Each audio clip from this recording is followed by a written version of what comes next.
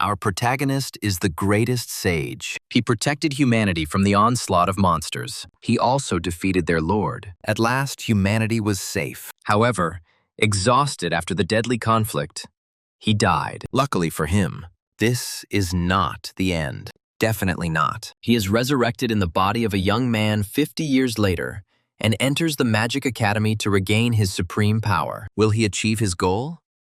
We'll find out. Sumu awakens, shocked to realize that he is alive despite having used up all his magical energy. He reflects on the circumstances and doubts his continued existence. Looking in the mirror, he is amazed at his transformed appearance. A doctor enters the room, accompanied by a medical assistant. She calls our protagonist Kusanagi, and he is even more confused by this strange nickname. The doctor asks him to lie down and tries to examine his wounds.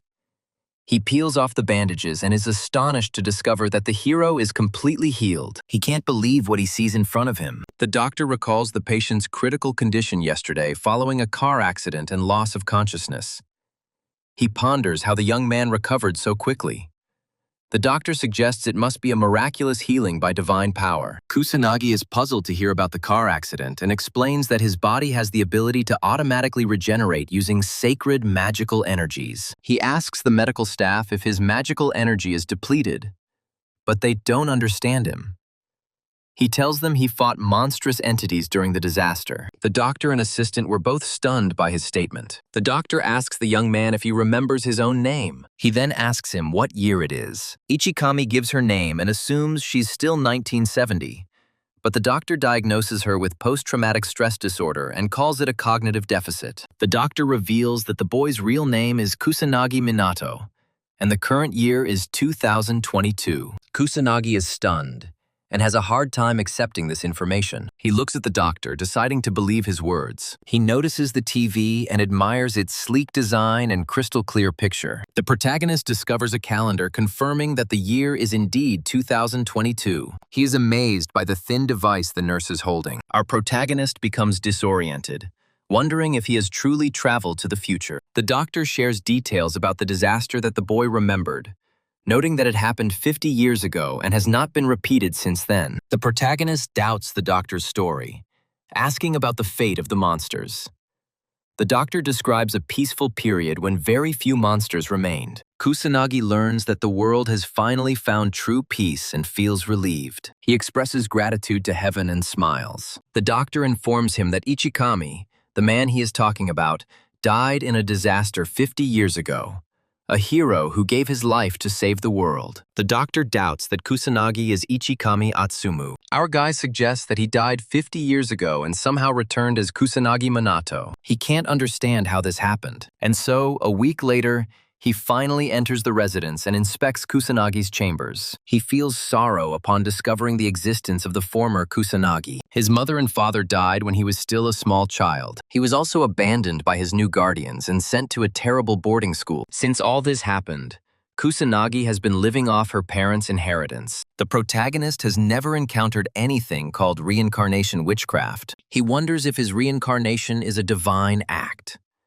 Perhaps it all happened by chance. He looks at the Kusanagi Magic Academy's ID card and remembers that in his era, Magic Academies didn't exist. He finds this quite intriguing. Suddenly his phone starts ringing. Curious about who is calling, he answers the phone. He sees a call from Tadano but doesn't know what to do. Kusanagi decides to ignore the call. He throws away his phone.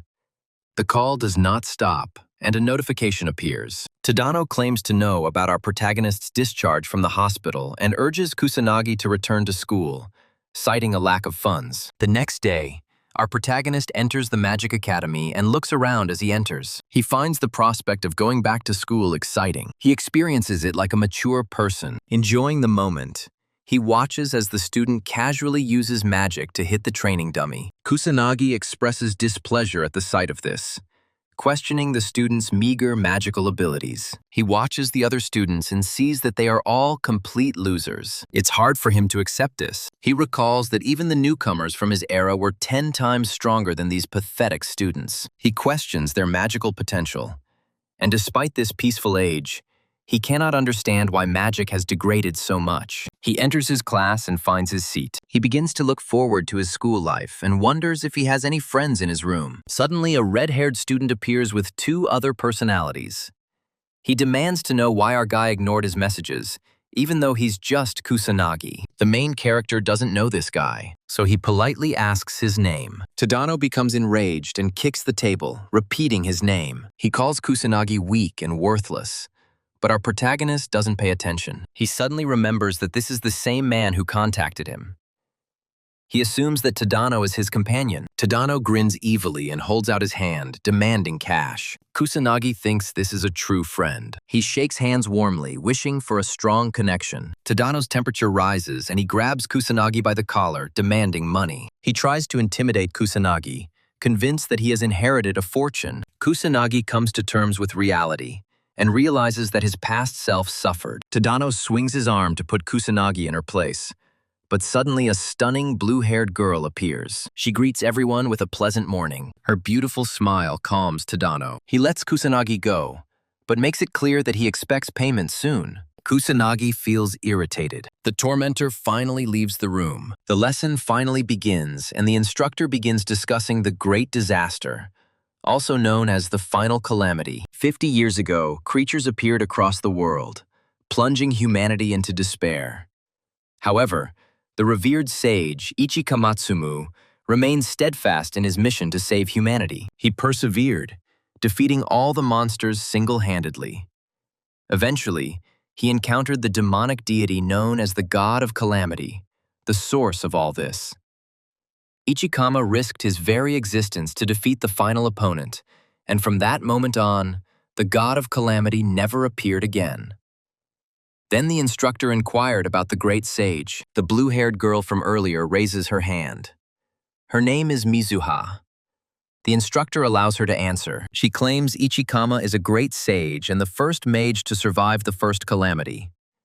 He also played a key role in the founding of their academy. Her gaze begins to glow with enthusiasm as she reveals that Ichikama is the champion of humanity, admired by every mage in the world. The instructor confirms her claim, teaching the students about a great sage who survived the initial disaster and was the first to master the magical arts. The academy was founded to train more mages in his image. He is the most powerful mage in human history. The instructor urges them to study him and prepare for the upcoming exam. The protagonist begins to feel humiliated after hearing everyone praise Ichikama. He did not expect such torment, and begins to regret his enrollment in the academy. He remembers the doctor's words and suggests that everyone has weak magic due to the current peace in the world. He looks out the window, a smile playing on his lips as he enjoys his newfound peaceful existence. The instructor concludes the lecture by expressing the hope that all students are prepared for the magical assessment exam scheduled for the following day. Tadano confronts the protagonist again, asking if he heard the teacher's announcement. He is delighted, anticipating the amusing spectacle of Kusanagi's pitiful magical skills. Our hero wonders why the tormentor does not stop with his endless chatter. He decides to leave the lecture hall. As he leaves, Tadano emphasizes that even his own parents did not have magical abilities. The tormentor calls him an orphan and bursts into derogatory laughter. The protagonist finally answers. Tadano seethes at Kusanagi's dismissive words. His composure breaks and he unleashes a powerful fire spell. His classmates react with alarm, trying to intervene. One asks if he really intends to cast such a destructive spell within the classroom. Tadano casts a magic spell on our hero, wishing him death. The azure-haired girl rushes forward to stop him, but alas, she is too slow. When a fire projectile flies at him, the protagonist remains completely unperturbed. The magical attack hits him with all its force. All the students recoil.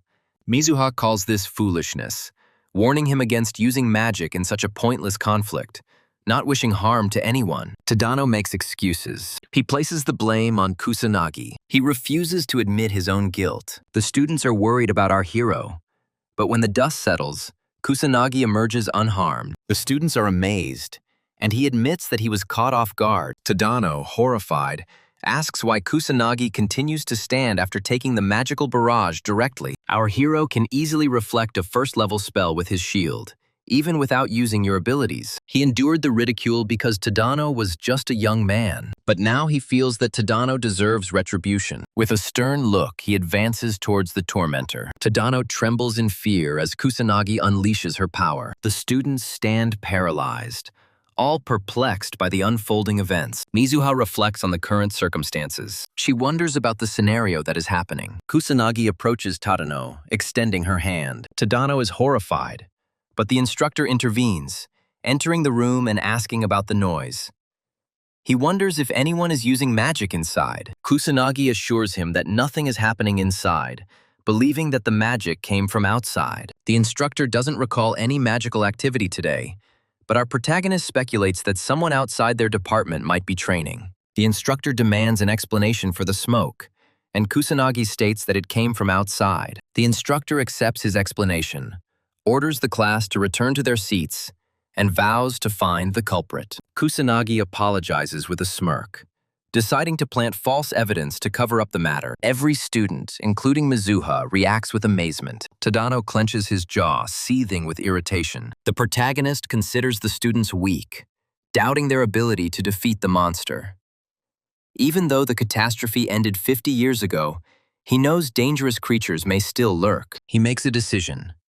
Investigate the situation. Under cover of night, he infiltrates the abandoned Shibuya, tracking down secret signs and looking at the ruined metropolis, recalling its appearance from a past life. Finding no trace of the monsters, he assumes that the authorities have dealt with the threat. Suddenly, he discovers a monstrous presence and a nearby human life force, prompting him to quickly begin an investigation. An ugly creature catches a girl with snow-white hair. She cries in horror, begging for salvation. As the monster lunges to devour her, a young man intervenes. The monster roars in agony and dies from one blow. The hero notices a police badge on her clothing. Believing she has ties to the magical police, he urges her to be more careful in the future. She expresses her gratitude to him. However, it creates circles and disappears. She wonders who he is. She considers him a powerful mage, but doubts his ability to defeat the beast without spells. Kusanagi feels lucky that his face is hidden, as he doesn't want to draw attention to himself since he was recently reincarnated. He is surprised to see a police mage nearly killed by a weak monster, and concludes that even the authorities have become weak. He doubts the ability of people of this age to defeat monsters. The entire current generation, including students and law enforcement, is significantly weaker than in previous times. He grins, realizing that humanity once again needs his abilities. He begins to move forward, determined to destroy all the monsters in the area. The next day at the academy, the instructor instructs everyone to prepare for an assessment of magical abilities. He hopes they will accurately assess both the characteristics and the quantity. These stats are vital if they aspire to become mages. Our protagonist is perplexed why his abilities cannot be measured without this strange device. Recognizing its importance to the students, but wondering how the instructor could not know that the perception of magic is the basis of magic. Mizuha approaches and asks if now is the right time. The students watch their conversation and wonder why Mizuha is calling Kusanagi. She introduces herself. She is the second child of a revered magical line, Mizuha Yuika. He doesn't grasp the concept of a noble family, so she explains that it is one of the 4 prominent noble houses, leaders among mages. He doesn't remember her, and doesn't remember any noble families during his youth. Noticing her weak magic, he asks why she boasts about her lineage of outstanding magicians with such abysmal magical ability. Mizuha asks why he seems indifferent, hoping for a more appreciative reaction. Tadano clenches his jaw in envy as he thinks about their conversation. Kusanagi asks why a noble with magical blood would talk to a nobody like him. She is irritated but maintains her composure, believing that she must behave in a manner befitting nobility. He wonders if she's suffering from some kind of mental disorder. Mizuha recalls the magical attack that didn't harm him yesterday and ponders its root cause. She tries to broach the subject, but the teacher interrupts her, instructing the students to prepare for measurements. Kusanagi takes the opportunity to leave with a smirk on her face. Mizuha decides to observe and see his true abilities. He will take care of it after the assessments. Tadano confidently unleashes his abilities, demonstrating 1,000 magical power with the fire element. He enjoys his progress. Kusanagi notes that the criteria have remained unchanged since his time. Subsequently, Mizuha advances, releasing her magic. Her element is water, and her magical power is 2,000. Amazement fills the crowd, and the teacher praises both her and Tadano, declaring them to be prime talents destined to become outstanding magicians. The other students join in the applause. Kusanagi, feeling disappointed, considers this a farce, believing that 2,000 magical power is barely a beginner's level. Mizuha looks smug. She is trying to demonstrate the influence of her noble family. He asks why she looks at him with such pride. Suddenly, he hears the instructor calling him for an assessment. As he approaches the device, he overhears his classmates discussing his results from last year. Although he excelled academically, his magical potential was rated as the lowest. Tadano, convinced that Kusanagi has no abilities, anticipates his humiliation. Mizuha ponders the extent of Kusanagi's hidden abilities, but doubts he can surpass her. Kusanagi felt annoyed. He remembered how noticeable he had been in his previous existence, which bothered him. He's considering the possibility of holding back his full capabilities. However, he decides to go all out, unleashing all his power with a smirk. He challenges the machine to withstand the power of the greatest sage in history. The apparatus lights up and a beam of light shoots out from the structure, attracting the attention of two students from different classes. Mizuha is perplexed when the car starts to behave unpredictably. Its glow intensifies before a massive explosion destroys it. Students rush to their rescue, running away from the destructive wave. Our protagonist expresses dissatisfaction with the destruction of the machine, feeling that he barely put in any effort. He wonders if any of his peers can even detect his magical energy. The instructor, showing concern, asks how everyone is feeling. They confirm they are safe. He checks on Kusanagi, noting his luck in being at the epicenter of the explosion. The teacher wonders if there is a malfunction with the device. He worries that it is now impossible to estimate Kusanagi's mass, magic, and other characteristics. Kusanagi asks about the teacher's concerns. The teacher explains his intention to assign students to combat training, but is hampered by a lack of data for evaluation. The instructor asks Tadano to include Kusanagi in his team. Tadano agrees, seeing a chance to mock our protagonist. The instructor feels relieved, pleased that it is Tadano. The tormentor approaches Kusanagi. He looks forward to their sparring, a wicked grin twisting his features. The students arrive at the ruins of Shibuya, and the instructor informs them that residual monsters still haunt the city, devastated by a great disaster. Mages and law enforcement frequently patrol this deserted urban area to combat any remaining monsters. The academy students are also forced to assist in this matter for unknown reasons. The instructor assures them not to worry, as experienced mages and officers have largely dealt with most of the creatures. Our protagonist wasn't expecting a practical lesson. He trusts the students to defeat several beasts, given that they'll be working in teams. He remembers visiting the place last night, but feels uneasy when he discovers several monsters lurking. He remembers that he thoroughly cleared the area yesterday. However, he did not succeed. He didn't really do it. He finds no signs of destruction nearby and is perplexed by the constant appearance of new beasts in old Shibuya. He overhears the girls' conversation about their rivalry. Despite it being a practical lesson, our protagonist is surprised to see the students behaving so casually. For some unknown reason, Mizuha watches Kusanagi closely. The instructor begins the practical lesson with the desire for everyone to collaborate effectively. Tadano notices the protagonist and calls him over. He approaches our hero with his team and tells him to stay put and not interfere with their progress. Tadano emphasizes that this time he will not hold back if Kusanagi gets out of control like he did before. The protagonist can't understand why they don't just ignore him if they hate him so much. Tadano becomes furious and orders him to stop his insolence. He can't understand why Mizuha is still talking to Kusanagi, considering he's completely useless. Our hero is shocked by this revelation and learns that Tadano has feelings for Mizuha. Tadano is overcome with rage. He is absolutely furious. The protagonist senses something, and the tormentors try to hit him with their magic. However, he warns them to stop.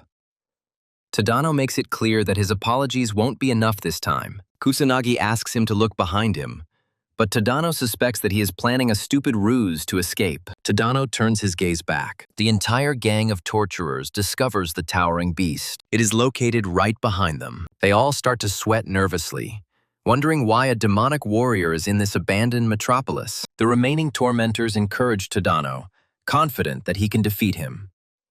He assures them of his victory, albeit with a worried expression. He advances and attacks him using his pyrokinetic abilities. An explosion occurs. He strikes the beast. Tadano and his friends breathe a sigh of relief. But when the smoke clears, the monster remains unharmed before them. Tadano notices not a single scratch on him and is overcome with horror. Our protagonist admits that his first-tier sting magic is useless against the demonic soldier. As the monster approaches, the entire party is overcome with fear. They all fall limply to their knees, trembling uncontrollably. Tadano's eyes fill with tears. He wonders if his existence will cease right now. This is really the end. He pees himself pathetically. But just as death looms, the demonic soldier reveals our boy's true strength. He recoils in fear, taking a step back. Kusanagi steps forward, amazed that the creature was able to sense their strongest member. He confronts the demonic soldier directly, unleashing all his power. The creature unleashes all its power, creating numerous secret symbols. Tadano and his allies doubt the hero's ability to defeat him. They resign themselves to their fate. The beast casts a second-tier spell. This spell is known as Stone Shattering. A colossal boulder is rushing towards our protagonist, but he remains unperturbed, with a smile on his lips. He takes out a first-tier spell, Firebolt, and launches it at the demonic warrior. His fiery projectile destroys a massive rock. This projectile was fired by the creature. It also hits the demon soldier, causing a massive explosion. Tadano and his squad's eyes widen. They are stunned to see the monster die. Tadano asks about the current events. He asks if Kusanagi organized all this. He dismisses the idea, believing someone like Kusanagi to be incapable of such a thing. But our protagonist informs him that with the proper technique, even basic magic is enough to destroy a demonic soldier. He's perplexed by the idea of such creatures appearing in Shibuya, especially after he himself cleared the area and eliminated all threats there the day before. He suggests that this could be an ominous omen of a major catastrophe. The protagonist ponders whether to take the current circumstances seriously. Suddenly, he experiences vivid memories. He sees the destruction from his past life. He saw countless people die before his eyes. His loved ones were among the fallen. A wave of grief washes over him, and he clenches his fist tightly. The protagonist decides to protect humanity, even if the impending doom is repeated. The other aggressors admit to having seen Kusanagi destroy the demonic soldier. They ask if this is really the same Kusanagi they know. Tadano, overcome with frustration, hits the wall. He is seething with rage, completely confused by what is happening. Meanwhile, Mizuha watches from afar, amazed as she discovers new details about Kusanagi. Mizuha summons a first-tier spell, Water Saucer, and easily destroys the small creature. Her classmates are amazed and begin to praise her. She feels irritated, wondering why ordinary people are so easily impressed. She attributes it to her own brilliance, and then notices Tadano's team. Mizuha orders his companions to take care of the remaining business and leaves. She suspects Tadano is bullying the protagonist again and feels uneasy. She rushes to observe them, not wanting to miss this chance. She positions herself behind the barrier and peeks in. Mizuha is stunned to see the demon soldier. She doubts their ability to face such an enemy in battle. However, despite her fear, the young lady decides to help them, given her affiliation with the Mizuha clan. Confident in her ability to turn the situation around, Mizuha rushes toward the group, shouting for everyone to run. Suddenly, a massive stream of fire magic erupts in front of her, striking the demonic soldier. Kusanagi defeats the formidable monster with one blow. Mizuha is stunned, wondering if our hero is to blame for this. She remembers Kusanagi as a timid child with weak magic. The girl can hardly believe she's seeing the same Kusanagi. She watched intently and didn't hear a single spell. Mizuha can't understand how he defeated the demonic soldier with first-tier magic without a spell. It's too much for her to comprehend. She understands that the strength of each demon is determined by the number of crystals that adorn their bodies. This system also determines the hierarchy among demons. Magical beasts occupy the 6th rank. Demonic soldiers are classified as 5th rank. Demonic captains are the 4th rank.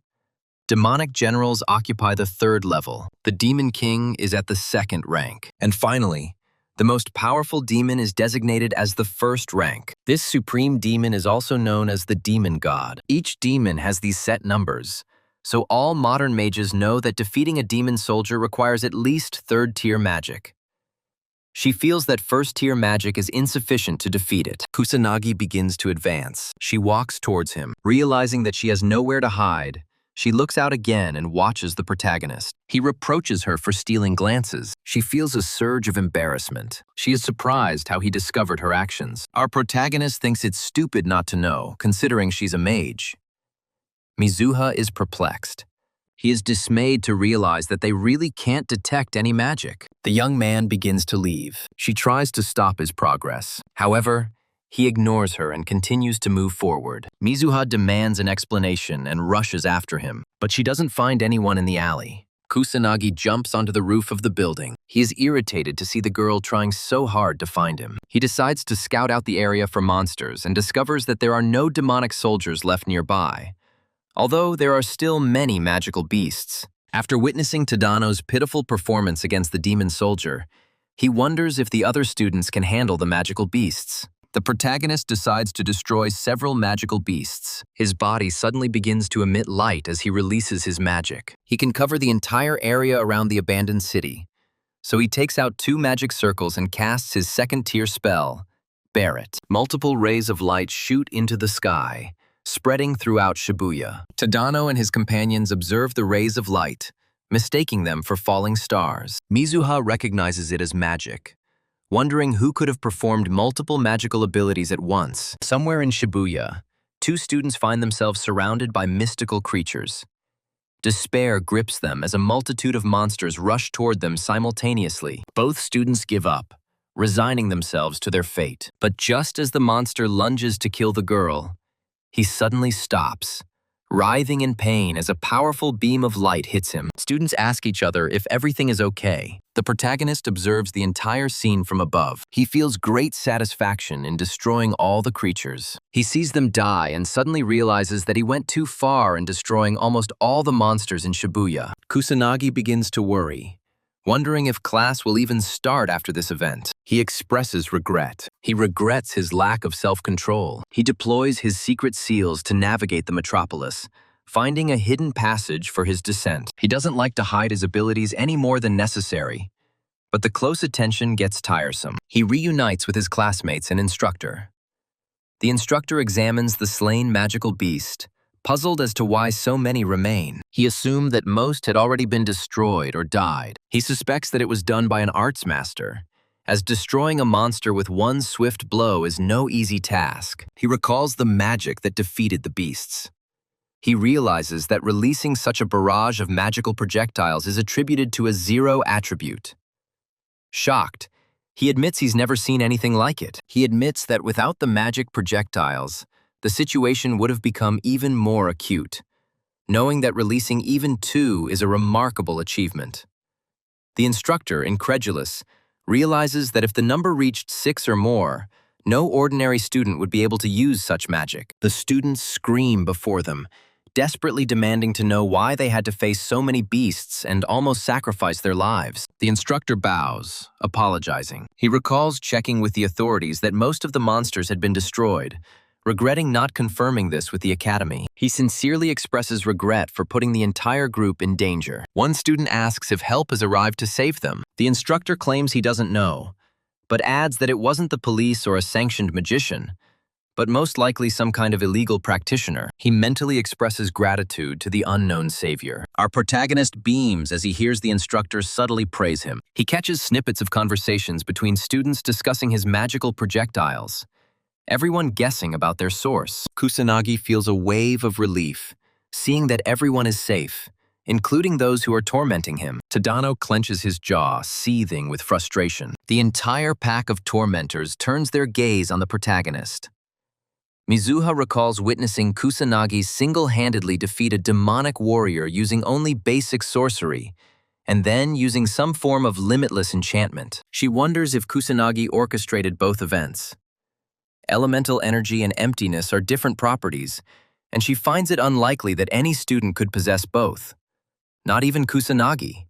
She reassures herself that it is impossible for him to possess two different energies, and suggests that someone else is responsible for the void-based phenomena. She still can't understand how Kusanagi managed to defeat the demonic warrior single-handedly. Tadano's team speculates that it may also be a creator of energy beams. Tadano dismisses this as absurd, but his comrade reminds him that Kusanagi also defeated a demonic warrior. Tadano is furious, threatening his comrade to remain silent or face destruction. His comrades are paralyzed with fear. They are absolutely terrified. Tadano makes it clear that he refuses to believe that someone like Kusanagi could accomplish such feats, suspecting that he is hiding something. His henchmen agree, remembering what a coward Kusanagi really is. Tadano roars in rage, vowing to expose Kusanagi's deception. He is determined to corner Kusanagi and force him to reveal his true identity. After finishing his classes, Kusanagi goes out and finds himself surrounded by a huge crowd of tormentors. Tadano approaches, stating that he has been waiting patiently. The protagonist feels irritated and suggests that they channel this persistence into learning magic instead. Tadano counters that Kusanagi has no right to say such words, given his own deception. Kusanagi is puzzled by the accusation of deception. However, Tadano claims that Kusanagi is undoubtedly hiding unfair tactics. Tired of their stupidity, Kusanagi realizes that arguing with them is useless. Tadano tells him to obey. He praises Kusanagi for standing his ground. Kusanagi explains that there is no reason to worry. Tadano dismisses his words and rushes forward, striking, confident that Kusanagi would not use magic in a public place. The blow hits him on the cheek, but he shows no reaction. The bandits surround him, starting an attack, but he remains calm and refrains from retaliating. Tadano questions his silence, suggesting that Kusanagi is helpless without his mystical abilities. He intensifies his attack, declaring his intention to continue until Kusanagi's death, regardless of her pleas. The protagonist expresses his disappointment. Their blows barely leave a mark. His mystical energy instinctively protects him from all physical attacks. Annoyed, he decides to pretend to be injured to calm Tadano down. Suddenly, a figure materializes behind them, asking the reason for the attack on Kusanagi. Tadano turns around and notices Mizuha. The tormentor becomes embarrassed and tries to explain. He tells Mizuha that they are just fooling around. She sees through his lies and accuses him of bullying Kusanagi. She is disappointed with the behavior of her classmates and asks if they are ashamed of their actions. Tadano feels strange but blames Kusanagi for everything. He believes that Mizuha now despises him, and it is entirely his fault. She takes the hero's hand and begins to lead him away from this situation. Tadano watches as she takes Kusanagi's hand. He experiences envy and reaches his breaking point. Tadano loses all self-control and loses control. He tries to deal a magical blow to our hero. Kusanagi is irritated. He is unhappy. Tadano prepares to commit suicide, and his minions unleash their magic as well. Mizuha questions their actions. The entire group unleashes a fiery assault on the protagonist. Mizuha realizes the danger and tries to cover Kusanagi, but she can't intervene quickly enough. He takes all attacks on himself. Tadano smirked smugly, confident that no amount of pathetic tricks would help Kusanagi survive against such overwhelming odds. His subordinates begin to worry, asking if he's dead. Tadano dismisses them, calling them fools for worrying too much. He fabricates a story, claiming they were practicing magic outside the school that got out of control. Kusanagi was simply caught in the crossfire, hence his injuries. The minions realize they have crossed the line. When the dust settles, Kusanagi states that he tried to be lenient, considering them just children, but their stupidity demands retribution. He is getting ready. Punish them all. Tadano is shocked to find him alive after such powerful magical attacks. Kusanagi becomes somber, telling them they shouldn't have dragged Mizuha into their conflict. He questions their wickedness for such behavior. Tadano screams, blaming them both for this disaster. He believes they deserve payback for ridiculing him. So he creates another magic circle and declares that they will strike continuously until Kusanagi draws her last breath. Our hero demonstrates a tiny magic circle. The tormentors mock and reject him as pathetic. They think he's just showing off, and they all launch a simultaneous attack with all their might, wanting Kusanagi dead. The main character uses magic absorption. Strange green tendrils emerge from the tiny circle and entangle the entire group. They are all overcome with fear and trying to escape. However, they fail to do so, and in spectacular fashion. Their life force drains, and the tormentors begin to lose consciousness. Tadano and his henchmen freeze. Kusanagi expresses his displeasure. He expected them to hold out a little longer. He hopes the tormentors will learn from this and improve. Mizuha is perplexed. She asks if she just witnessed witchcraft. She is shocked that the entire group has lost consciousness, but cannot understand the reason. Kusanagi gets up to leave, but Mizuha stops him, demanding an explanation. She asks about magic, remembering that just a few days ago he couldn't cast even a weak spell. She demands to know who he is. The protagonist becomes irritated by her behavior and challenges her. He suggests she do something else instead of asking so many strange questions. Mizuha starts to blush. She expresses her gratitude by thanking him for saving her. The girl begs him to finally answer her questions. However, she discovers that he has disappeared. She feels humiliated and wonders why he left her again. As darkness falls, Kusanagi re-enters the abandoned Shibuya. He navigates using his magic circles. He had previously felt uneasy, which prompted him to return to investigate. He discovers more creatures lurking despite having previously destroyed them, feeling a dark foreboding. The protagonist is confident that he can cope if the threats are limited to old Shibuya. However, he senses their presence elsewhere. He considers the limitations of the police and the lack of experienced mages, but doubts his ability to combat threats across the country, preferring to develop a strategy first. His first step is to destroy all the monsters in old Shibuya. He strives to act discreetly, avoiding any attention. He fires his magic projectiles, destroying multiple enemies at once. A drunk man goes into a dangerous area. He remains unaware of the danger. Suddenly, a beast materializes behind him, but is immediately neutralized by the protagonist. This guy notices him, but writes it all off as his own imagination and starts to leave. Our hero hopes that the guy didn't notice him. He activates his magic circle and lunges forward. Someone grabs him, filming the entire incident on a phone. The guy remains in shock, certain that his recording will undoubtedly become a sensation. Without hesitation, he uploads it to the internet. The next morning, Tadano, Kusanagi, and Mizuha is summoned to the principal's office. Their homeroom teacher reports that he knows of students using magic outside the school walls. He issues a stern warning of immediate expulsion to any violators and allows them to present their case. Tadano points to the main character. He tries to shift all the blame onto him, claiming that our protagonist was looking for the conflict himself. Kusanagi is amazed at the ease with which Tadano lies. He understands that he must protect himself, even if it irritates him. Just as he's about to speak, Mizuha steps in and comes to the boy's defense. She informs the principal that their words are lies and exposes Kusanagi as a victim of bullying by Tadano and his minions, who were the first to use magical attacks against him. The teacher listens carefully and discovers that the protagonist has also used magic. She considers it self-defense,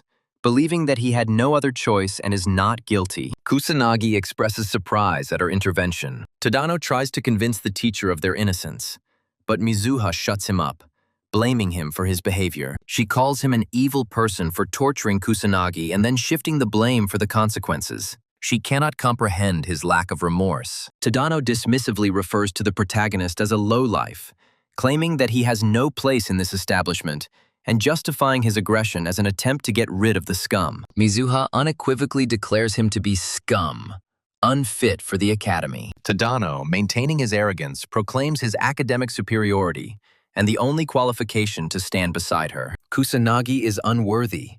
She doesn't understand its meaning. Tadano warns her against protecting Kusanagi, urging her to come to her senses and become his. Disgusted, she declares that there is no way she would ever choose trash like him. Tadano recoils from the rejection. She rejects him for his aggressive tendencies and considers him foolish for confessing his feelings under such strange circumstances. Our protagonist understands her reasoning, but believes she has gone too far. Tadano loses consciousness after being refused. The principal states that he has no use for students who selfishly use magic and harm others, as Tadano and his accomplices are the perpetrators, and Kusanagi was simply defending himself from their magical attacks. Tadano and his group are expelled. Tadano's henchmen try to justify their actions, claiming they were simply following Tadano's orders. The instructor allows Kusanagi and Mizuha to leave and return to their classes. They both leave the director's office. Mizuha becomes enraged, calling Tadano the most disgusting person. Our protagonist asks about their future prospects now that they've been expelled. She explains that their chances of ever becoming mages are 0, which is quite obvious. She can't understand why Kusanagi couldn't protect himself. He claims he was on the verge of speaking out, but she didn't give him the chance. Then a memory emerges. She asks about his plight. Kusanagi reflects on the many times she intervened to protect him. First, back in class during his fight, and now, during their call to the principal, he praises her as a good girl for her constant help. She begins to blush deeply, overcome with embarrassment. Mizuha tells him to shut up and rushes towards the classroom, intending to enter before him. Kusanagi looks after her with a gentle smile. He's convinced the original Kusanagi died and he was reincarnated in this body. He wonders if he succumbed to the relentless bullying or if it was simply an accident. The truth remains elusive, but he finds solace in the fact that his tormentors face the consequences of their actions. He believes this resolution will bring some form of redress. He is shining. The principal briefs 2 upperclassmen on recent events, explaining that several students were involved in a fight and openly used magic. He assures them that no one was hurt. The high school student asks why she was called if the situation has been resolved. The director informs her that one of the participants is Yuika Mizuha. The blue-haired girl understands the situation and thanks the director for the information. He asks that his best wishes be conveyed to her father. She assures him not to worry and reveals that her family is considering investing in the school. She leaves with her companion, leaving the principal to ponder whether Kusanagi possesses incredible strength, as fighting multiple mages simultaneously is nearly impossible.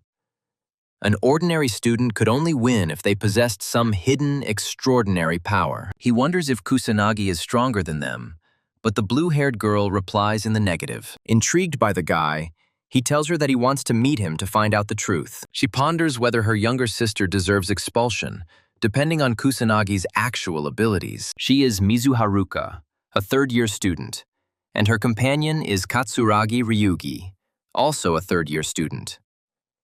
Kusanagi feels despondent now that his life has returned to normal. He overhears his classmates discussing a certain black mage and wonders if it is related to the magical nobility he learned about earlier. He decides to ignore it for now. The teacher arrives and calls Kusanagi outside for an assessment test. He explains that students whose performance could not be measured previously now have the opportunity to be re-evaluated. Mizuha watches what is happening. She feels a sense of satisfaction, anticipating that she will finally be able to learn more about our protagonist. Suddenly, she notices her older sister, Ruka Mizuha, and Katsuragi entering the room.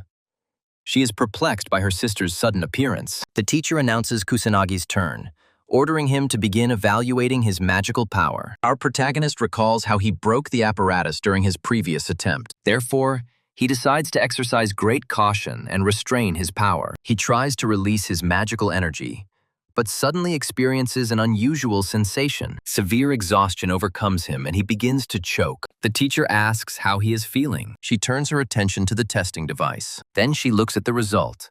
Mizuha and the instructor watch in disbelief as his attribute turns out to be 0, and his magic power is only 100 units, much to Katsuragi's delight. 2 classmates discuss Kusanagi, considering his magical power to be the lowest in their group and calling him useless, lacking any attribute. Katsuragi dismisses the principal's story as a lie, not believing that the protagonist single-handedly defeated all the bullies. Ruka, feeling disappointed, decides to leave, seeing no more reason to stay. The students watch Kusanagi become exhausted from just one test, which seems understandable to them given his extremely meager magical power. The instructor tries to calm Kusanagi down, stating that magical power is not the primary factor. However, Mizuha can't accept what she sees.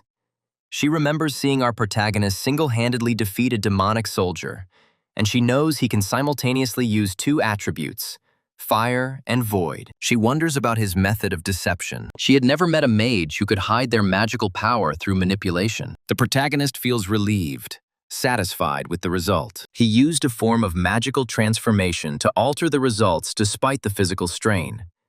He felt confident, believing he had finally mastered the technique. When our hero leaves the ward, he meets Mizuha. He finds out that she was in the assessment room out of pure interest and only came to observe. Suddenly, Ruka stops them both in the school hallway. Kusanagi asks about their identities, and she introduces herself and Katsuragi. He remembers her last name and asks if she's looking for anything from him. She declares that she does not desire him at all. Then she heads to her little brother. Mizuha begins to worry, and Ruka, discouraged, learns that her sister couldn't even defeat some thugs. She also learns that Mizuha was helped by a man with 100 magical powers, and asks if it's all true. Mizuha confirms, causing her sister to become furious. She orders Misuki to simply leave the academy. Mizuha can't understand why she's saying all this for no reason. The hand reminds her that she did not win. Not a single victory when they compete. From studies to sports to magical crafts, she loses every time. Ruka doubts Mizuha has the skills to become a mage. She believes it would be better for Mizuha to leave this academy and enroll in a regular school. Mizuha starts to cry. She is unable to utter a word. Her older sister asks if she understood everything, and Mizuha nervously confirms that she did. Kusanagi finally intervenes and accuses Ruka of being overconfident. She asks him to repeat his statements with an icy expression. He emphasizes how she relentlessly spouted nonsense, without even bothering to listen to her younger sister's point of view. It's obvious to him that she's filled with arrogance. She makes it clear that this is a discussion between two relatives. He is stunned to hear her call it a discussion when all he hears is her bossing her little sister around, never letting her speak. She flares up with anger, but our protagonist insists, believing that even she has no right to dissuade anyone from their chosen path. He accuses her, claiming she's terrible for forcing her younger sister to give up her aspirations. Ruka confidently asserts that her incompetent sister doesn't have the ability to become a mage, as she can't even defeat her. Mizuha starts to cry and agrees with her older sister. She lacks self-confidence. She feels like she's been deceiving herself all this time. She tried to convince herself that she was a prodigy with the skills to become a maid. However, she couldn't beat her older sister even once. Kusanagi confidently states that she can defeat Ruka. He breaks into a smile, leaving everyone puzzled. Ruka asks if he's challenging her, and he asks for a little time since it's currently impossible for Mizuha to win. The hand gives them 2 weeks, proposing a magical duel between the two couples. He is amazed, but agrees. He dismisses it as absurd. With a smile, he asks Mizuha if she is ready, and she calms down, stopping crying. Mizuha plucks up her courage and agrees to take part in the competition. After the decision is made, Kusanagi begs them not to mention it again if he emerges victorious. Ruka bets that her sister will leave the academy if she and Katsuragi win the duel. She issues a stern warning, stating that she will not hold back, and they will have to prepare diligently and face reality. After some time, Mizuha and Kusanagi head to the roof. She begs for his help, expressing hope that he can impart more magical knowledge to her to speed up her growth. Now he understands the reason why he was called to the roof. He asks if she really has confidence in learning witchcraft from someone as pathetic as him, noting that his magical power is only one. She sees right through him, knowing that he is hiding his true abilities, and considers him far more powerful than herself. He notices that this time she doesn't back down. She realized that he knew the way to become stronger, and that was why he challenged her sister to a duel. He understands Ruka's tendency to aggressively seek control over everything. It's her innate nature. That's why he goaded her into fighting. However, there's no way he could have told Mizuha this. She lowers her head and begs for his support. He gives in and agrees to help her achieve greater power. She asks again, just to be sure. He issues an advance warning, emphasizing that she must follow every instruction, and there will be no deviation once the training begins. She readily accepts all his conditions. It's hard to refuse Kusanagi, given her sincere pleas. Considering he already has preparations to make after observing the monster population in Shibuya, training a mage could prove fruitful. He decides to start her training today and considers finding a suitable training location. Mizuha begins to blush and, looking timidly, invites him to her home. After some time, they arrive at her home. He is amazed by the sprawling mansion, but she finds it suitable given her father's status as a prominent mage. Mizuha suddenly remembers that this is the first time she has invited a man into her house. She wonders if her invitation seems strange, even though she had no ulterior motives. Kusanagi suggests starting. However, he notices that she is lost in thought, so he calls out to her, addressing her as Wick. The girl flinches when she hears her name, but he explains that he's just trying to avoid confusion, as her sister is also named Mizuha. She feels a pang of disappointment at his explanation. He asks if she has another name he could use, but she agrees to Yuika, so he decides to start training and asks her to help him. His first question concerns her magical energy. She dismisses it as simple and replies that it is the power necessary for spells, present in every being. He then asks her about spells. Yuika confidently states that they work like a program, converting magical energy into an offensive maneuver. He asks if there's a way to increase her magical reserves, but she replies negatively, believing it's predetermined at birth and stops growing after a certain point. Yuika beams with confidence, feeling satisfied that she answered all the questions flawlessly. He tells her that absolutely every answer she gives is wrong. Looking dejected, she begins to cry, asking if he is trying to label her as stupid. The protagonist sincerely feels remorse and reflects on the ignorance of modern magicians. He is astonished by such a dramatic change in just 50 years. He goes on to explain that magical energy isn't limited to physical form. It's also found in nature and the environment. Spells are simply mechanisms for properly supporting the art of magic. Moreover, it is indeed possible to intentionally enhance one's magical power. She finds it difficult to believe his words, considering them lies that contradict the Academy's doctrines.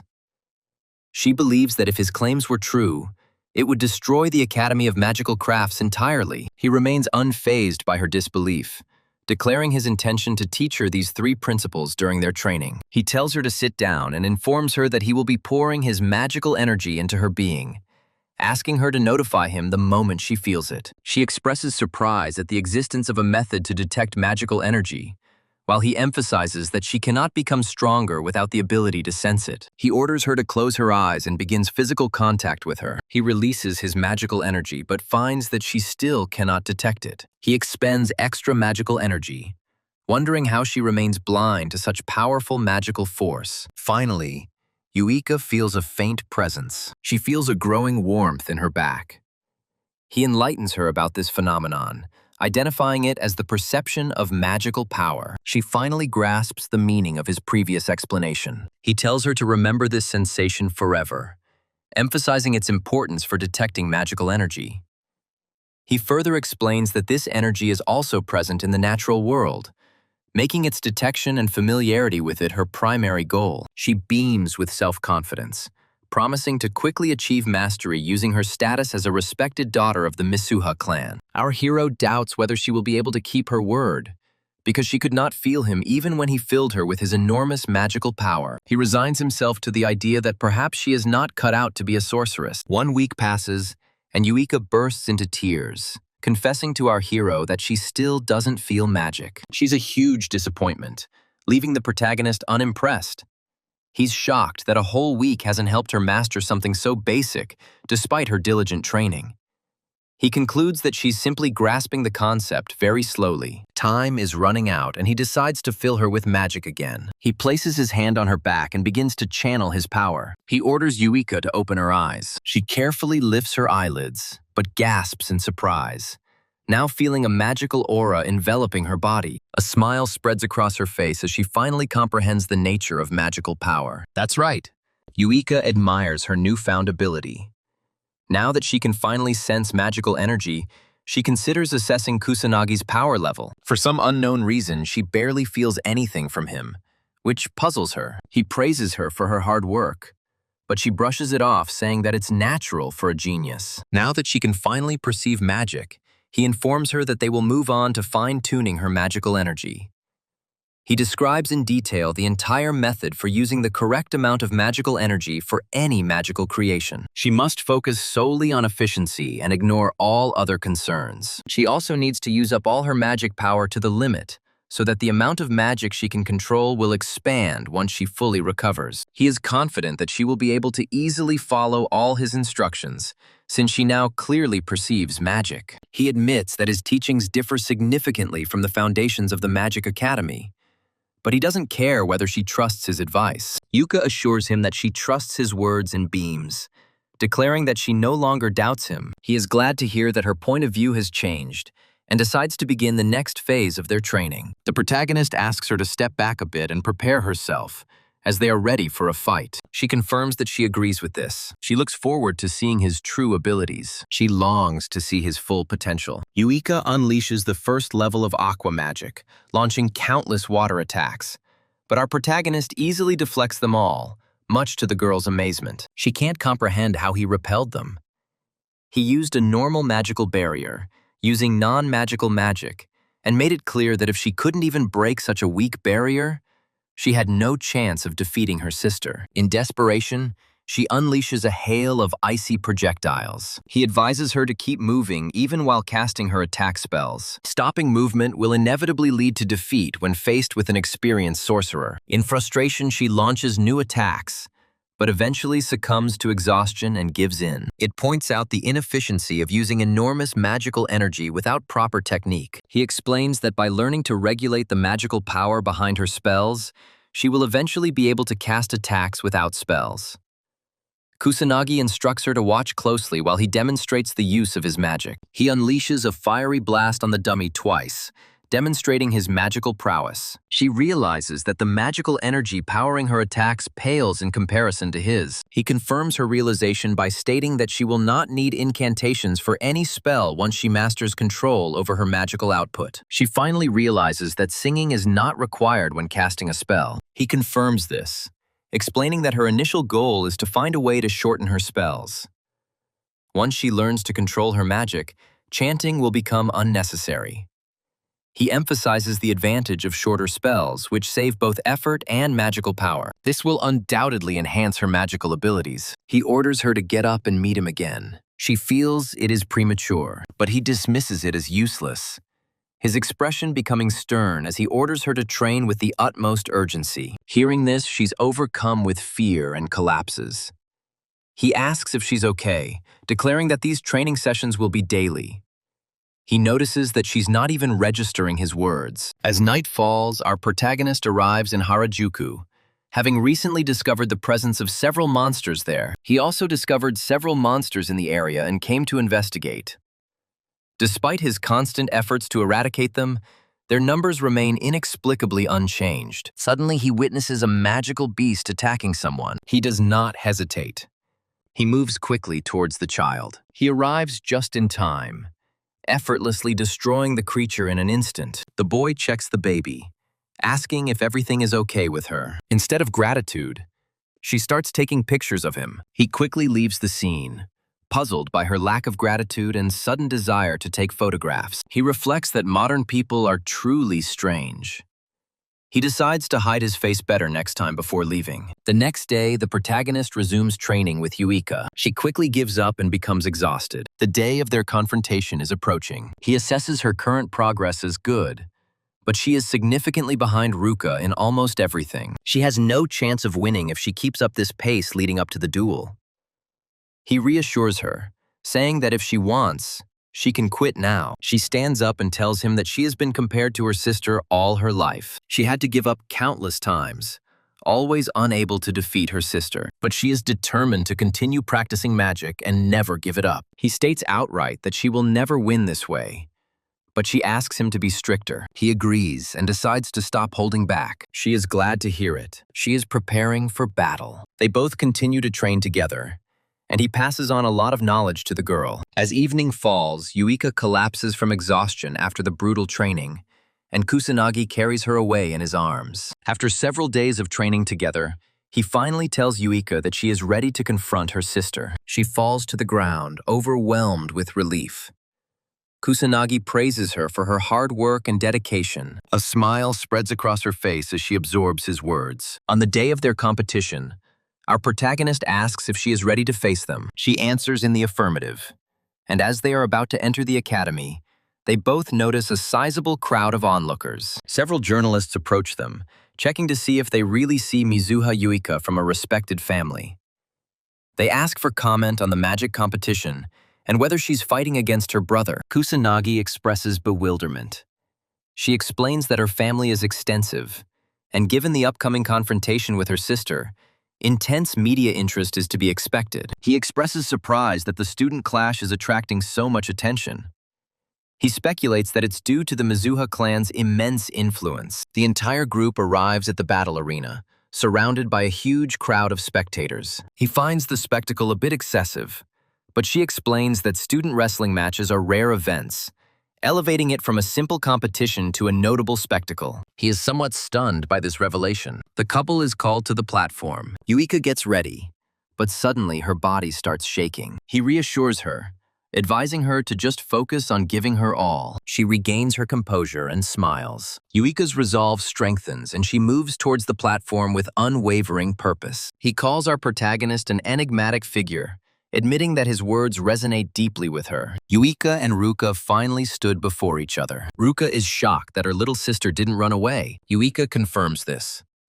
She says this with confidence. Ruka calls Yuika insolent for thinking she could defeat her older sister, but Yuika states that her victory is certain. Ruka gives Yuika a chance, acknowledging her significant transformation over the past 2 weeks. Yuika acknowledges her older sister's formidable strength. She is aware of this fact. She understands that their magical abilities differ greatly, but still believes in herself and in her inevitable victory. The start of their battle is announced, and both opponents are given the green light. Yuika immediately deploys her magic circle, trying to shorten the casting time of the spell. The hand begins its attack. Kusanagi watches the fight and understands that maneuvering during casting is the foundation of combat. He thinks Ruka must understand the basic principles of a mage-on-mage duel. In contrast, Yuika was so confused that she completely forgot the basics and stood still during the fight. She no longer has an advantage even if she reduces the cast time. Ruka and Yuika exchange blows using elementary-level water magic. Yuika manages to withstand the onslaught of her older sister. She admires her own abilities, convinced that she has become stronger. Ruka admits that her strength has actually increased in just 2 weeks. Yuika is happy to hear that her older sister wishes this for her. Ruka scolds her, telling her to stop giggling, as it was just a comparison. She gets no praise. The hand increases its magic level, this time unleashing a more powerful attack. She uses a level 2 water blitz. Yuka can't withstand the pressure. She is knocked down and falls next to the protagonist. He watches her, realizing that her enchanting skills have improved, increasing her chances of winning. However, her older brother proves to be overwhelmingly strong. Ruka calls him heartless for not lending a helping hand despite his previous defense. He states that there is no reason to help her, leaving Ruka confused. Suddenly, Yuika manages to get up. She shocks her older sister. Ruka can't understand how Yuika stays on her feet after a level 2 attack. Yuika declares her unwavering determination to win this fight. Creating magic is Yuika's sole purpose, a pursuit she will never give up, even if she loses everything else. Yuika resumes her attack. The hand responds with its own counterattack. He enters the fray. The battle reaches its peak. She strives to fight her older sister, determined not to give in, but falls from exhaustion of her magical powers. The host announces that contestant Yuika has exhausted her magical power, and Ruka is the winner of this match. Yuika tries to get up, hoping to turn the tide, but stumbles. Kusanagi calls it a contest of magical power and control, suggesting that his friend lost due to a lack of magical energy. Ruka asks if she's come to an understanding. She addresses her younger sister as mediocrity, suspecting our protagonist has come to the same conclusion. He confirms her complete lack of talent and significant awkwardness. Her progress was painfully slow. She proved incapable of acting effectively in real combat. However, he informs Ruka that she is a truly diligent person. She trained tirelessly every day with a stupid dedication. Ruka remains disheartened by the outcome, but expresses his admiration for persistent people who refuse to give up. just like Yuika. The girl starts crying after hearing his words. He tells everyone that Yuika is his student and he doesn't like insults directed at her. Yuika bursts into uncontrollable sobs. Ruka calls him narcissistic and questions his talkativeness for someone with only 100 units of magic power. He explains his intentions. He will defeat her using his 100 units of magic power. She thinks he's a master at spewing nonsense, but she eventually agrees. Ruka informs him that his opponent is another person, and Katsuragi appears, ready for his turn. Ruka urges him to finish quickly, and he confirms that he does not need a second invitation. Katsuragi carries Yuika away, telling her to rest and watch the fight carefully to learn. She understands his words, suddenly noticing that the physical pain has disappeared and there are no wounds on her hands. As he steps onto the platform, our protagonist admits that he cannot win with only 100 units of magic power, which contradicts his previous statement. He realizes the need for 100% concentration to achieve victory.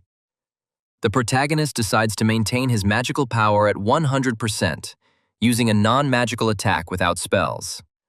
This time, he forgoes the magical barrier, accepting the risk of direct hits. He feels a surge of excitement, finding the circumstances exciting. Katsuragi braces himself, apologizing for about to unleash his full power. Our protagonist informs him that he himself must restrain himself. The spectators erupt in cheers for Katsuragi, wishing him not to go into a full-blown rage. Otherwise, the challenger will be in danger of serious harm. The fighter ignores their pleas and releases his 8,000 magical power. Our protagonist observes this and admits that it doesn't pose a serious threat. But since he's only using 100 magic power today, there's a significant chance he could be killed. The second round begins. As they face off, Katsuragi hopes our protagonist will harbor no ill will after the match ends, while he creates his secret signs. With this attack, he is ready to launch. He believes he will be able to evaluate Kusanagi. He wants to find out if Kusanagi really defeated those thugs. He calls on Kusanagi to withstand his final attack, but just as he is about to deliver it, something hits him in the forehead. The protagonist expresses his dissatisfaction. He calls the enemy slow. The crowd is stunned by the match's swift conclusion. The announcer declares Kusanagi the winner. Ruka is shocked to see her companion incapacitated with a single blow. She remembers he didn't even cast any spells and wonders what tactics he used. Kusanagi hopes she's happy, since the fight ended quickly, just as she wanted. His words irritate her. Yuika is also stunned and can hardly believe that he actually defeated his opponent. Ruka admits he's strong, and he replies that he's actually stronger than her. She tells him to stop talking nonsense. The hand releases 10,000 of its magical power. Kusanagi senses this with his magical senses and realizes it is stronger than the one he fought before. The announcer informs the audience that something unusual is happening, as Kusanagi has switched to a different fighting method, attracting considerable attention. The next fight will determine the true champion. The third bout begins. Kusanagi uses the same tactic again, launching magical projectiles towards her. She reflects them with water magic. Our protagonist has only 100 magical powers. This means that it does not have enough power to affect the hand unless the magic projectile hits her forehead. He realizes that she has already adapted, protecting her forehead and not moving while she uses magic. The hand persists, delivering water blows. But even after all this, she is shocked to discover that the protagonist is still standing on his feet, completely unharmed. She knows he doesn't use any magic, but she wonders how he manages to remain unharmed. Spectators are also puzzled, wondering how he manages to stay dry after receiving so many blows. Yuika is unsure of the method he uses to defend himself. She knows he definitely did something. The hand attacks again, but this time the boy dodges its spell with astonishing speed. She finally realizes his resilience, but is speechless. Yuika understands that a magical attack can be countered with another magical attack, and even with a huge difference in power, there is still a way to avoid harm. Everyone understands that this is the only way to avoid injury. Ruka clenches her jaw in irritation, realizing that her second-tier techniques possess a special speed and density that makes it virtually impossible for anyone to remain unscathed. She wonders why the protagonist is so bold in the face of such powerful spells. Kusanagi realizes she's probably considering all this.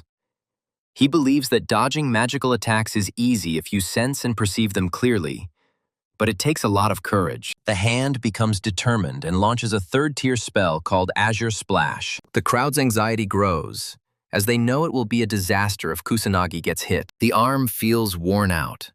However, she is confident that Kusanagi will not be able to dodge this attack. Suddenly, a magical projectile hits her and she falls. She can't figure out how he stayed up. She wonders about the technique he used to dodge her attacks. He reveals that he used a magic draining method that absorbs magical energy. He simply passed through the center using his pulling ability. The hand is first stunned, then bursts into laughter, admitting defeat. The host declares Kusanagi Minato the winner of the match. Yuika rushes to the platform, inquiring about their well-being. Our champion assures her that they are unharmed and declares his victory with a grin. She smiles back at him, her joy obvious. The hand decides to fulfill its obligation and gives them permission to act as they see fit. Kusanagi is pleased with the favorable outcome. He noted that Yuika's previous injuries hadn't been serious, and concluded that Ruka had likely been holding back during their encounter. Ruka became embarrassed, trying to justify herself. He noted Yuika's significant increase in strength in just 2 weeks. He suspects Ruka has noticed this as well, and concludes that overprotective behavior is now inappropriate. Yuika makes a decisive statement, promising both her sister and him that she will become stronger, thus dispelling her sister's fears. The hand is shining. She finally begins to trust her little sister. Kusanagi feels satisfaction as she watches the sisters reconcile. However, he suddenly feels a colossal pressure, recognizing it as abnormal magic. The skies turn crimson, and the protagonist asks if the disaster is happening again. Tadano and his team search Kusanagi's bag for the item. They suffered numerous casualties after he demonstrated his power in the competition. His subordinates inform him that his bag contains only technical manuals. Tadano calls our protagonist diligent, expressing his irritation. He's convinced Kusanagi is hiding something, otherwise, it would be impossible for a weakling like him to cast such powerful spells. One of his subordinates looks out the window and is overcome with horror.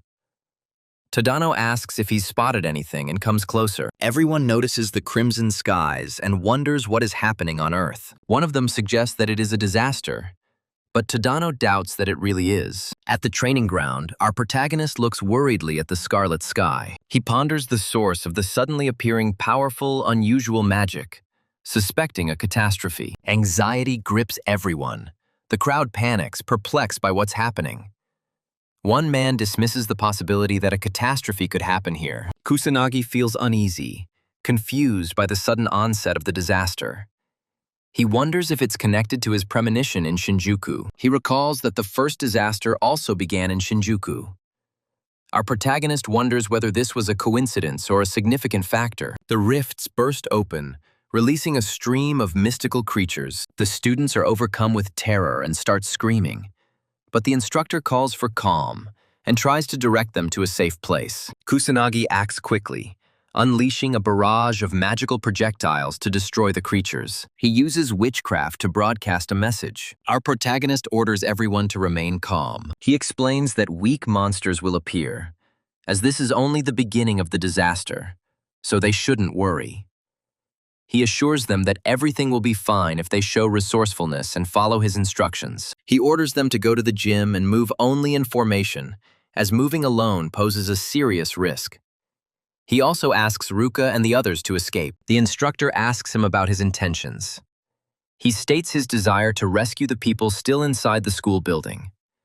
The instructor questions the safety of him going out alone. He calls the young man reckless and tries to stop him, but Katsuragi agrees to accompany the protagonist so he doesn't have to deal with everything alone. The instructor is alarmed, but he reminds the instructor of Kusanagi's abilities. He's forced to give them his approval. The instructor urges them to avoid overexertion and prioritize their own safety. Katsuragi expresses confidence that he will survive, but seeks confirmation from the protagonist. Kusanagi waves it off and tells Yuiko that he'll be leaving soon. She worries about him and encourages him to be safe. Katsuragi begins a sprint and tells his junior that he'll be leading. His extraordinary speed allows him to cover 100 meters in just 10 seconds. He asks the protagonist if he can keep up with him. Kusanagi takes out her magic seals. He begins to advance with astonishing speed, surprising the elder. He makes it clear he's taking the lead. Katsuragi acknowledges his exceptional speed, but insists that speed alone isn't enough. He decides to closely observe our protagonist, searching for the hidden power he possesses. His goal is to save everyone by learning more about Kusanagi. Our hero, using his perception skill, discovers 58 mages in the school. He suspects there may be others who don't possess magical abilities. If his suspicions are confirmed, he intends to search the entire school and rescue these students. A small group of students comes under attack. They are attacked by mystical creatures. The creatures begin to attack them.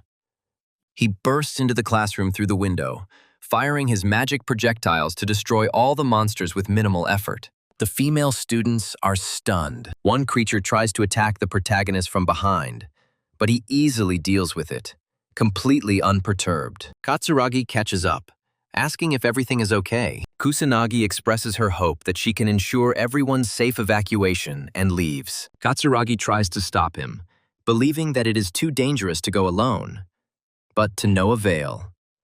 The protagonist moves at a blinding speed, making it impossible to keep up with him. Katsuragi suggests he was a nuisance, admitting his own uselessness.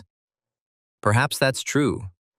He still can't comprehend how the boy easily defeated the magical creature.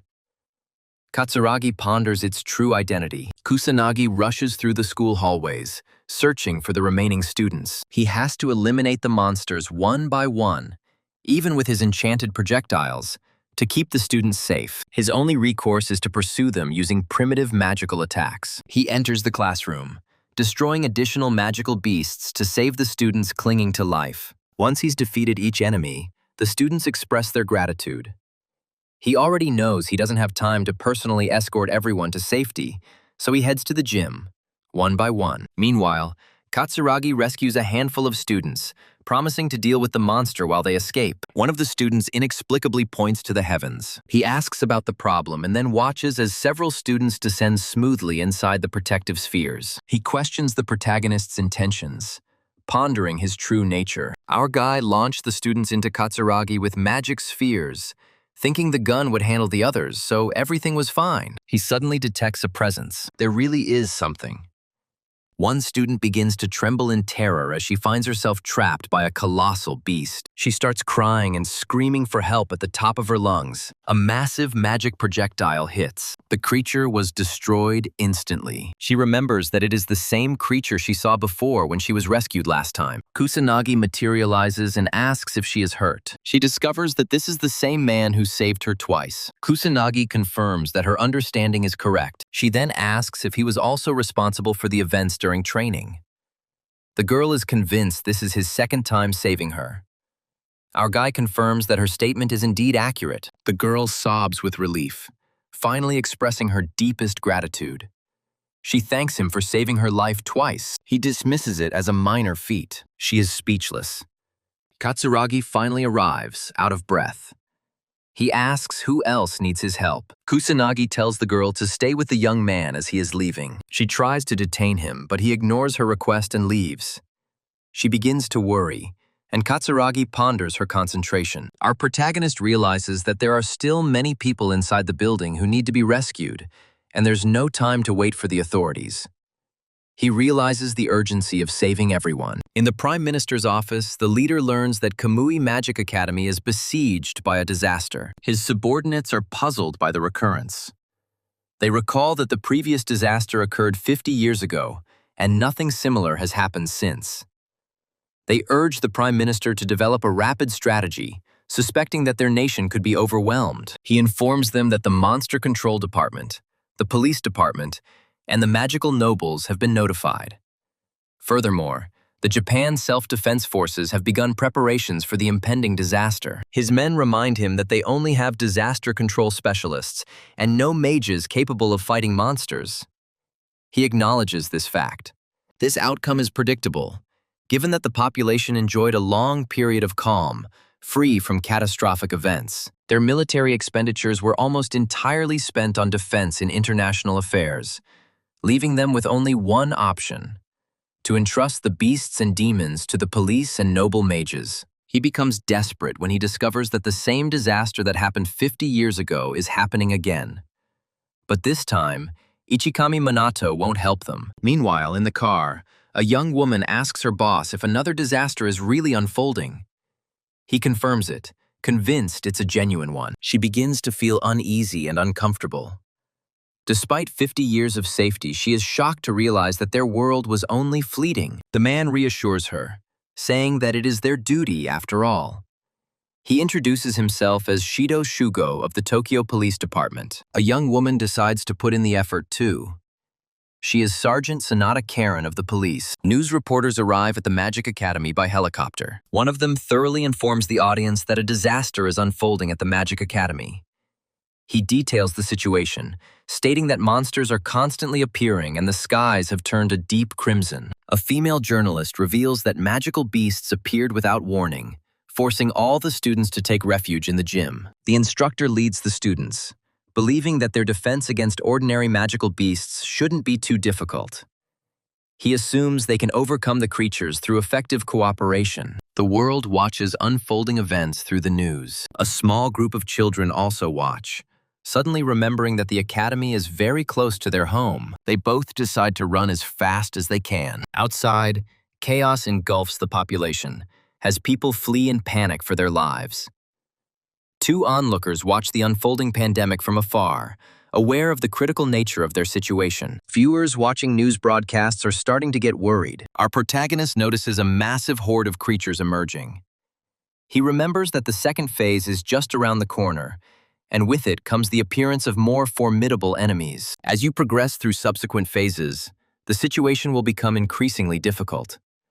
There's no point in defeating them, as the creatures will keep spawning. As long as the boss monster remains undefeated, magical beasts will continue to spawn. He understands that the boss will only appear in the final phase, so he needs to keep his cool until then. Irritation begins to set in, but he continues to save more people. He saves 20 people and uses his magic spheres again, lifting them into the air towards safety. He has difficulty finding the students as they are scattered all over the place. He decides to move on to the next phase. In an inconspicuous classroom, Tadano mercilessly unleashes his pyromantic abilities. He gives up, finding his attacks completely ineffective and his magic drained. Before the demonic soldier, the entire group burst into tears, questioning their double misfortune. Tadano's followers remind him that they had previously warned him about this situation. Sadira despairs, remembering our hero's ability to defeat the monster with a single blow. He struggles to understand why he can't repeat the feat. The protagonist arrives and states that it is because the bully is pathetic trash. Tadano opens his eyes to see a magical attack rapidly destroying the demonic soldier. He is puzzled, but then notices Kusanagi entering the classroom. Our hero begins to leave. Tadano, upset, admits it happened again. He was eventually saved by Kusanagi. This event happened for the second time. He begs the boy to stop, asking why he, being incredibly annoying and constantly acting like trash, was saved again. The protagonist informs him that there is no specific reason for his actions. He simply decided to save them because he had the opportunity to do so. Tadano is stunned by his words. The bully feels superior and lashes out, calling the protagonist a weakling who is incapable of using magic properly. Tadano is perplexed by the sudden surge of power.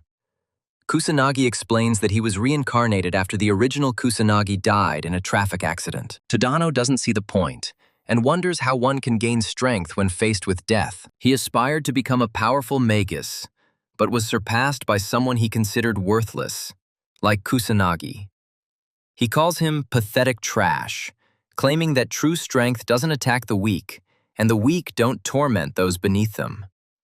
He points out Dono's failures, seeing him as nothing more than trash, blinded by an inflated ego. Kusanagi bluntly states that a pathetic weakling like him could never defeat the protagonist in combat. Tadano finally gives in and falls to his knees. He admits that he tried to avoid the truth. His abilities have hardly improved since high school. He took out his pent-up anger on those weaker than him, only to be saved by Kusanagi, whom he considered worthless trash. He simply couldn't come to terms with the reality of the situation. He admits to his followers that Kusanagi saved them all, and the bully bursts into tears. Meanwhile, the main character destroys the creatures in the classroom. A demon warrior breaks into the building. His purpose is very clear. His goal is to destroy him. He fires his magic projectile, but the formidable beast easily dodges it. Thus, the young man is forced to use his powerful pyromancy. He easily deals with him, but notices that the ranks of demons are rapidly growing,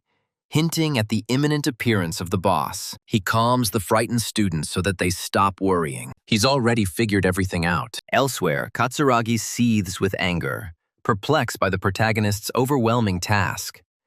He uses his fire magic to destroy several magical creatures, shielding the students. He assures the female student to stop worrying and follow him, promising to protect them with all his might. The students find comfort in his statement and begin to praise him. He looks at the horde of beasts, wondering how he can possibly protect the students from such a massive threat. Katsuragi suddenly materializes, offering his help. Katsuragi begs him not to appear so suddenly again, admitting what a shock it was for him. Our protagonist orders him to evacuate the area after dealing with the monsters, but Katsuragi expresses concern. He believes that it is almost impossible to overcome such a huge force of monsters, and suggests an alternative path. The protagonist unleashes his magic, which is not tied to any specific element. He destroys every monster, including demonic troops, with incredible speed. All observers are speechless. However, he encourages Katsuragi to take the students to safety and begin their evacuation. Katsuragi understands his order and orders everyone to follow him.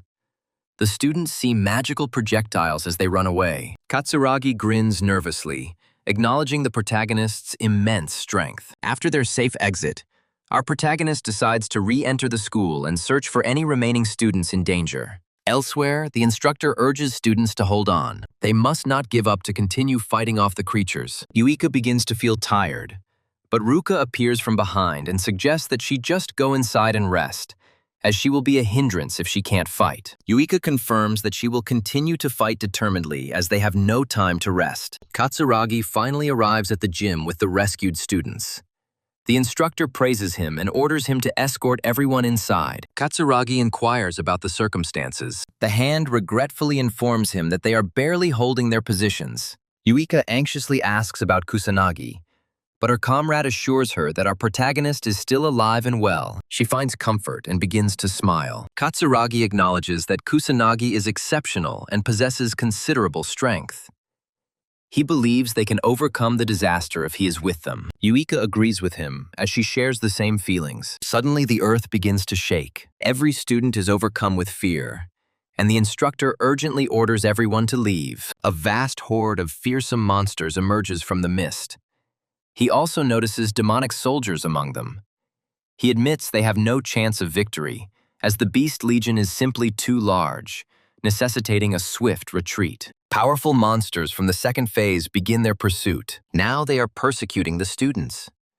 Yuika tries to escape to safety, but narrowly avoids being devoured by a mystical creature. The figure kills the monster, saving Yuika. This is the police department. Saito quickly instructs his officers to destroy the creatures, and the police do their best to protect the citizens. The students breathe a sigh of relief when they see the police, believing that they are finally safe. Saito reassures them, telling them not to worry anymore because the police are here. He tells them to obey orders and evacuate the school thoroughly. However, Yuika steps forward, informing him that the students are also prepared to fight.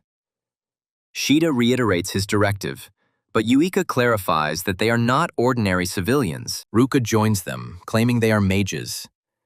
Shidu understands them and calls for reinforcements, ordering an attack from the rear. He acknowledges their limited numbers, emphasizing the urgent need for mage assistance. He expresses his frustration with the police's ineffectiveness. Rada uses her healing magic on the wounded students. The protagonist watches the police arrive and decides to leave the situation to them. He expresses surprise at the timely arrival of the police, ahead of the arrival of the defense forces. It seems absurd that the country has no action plans or precautions in place to deal with a national disaster. He considers this a valuable lesson for those who take peace for granted. But he decides to continue and help save the remaining students. The news anchor reports the arrival of the police, but the monstrous entities spread at an unprecedented rate. She questions the police's ability to handle this disaster and hopes for the intervention of magical aristocrats to resolve the crisis. Several students watching the broadcast are excited at the prospect of seeing the aristocrats in action. The elderly couple mentions fulfilling their tax obligations, claiming that magical aristocrats are thus obligated to resolve the situation. The reporter conveys his anticipation of their speedy arrival. In a luxurious estate, an aristocrat orders his valet to ignore the ongoing disaster.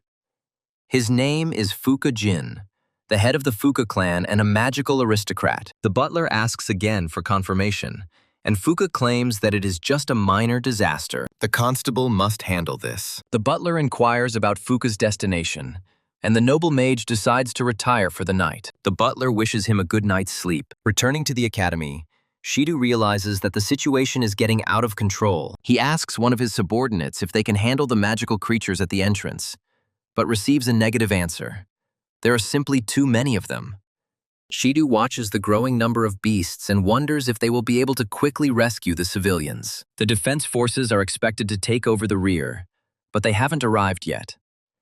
There's no other option but to contact the noble mages. But that's odd. He can't make contact with them. They should be the ones to do this, but they're being ignored.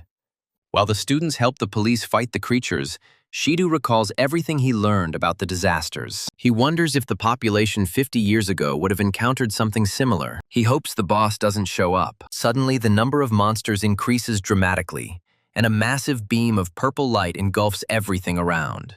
The demon captain appears, plunging everyone into pure terror. Shidu is stunned. It's the demon captain, their worst enemy. Ruka remembers that a demon captain is a rare creature, rarely encountered these days. Only noble mages possess the power to defeat one. Yuika realizes that they need magic higher than the 5th tier, and she panics, crying over the lack of anyone capable of wielding such powerful magic. The demon captain unleashes his power, creating numerous secret symbols. Yuika is paralyzed. Fear overcomes her. The hand intervenes, directing all its strength to parry the attack, but its strength proves insufficient. She rushes forward to protect Yuika. It serves as a shield.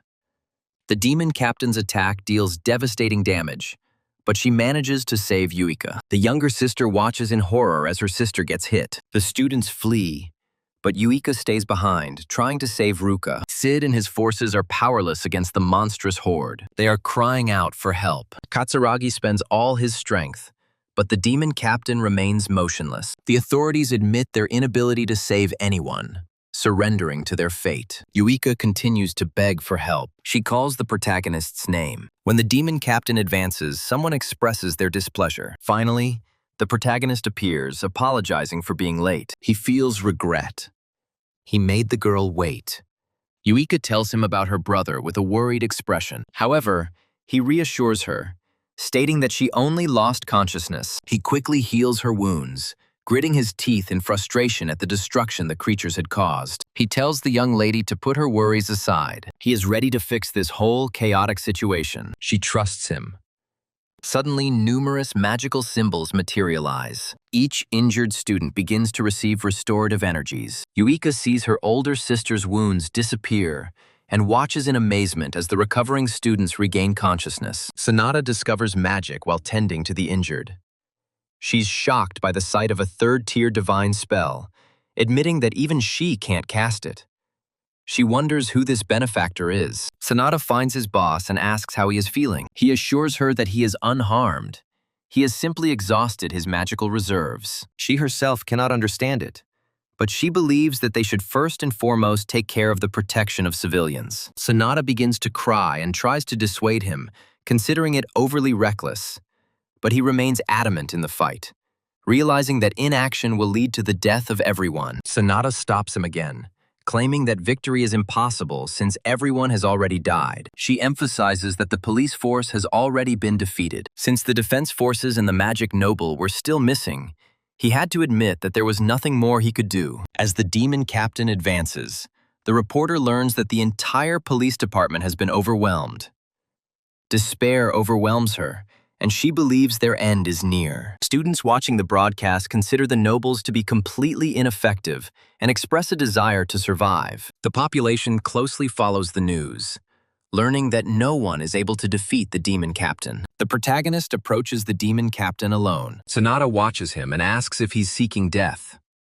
She tries to warn him, but our protagonist ignores their pleas. Kusanagi arrived to stop the monster from carrying out his will. The demon captain chillingly formulates his intention to kill and destroy. Everyone is gripped by horror. Several students are on the verge of losing control. Chido and Sonata are paralyzed by fear and enormous pressure. But the young man remains completely calm. He unleashes a flurry of attacks, commanding the creature to cease its insolence. The demonic commander explodes in rage, and all the other monsters join in his cry as he creates massive magical formations and unleashes his attack on the hero. He remembers unleashing all his power during their previous encounter with the disaster. The young man realizes that if he unleashes his full power again, everyone nearby will die. So he decides to restrain himself to protect them. The creature's onslaught hits him hard. Shido is convinced that he is dead. He believes he was killed. It looks like his end has come. He is confident of his own death. However, as the onslaught approaches the students, the youth deploys his defenses and unleashes a barrage of magical projectiles, pushing back the monstrous horde. Shido is shocked and tries to understand who this person is. A reporter learns that a student is fighting monsters alone. She approaches, unable to discern his features. The camera suddenly explodes. Yuika smiles, knowing that the protagonist has gone to great lengths to hide his identity. Now she believes that he will be able to release his full power without distractions. The young man tirelessly fires magical projectiles. There is finally a glimmer of hope for the students. They explode with joyful cries, anticipating his victory. Several magical beasts attack from behind, nearly hitting the students, but Shido destroys them and decides to help Kusanagi from behind, as it is their only option at the moment. Our protagonist smirks as he watches the diligent police officers. He praises them, admitting they're not as incompetent as he initially assumed. He continues his shelling.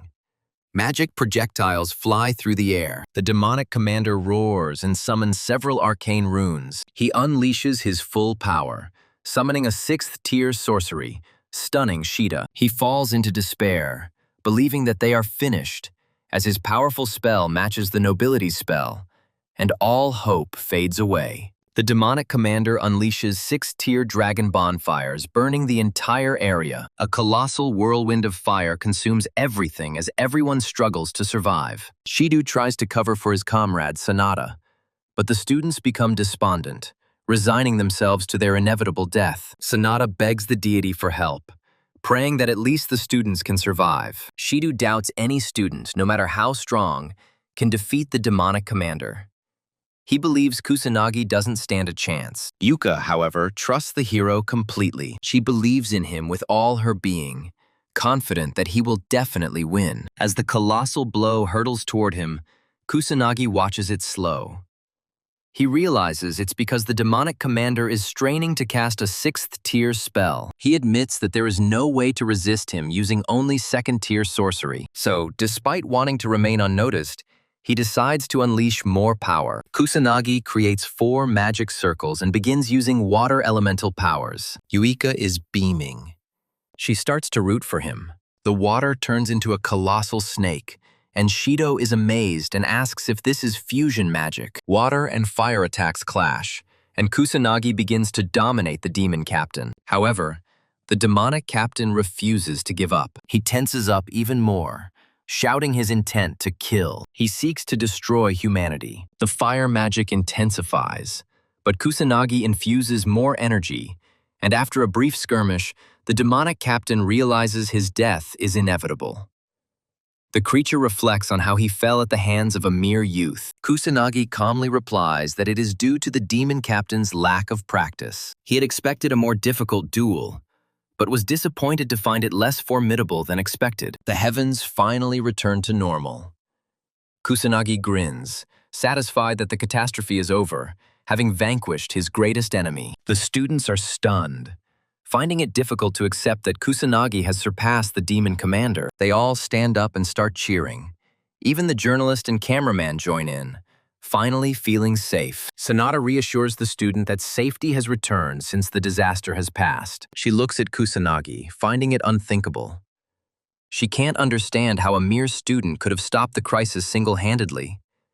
She wonders if even a nobleman could have defeated a demon captain with 6th-tier magic, and ponders Kusanagi's true identity. His limbs are giving way from extreme fatigue. Kusanagi finds Yuika. He tells her that he has put an end to everything. She beams, declaring her unwavering faith in him and expressing her gratitude. This makes him smile. Suddenly, the students pounce on him, praising his actions. They all express their gratitude, but Kusanagi, irritated, asks them to give him space. He laments the fact that he attracts so much attention, reminding him of his past life, and wishes that his life in the future would be less troublesome. Yuika watches his irritated expression. An announcement comes in. The crisis at Kamui Magic Academy has been resolved. The academy is keeping quiet about the identity of the person who single-handedly defeated the boss. While there were no casualties, several people were injured. Kusanagi's classmates break the news to him. He's irritated, but they believe he deserves recognition as a powerful savior. Kusanagi is also promoted to S-class, and his former classmates are despondent, realizing that their interactions with him will no longer be the same. Several female students inquire about the source of his power, speculating that he may have the bloodline of a noble mage. An S-class student notes Kusanagi's obvious irritation at the attention. He questions the very existence of such a powerful student. Kusanagi's classmates vouch for him, confirming that he is the only one to defeat the demon captain. The S-class student remains skeptical, finding the story improbable from any perspective. Kusanagi takes this opportunity to leave the classroom, feeling a sense of liberation as she leaves. Yuika intercepts him, playfully asking if he's having trouble, a mischievous smile on her face. He wants to avoid further ridicule, but she insists. She considers this outcome predictable. He is a powerful savior. He defended the entire academy. Kusanagi recalls Yuika's promotion to S-class as a result of her actions during the disaster, but she appears indifferent. When asked, she assures him of her happiness, attributing it to the presence of another person in the S-class. Suddenly, Kusanagi remembers Ruka and asks how she's feeling. Yuka answers affirmatively, noting their increased communication. Kusanagi finds this positive, and Yuika shares this satisfaction. She expresses her gratitude for his help. Suddenly, Kusanagi gently strokes her head, causing her to blush and question his actions. He explains that he doesn't like repeated thanks, considering one sufficient. Yuka starts to smile. During the summit, the gentleman concludes his remote discussion with international colleagues. They acknowledge the difficulty of obtaining assistance for the looming disaster, given their current overload of strategies and agreements. One participant cites reports of a student overpowering a boss. Others detail the strange circumstances, including the complete incompetence of the police, suggesting possible misinterpretation and anticipating international skepticism. The gentleman instructs his subordinates to select respected sorcerers to prepare for the next disaster. On the school roof, Ruka and Katsuha Tatsuragi meet Kusanagi and Yuika. Their eyes briefly lock. Ruka then expresses a desire to question Kusanagi. She wants him to take her as an apprentice. A few days later, Ruka talks to her sister.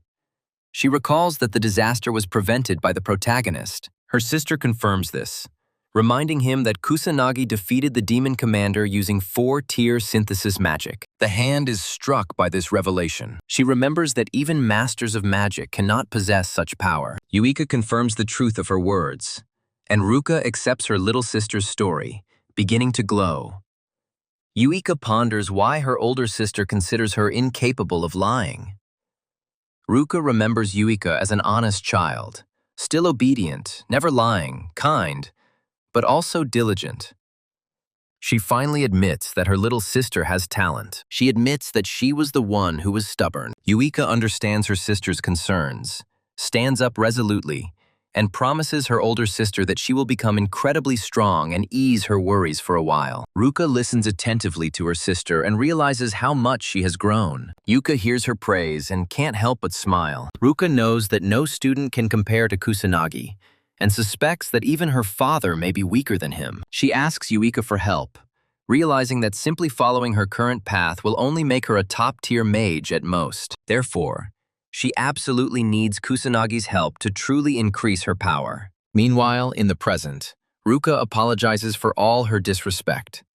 She sincerely regrets underestimating them. She already understands how unreasonable and selfish her request is, but she still wants to put aside her pride and be direct. Ruka expresses hope that he will accept her as his student. Our protagonist agrees, to her utter astonishment. He confirms his willingness to take her on as an apprentice, but she can't comprehend his kindness. He calls her strange for making such a request and then reacting this way. She acknowledges his point, but remains perplexed by his continued favor, especially after her previous mistreatment of him. He states outright that he has already accepted her apology and forgiven her. And that is the end of the matter. She is completely speechless. Katsuragi takes the opportunity to make a similar request. The protagonist agrees, as training two people isn't particularly difficult, and the man is pleased to hear it. Yuika tells her older sister that her friend is just very kind. Katsuragi also calls him mysterious. Later that day, the protagonist is called into a conference room. Shido introduces himself as a member of the Tokyo Metropolitan Police Department's Monster Control Unit. Sonata also introduces herself. They both bow and express their gratitude, acknowledging that without his help, both the civilians and their teammates would have been instantly killed. Kusanagi asks if they need anything else and assures them to stop thanking him, as they've been expressing their gratitude for some time now. He believes that's enough. Shido informs him that the investigation is already complete, but something has caught his attention. Kusanagi asks what it is. Shido shares that he learned how our boy got his magical powers after being involved in some kind of traffic accident. His classmates and those around him say the same thing, but one student even said that the protagonist turned into a completely different person after the car accident. Kusanagi remains silent. He listens to the investigation. Shido found out that his personality had completely changed, and suddenly his magical power became extremely strong. So strong that he was able to defeat the demon captain with ease. Yuika asks him to stop and asks about his intentions. Saito decides to rephrase and asks if he knows about a certain black magician. Our protagonist doesn't remember his name, but his interlocutor shows him a video explaining that a black mage destroys magical creatures, cleanses territories, and protects citizens. This figure conceals his identity, appearing only after sunset. Saito is shocked that such a well-known video has escaped his notice. The protagonist gets their hint. Yuika intervenes, asking why this information is being passed on to Kusanagi. Saito responds with a smirk, stating their similarities not only in age but also in build and height. Saito determines that the Black Mage is a powerful and skilled being. He doubts there's anyone with similar abilities among the students his age. Another odd detail. The Black Mage began his activities at the same time our protagonist was discharged from the hospital. Since using magic in the city without the proper permission or license is completely illegal, any student caught doing so will result in the academy facing significant liability. However, due to the enormous public attention recently, law enforcement agencies have been forced to intervene and take decisive action. She states bluntly that a simple expulsion won't be enough, but if the protagonist confesses, they are prepared to show leniency and mitigate his punishment. Therefore, he must respond with caution. Saito repeats the question, asking if he is a black magician. Kusanagi denies this with a complete lack of emotion. Shido looks relieved and smiles. She is glad to hear that our protagonist is not a dark sorcerer. The man expresses gratitude for everything and decides to leave for now. When he leaves the cell, Shido is amazed to see our guy remain completely unfazed. She praises his audacity to lie so blatantly, suggesting he really is a dark sorcerer. She acknowledges that Kusanagi is far from an ordinary student and suspects he's hiding something. Sonata already suspects Kusanagi is a dark sorcerer due to the similarity of their voices.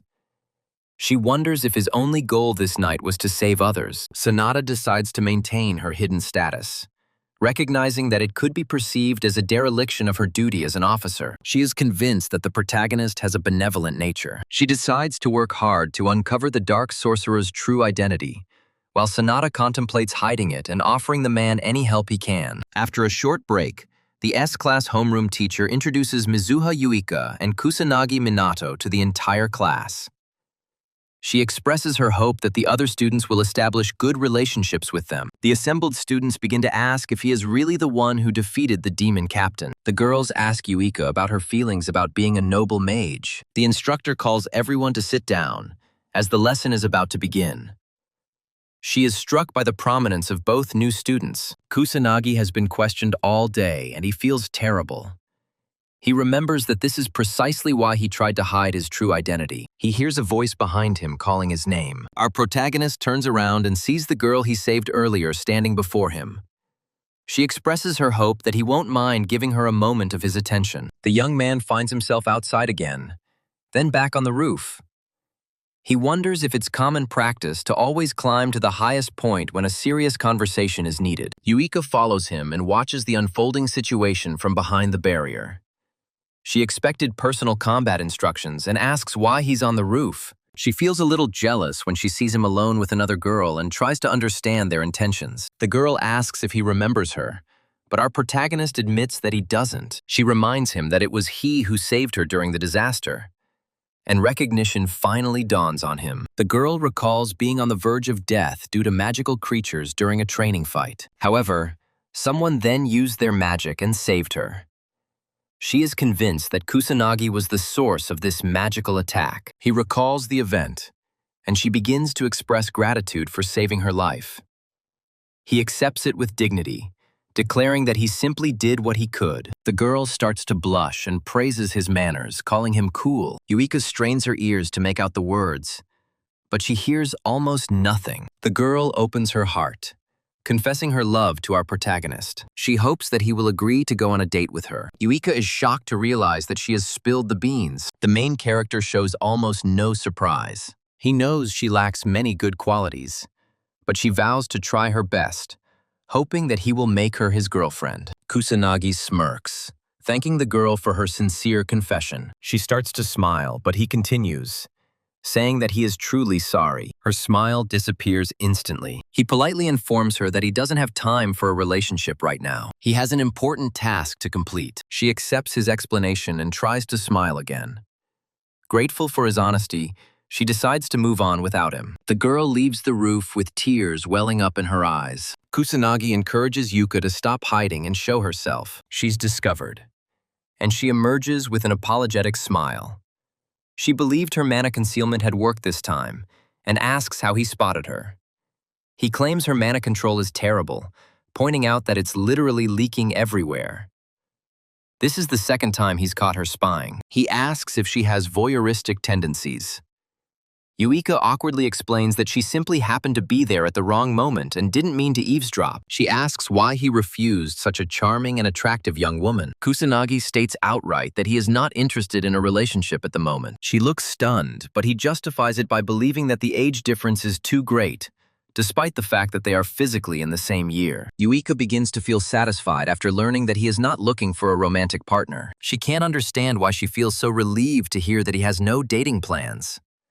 She looks at him with a worried expression. Kusanagi advises her to start honing her mana control, claiming that it is absolutely terrible. He is convinced that she needs significantly more training. She confirms her awareness and decides to dedicate herself to intensive training, striving to surpass her current capabilities so that he can eventually notice her.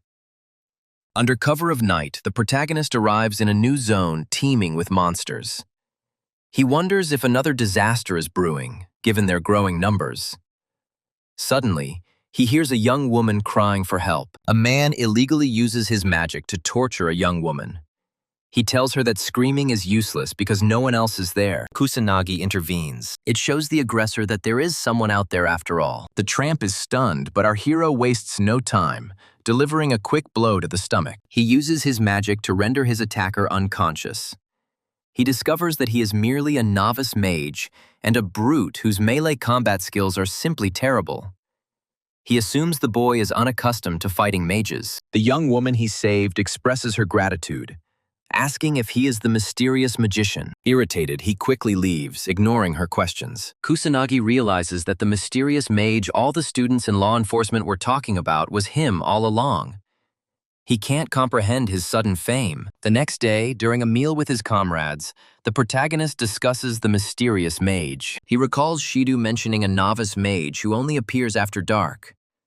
He's heard countless stories and is simply intrigued. Katsuragi speculates that this is due to the mysterious mage's significant online popularity. Our guy innocently inquires about the internet, asking if it looks like a fishing net. Everyone is shocked by this revelation, doubting his sanity.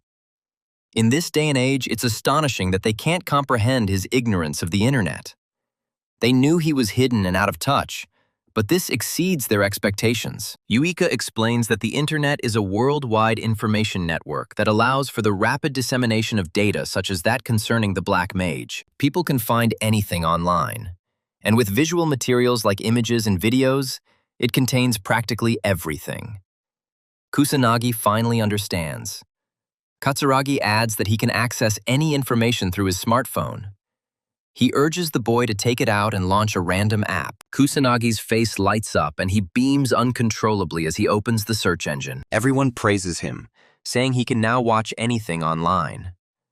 Our protagonist notes his simplicity. Ruka remembers that he promised to help with their training and asks about the start date. Kusanagi agrees to coach them after school, acknowledging their help in teaching him how to use a smartphone. He vows to dedicate himself to training them effectively. Yuika foresees trouble after hearing his statement. During their training, all three succumb to exhaustion and collapse. Kusanagi expresses disappointment, noting that they haven't even finished warming up.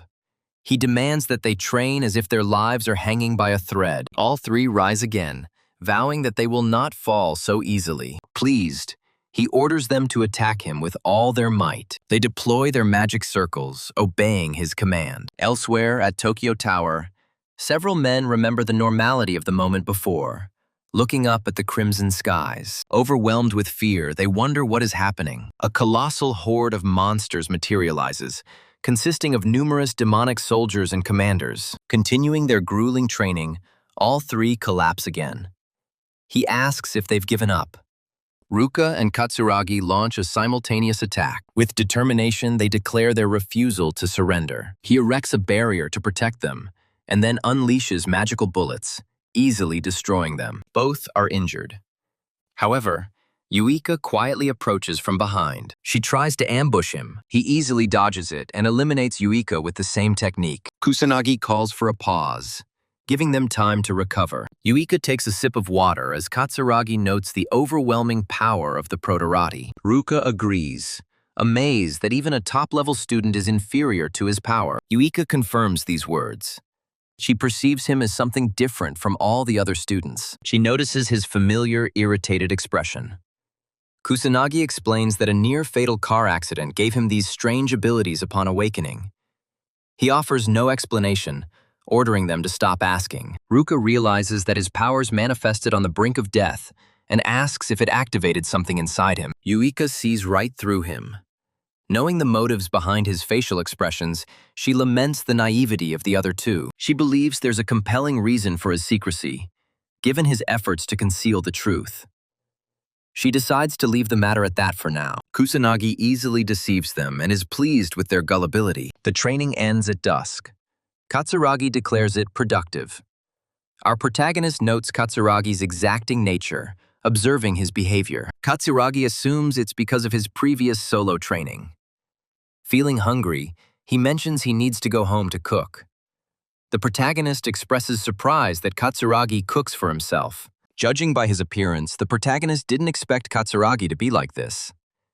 Katsuragi bristles slightly at such criticism. He asks if the protagonist usually eats out. The protagonist replies that he subsists exclusively on instant noodles, which astonishes Katsuragi. Kusanagi is amazed by the ease of this new world. His companion reprimands him for such bad habits, warning that his physique won't withstand them. The protagonist finds Katsuragi's concern somewhat odd. Katsuragi grabs him, deciding to take him home for dinner. Our protagonist tries to object, but Katsuragi insists and drags him along. Kusanagi is shining. He feels satisfied to have such a companion. Upon arriving at Katsuragi's apartment, our protagonist finds himself busy with the children while Katsuragi prepares food for everyone. He apologizes after the meal, but then watches the protagonist use magic to tend to the children. The protagonist calms him down, creating magical bubbles for the children. Katsuragi calls him a fool for his actions and warns him against using magic in his apartment. The man is amazed that magic can be used for such purposes.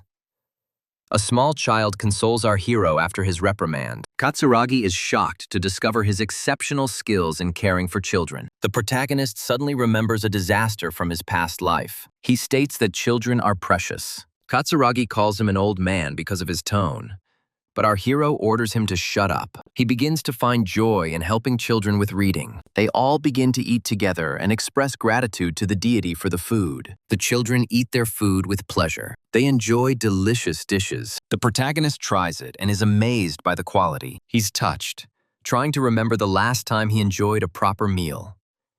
He laments neglecting himself by focusing solely on fighting for so long. Kusanagi asks about his friend's parents.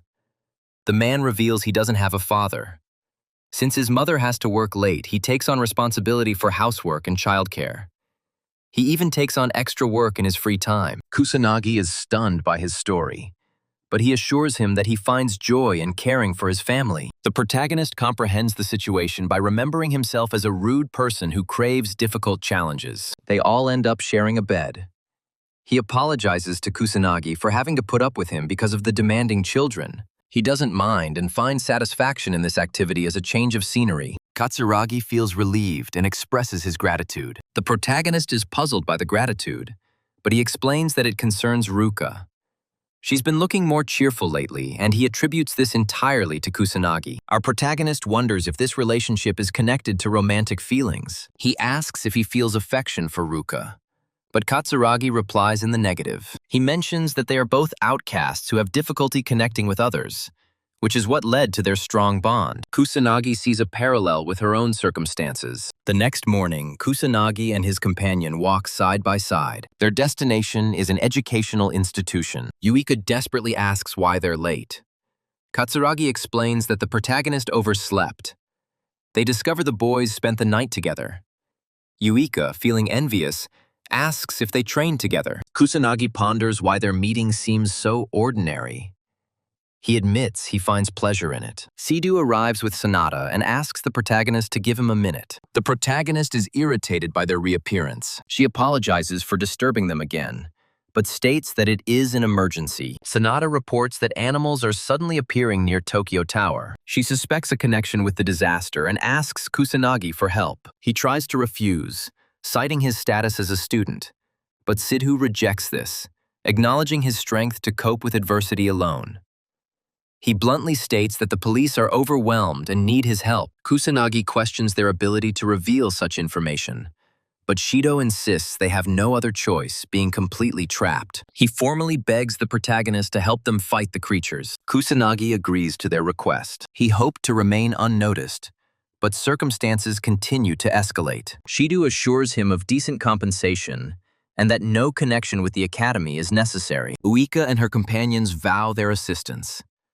Ruka expresses confidence in the rear, and Katsuragi agrees. Shido expresses gratitude for their willingness, but refuses their participation, considering it impossible. Ruka tries to convince them, but Shido doubts their combat readiness, seeing them as only the academy's elite. He asks if anyone can compare to Kusanagi. Shame makes them all shut up. Shido suggests that they return to the academy. He invites Kusanagi to come with him. The protagonist wishes for his companions to eventually reach his level. By responding with the conviction that they will do it, everyone gains new determination. At the police station, our hero finds himself at a briefing.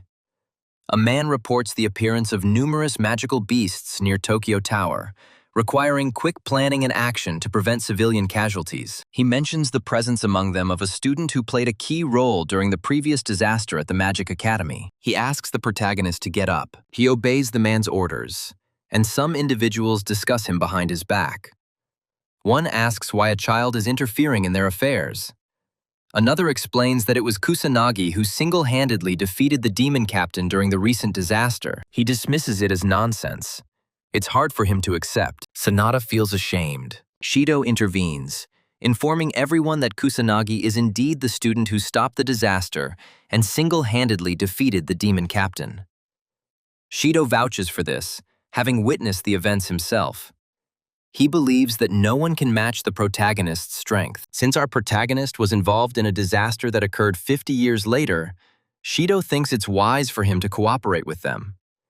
He hopes everyone will treat the boy as an equal, not a subordinate. The men remain skeptical, dismissing him as simply an arrogant student among seasoned professionals. The commander states that their goal remains unchanged despite the addition of a new member. He orders them to act quickly and destroy the creatures. As the others leave, Shido approaches the boy and apologizes for the unpleasant comments he's been subjected to.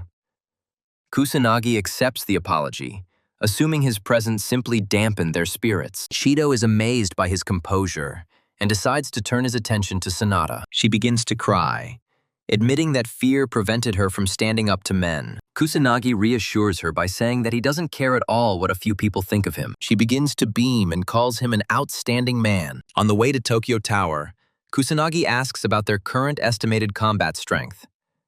The officer states that they have 80 mages. Only a few of them are of the highest tier.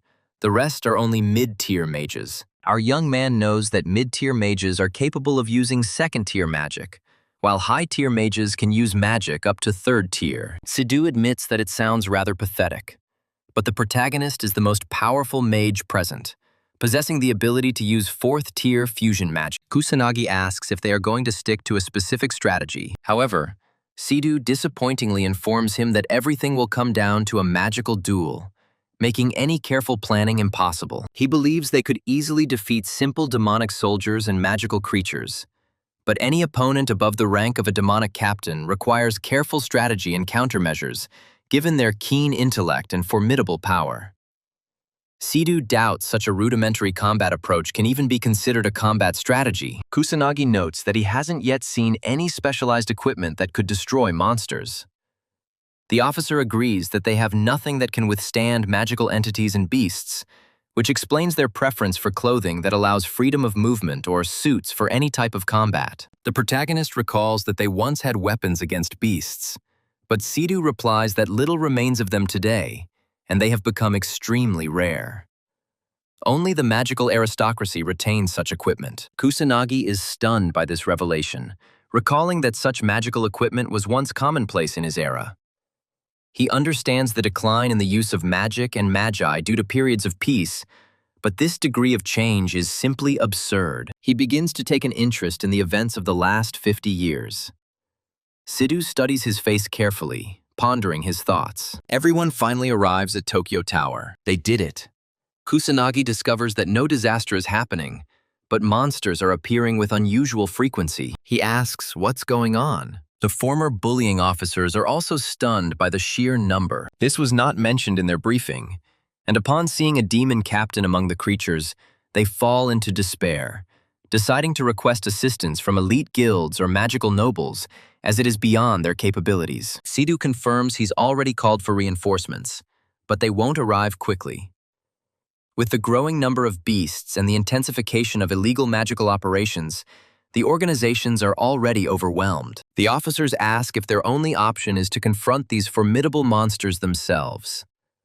They consider it a suicide mission and begin to hesitate. Having no other options, Sidhu puts aside his arrogance and asks the protagonist for help. He asks if they can be defeated.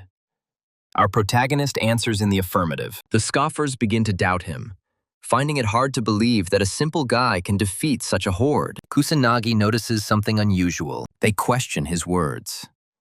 As the creatures become increasingly restless, the skies suddenly change color, turning crimson. Sanada and the other officers realize that disaster is approaching. Shido issues a directive to all police stations across the country, declaring that Japan has been struck by a disaster. When ordinary people are attacked by mysterious creatures, Sidhu reaffirms his claim of impending disaster. He orders them to put human lives first and protect civilians from danger. Given their trap in a populated area, urgent countermeasures are urgently needed. Sidhu and his team watch the unfolding events with alarm. However, our hero remains calm. The constables witness the recurrence of the disaster and are overcome with horror, wondering about its source. The protagonist understands that the catastrophe is a natural phenomenon, but he senses that this one is coming from the previous magical beasts. He's unsure of their method, but wonders if they've devised a new way to create it in the last 50 years. Sid's subordinates inform him that entering into a hopeless battle without support is useless. They need to regroup first. The disaster begins to unfold, and the beasts begin their march towards the populated urban sector. The officers begin to bicker. Some are convinced that they must fight the beasts to protect the citizens, while others consider it a suicidal undertaking that they cannot possibly win. One officer remarks on the pitiful state of the police, which enrages the remaining one, who insists that defeating such a horde of magical beasts is impossible. Kusanagi jumps off the building, assuring everyone of their inevitable victory. He smirks and begins to unfurl his secret sigils. He advances on the monstrous horde. He lands among them and, sensing his presence, the creatures rush to attack him en masse. The officer urges him to run as fast as he can. Failure to comply with this requirement means inevitable death. Kusanagi unleashes a third-tier spell called Wind Cutter, leaving all onlookers in shock. The creatures die instantly, although several demonic warriors are revived. Our hero is hit by a multitude of attacks, but he emerges unharmed thanks to his protective barriers. Magical protection turns out to be surprisingly effective. He decides to create a barrier for the audience, guaranteeing their safety in the midst of the chaos. As he cuts through more monsters, Shido is amazed at his strength. He finds it hard to believe that anyone can control multiple magical elements simultaneously. He assumes that only Kusanagi possesses such a skill. The commander orders everyone to advance and follow our hero. Sanada starts running to provide decisive support. The remaining officers tremble with terror, but, unable to flee, they steel their resolve and rush into battle. The officers begin their battle with the monstrous horde. The protagonist is stunned by their skill. A demonic commander emerges from the mass of beasts. A police officer notices a colossal threat and falls into despair. Only a legendary-level mage could defeat such an enemy. Kusanagi summons the water serpent again and tells the policeman to leave the demon captain to him while they deal with the others. In just a few seconds, he defeats the demon captain, shocking everyone. They acknowledge his immense power. Shido orders everyone to continue fighting until the boss appears, telling them to deal with the remaining threats while Kusanagi takes care of the demon captain and anything stronger. As the protagonist battles monsters, he recalls a global catastrophe that struck 60 years ago, the very first of its kind. Since then, such disasters have become commonplace, relentlessly ravaging the world. He does not want the events of 60 years ago to be repeated, as the impending catastrophe will inevitably engulf the entire globe. He is glad to be present. He decides to prevent this catastrophe from destroying humanity. A demonic soldier attacks Sanada, but the protagonist intervenes and instantly destroys it. She remembers that the night was just like this one. He asks if she's okay. Sanada expresses her gratitude and tries to get up. He learns that the situation mirrors the past. He begins to worry, anxiously wondering if she has uncovered the truth. Sanada can't understand why he became a black magician. She reflects on his strength, but hopes that he will not resent her for her strange questions. She blushes. She tries to stop her strange thoughts. He is just a student. Sanada is attacked again, but Kusanagi protects her from danger and urges her to be more vigilant. She apologizes. He asks her to stay close so he can keep her safe. He notices that she cannot use combat magic. Sanada begins to blush again and obeys his orders. She wonders if he is really a student, because his words sound more mature than hers. Suddenly, all the police mages feel an overwhelming force. They begin to tremble in horror, wondering what is happening. A creature materializes from the glow. Shido identifies him as a variant of the demon captain. He ponders why this superior type of demon captain is manifesting now. The officers understand that their victory is unattainable. They doubt that even noble mages can defeat such a formidable beast. Kusanagi is advancing. They try to protect him from harm, believing that he will not be able to overcome it despite all his strength. Kusanagi assures them of his victory. Men stop shaking excessively. Sanada begins to pray for Kusanagi's triumph. Shido admits that his strength rivals that of noble mages, giving him a significant chance of defeating the subspecies. When the creature encounters the protagonist, Shido is eager to see the true power of our hero. Shido orders everyone to continue to put in maximum effort until the boss monster is finally defeated. Kusanagi confronts the new demon captain. He begins his attack by unleashing fire magic on him. The police officer is amazed by the monster's formidable power as he watches it destroy numerous objects with first-level sorcery. Our protagonist remains completely unharmed. The monster questions its own existence. Kusanagi reveals that he is just a student. He summons his water serpent again. The demon captain vows to kill our protagonist and releases a huge fire serpent. The policeman recognizes this as 6th-level magic and falls into despair. Kusanagi realizes that dodging or blocking this attack risks engulfing his allies in flames, and he considers his next move. All the monstrous creatures begin to converge. It happens without warning. The police are puzzled.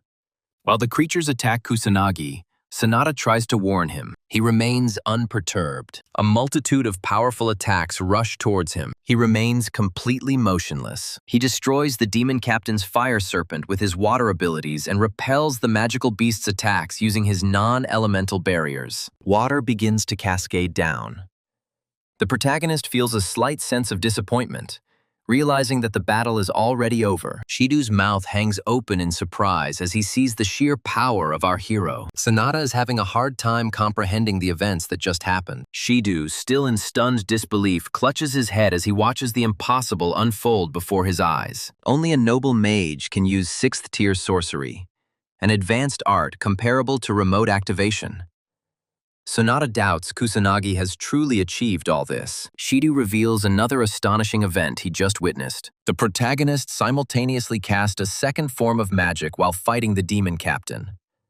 Normally, there's a cooldown period between casting the two spells, but Kusanagi cast them simultaneously. Even mastering a single spell proves difficult, making the simultaneous use of 2 spells a sign that the protagonist is superior to even the most accomplished mages. Shido is pleased that events have unfolded according to his predictions. He is convinced he has found the person he has long sought, the new Ichikami Minato. The protagonist suggests that the demon captain fight in another place, as this place is too cramped. The demon captain begins using basic air magic. Then he takes off and flies away. Upon moving, the demon captain expresses mild surprise at his newfound dexterity in aerial magic. The demon captain believes that the redeployment was necessary to prevent any form of cooperation from the enemy forces. The boy explains that the poor coordination of other animals does not affect him in any way. With a stern expression on his face, he announces their redeployment. Now he is free to release all his power. The demonic captain advances and attacks, but our protagonist effortlessly dodges every incoming attack. He uses his limbs to parry several blows. The demonic captain seizes the opportune moment. He unleashes his powerful fire magic. The attack hits the guy right in the forehead. However, the creature hits him again. Without wasting a second, it throws him to the floor. When the smoke clears, Kusanagi appears unharmed, shocking the demon captain. He rushes forward, realizing that the demon has switched to close combat because his magic is completely ineffective against him. He finds the demon captain's attempts futile and demonstrates that he is unable to land a blow on him, while he himself lands a powerful blow to the demon's head. The demon captain is thrown back, but he saves himself by creating a magical shield. He asks if his blow can do any damage, believing him to be merely mortal. But then his entire body begins to shake. The demon captain cannot comprehend his true strength. In a rage, he demands to know his identity. Kusanagi chuckles, revealing that magic isn't the only thing he can do. He decides to demonstrate one skill to the demon captain. This is a skill that he invented himself. The protagonist grins and unleashes his powers. The demon captain is stunned. Shido and Sanada sense tension and notice a presence above. Kusanagi controls the energy he projects. This energy protects its form. He begins to feel the power, but the demon captain finds human blows useless, despite using magic to defend himself. Kusanagi holds a different opinion. He decides to test his own power. He unleashes a flurry of blows, pushing back the demon captain, who is stunned as attacks converge from all sides. The creature weakly tries to defend itself, but Kusanagi relentlessly strikes with his new method. Saito watches the confrontation and sees the young man defeat a true beast in close combat. He is surprised by this feat, considering that human attacks are ineffective against monsters. He gradually wounds the creature with just his bare hands. The demon captain takes damage and cannot understand how a human attack could have reduced him to such a pitiful state. Kusanagi knows that normal attacks or any weapons are useless against monsters, But if she invests a huge amount of magical energy, her attacks become effective. A strike that envelops the entire body in magical energy is known as a synthesis of martial techniques and witchcraft. He called it witchcraft martial arts. The demon captain cannot comprehend how a mere human could surpass him in strength. He is furious.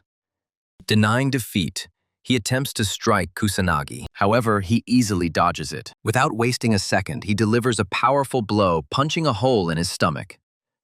The demon captain calls him a monster for such power. The remaining monstrous creatures discover that their commander has already died. The skies return to normal, and the disaster finally ends. The officers feel relieved, realizing that the young man has completed everything. Shidu orders them to destroy the remaining creatures and remain vigilant. Kusanagi descends smoothly, with a smile on her lips, entrusting the remaining task to the authorities. He suddenly remembers that it has been a long time since he last used his magical martial arts. Consequently, his skill in performing them diminished. He lands and watches the assembled group of officers awaiting his arrival. Sid expresses his gratitude to our hero for his strenuous efforts and for single-handedly defeating the demon captain, thus preventing disaster. They express their gratitude for his cooperation.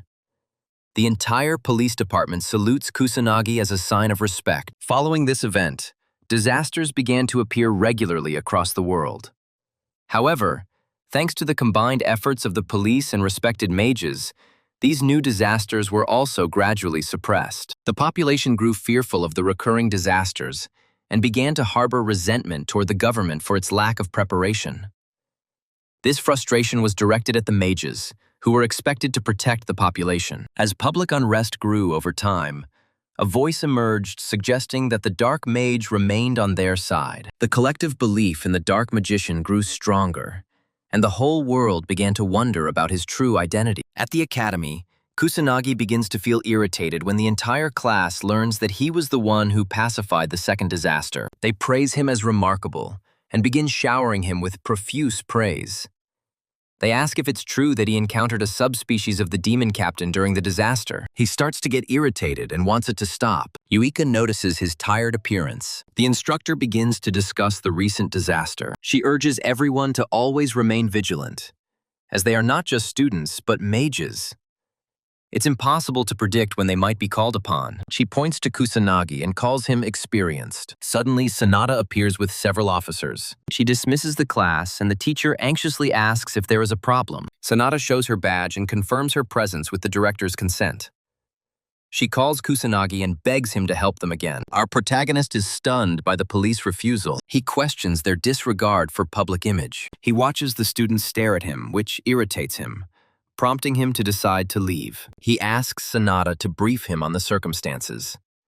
She assures him not to worry, as he will be rewarded and recognized for his efforts. She explains that due to disasters all over the planet, beasts continue to appear, and that wandering mages associated with suspicious groups have suddenly become much more active. Kusanagi states that they were looking for him because they were short on men. Sanada expresses regret at turning to him for help again, but says they have no other choice as he is the strongest. Kusanagi takes his phone and suggests that he just contact him in the future. Sanada apologizes and understands his feelings. She managed to obtain his contact information and feels satisfied. The protagonist inquires about his next steps. She orders him to exterminate all the beasts in Harajuku.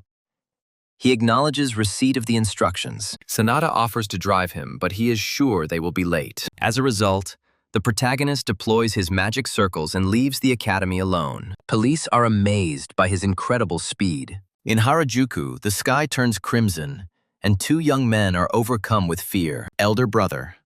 The older brother tries to protect the younger brother from danger. A mystical creature materializes. The children are trying to escape. However, the younger one stumbles. Just when the monstrous creature is about to devour them, the protagonist appears and immediately destroys it. The children come to their senses, and he praises their resilience, saying that they performed well. He returns the Ichikami figurine to them and gives them an encouraging smile. He hands the children over to the authorities. Then he rushes to clear the area. The children bow in gratitude as he leaves, and the youngest child beams with appreciation. Kusanagi finds fighting in Harajuku more difficult than at his school or in ruined Shibuya, due to the abundance of obstacles and onlookers. He refrains from using magical projectiles for fear of harming fleeing civilians. He can distinguish humans from creatures, but ordinary humans without magic are difficult to identify.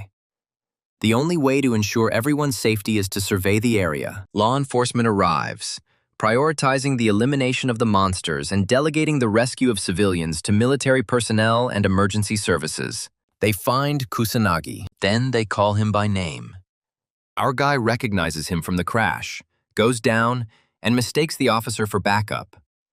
He finds this helpful and asks about the circumstances. The officer reports that they haven't yet managed to rescue half of the civilians and are having trouble penetrating the eastern sector. Kusanagi fires several bursts. After this, he decides to explore the eastern sector. The officer warns him about the presence of illegal mages there based on intelligence, but realizes that warning Kusanagi is useless given his unrivaled strength. The other officers watch him and speculate about his identity as he easily defeats many creatures. They see him as a ray of hope in these difficult times. Kusanagi destroys the demon captain using her level 6 explosion stream. He expresses surprise upon meeting the demon captains despite the lack of disaster. This didn't happen even 50 years ago. As the beast population grows, Kusanagi notices their increasing strength, and the dire circumstances become a challenge even for him. He decides that strategy is crucial before the situation escalates further. Kusanagi rescues 2 more civilians, handing them over to the firefighters. He has several options, but he's unsure which one to choose. He uses his bubbles to save even more people. Sanada and several officers arrive, helping to calm the civilians. Police again express their gratitude, crediting him with mitigating the damage. Kusanagi disputes this, attributing the success to police and firefighters, saying they only helped. The officer recognizes him as an outstanding student. They apologize for their past discourtesy during the previous disaster, admitting that their arrogance led to it. Kusanagi reassures them, urging them to let go of past regrets. The officers are impressed by his composure and again express their gratitude. Sanada steps forward, also expressing gratitude and noting her continued dependence on his abilities, despite his status as a student. He reassures her, reminding her that he's committed to helping. Kusanagi emphasizes the growing number of monsters and their increased power. Sanada agrees, believing a counter-strategy is necessary for the disaster. She mentions that her superior is actively working on a solution. As she speaks, the children who were here before approach Kusanagi and express their gratitude for saving him. He feels satisfaction seeing that they are unharmed. The younger child asks if he is a great sage, and the older one apologizes, explaining his brother's fascination with the great sage. Kusanagi notices the toy. He recognizes it as the figurine of Ichikami. He assures the children that he is indeed a great sage, and the child beams, already knowing it. Kusanagi remembers a past life where someone asked Ichikami for permission to create a doll in his likeness. The man excitedly announced that he would create not only a doll, but also photographs and keychains. Ichikami expressed skepticism about the demand for such items. The man insisted that people needed the support of the great sage in their souls, and these items were ideal for the youth. Ichikami remained unconvinced, but the man objected, believing that this would ensure protection for 100 years, not just 50. He begged Ichikami-kami's consent. Kusanagi grins, acknowledging the man's foresight. He understands that simple toys cannot truly protect people, but humanity needs his help again. In a dark club in the capital, several men report to their boss, Kuroya Kuto, head of the secret magical organization Black Riot, about a fugitive sorcerer. He rises upon hearing of an illegal mage operating outside of any known guild. In his rage, he discovers that the dark sorcerer Day dares to challenge him. He asks his subordinate if his assessment is accurate, and the trembling subordinate confirms it. Kuroi orders them to discover the dark sorcerer's true identity, authorizing military intervention if necessary. Someone asks if there is permission to liquidate it. This is the executive director, Kagashugi. Kuroi declares that they can only destroy him by torturing him. Kaga grows impatient, and a sinister grin spreads across his face. Ruka asks about Kusanagi's magical power. Yuika echoes his words, having long harbored the same curiosity. She speculates that his power level reaches 100,000, or perhaps even 500,000. Yuika admits that's plausible for someone of his caliber. With a straight face, he states that his power level is 99,999,000. Everyone is shocked at first. Yuika is doubtful, and Katsuragi shares her disbelief. Ruka recalls that even Ichikame's magical power hovers around 1 million, making her skeptical of his claim. Kusanagi is stunned by this revelation. They explain that 1 million is considered the absolute limit for precisely this reason. They ask why he doesn't know such a well-known fact. The protagonist wonders if his own power is only 1 million. He tries to search for information on the internet, but finds himself confused. He smirks and admits his inability to use a phone. Finding it too much of a hassle, he decides to give up the attempt. The call comes. This is from Shadu. The young man asks about the problem, and Shidu apologizes for the interruption, asking if he has a minute. Kusanagi agrees, prompting the officer to ask if his companions are present. Kusanagi confirms that they are. Shidu then asks to put the call on speakerphone. Kusanagi is completely confused by this, so Yuika helps him activate it. The officer explains in detail that with the increasing number of monsters and disasters, he created a special anti-monster unit called the Special Magic Team. He wants our protagonist to lead the squad. Yuika is shocked to see her companion get such a chance. She considers it an extremely prestigious position, which is coveted by magicians. She assumes her friend won't refuse such an offer. But to her shock, Kusanagi rejects it. Yuika demands to know why, her anger flaring. The officer begs them to listen to his arguments first. The protagonist asks Yuika about her anger on his behalf, but decides to listen to his explanation. Saito states that there are numerous problems going on, and law enforcement can't handle everything on their own. Moreover, as the monsters grow stronger, they're becoming increasingly difficult to keep up with. He believes the young man understands his predicament. Kusanagi understands that this is due to the exceptionally low magical abilities of the magicians of this era. He ponders the whereabouts of the nobles. Shido reveals that the leaders of Mizuhi, Homarai, and Kaichi remain busy at an international conference, leaving only Fuka available. But even he is unavailable for strange reasons. Kusanagi suddenly remembers that he's never met Yuika's parents. She informs him that they haven't returned from conferences yet. Shido clarifies that the specialized unit will consist of numerous constables and a select group of cadets from the academy. He selects Yuika, Ruka, and Katsuragi for the new elite team. He guarantees to take on all the burdensome tasks, including administrative duties and diplomatic negotiations. Therefore, their sole responsibility is to improve their abilities and guide police officers by providing appropriate compensation and enhancing their academic status for future career prospects. Shidu begins to plead, trying to convince the young man to accept the role of captain. He hopes that the protagonist will agree. Kusanagi is a little annoyed, but eventually agrees. Shido finds it hard to accept, but he looks pleased. The rest of the team agrees with the decision. Ruka prefers that Kusanagi not carry the entire burden alone, while Katsuragi relishes the challenge. The protagonist remains indecisive. Nevertheless, he agrees, driven by the desire to mentor other magicians. The media begins to criticize the noble family of mages. Not only have they neglected their true duties due to the school disaster, but the aristocratic family has also been slow to quell the monsters. A nobleman overhears the reports and dismisses the journalists as fools for assuming noble mages can handle any situation. A challenge comes, prompting the noble mage to grant entry. His servant materializes and announces that the Metropolitan Police Department has sent an official document. A noble mage examines the details of the formation of a special magical unit. He considers it foolish and believes that incompetent people are pursuing pointless endeavors. He is filled with dissatisfaction, but he believes that this initiative could calm the public outcry. He instructs the servant to summon his foolish offspring. The butler accepts the order and leaves. At the police station, the protagonist and his companions join a special squad. The meeting begins and Shidu begins briefing the assembled group. The protagonist expresses surprise at the mention of dozens.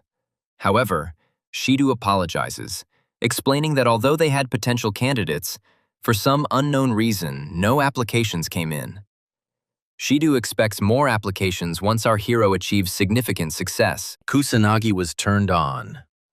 He hadn't foreseen this turn of events. Given the oddity of the team being led by a mere student, some conflict was inevitable. Shido presents the item, claiming it is a temporary Mage ID. He acknowledges that this is an external agreement, but clarifies that they are all government employees now. Therefore, if anyone expresses doubt, they will be able to produce this identification if necessary. He mentions one more detail. These identification cards are issued only to squad members, and since none of them are currently mages, the identification is only temporary. Shido officially ends his interaction with student Kusanagi, addressing him as Captain Kusanagi. He hands over all responsibility to the young man.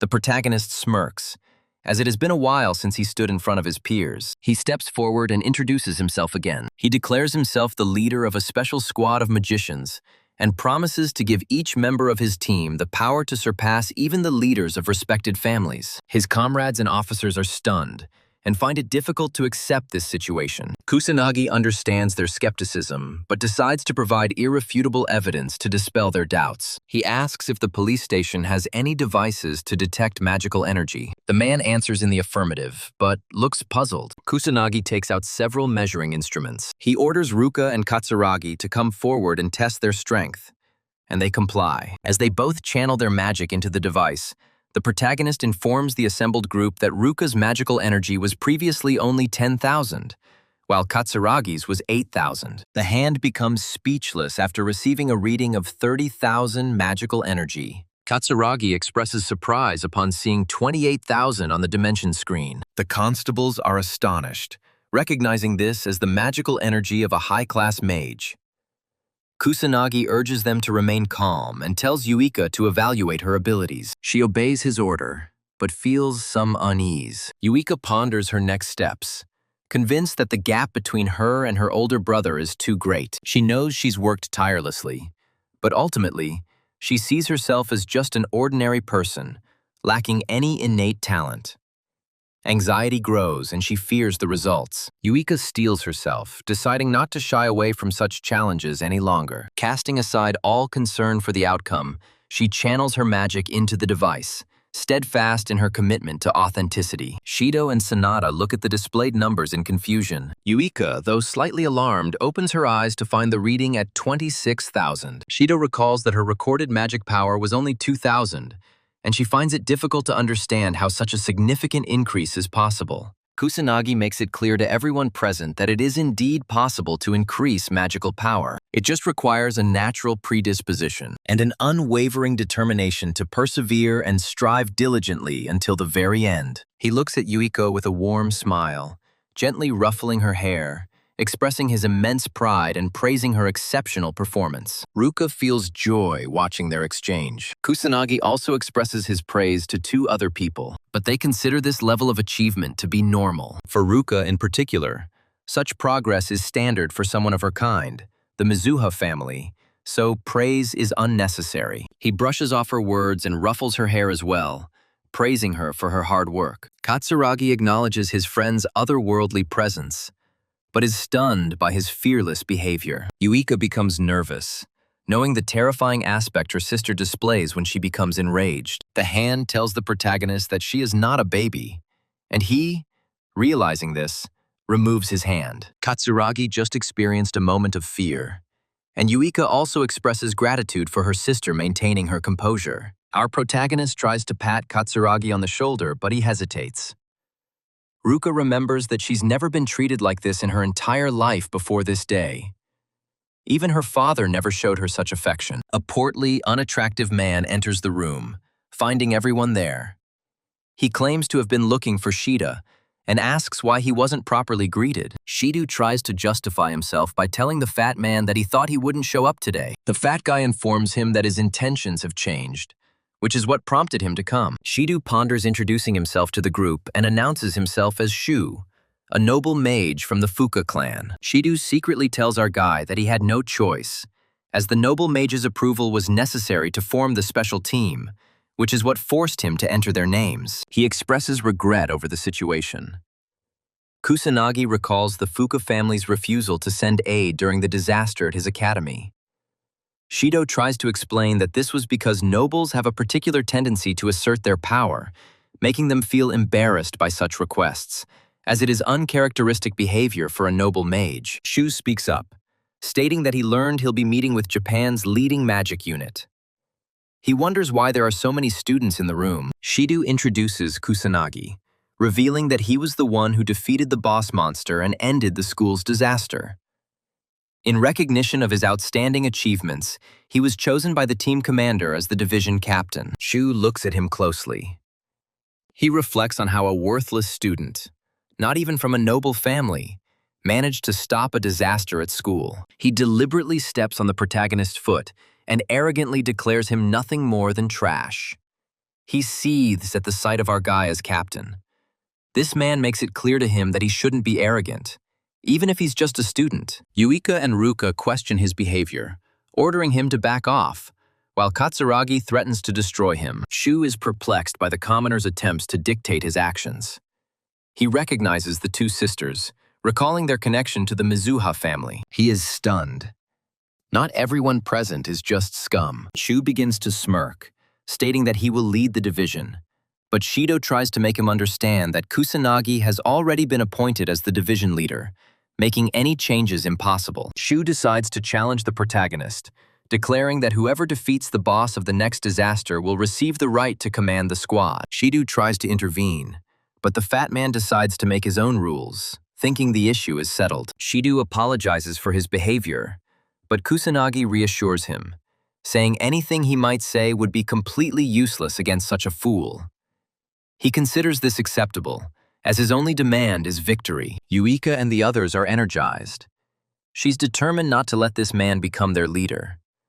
The other two are also determined, deciding to do their utmost. He wonders about the reason for their ardent enthusiasm. Why are they so infatuated with such a simpleton? At the police station, Kusanagi ponders his next steps.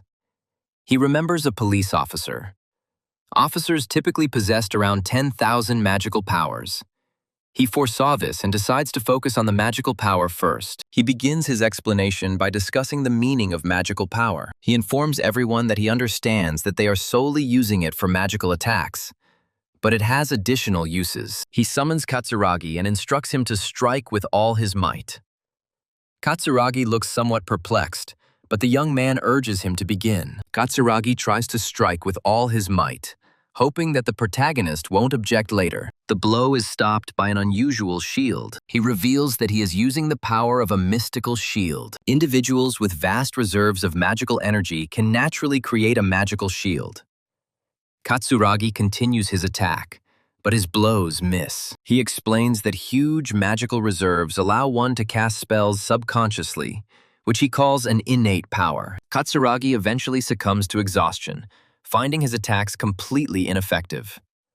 The protagonist instructs everyone to remember one important point. Expanding one's own magical energy is a primary goal for any sorcerer. He begins to channel his magic into the officers individually, helping them sense the magical energy. Everyone begins their rigorous training, dedicating themselves to achieving greater strength. Kusanagi recognizes the need for specialized equipment beyond simple practice.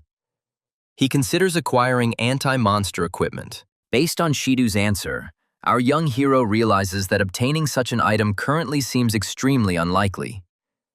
Shido assures him that he will find a solution with a little more patience. Kusanagi realizes that finding skilled artisans in this era is unlikely, so he decides to create the item himself, despite his lack of previous experience. Confident in his ability to forge it himself, he opens his desk drawer, searching for a suitable item. He discovers an inexpensive ring, noting that its immaculate condition suggests it is of considerable value. He's confident it will work, but it's still not enough. The protagonist thinks about a store where he could buy something. His phone suddenly rings. He understands that the call is from Ruka. He asks about her intentions, as she rarely calls him. Kusanagi answers, but is perplexed by her silence. She expresses confidence that only he is worthy of commanding the squad. Confused, he asks if she's trying to motivate him. She confirms he's right. Kusanagi grins, recognizing her shy nature. He decides to ask her a question. Kusanagi invites her to go shopping with him tomorrow if she has time. He admits he's not very knowledgeable about buying accessories and needs some help. Ruka asks if he's going to invite the others too. He answers negatively, believing that large group outings are unnecessary. She shows some hesitation, and Kusanagi asks if she wants to go. She agrees to go with him. He calls her his savior and asks where they're going. She suggests Harajuku, and he agrees to meet her at the station around noon. She expresses anticipation of their meeting tomorrow and ends the call. Kusanagi is pleased that he'll now be able to buy rings for his entire team. He's considering whether to spend the day crafting monster-repelling equipment with the ring he just received. He begins to channel his magic into it. He believes that this will somehow bring results. Yuika calls her sister for an evening meal, but receives no answer, becoming worried as her sister's behavior is out of character. Vika decides to investigate and announces her arrival. She discovers her sister holding a charming dress, which astonishes her. The hand asks what the problem is. Yuika apologizes and tells Ruka that the food is ready. Ruka says he'll be there shortly. Yuika has never seen her sister so enthusiastic. She assumes Ruka is going somewhere, thinking it's a date with that young man. The next day, Kusanagi arrives at Harajuku Station. Yuika watches him from behind the barrier, trying to maintain anonymity and distance so that he doesn't recognize her. She feels awkward watching them like this and silently apologizes to them. Ruka eventually appears in a stunning dress, attracting the attention of all the onlookers. She asks if the protagonist had to wait. He replies that he just arrived, so no problem. The audience comments on how stunning she looks and assumes she's talking to her boyfriend. Yuika feels a little jealous as she tries to figure out the situation and learns that her sister and Kusanagi are on a romantic date. Ruka asks him about his purpose. Kusanagi replies that he's looking for a ring. She assumes it's for a gift. He confirms her guess, but adds that he needs several. Ruka is surprised, having misinterpreted his intentions. She asks if he has multiple romantic interests. He confirms this, but she points out that Japan does not permit polygamy. He assures her that he knows this. Ruka suggests choosing inexpensive options if he's planning to buy in large quantities. She remembers the perfect location, and he delegates the task to her. They are looking at several establishments. Yuika watches the couple from afar. After hours of searching, Ruka admits that finding rings that were durable, affordable, and not too flashy proved extremely difficult. Kusanagi begins to get a little nervous, noting that every time they choose a suitable ring, something is invariably missing.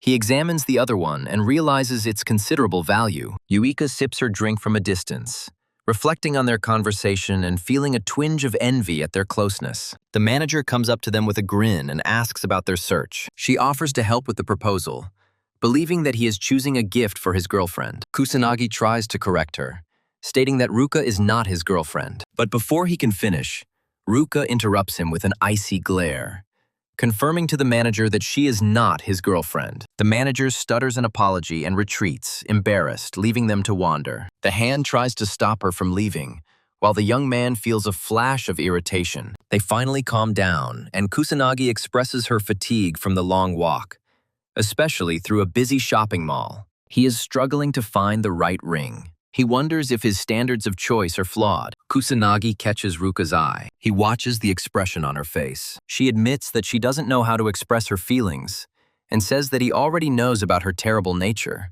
He agrees with her assessment, and Ruka recalls how poorly she got along with her younger sister, admitting that she caused her a lot of trouble. She suggests that he go shopping with Yuika instead, because she feels like she's only getting in the way. He refutes her words, knowing that she did thorough research and found several stores before their meeting. She even thought about the best options for him, taking the trip seriously, despite the fact that it was his concern. With a smile, he assures her that she is of great help. Ruka's cheeks flush and her mood lifts. Vika watches her sister's expression, remembering that she has never seen such an expression on her face before. She begins to feel despondent, wondering why she is secretly watching. Yuika decides to return home. A few hours later, Kusanagi emerges from the mall beaming, having successfully purchased the matching rings. She is still a little puzzled by his need for 5 rings, to which he explains that he needed one for each of his partners. Ruka is confident that his partners will be delighted with the gift, because he spent a lot of time choosing the rings. He explains that this is for the squad's equipment, so there can be no dissatisfaction. She's a little puzzled by this, But eventually she understands the reason for his large-scale purchase. He expresses gratitude for all the help provided and sincerely thanks her. Ruka waves her hand, saying it wasn't a problem. She's glad she could help. He intends to compensate her for all the inconvenience, but she assures him that no action is required. He takes out the ring that was there before and asks her to extend her hand. A slight shyness comes over her and she asks about his intentions. He takes her hand and reveals that it is the first special ring he has personally created. He expresses hope that she will appreciate him and smiles. The hand is pleased but begins to move away. He tries to hold it back, but it doesn't give him a chance and leaves. He intended to go into more detail about the anti-monster equipment. However, he decides to do this at another opportunity, when circumstances are favorable. As Ruka walks away, she suddenly stops and looks at the ring. She squeezes her hand, admiring the ring, her face turning deeply red. The next day, Kusanagi declares that it is time to distribute the anti-monster equipment and invites them to pick up theirs. Sanada and the other officers don their gear, feeling a surge of magic. They are amazed by their first encounter with magical equipment. He explains that it's anti-monster gear imbued with wind magic. By channeling their own magical abilities, they can use the ring to generate first-tier wind magic. Shidu is astonished, asking how the protagonist acquired such an item. Kusanagi reveals that he is its creator. Sidhu finds this hard to believe, as craftsmen skilled in creating such valuable equipment are extremely rare. He is shocked to learn that our hero can effortlessly produce such an item. He admits that Kusanagi constantly surprises him. Yuika notices that her sister didn't take the ring. She sees that Ruka is already wearing a ring that she has never seen on her before. Yuika assumes it's a souvenir from their walk and becomes worried, thinking about the events that happened after she left. Kusanagi believes they all lack suitable transportation. He dismisses cars as too slow and therefore unreliable. Shidu thinks he is right because they are always late. Kusanagi demonstrates Ariel's wind magic spell with anti-monster gear.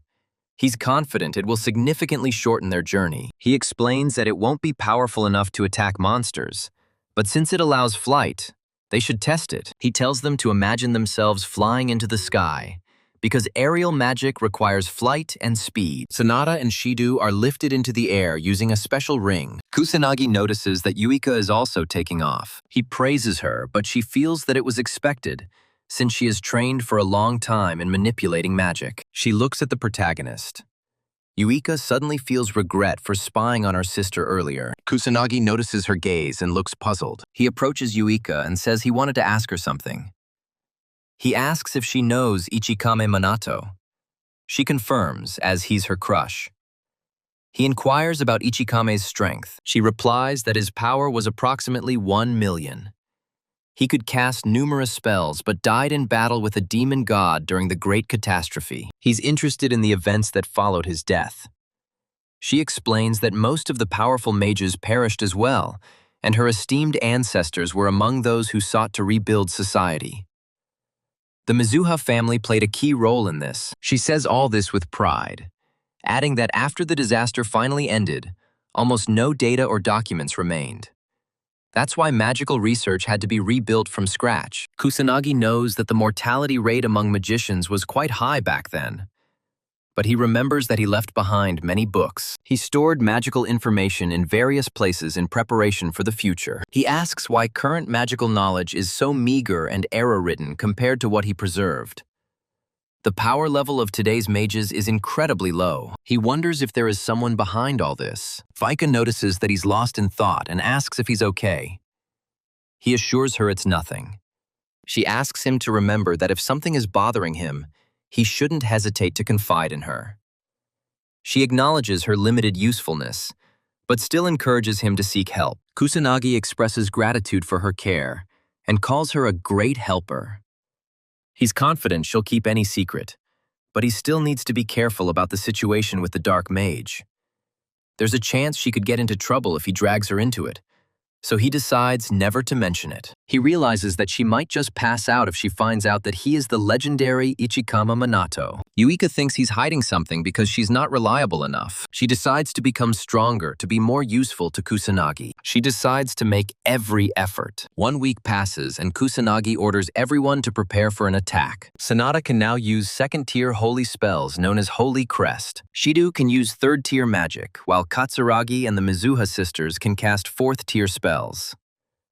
Kusanagi is pleased to see everyone's improvement. Even Sanada, who previously lacked offensive magic skills, can now cast offensive spells. What strikes him most is the synergy between the Mizuha sisters. He admits that people would consider it natural given their family ties. Yuika and Ruka destroy the training ground. Their fourth-level magic brings complete destruction. Yuika is suddenly struck by unpleasant memories. However, she begins to smile, finally winning her sister's admiration. Kusanagi praises everyone for their dedication, but warns against becoming complacent due to their increased magic levels, as higher levels do not automatically guarantee greater power or mastery of magic. He decides to demonstrate this and orders the hand to target him with a fourth-tier spell. She understands his intention and carries out his instructions. The hand casts a fourth-level spell on him, but Kusanagi only responds with a first-level earth spell. When the two magical strikes collide, everyone is shocked that the first-tier magic was able to neutralize the fourth-tier magic. He explains that magic levels only affect the amount of magical energy invested in an attack. This doesn't mean that higher-level spells are more powerful. Even with first-level magic, if the caster invests the maximum amount of magical energy, a fourth-level spell can be easily overcome. He notes that magical attributes are also significant. Water, by its very nature, is vulnerable to earth. He tells everyone not to limit themselves to the concept of levels. He explains the need to understand magical energy and master existing spells. Following his instructions will lead to increased power. Everyone listens intently as Kusanagi explains the importance of keeping an eye on your allies. Synergistic abilities can provide even greater power. Everyone cries out with renewed determination. But suddenly, the fat man appears again, taking pity on them. Shido asks the reason for his uninvited appearance.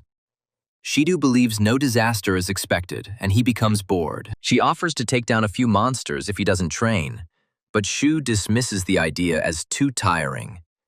He shifts the blame to the police, a sinister grin appearing on his face. Kusanagi's comrades are irritated, but he remains unperturbed. Shu wishes for the disaster to accelerate until the skies begin to turn red. Vika is the first to notice this and announces that something is wrong. It's really a disaster, and he gets inspired. He reminds everyone that the squad that can defeat the boss first will be chosen as the vanguard of the special forces. He announces the start of his competition. The Kusanagi squad is fired up with determination, determined not to give in to a disgusting glutton like Shu. Fatty and his subordinates deploy their gear, taking flight with the help of their wind magic.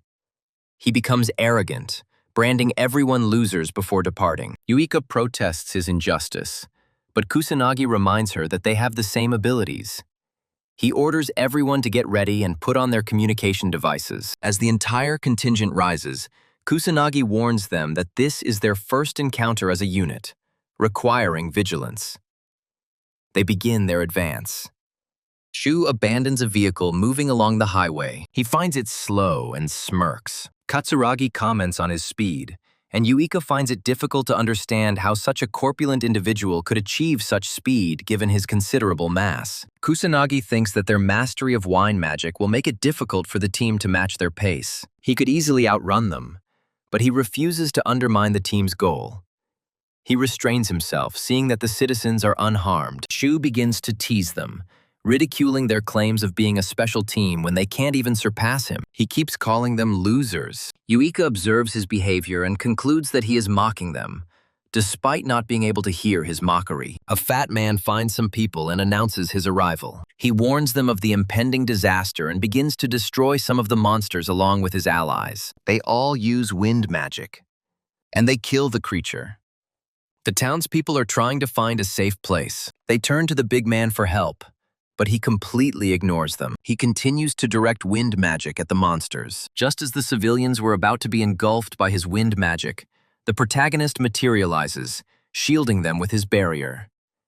With a chilling, terrifying gaze, He demands to know Fatty's intentions. The arrogant nobleman and his retinue were so frightened that they almost got dirty. He tries to make sense of the situation, unable to even move his hand. Kusanagi's unit arrives to check if the civilians are safe. Wika demands an explanation for Fatso's actions, her anger growing when she forbids him from involving ordinary people in his battle. Su and his comrades regain mobility.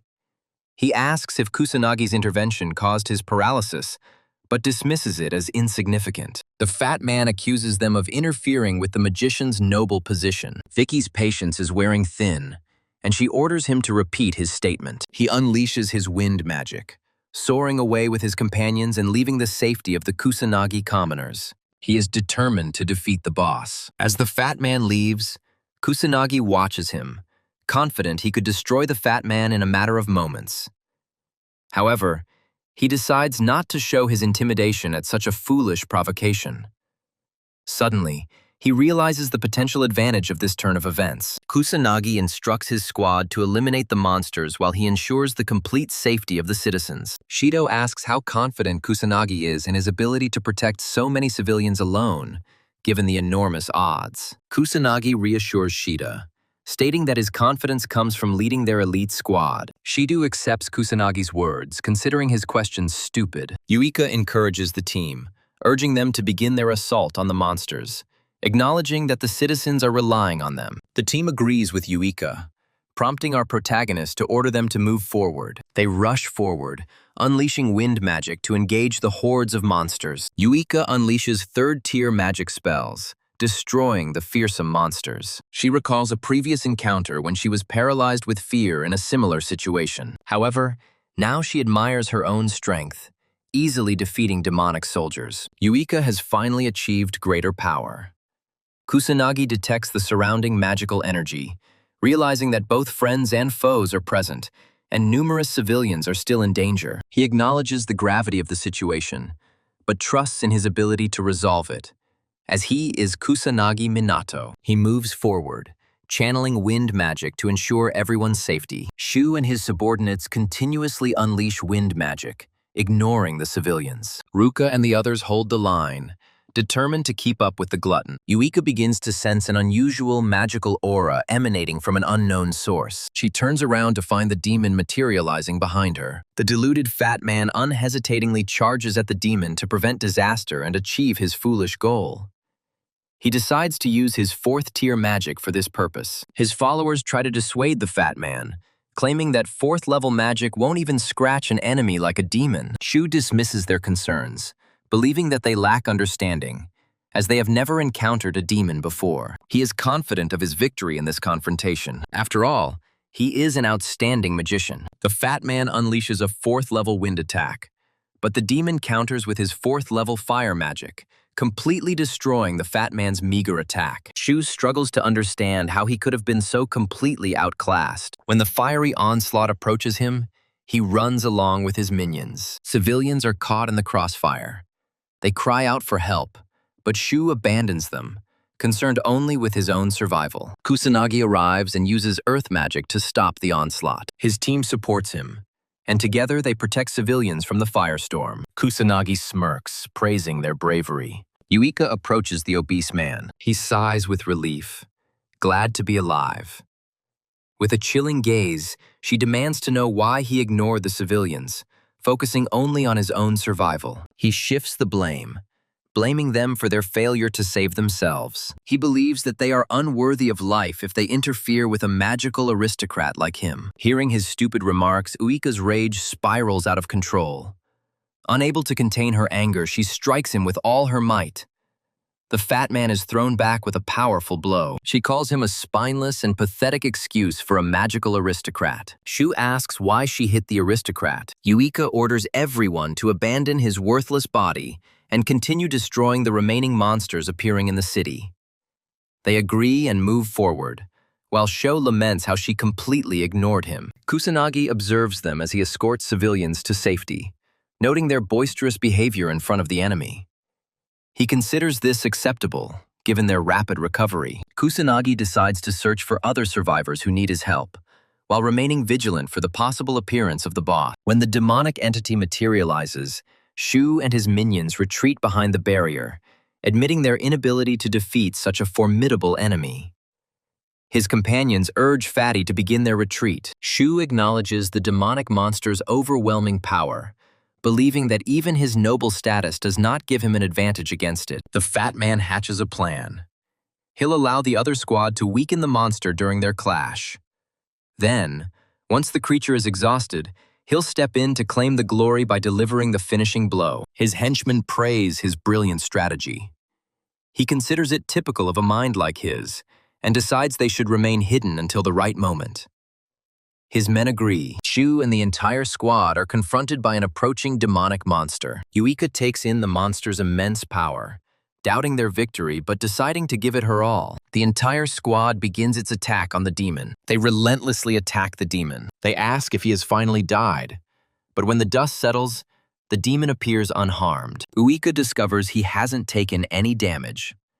Ruka suggests using 4th-tier magic or lower-tier spells enhanced with sufficient magical energy. The demon begins to send fiery attacks from his secret signs. He attacks them, and while they try to dodge, Uika realizes that he has become stronger than before, twice as powerful as her own magic. Uika admits the difference in strength is simply enormous.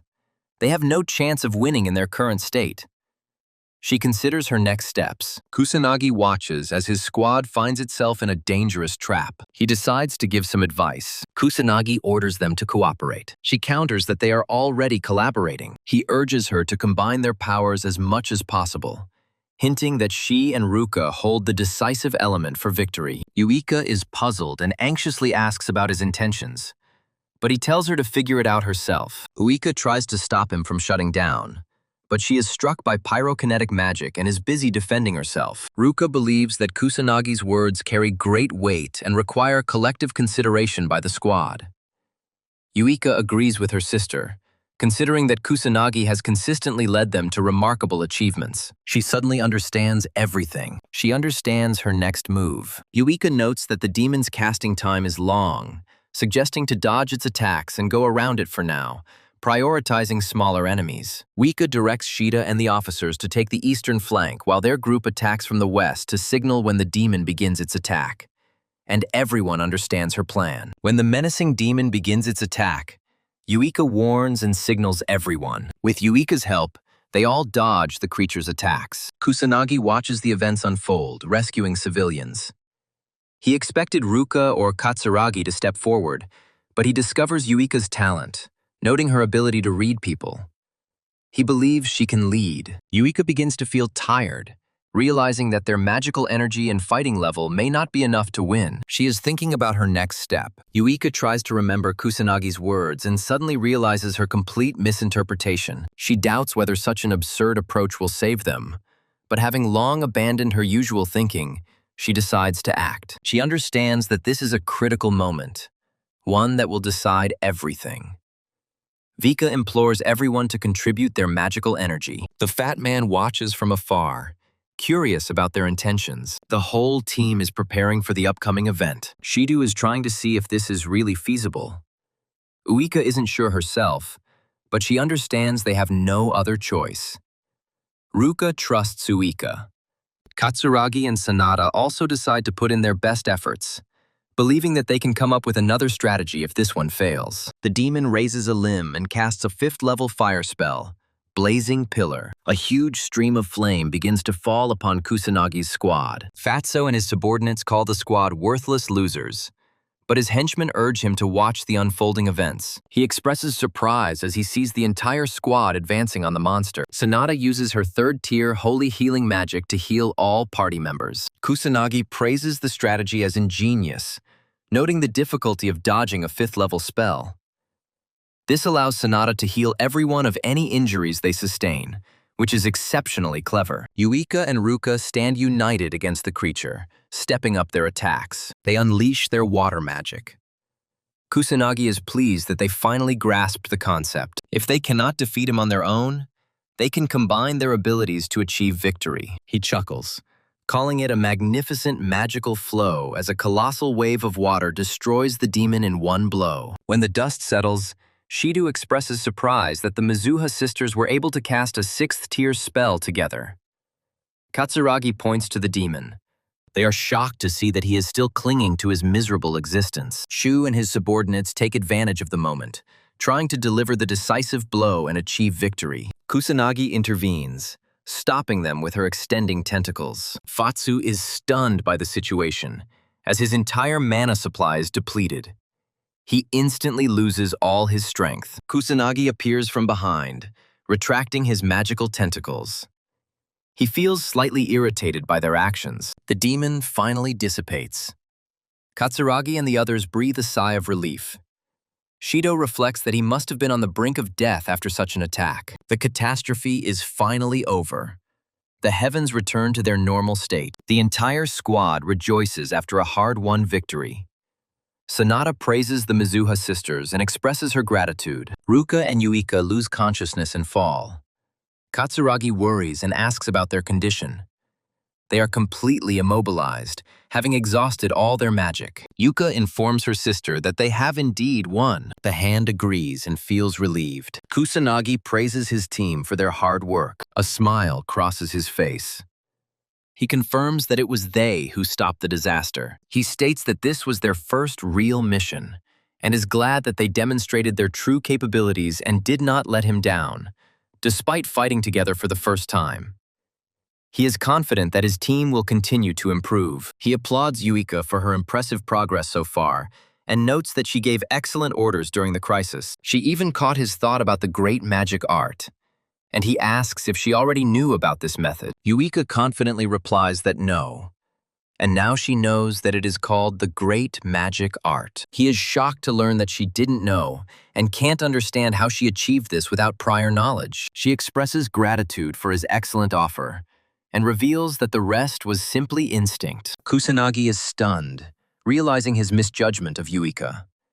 He suspects she may be far more remarkable than he initially thought. Kusanagi concludes the questioning by emphasizing her success so far, finding it exceptionally impressive. He believes that the connection and closeness between her and the hand also had a major impact on this outcome. He notices the clock and announces to everyone that the moment for something significant has finally arrived. Kusanagi takes the remote control and turns on the TV. Several elite police officers, including Shida, attend the meeting.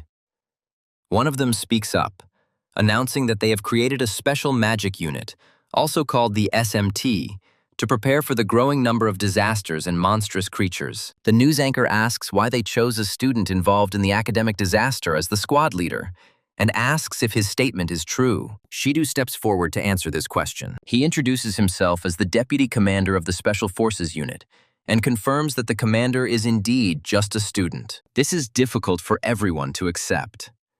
They object to the appointment of a minor to a leadership position. Shido vouches for Kusanagi, explaining that his abilities surpass even the magical nobility. He points out that the magical nobility proved completely ineffective and didn't even offer assistance.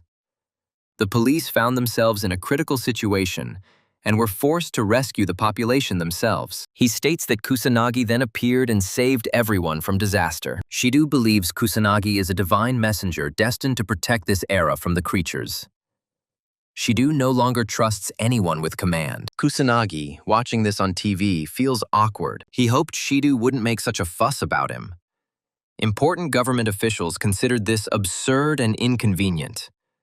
They considered it disrespectful to ignore the magical aristocrats and form a troop without their knowledge. If this had happened, the aristocratic mages would have lost their positions.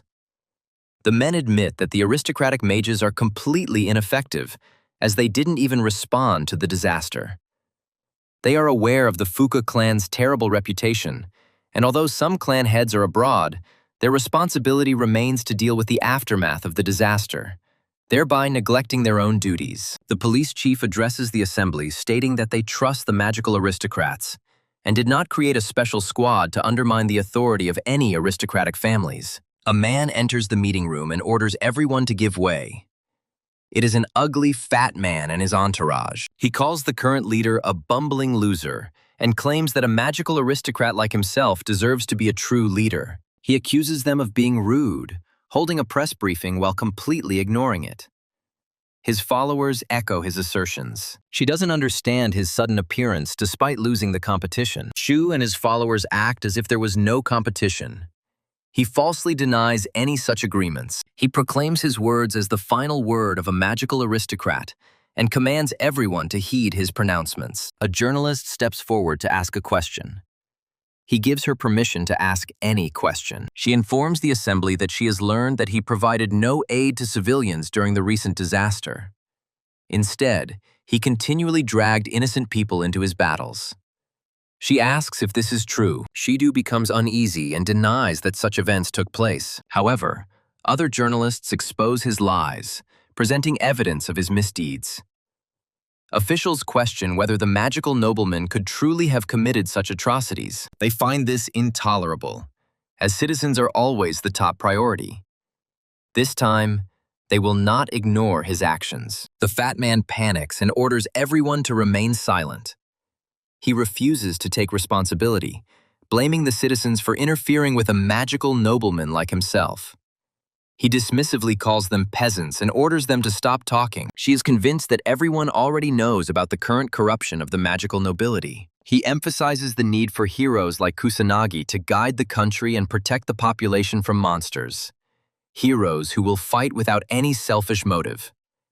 He considers Kusanagi the ideal candidate to lead their squad. Shidu points to the obese man, stating that they have no need for lying and self-centered magical nobles who disregard the citizens. Journalists support Shidu's position, while the police chief expresses concerns. The fat man leaves in anger, swearing revenge and making them regret their words. Kusanagi smiles sheepishly as she watches the portly man leave. He's shocked by Shidu's brazen confrontation this time.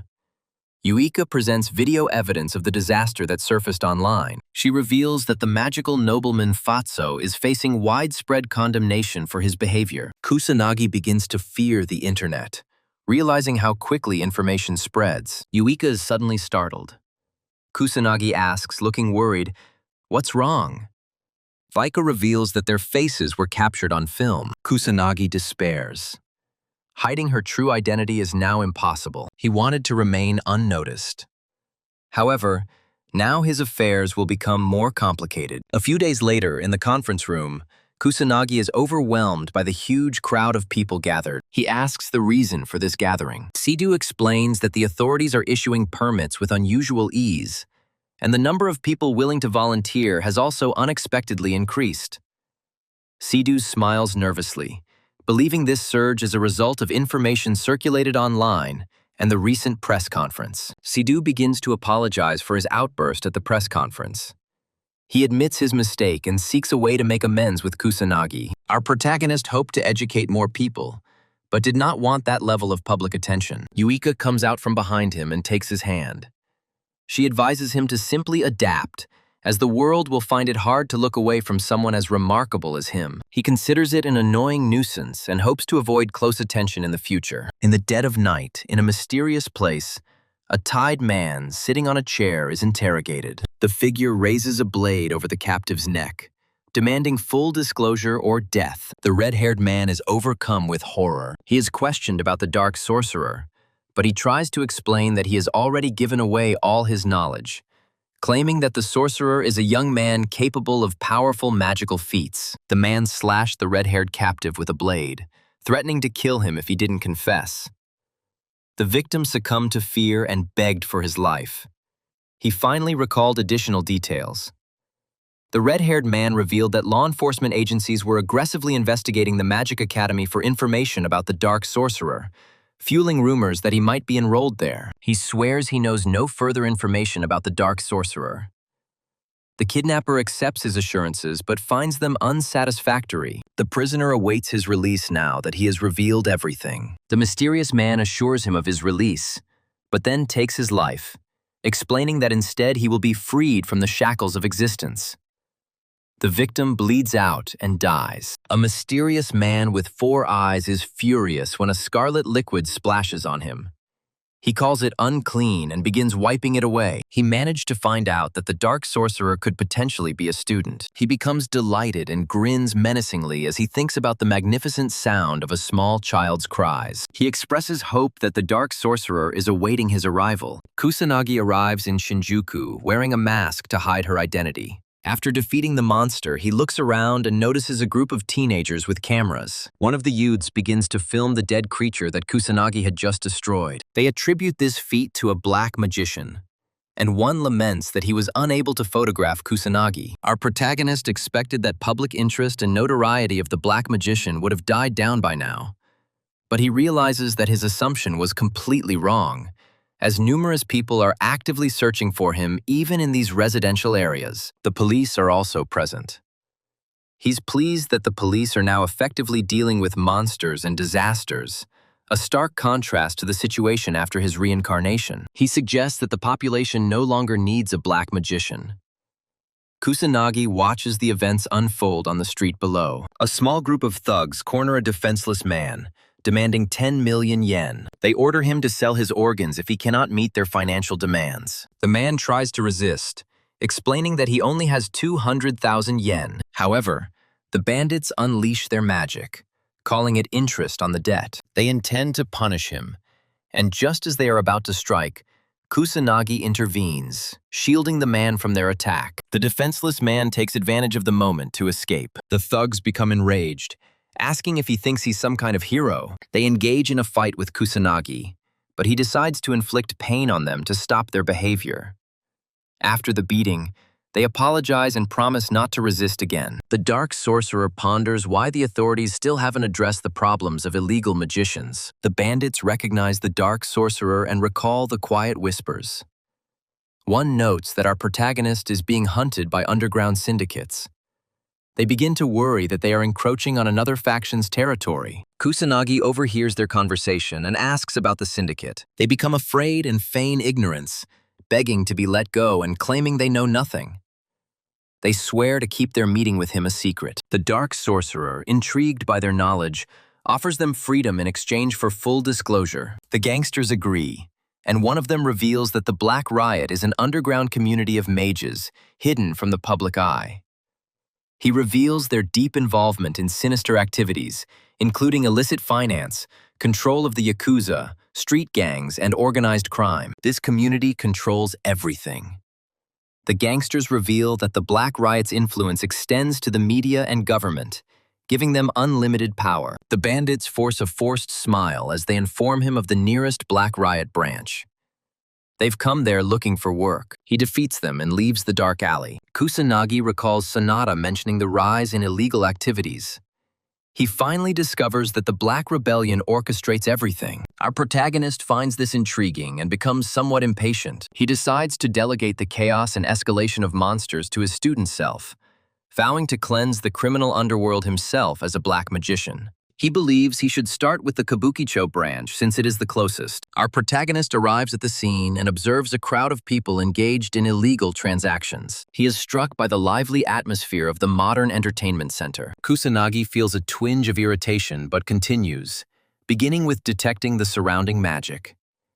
He struggles to identify the organization's members, as his current targets are humans. Our protagonist decides to apprehend several criminals involved in questionable activities in the area. He discovers two people selling drugs in a dimly lit passageway. They notice him and prepare to attack, but the protagonist quickly disables them, trying to get any available information. He receives minimal information, but decides to notify the authorities so they can deal with the remaining cases. He subdues a few more people and discovers that the organization is meeting at a place called the Western. The man insists that he is telling the truth and asks if he can leave now that he has shared all the details he knows. Kusanagi attacks him.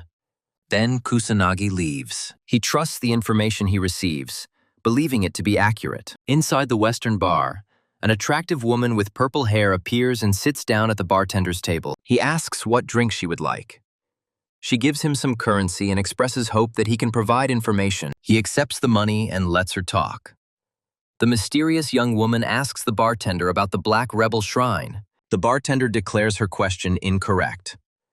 She becomes a little uneasy. He corrects her, advising that she should be asking about her own future destiny. The purple-haired girl realizes that this is a trap. She looks back and sees several of the thugs rising to their feet. One of them sensed that someone was spying, but he didn't expect it to be an attractive woman. She realizes that she made a serious mistake by trusting misleading information. The attackers rush forward, but one of them orders her life to be spared. The defenseless maiden also fights back. She wants to preserve her existence. She wastes no time and rushes to the exit, but is hit in the back by fire magic. The woman falls, injured. The bandits admire her indomitable spirit and decide to take advantage of her striking appearance. She gives in to despair and mentally asks her brother for forgiveness. She didn't manage to achieve much. Just as the bandit reaches for her, the protagonist bursts into the bar, stunning everyone present. He ignores the unfolding chaos and heads straight for the bartender. Our hero wonders if there are members of the Black Rebellion in this establishment. The attacker approaches him from behind. He asks if the protagonist realizes the situation he is in. He tries to attack, showering him with insults, but our hero lands a precise blow to his jaw. The thug flies back, crashing into the wall of the establishment. He tries to rise, losing consciousness. The remaining bandits and the young woman watch in stunned silence, their mouths agape. The purple-haired girl realizes that no ordinary person could have dealt such a blow. She is puzzled by his abilities. She asks if he used any kind of magic, though she didn't see any spells. She ponders his identity. Kusanagi is pleased that the information was at least somewhat valuable, having found numerous low-level, thug-like mages in the Western Club. He calls the Black Riot thugs pathetic scum for cornering a woman, continuing his verbal assault. The thugs begin to panic, but try to maintain their composure, still outnumbering him. Odin commands his team to surround the protagonist, confident that their combined attack will guarantee victory as long as he stands alone. The bandits unleash a barrage of fire attacks, but our hero tries to hold back, focusing solely on dodging. The purple-haired woman doubts his victory, given the overwhelming numerical superiority, especially in the cramped conditions. She suggests that he lacks powerful magical abilities. This means that his defeat is inevitable. A young woman screams, urging the protagonist to run. Just as he was about to be hit, the protagonist became enraged and dodged all the attacks with lightning speed, closing the distance to the thugs. He steps on them. He starts the fight. Our hero destroys them one by one, incapacitating them all in a matter of moments. The purple-haired woman is stunned. She couldn't comprehend what was happening because the young man was moving with incredible speed. She wondered if he had used some kind of magic. The thug starts crying, demanding to know who he is. He insists on getting answers. Kusanagi then reveals that he is a black magician, the one destined to destroy the Black Rebellion Syndicate. He defeats the last enemy and heads towards the young lady. She remains amazed by his quick victory over everyone, wondering if he is some kind of master or legendary sorcerer. Kusanagi approaches and she notices that he looks like a student. She notes his captivating gaze. He's a little concerned and asks if she's okay. He learns she's unharmed. She looks puzzled and assures him she's fine. He approaches the bartender, who is hiding behind the furniture. Kusanagi insists on details about the Black Rebellion, but the bartender refuses, fearing reprisals from the organization if he reveals any information. Our protagonist delivers a powerful punch, breaking a table to intimidate the bartender. He repeats his request for information, emphasizing that this is his last chance. The bartender, overcome with fear, decides to reveal all the details in order to ensure his safety from Kusanagi. He reveals that the Black Rebellion's main location is in Tokyo, with outposts extending far beyond Kabukicho. He mentions that the leader of the Kabukicho branch is a formidable figure. This gangster is a magician with considerable influence in the criminal underworld and is rumored to be manipulating Japan from the shadows. Kusanagi asks him about the branch, but the bartender insists he knows nothing about it. He explains that people of his standing only carry out minor errands and remain ignorant of the branch's location. The protagonist feels some disappointment. Realizing that he is back to the beginning, he decides to start searching for other outcast magicians. He needs to collect information about the branch. As he prepares to leave, the woman stops him, expressing her deepest gratitude for saving her life. She can only imagine the horrors she would have endured if he hadn't intervened. He reassures her, saying he was just passing by. He believes she brought the danger on herself by voluntarily engaging in such a risky undertaking. She calls him cruel, and he readily agrees, admitting that he reserves his severity only for adults. The woman assumes he intends to track down the Black Rebellion. She curiously asks about his ultimate goal after discovering the syndicate. His expression turns icy as he declares his intention to destroy him. She looks a little taken aback by his unwavering seriousness. She understands his desire for the gang's complete destruction, but doubts his ability to act alone, despite his obvious strength. Recognizing her limitations, she decides to propose an alliance. A woman approaches our protagonist with an invitation, asking if he would like to join forces with her. With unwavering confidence, she reveals her profession as a detective, with extensive access to crucial information and a vast network of contacts. She acknowledges the downside of his formidable power. The woman is greatly surprised to discover that the Black Magician's abilities far exceed those rumored. She is convinced that their goals can be achieved through joint efforts. Kusanagi takes up her offer, asking if she would offer her valuable information in exchange for his power. The woman confirms his assumption, considering it an ideal collaboration. Extending her hand, she formally asks him for partnership. He knows he desperately needs information, but he's not sure if he can trust it. He considers this acceptable, figuring he can simply get rid of her if things go wrong. He agrees and shakes her hand, deciding to join forces with the woman. She completes the agreement and reveals that her name is Leona. Our guy simply claims to be a black magician. She finds this strange and asks why he doesn't use a simpler name. He lets the girl call him whatever she wants, so she settles on Chrono. He approves of Chrono. He asks why the thugs were chasing her. She reveals that her goal was to find the secret base of the Black Rebellion. He calls her stupid because of her recklessness. She believes they are in the same position, but he informs her that he can adequately defend himself. She admits to numerous vulnerabilities, but saw no alternative, as no one dares to resist the Black Rebellion. Leona explains that these days, rogue mages operate with impunity in Kabukicho, as the authorities are preoccupied with disasters. Kusanagi remembers that Sonata mentioned this earlier. He finds her in desperate straits. Leona tries to pull herself together and reveals that her younger brother was attacked by renegade mages. Since their parents passed away, she has been solely responsible for her brother's well-being. She worked hard to provide a carefree existence for her younger brother. She admits that she was unable to give him enough time and attention, which probably led to his loneliness. But her younger brother never complained. She recalls the day when some intruders unexpectedly invaded their home. Unfortunately, her brother witnessed the criminals, which prompted them to try to take his life. Her appearance changes. He asks if her brother survived. She replies that he was injured and has remained unconscious since the incident. He understands that even divine magic is not enough to bring someone out of a comatose state. She gets irritated and tells him that the doctors aren't sure how long his recovery will last. Her brother is only 9 years old. She believes he deserved a normal life. Leona recalls that the culprits were Black Rebellion operatives.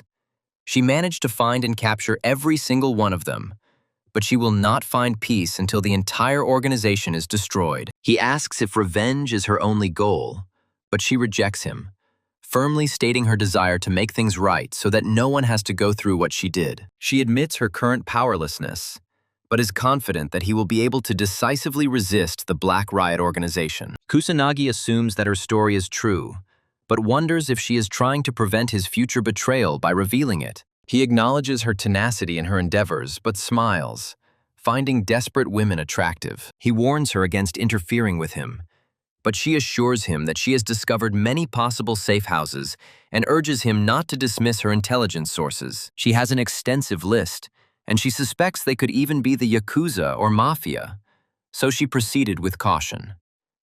He insists on details about the locations of the safe houses. She asks about his strategy. The young man declares that he will simply go and pay a visit. She warns him of extreme danger, expressing doubt that he will be able to survive even with his considerable strength. He assures her that this is perfectly acceptable, given his status as a renowned black magician. She decides to give him the information, but insists on being accompanied to check everything. He warns her of the danger, but she's determined to go, even if she dies. He asks what her brother will do if she loses her life. She thinks it's all right, since he'll get the insurance money if she ever dies. He considers money useless. He tells her never to say such words again, emphasizing that family is of the utmost importance. She expresses doubt that he can understand her feelings of weakness, given his immense strength. In despair, She laments the torment of living a dignified life while being enslaved by despicable wretches like thugs. Even when people like her find themselves trapped, they lack the strength to fight back. She wonders why her brother went through such hardships when he was completely innocent. Tears begin to flow and she falls silent. He begins to move, prompting her to ask about his intentions. He demands to know the location of their hideouts, swearing that the gang members will suffer retribution for their misdeeds. Her tears stop and her spirit finally rises. She provides information but reflects on the difficulty of getting to each location on foot. He assures her not to worry and hugs her from behind, telling her to hold on tight. A blush spreads across her face. It's out of control. In a random building swarming with bandits, a man approaches a window out of pure curiosity. Another thug asks what the problem is. Suddenly, the window shatters and Kusanagi flies into the room with Leona in his arms. He delivers a swift kick to the thug standing by the window, stunning everyone. The assembled bandits recoil in shock as one of their number is quickly neutralized. Kusanagi wonders if this is truly the Black Rebellion's lair. Leona tries to pull herself together, but she is overcome with intense anxiety, as she believed that her death was inevitable. The bandits demand an explanation, asking who they are.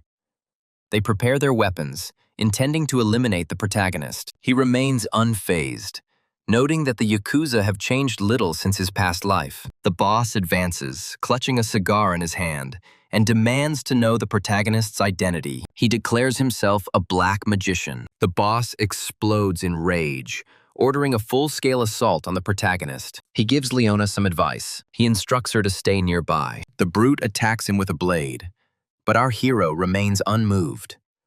The brute recoils in shock as his weapon splits in two. He can't comprehend the situation. Several additional thugs advance on him from behind and start firing projectiles. Kusanagi deploys her magical shield, effortlessly deflecting all attacks. The thugs fall into despair, realizing the uselessness of blades and firearms. They begin to brand the Dark Sorcerer as a monster, but he ignores them and advances towards their commander. He asks again to find out if this man really holds the position of leader. He also finds out if their group has any connections. He wonders if they are connected to the Dark Rebellion. The commander begins to tremble and freezes for a moment, then shouts at Kusanagi, hurling insults. He makes it clear that the Dark Mage will not escape unscathed, and warns the hero against underestimating the Yakuza in this way. The crowd resumes shooting and attacking, but Kusanagi remains unfazed, calling them stubborn due to their lack of understanding. Leona muses that he shouldn't expect compliance from such people. She can't understand how they remain unharmed after being shot at repeatedly. He feels that none of them are real mages, so he assumes that they are not connected to the Black Rebellion. Kusanagi decides to sort out this whole situation. The boss warns him that he provoked the wrong people, but our protagonist doesn't let him finish and kicks him. He completely destroys them, sending them flying with one blow. The Yakuza finally admit defeat. Leona is amazed by the quick completion. Our protagonist is annoyed that they didn't understand anything, so he decides to move on to the next place. Leona understands the Black Mage's true power.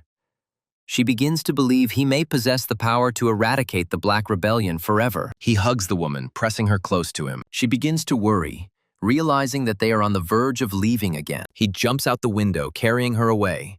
She screams in terror, begging him to stop, but he continues forward. They arrive at their next target and again make a spectacular entrance through the window. In just a few moments, our hero wipes out the entire team.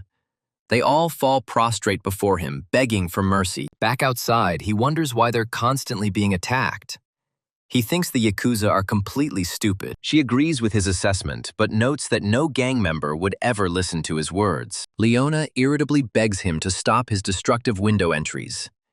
She feels like they're practically ambushing the Yakuza, and she's fed up with the constant aerial maneuvers. He admits she is right, explaining that he disregarded all the conventions when dealing with the Yakuza. She calls him unreasonable, so he agrees with her point of view and decides to stick to established procedures this time. They both arrive at another location and knock.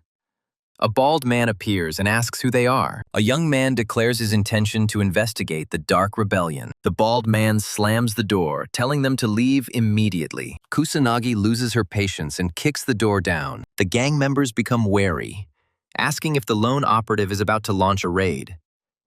They demand he identify his affiliation. However, Kusanagi reiterates that his only goal is to gather information about the Black Rebellion. The bald man's patience is running out. He advances, ready to strike. Our protagonist was hoping for a peaceful conversation, but with no other options, he retaliates and effortlessly defeats the bald man. The remaining thugs are stunned. Kusanagi goes around his subordinates, looking for a leader. A man named Ushiro steps forward, introducing himself as the boss. He demands to know the reason for Kusanagi's invasion and directly asks about any connection to the Black Riot. The boss understands Kusanagi's question, but his subordinates consider him insolent and prepare their weapons for battle. Ushiro orders his men to retreat, silencing their protests by stating that they are no match for someone like Kusanagi. He decides to answer the question by stating that he has no ties to a despicable group like the Black Riot, emphasizing the importance of honor to his clan. The protagonist asks about their secret base. Ushiro seeks confirmation that Kusanagi will leave after receiving the location. Kusanagi assures him that this will be so. Leona and our protagonist sit across from Ushiro, surrounded by a gang of thugs.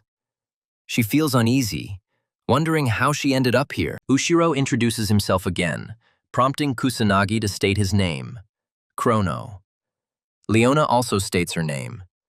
The leader points to the map, noting that the Black Rebellion hideout is in the area he has designated. He ends their discussion by claiming that he knows nothing more. Kusanagi checks and finds that this matches Leona's previous suggestion. He understands. He finally admits that she is much more reliable than he expected. The Dark Sorcerer asks if the Elder is confident in revealing such information, given their shared profession. Ushiro clarifies his innocence and states that they are, in fact, adversaries. He assures our hero that his clan's honor forbids them from attacking decent people. Kusanagi speculates about the reason for the initial attack, but the Elder suggests that he doesn't come across as a respectable man when he robs Yakuza establishments. Ushiro informs him that his clan adheres to strict codes and principles, making any comparison to the Black Rebellion unnecessary. Kusanagi expresses surprise at meeting a Yakuza member like Ushiro in this era. He decides to leave as he promised, having already achieved his goal. As he prepares to leave, Ushiro asks if Kusanagi intends to confront the Black Rebellion.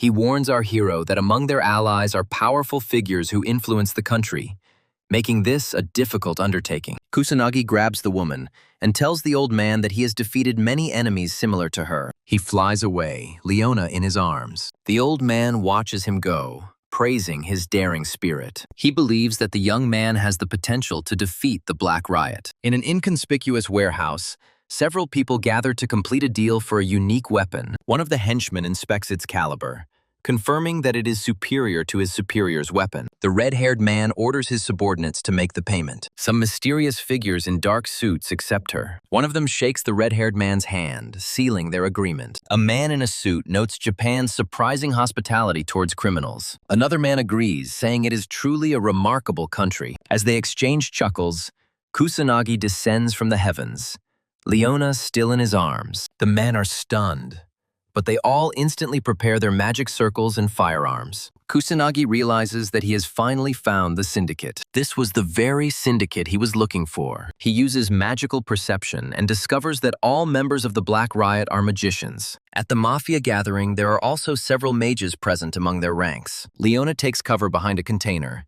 taking out her phone to document everything that is happening. The red-haired man is interested in Kusanagi's identity. Our protagonist, tired of the repeated questions, declares himself a black mage, intending to destroy the Black Riot. The men are puzzled by his statement. They burst into laughter, not believing that a young man like him could achieve this on his own. He ignores their mirth and unleashes a massive fire attack. Several of them were destroyed by the explosion. He makes it clear he will deal with this whole gang. The bandits become enraged, unleashing a hail of magical attacks on him. Our hero easily repels every attack with his protective barrier. He figures they won't risk using magic higher than level 2, fearing it would destroy the warehouse. He considers using offensive spells, but dismisses the idea, as there are too many of them. The minions are shocked that their attacks have been completely ineffective. Even bullets are useless. They begin to wonder how he remains unharmed, having never seen such magic. Kusanagi chuckles, knowing he's not even using his true strength.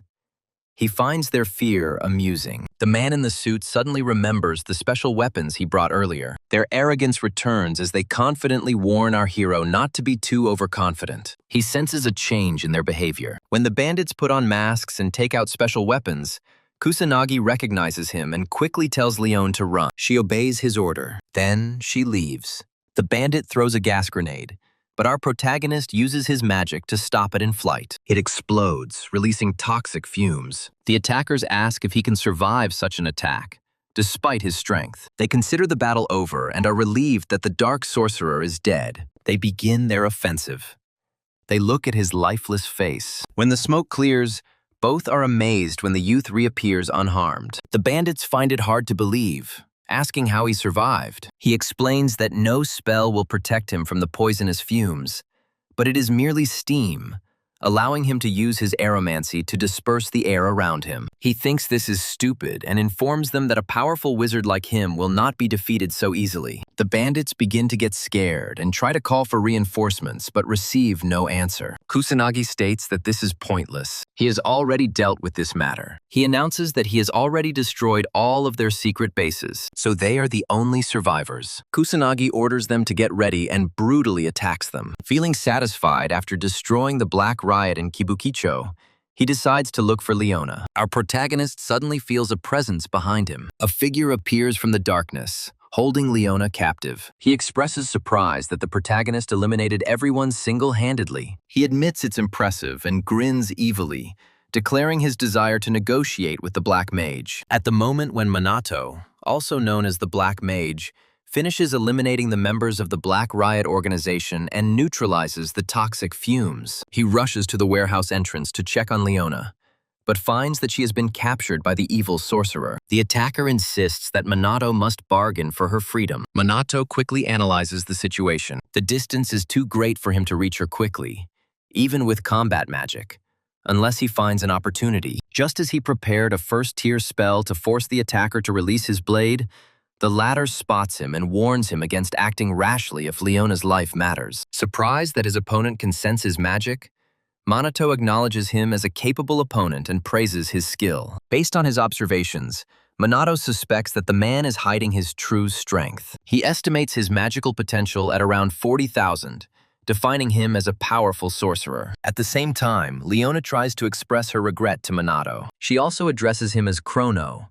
but he assures her of his intention to save her. Annoyed at being ignored, the aggressor vows to kill Leona for real if Minato doesn't take him seriously. After a short exchange of words, Minato relieves the tension. He agrees to refrain from any drastic actions. The attacker, pleased, introduces himself as Kagashugi, the leader of the Kabukicho branch of the Black Riot. He reveals that his purpose was to investigate the Black Mage. His goal is to either bring him in or destroy him. Kaga admits to tormenting those associated with the Black Mage, only to be disappointed to learn that his target is a youth intent on disbanding the Black Riot branch. Irritated, Kaga grips his blade tighter and accidentally slits Leon's throat. Realizing his mistake, he apologizes. Not from true repentance. He let his emotions take over as he wielded the blade. He even stops to enjoy the sight of her blood dripping down the steel. Observing Kagi's chaotic behavior, Minato asks about his conditions for the deal. Kaga, momentarily losing his concentration, then states that he would rather torture and kill Minato to obtain ransom for Leona's life. If Minato refused and tried to escape, he vowed to kill her instead. With these words, he forces Minato to choose between his own existence and Leona's life. Without hesitation, Minato agrees. He will endure the torment. Inspired by his determination, Kaga taunts Leona, asking if she finds Minato's courage unshakable. Deep down, Minato knows that no attack will affect him thanks to his magical shield, making his consent to torture the best choice. However, Kaga insists that he deactivate the shield, claiming that otherwise his agony will be in vain. This revelation astonishes Leona, who now understands how Minato has managed to fend off his attack so far. She worries about the possible consequences if he truly lets down his guard. Minato, on the other hand, is amazed that Kaga knows about his shield and realizes his mistake in using it so prominently earlier. Despite the danger, he turns it off. He asks if Kaga is happy. Without wasting any time, Kaga unleashes a first-tier lightning spell, targeting Manato's vital areas. Leona begs him to stop, but Kaga, consumed by his own cruel joy, refuses. After a brutal series of blows, Manato feigns unconsciousness, while Leona blames herself for being too weak to intervene. Seeing an opportunity, Kaga prepares for another blow, mocking her. Leona, determined to protect Manato, attempts to interfere with Kaga's spell, but he quickly recognizes her intention. He knocked her down. He insulted her.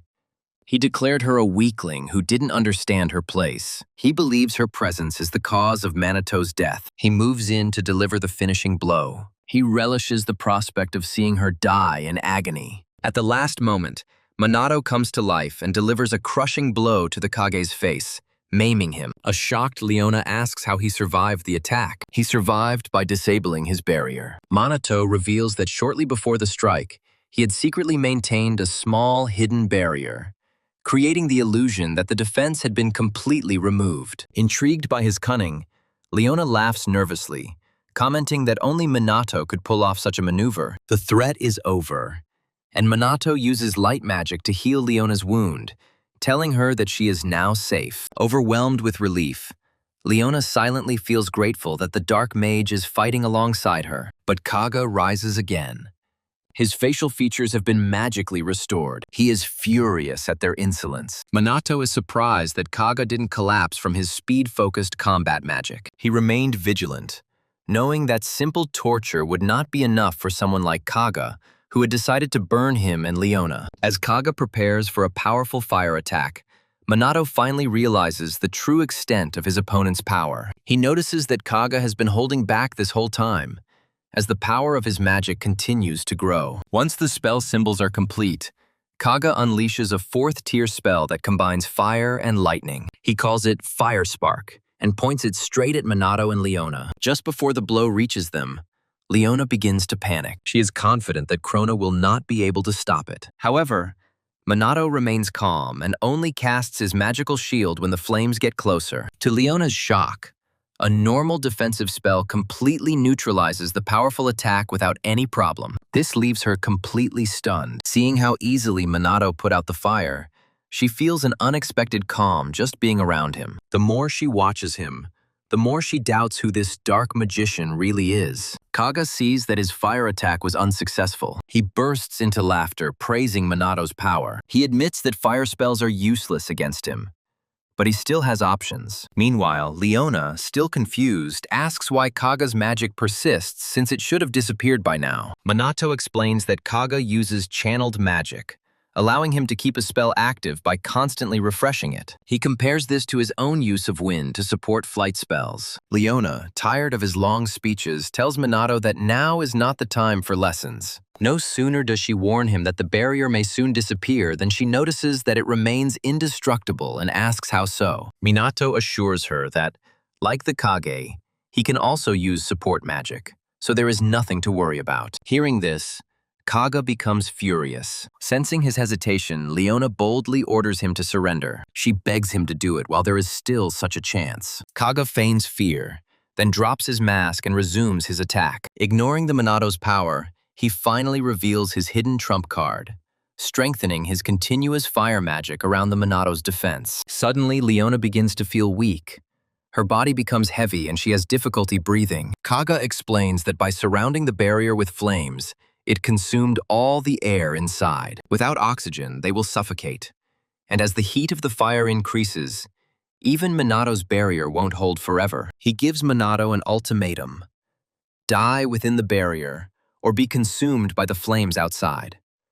Minato, unperturbed, yawns. Irritated, Kaga asks if his opponent understands the gravity of the situation. Minato calmly reassures him, saying that he understands the gravity of what is happening better than Kaga. Kaga claims that no matter what Minato's skills are, Leona is already on the verge of death, and there is no hope of salvation. It is at this moment that Leona suddenly comes to her senses, perplexed by the sudden change. Kaga, equally stunned, watches in complete disbelief. Minato explains that while fire magic can alter the air, Kaga apparently overlooked the fact that the magic itself permeates the atmosphere. Enraged, Kaga demands a more precise explanation. He needs to understand what is happening. Minato details the interaction between magical barriers and ambient magic, then proves his point by controlling the surrounding air and extinguishing the flames with gusts of wind. Seeing his strategy fall apart, Kaga panics, lamenting his defeat. Before he can give up,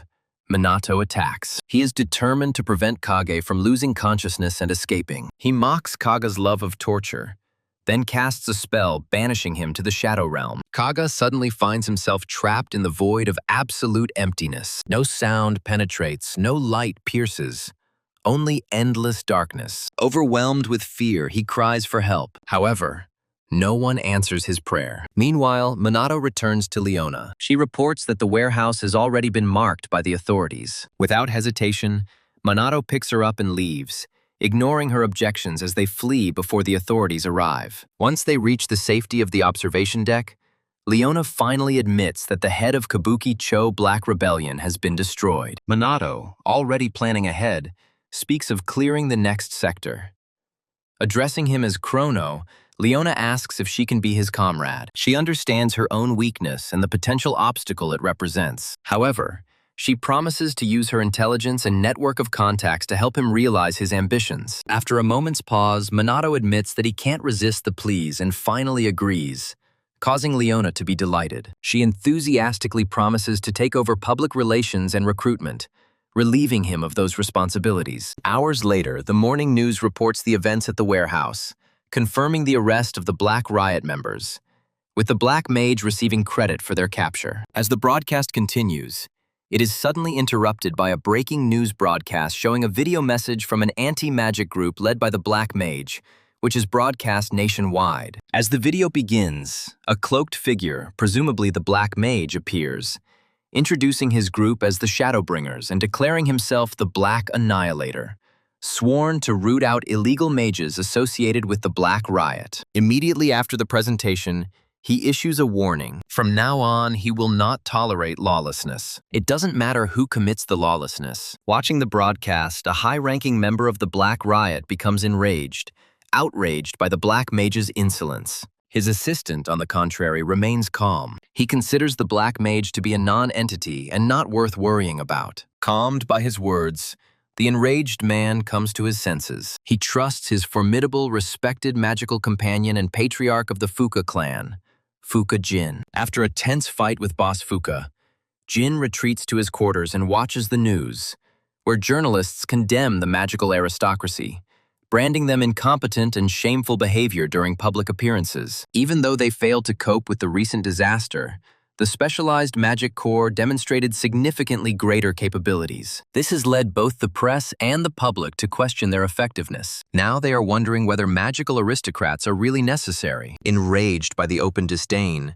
Jin smashes his teacup against the television and orders his servant to summon Shaw. As the butler quickly leaves, Jin blazes with rage, promising to make these insignificant commoners understand the consequences of mocking the so-called useless magical nobility. Simultaneously, across the globe, busy New York City avenues are plunged into panic as creatures materialize without warning, attacking innocent citizens. What was once a thriving urban center is transformed into a spectacle of horror as people try to flee, risking their lives. Within moments, the first response forces appear, transmitting updates to their command center, trying to control the attack. Despite their efforts, the sheer number of monsters proves overwhelming. One officer holds off the beasts while another desperately calls for SMAT reinforcements, only to discover that the disaster is spreading everywhere and help will not arrive for a considerable time. Explosions shook the metropolis. They led to hundreds of deaths, and countless others were injured. The damage caused was colossal. A monstrous commander appears from the ruins, ready to unleash a level 5 fire strike. Just when disaster is about to strike, a noble mage of the highest caliber materializes, repelling the attack with a 5th-level water elemental sphere. The noble, known as Mizuha Toshiru, Yuika and Ruka's father, easily neutralizes the monstrous leader's blow before descending into battle. The first arrivals, struck by his power, are ordered to assist Toshiro in containment operations. Ignoring the trepidation of the onlookers, Tushiru remains focused on the fight. He unleashes an even more powerful water spell to subdue the monstrous commander. The sheer power of his sorcery eventually subdues the beast before it can strike back, ending the conflict in triumph for Tushiru. After the battle ends, the first arrivals eagerly gather around Tushiru, praising his actions. Remaining a reserved professional, he dismisses their thanks, claiming he was simply doing his job. Soon, the mayor of New York personally expresses his gratitude for his role in limiting the damage. Tushiru is preparing to return to Japan. Rumors begin to spread among the gathered crowd. Doubters ridicule the idea that a low-ranking Japanese nobleman would act arrogantly, mocking Japan's weakened state. Tushiru, catching their whispers, decides to ignore them, focusing instead on the upcoming trials back home, his daughter's entry into a special magic unit, and Japan's tarnished global standing. Elsewhere, Yuika, Ruka, and their companion are recovering at the training grounds, still recovering from their brutal sparring session with Minato Kusanagi. Ruka complains about his overwhelming strength, noting that Minato isn't even fighting at full strength. Before they can even consider the injustice, Sonata and a group of trainees appear, proposing a new approach. They believe a coordinated attack on Minato by all of them might give them a chance. Encouraged by their numbers, Yuika calls for the group, confident that even Minato couldn't withstand an attack from over 100 trainees. Unfortunately for them, Minato catches wind of their discussion. Suddenly materializing behind them, he casually asks if they'd like to test their hypothesis. Paralyzed with horror, Uika quickly backs away from everything, claiming that they were just having a casual conversation. Minato, unimpressed, announces that their time for deliberation is over. He presents their next challenge: to defeat him using all their strength. Seizing the moment, the squad launches a full-scale attack, confident that their numerical superiority will guarantee them victory. However, Minato makes almost no effort. He protects himself with a simple barrier. He's only level 1. When Yuika smugly informs him that it's not enough, he smoothly upgrades it to a 4th-tier advanced magic barrier, leaving the trainees in amazement. Determined to break through his defense, they intensify their attacks. But Minato's defense easily neutralizes every blow. The squad is aware of the seriousness of the situation. They understand the true, terrifying power of Minato. When his offensive begins, Minato unleashes pure agony, easily dominating each of them. As the chaos subsides, the trainees scream in agony. They lie scattered on the ground, completely defeated. When practice ends, Yuika and Ruka check their phones, their faces turning pale. Minato, seeing their reaction, asks about the problem. Both sisters look at him with utmost seriousness and inform him that their father has returned to Japan. The Mitsuoha sisters leave their father's residence. They arrive at the family estate for an important conversation. A short, awkward silence hangs in the air before Tushiru finally breaks it, asking them about the specialized magic squad they recently joined. Yuika confirms their participation in the group. The tension between them increases. Tushiru insists that they reveal more details about their squad. Relieved that their strict father is at least interested, they enthusiastically talk about the positive impact the troop has had on the community. They mention that their new comrades are outstanding individuals. Ruka readily adds, boasting of the significant improvement in their magical abilities and spell proficiency in a short period of time, attributing it to Minato Kusanagi and the entire squad. Intrigued by Minato's praise, Tushiru acknowledges the man's remarkable talents and his impact on society. However, as he drinks his tea, one of the girls compares Minato to their father, hinting that Minato could rival even a magical noble like himself. Hearing this, Tushiru carefully puts down his cup and gives a sudden order. They must leave the special magic squad immediately. The stunned sisters ask for a reason. Tushiru, remaining calm, states that the status of magical nobility is already declining, which could negatively impact Japan. He argues that it is the magical nobles, not the special magical corps, who form the foundation of the nation. Consequently, their leader, Minato, is doing more harm than good with his very existence. Understanding this, Tushiru forbids any further contact with Minato. The sisters furiously object, finding his logic absurd. Tushiru, unperturbed by their anger, orders them to obey him as they always did. Then he turns to leave. Before he can leave, Yuika, who has always followed her father's orders without question, refuses outright for the first time. She states that she will never leave the special magic squad or Minato, as she believes he has the power to change the world. She claims that, although the nobles have become complacent, the squad tirelessly trains them, preparing them for real combat. If their father asked them to cooperate, they would gladly agree. But demanding their obedience is a mistake. Hearing this, Tushiru coldly disowns her, forbidding her from ever claiming the title of magical noble again. Hand, ready to intervene, watches as Yuika simply nods and leaves without further comment. Just before leaving, Yuika gives her father a farewell smile. She assures him that from now on she will be known solely as Mizuha Yuika. He no longer has to worry about her bringing shame on the family name. After she leaves, Tushiru grumbles about Yuika's insubordination, and Ruka warns him that she has undergone a transformation. Hoping to keep one daughter, Tushiro faces disappointment when Ruka joins Yuika, abandoning his noble status. Tushiro repeats his renunciation, ordering her to stop using the family name from now on. Ruka happily agrees, expresses gratitude for everything he has done, and leaves, leaving him alone to mutter. Now freed from their father's control, the sisters exchange their noble robes for everyday clothes and head to the hotel,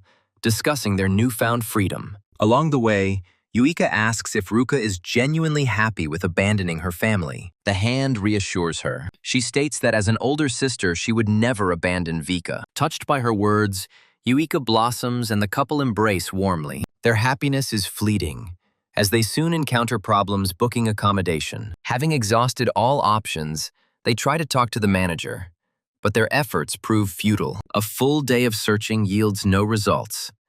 Every hotel, rental property, and even internet cafe turns them away because they are underage. Ruka could have lied about her age, but Wiki's extreme youth made that impossible. Discouraged, they find a small cafe to rest and enjoy some drinks. Wick laments the cruel turn of fate, having the means from their team adventures. However, they have nowhere to use their earnings. While they are talking, two drunk young men approach their table, trying to flirt with Wika right in front of Ruka. Before the situation gets any worse, Ruka glares at them and threatens them to back down or face serious consequences. Feeling threatened, the guys quickly apologize and leave in a hurry. The problem boys are gone, and Yuika beams at her sister. She suggests that they have some fun while they are stuck outside. When Ruka asks about their housing problem, Yuika brushes it off. They can decide it later. Determined to make the most of their first evening as independent sisters, they spend it shopping for new outfits and stuffed animals, singing karaoke like wild parties, and simply enjoying the moment. Dusk falls and the real world reasserts itself. However, Yuika expresses gratitude to Ruka for this unusual evening, admitting that his company relieves their worries. Accepting the praise with a knowing smirk, Ruka points out to Yuika that finding a place to stay remains an unresolved problem. While they're pondering potential hosts, Yuika receives a message from Minato.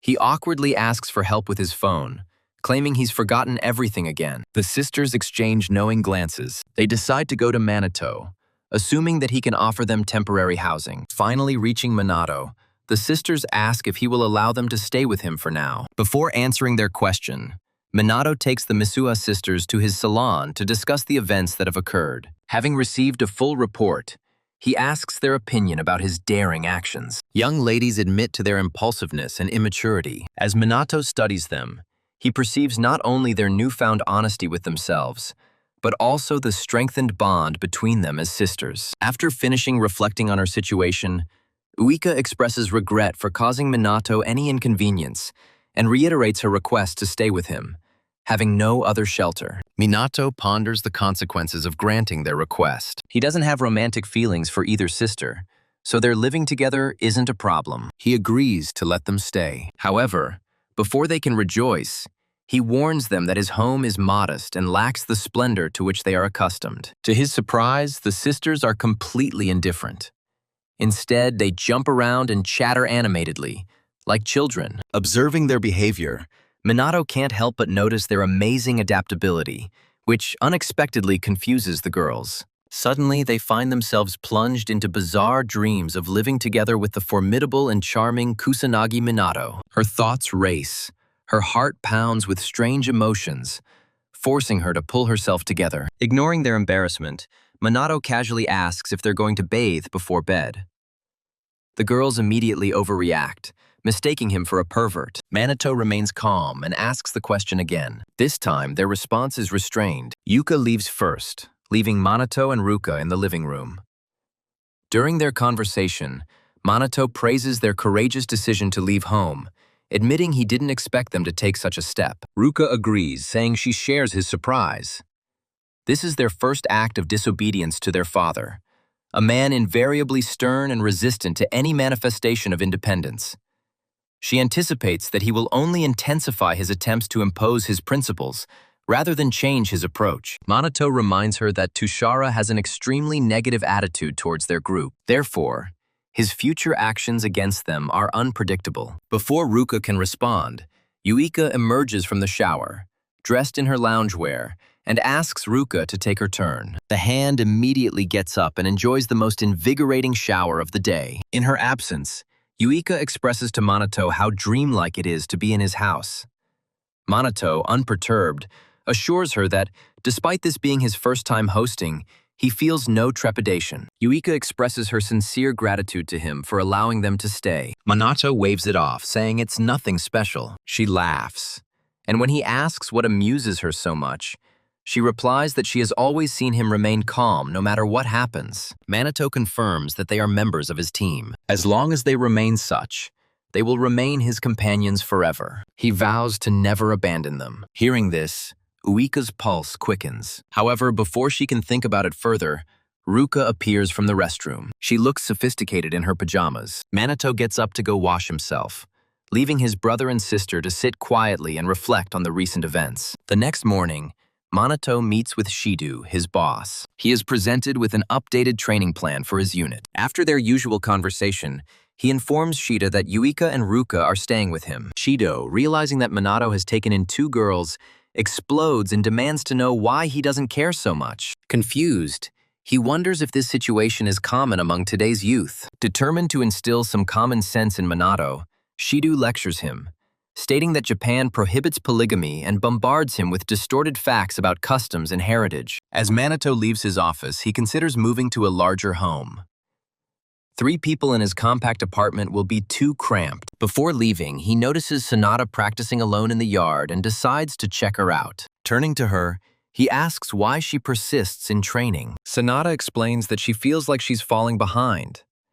Now that her abilities have advanced, she can finally use offensive magic, but she still doesn't feel grief. She tells Minato to stop using formal language since she is his subordinate, and he immediately agrees. Minato encourages her to try casting an offensive spell. When she shows hesitation, he reassures her by promising to give her instructions. Taking his advice, Sonata takes a position and casts a spell. Watching her attempt, Minato praises her efforts and advises her to continue training.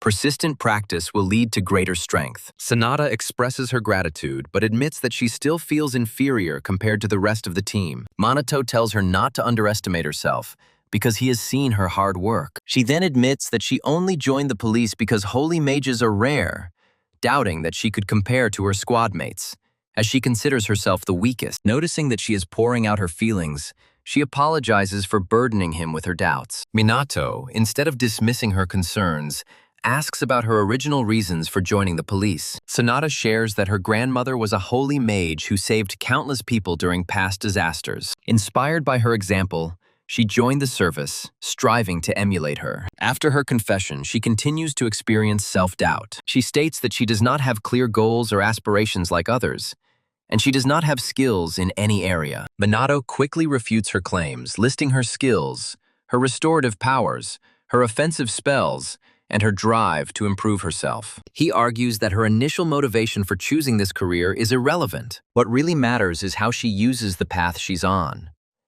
His words resonate deeply, and Sonia recognizes tangible progress from her training. Overwhelmed with emotion, she bursts into tears of relief and happiness. Having calmed down, she apologizes for being a pathetic adult. But Minato dismisses this thought, telling her that age doesn't matter. Grateful for his support, Sonata begins to see Minato as her hero. He repeatedly saves her from self-doubt. Later that night, Minato prepares to begin his secret mission. He will start as a black mage. Before he leaves, he meets Leona. She informs him that she has gathered information about the dark rumors surrounding the magical nobles. Impressed by her efforts, Minato asks Leona to share information, but she insists that he put on his Shadow Thief uniform first. After the Black Mage's refusal, she reports her findings regarding illegal mages and shadowy magical organizations. She reveals that the magical nobles are allegedly involved in numerous criminal activities, including money laundering, conspiracy, and embezzlement. It is rumored that some clans,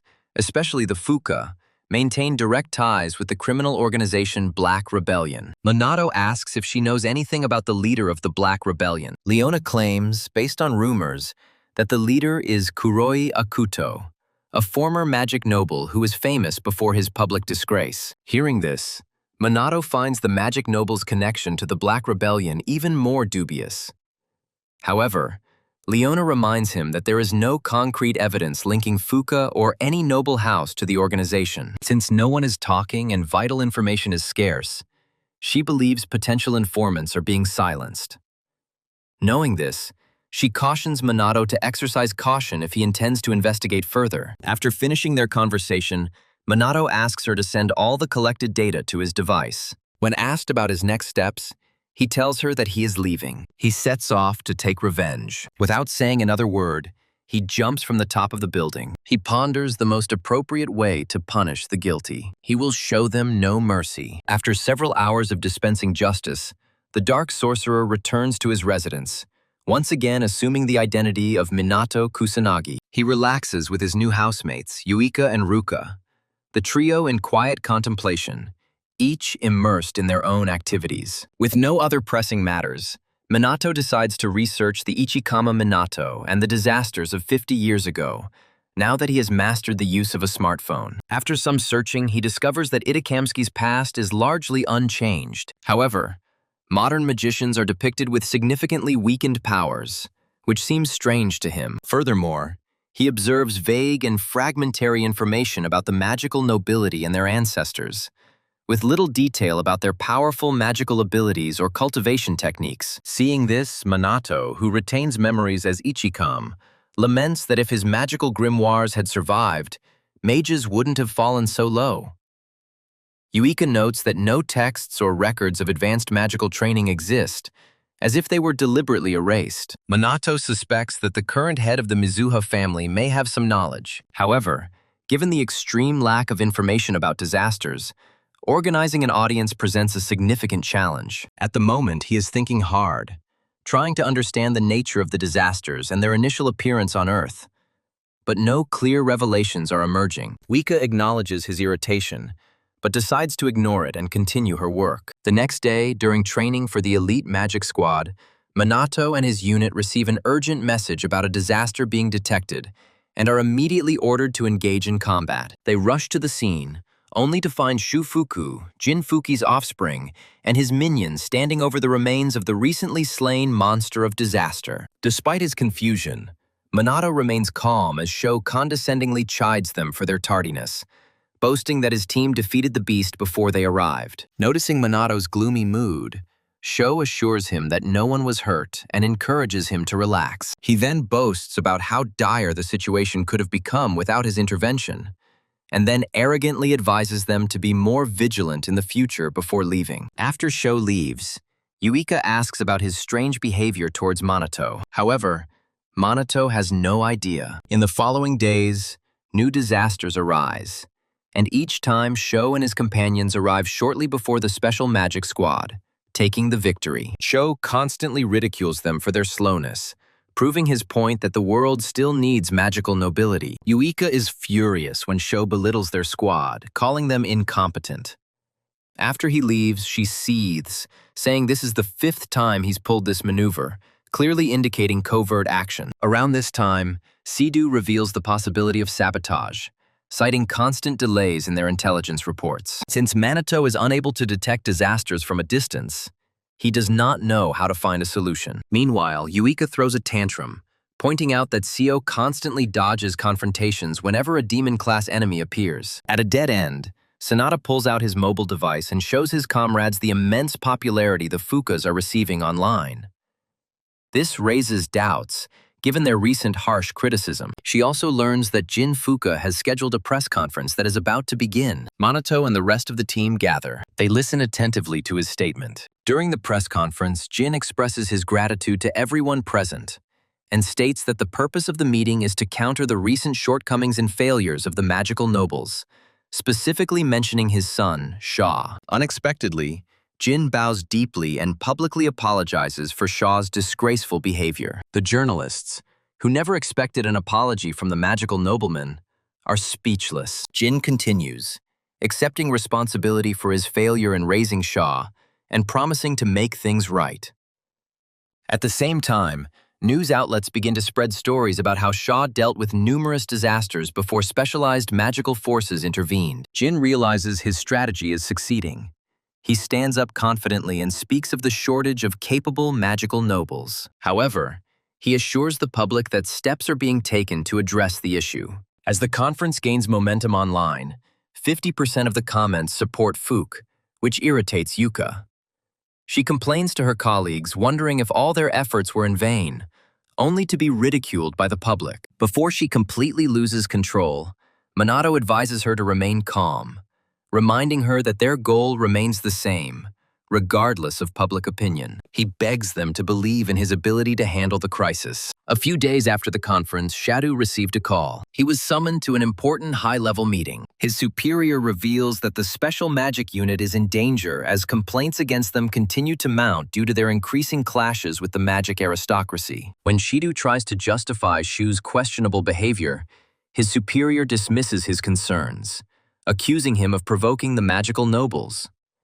He holds Shido responsible for supporting the formation of a special magical unit and making enemies among the nobles, claiming the consequences are entirely his fault. Shido then asks if there is any understanding as to why their operations are failing. This time, his superior reprimands him for hinting at sabotage, making it clear that the unit's survival depends on improving public opinion and re-establishing ties with the magical nobility.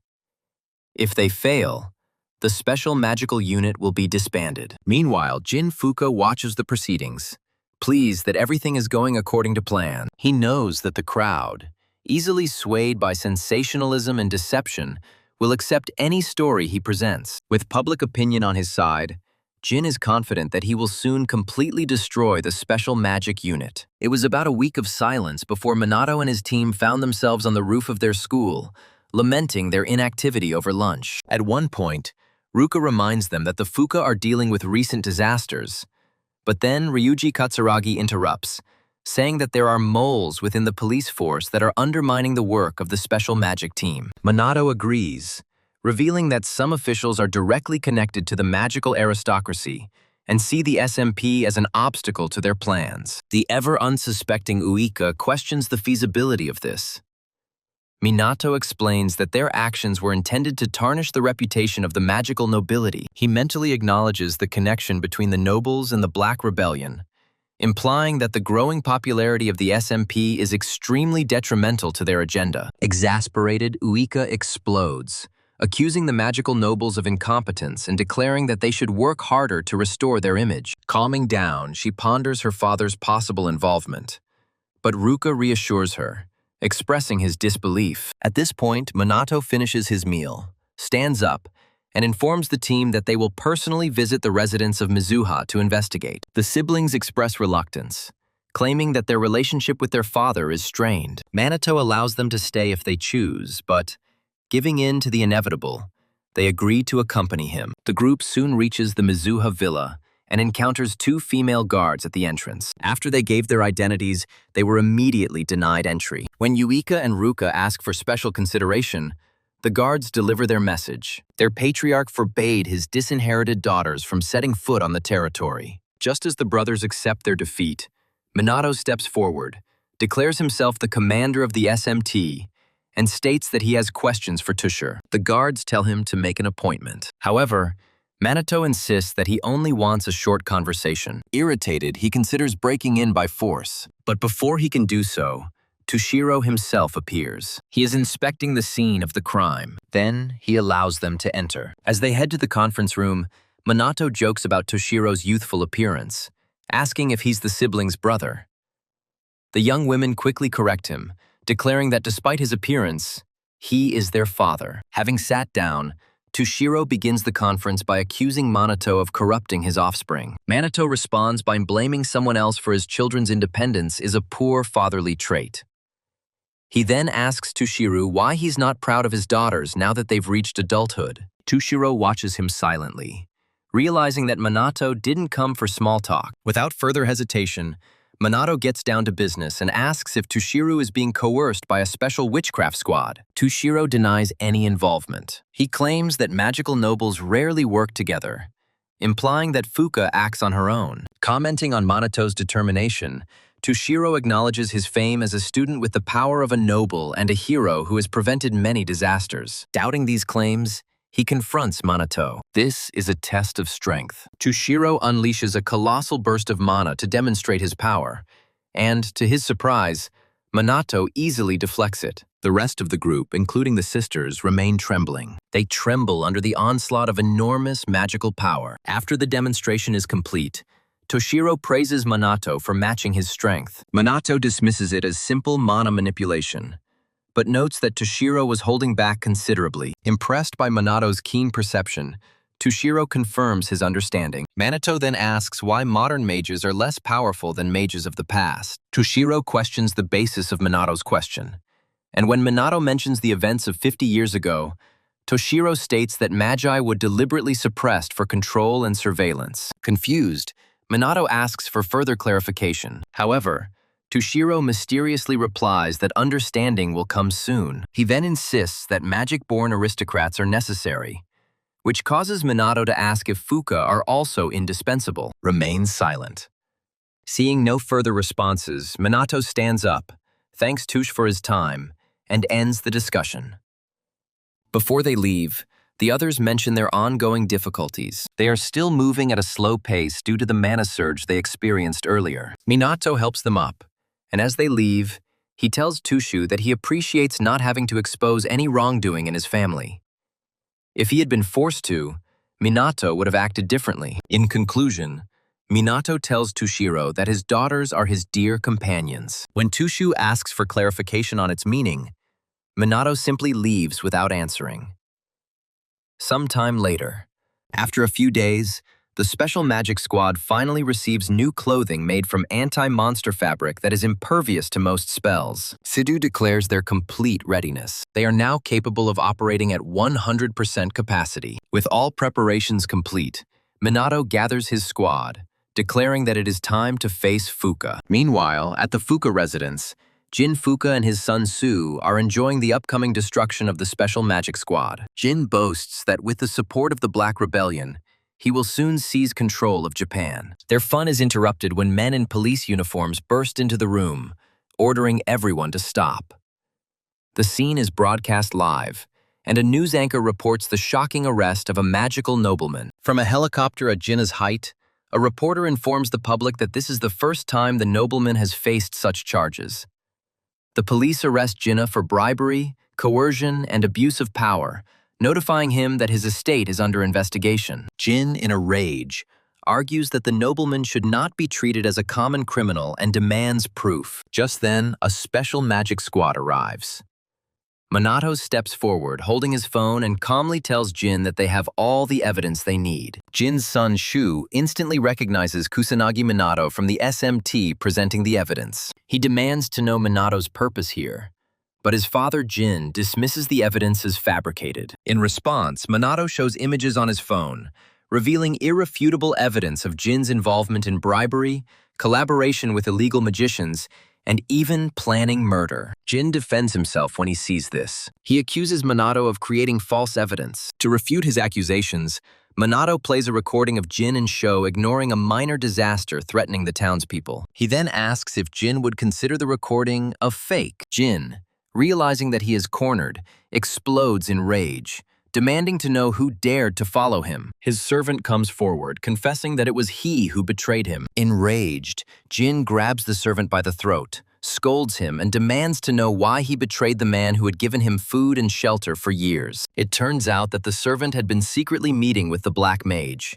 who doubted his loyalty. The Black Mage challenged him. He asked if he was obliged to watch passively as the family he served sank deeper into depravity. The dumbfounded servant was given a choice. He could continue to indulge in corruption or take the righteous path. And so, before his master, the butler makes a bold statement. He declares that Jin is unworthy of being a magical aristocrat and demands his exile. Jin, seething with rage, summons several magical formations. He vows to destroy everyone present in the hall. Before he can move, Minato destroys the formations and breaches the wall. This confirms that a corrupt aristocrat like him has no way out. Jin mourns the destruction of everything he built. However, Minato sternly reminds him that he is the architect of his own demise. In a last desperate move, Jin boasts of the foreign stronghold he has prepared for such moments, claiming that once he escapes, he will be impossible to reach. But before he escapes, he proclaims that he will be impossible to reach. He also vows to kill anyone who tries to stop him. Jin, his progeny, and their minions unleash a flurry of stealth attacks on the constables.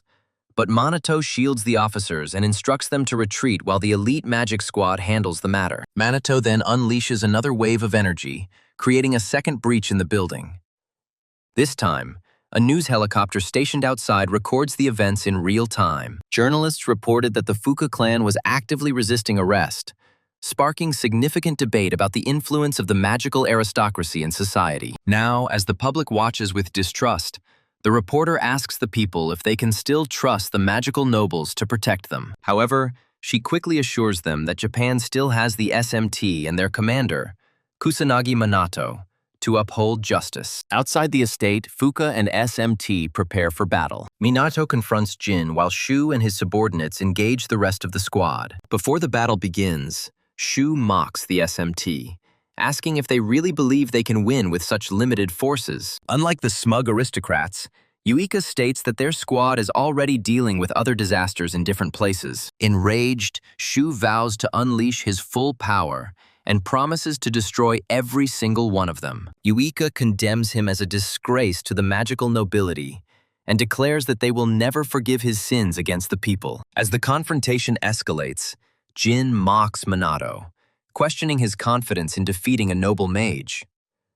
Minato responds that there is no excuse for giving in to such worthless individuals as himself. Enraged, Jin fires a powerful plasma beam towards the news helicopter. He is trying to stop news coverage of the events. Minato deflects the attack with his shield, blaming Jin for his downfall. Jin, unfazed, replies that his profitability is all that matters, no matter how deep he has to dig. This further increases Minato's disgust. He is absolutely disgusted. At the same time, Yuika, Ruka, Sanada, and their ally methodically defeat Fuka's minions. Seeing his subordinates fail, Fuka begins to lose his composure. He rejects the idea that magical aristocrats are defeated by commoners. He orders his troops to use their most powerful magical attacks. He insists that they eliminate the SMT operatives without delay. As their opponents prepare their final spells, the Mizuha brothers combine their magical powers to unleash a great 6th-tier water spell, Burst Stream. A catastrophic spell consumes Sho and his minions in one swift blow. They stand defenseless,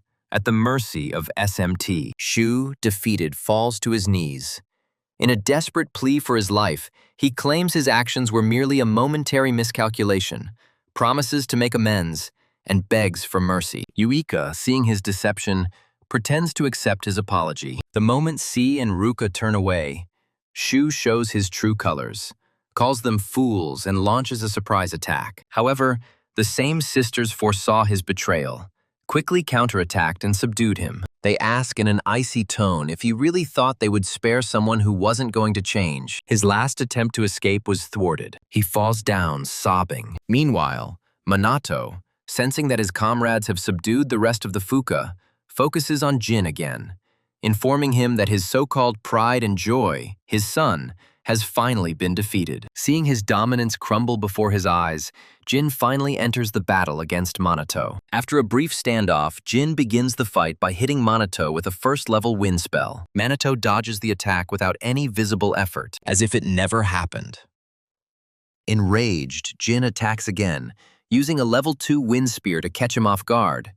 But Minato dodges it again without the slightest effort. Not wanting to give up, Jin unleashes a level 3 wind blade, but Minato dodges it again. By this point, a reporter in a helicopter broadcasting the battle live is amazed by the magical power that Jin is demonstrating. But then she becomes concerned about Minato, asking the audience if they believe he can withstand the constant attacks. Determined to end the battle, Jin increases his magical power. He unleashes a 4th-tier storm spell, creating a vortex that threatens to engulf everything around him. As Minato dodges again, Jin powers up the spell, turning it into a level 5 Great Typhoon, powerful enough to tear apart everything in its path. Around this time, Minato's team, fully aware of the danger of the attack, begs him to stop the fight and capture Jin later. Ignoring their pleas, Minato creates a 4-layered advanced magic shield and successfully neutralizes the typhoon before it reaches him. Ruka remains stunned,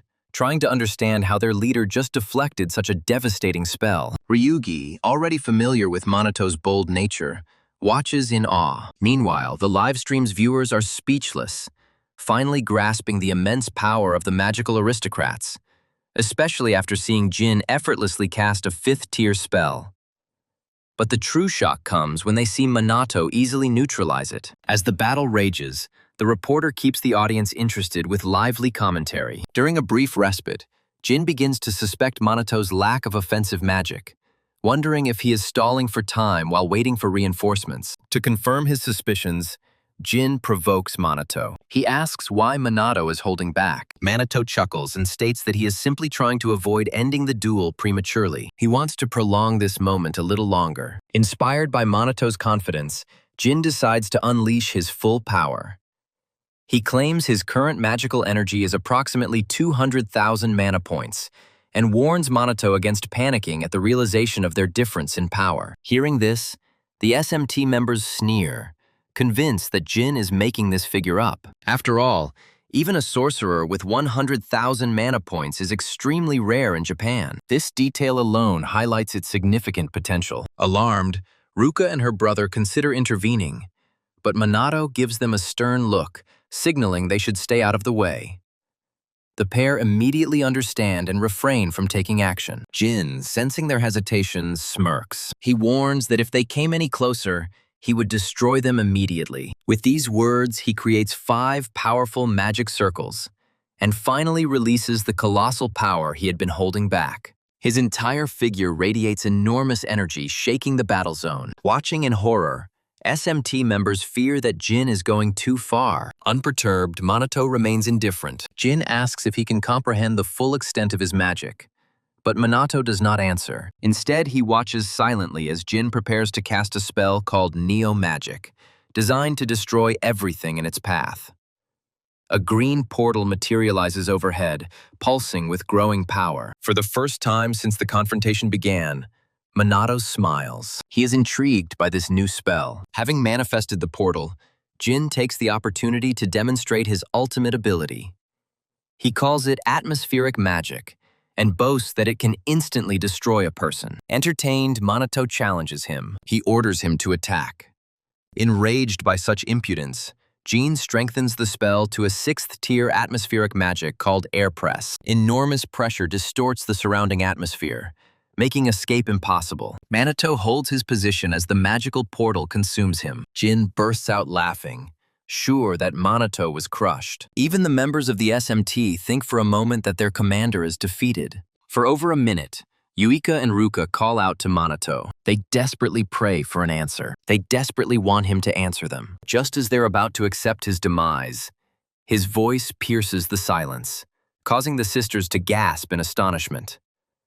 Minato chides them for declaring him dead so prematurely. Jin, stunned, demands to know how he survived. Minato casually states that he simply equalized the internal and external pressure to neutralize the spell's effect, similar to how deep-sea creatures withstand the monstrous pressure of the ocean. Jin, still stunned, asks how Minato managed to use atmospheric magic, his signature spell. Minato chuckles and tells him that he simply observed and gained knowledge. Jin is stunned, but Minato reminds him that if he hadn't taken the time to describe his method, it could have caused him real harm. To further taunt him, Minato uses sound enchantment to distort the pressure inside Jin's ears, causing him terrible agony. Jin recoils, demanding to know what Minato did. Minato smirks and explains that he used sound enchantment, an additional application of wind magic, to increase the sound pressure around his ears, making him miserable. As the fight progresses, Yuika finally begins to understand something vital about Minato. At the same time, Jin, feeling completely humiliated, loses all self-control. He unleashes a surge of power, declaring that from now on, he will no longer hold back. He claims that his 200,000 mana was only preliminary, and that upon releasing his full power, his magical power would increase to 500,000 mana. Shadu and the SMT operatives, feeling a surge of life force, realize that Jin is not pretending this time. The next fight is ready to begin. Jin roars, commanding Minato to give in to hopelessness as he prepares his most devastating strike to date. For a few moments, Jin accumulates a huge amount of magical power, stunning the members of the SMT. Shidu, realizing that they have underestimated the magical aristocrats, warns that Minato may not be able to handle this colossal power. Jin, now fully empowered, begins to boast about his power. Minato, unperturbed, yawns, causing Jin to stop in confusion. The magical aristocrat asks if Minato is too stupid to understand his power. However, Minato remains silent. Jin continues to boast about his final spell. He releases a small green atmospheric vortex towards Minato, who remains motionless. Annoyed that his attack doesn't frighten Minato, Jin increases his energy, creating 6 more green magic symbols. The immense power emanating from them alarms the members of the SMT, marking the first 7th-tier spell they have seen this year. As the pressure mounts, Yuika places her faith in Minato, silently pleading with him to defeat Jin. With his ultimate spell complete, Jin taunts Minato, saying that he should have struck earlier while the spell was still forming. Now he tells him that it is too late to regret. Despair is his only option. Irritated, Minato asks if he's finally going to attack. Instead of answering, Jin continues his meaningless speech. He finally unleashes his most powerful spell, the 7th-tier atmospheric magic, Plasma Rupture. The sheer force of the spell destabilizes the helicopter hovering above. Meanwhile, members of the SMT are looking for a way to resist him. Ruka desperately screams at Minato to run, but he stands his ground. Jin gives Minato one last chance to escape, warning that if he does, his friends will die in his place. Unperturbed, Minato accepts the challenge and prepares to counterattack. Before the Plasma Rupture spell gets out of control, he casts a 4th-tier spell. This creates the core of the amethyst. Jin ridicules his choice. He asks if they really believe they can resist his magic with something so insignificant. As Jin laughs, Minato launches the amethyst crystal into the core of the plasma rift, anticipating the outcome. To the amazement of everyone present, the plasma rift was instantly neutralized. It was completely stopped. Jin, along with the members of SMT, remains motionless, trying to understand how his ultimate spell dissipated so easily. In amazement, Jin demands answers. Minato casually states that wind magic is weaker than earth magic. Since Plasma Rupture was a slow spell, it was easily neutralized with an amethyst crystal. He then mocks Jin's ignorance, leaving the noble mage stunned by the revelation. Jin still can't comprehend what happened. He asks for further clarification. Minato explains that while the amethyst core does not possess significant offensive power, its dense magic allows it to absorb spells of the opposite attribute, neutralizing them despite the difference in rank. Jin, still in shock, asks why. Why does Minato have such an absurd spell? Minato smirks and admits that he came up with it just for fun. Hearing this, Jin completely collapses, unable to accept that the spell he spent decades perfecting was overcome by something his opponent created in a fit of rage. The battle is essentially over.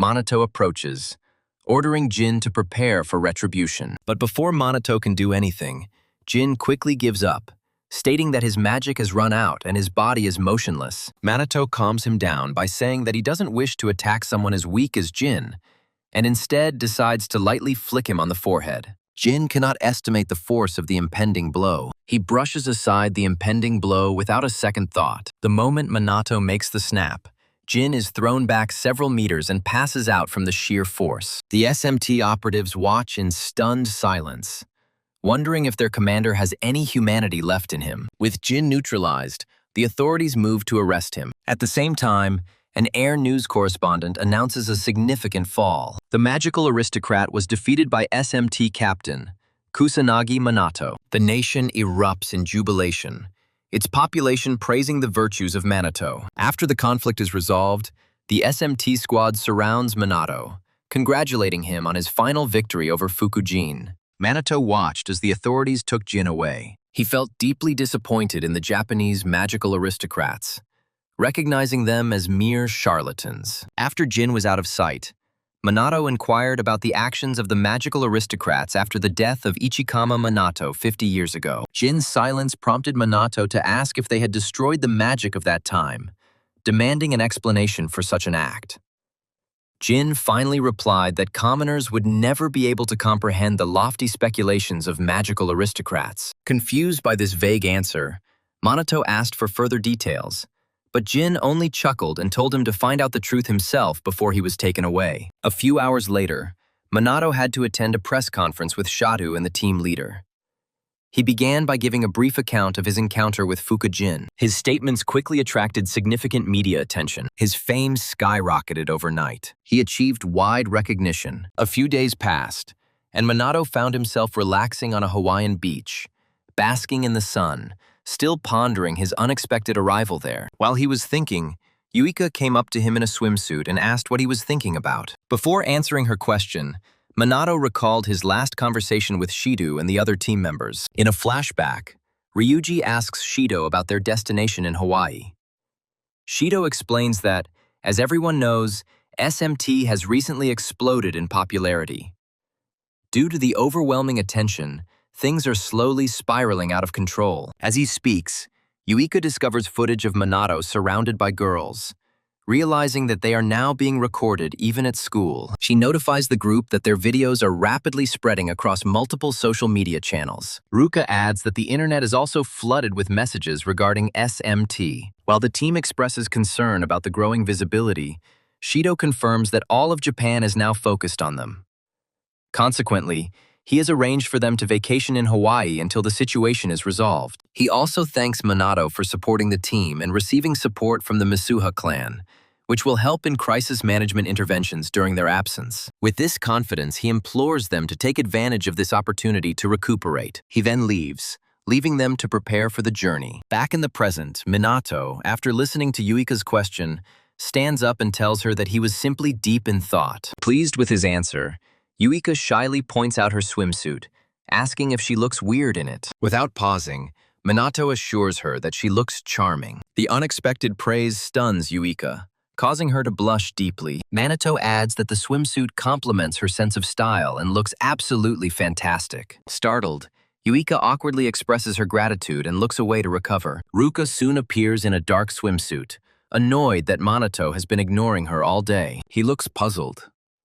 She asks if there is anything he wants to express. Minato replies that he simply appreciated her attractiveness, noting how her fair, translucent skin makes the swimsuit stand out and enhances her grace. Embarrassed by such flowery praise, Ruka turns away, her cheeks flushed crimson, and thanks him. All this time, Ryuji, who was standing next to Minato, was amazed by how smoothly and sincerely Minato praised the girls without any hidden agenda. A little later, Sanada appears. She is wearing a white flared dress. When she apologizes for the weight, Ryuji is stunned, noticing for the first time how slender she is beneath her clothes. Intrigued, Sanada asks Minato for his opinion on her outfit. Before he can answer, Ryuji silently wishes he hadn't mentioned her figure. Minato was the center of attention. He just said something to Sanada. Her sense of style was exceptional. Not believing his honesty, Sanada demands details, forcing Minato to emphasize how perfectly the dress highlights her natural grace. Taken by surprise,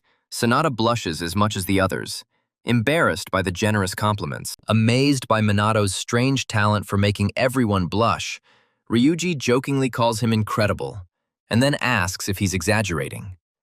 Minato nonchalantly replies that he is simply telling the truth, and if someone deserves praise, he sees no point in withholding it. Since he thinks all three look amazing in their swimsuits, he felt he had to speak out. While Ryuji admits there's nothing wrong with it, he can't help but feel embarrassed at the girls' stunned reactions. To make matters worse, Minato suddenly turns to Ryuga. He begins to praise his harmonious physique, calling on him to be proud of his appearance. Ryuga was not amused. He cut it off immediately. He warned him never to compliment another man. He warned him never to repeat this in front of girls. The tension has eased, and the Special Magic Squad spends the rest of the day enjoying a variety of activities: volleyball, jet skiing, sunbathing, and taking countless photos. As night falls, Minato heads to the nearest convenience store for a drink. However, shortly after he leaves, he notices Yuika acting unusually shy and decides to go with her. As they walk, they reflect on how often they have encountered each other lately. This respite seems almost unreal. This is followed by a short, quiet interval, during which Yuika remembers the ring Ruka wore earlier and wonders if her sister is in a romantic relationship with Minato. Before her imagination runs wild, she reminds herself that Minato told her he was single. Minato, noticing her sudden change in behavior, remains silent, waiting for her words. Mustering up all her courage, Yuika asks what type of person Minato likes. Minato admits that he never really thought about it, and she jokingly suggests herself, Ruku, and Sonata as contenders. She insists that he choose one of them. After a short pause, Minato chooses all three, praising their attractiveness, loyalty, and admirable qualities. Annoyed by his evasive response, Yuika notes that his words lack genuine romantic feeling. Minato, confused, states that he thought admiration and affection were similar. After pausing to collect his thoughts, he says something to Yuika. If he had to choose, she is his preferred choice. Hearing this, Yuika freezes in shock while Minato sincerely lists how much he appreciates her. Her face turns red and she sinks to the ground, overwhelmed with emotion. Concerned, Minato sits down next to her and asks if she is okay. Still confused, Yuika mutters that even though she knows Minato doesn't see her in a romantic light, his words bring her great joy. If anything has changed, it's that it has strengthened her deep attachment to him. Meanwhile, in Japan, Shidu studies social media trends and becomes aware of a growing crisis. Not only is there growing disapproval of the magical aristocracy, but the public is increasingly calling on SMT to control monsters and disasters. Furthermore, the mysterious Avenger, Shadowbringer, is gaining popularity, fueling online discussions about a possible showdown between him and Minato to determine their strength. Against this backdrop, Shidu finds himself at a critical crossroads. A certain plane lands at an international airport in Japan. On it are two leaders of magical aristocratic families, clearly angry at the commotion that occurred in their absence. The first is Homurai Hinata, head of the Homurai clan. The second is Kaichi Riku, leader of the Kaichi clan. As they step off the plane, they both complain about the mess they now have to clean up. About a week later, Minato and the girls return to Japan to return to their normal lives. One evening, as Yuika prepares dinner, Minato notices how quickly their vacation has ended. The hand sitting next to him assures him that SMT and their academy have implemented strict media restrictions, so they will finally have a break from the paparazzi. At this moment, Yuika peeks out from the kitchen, asking for help with serving the dishes. Minato immediately stands up to help, and soon the table is laden with delicious food. During the meal, Yuika asks if they're ready for school, which resumes tomorrow.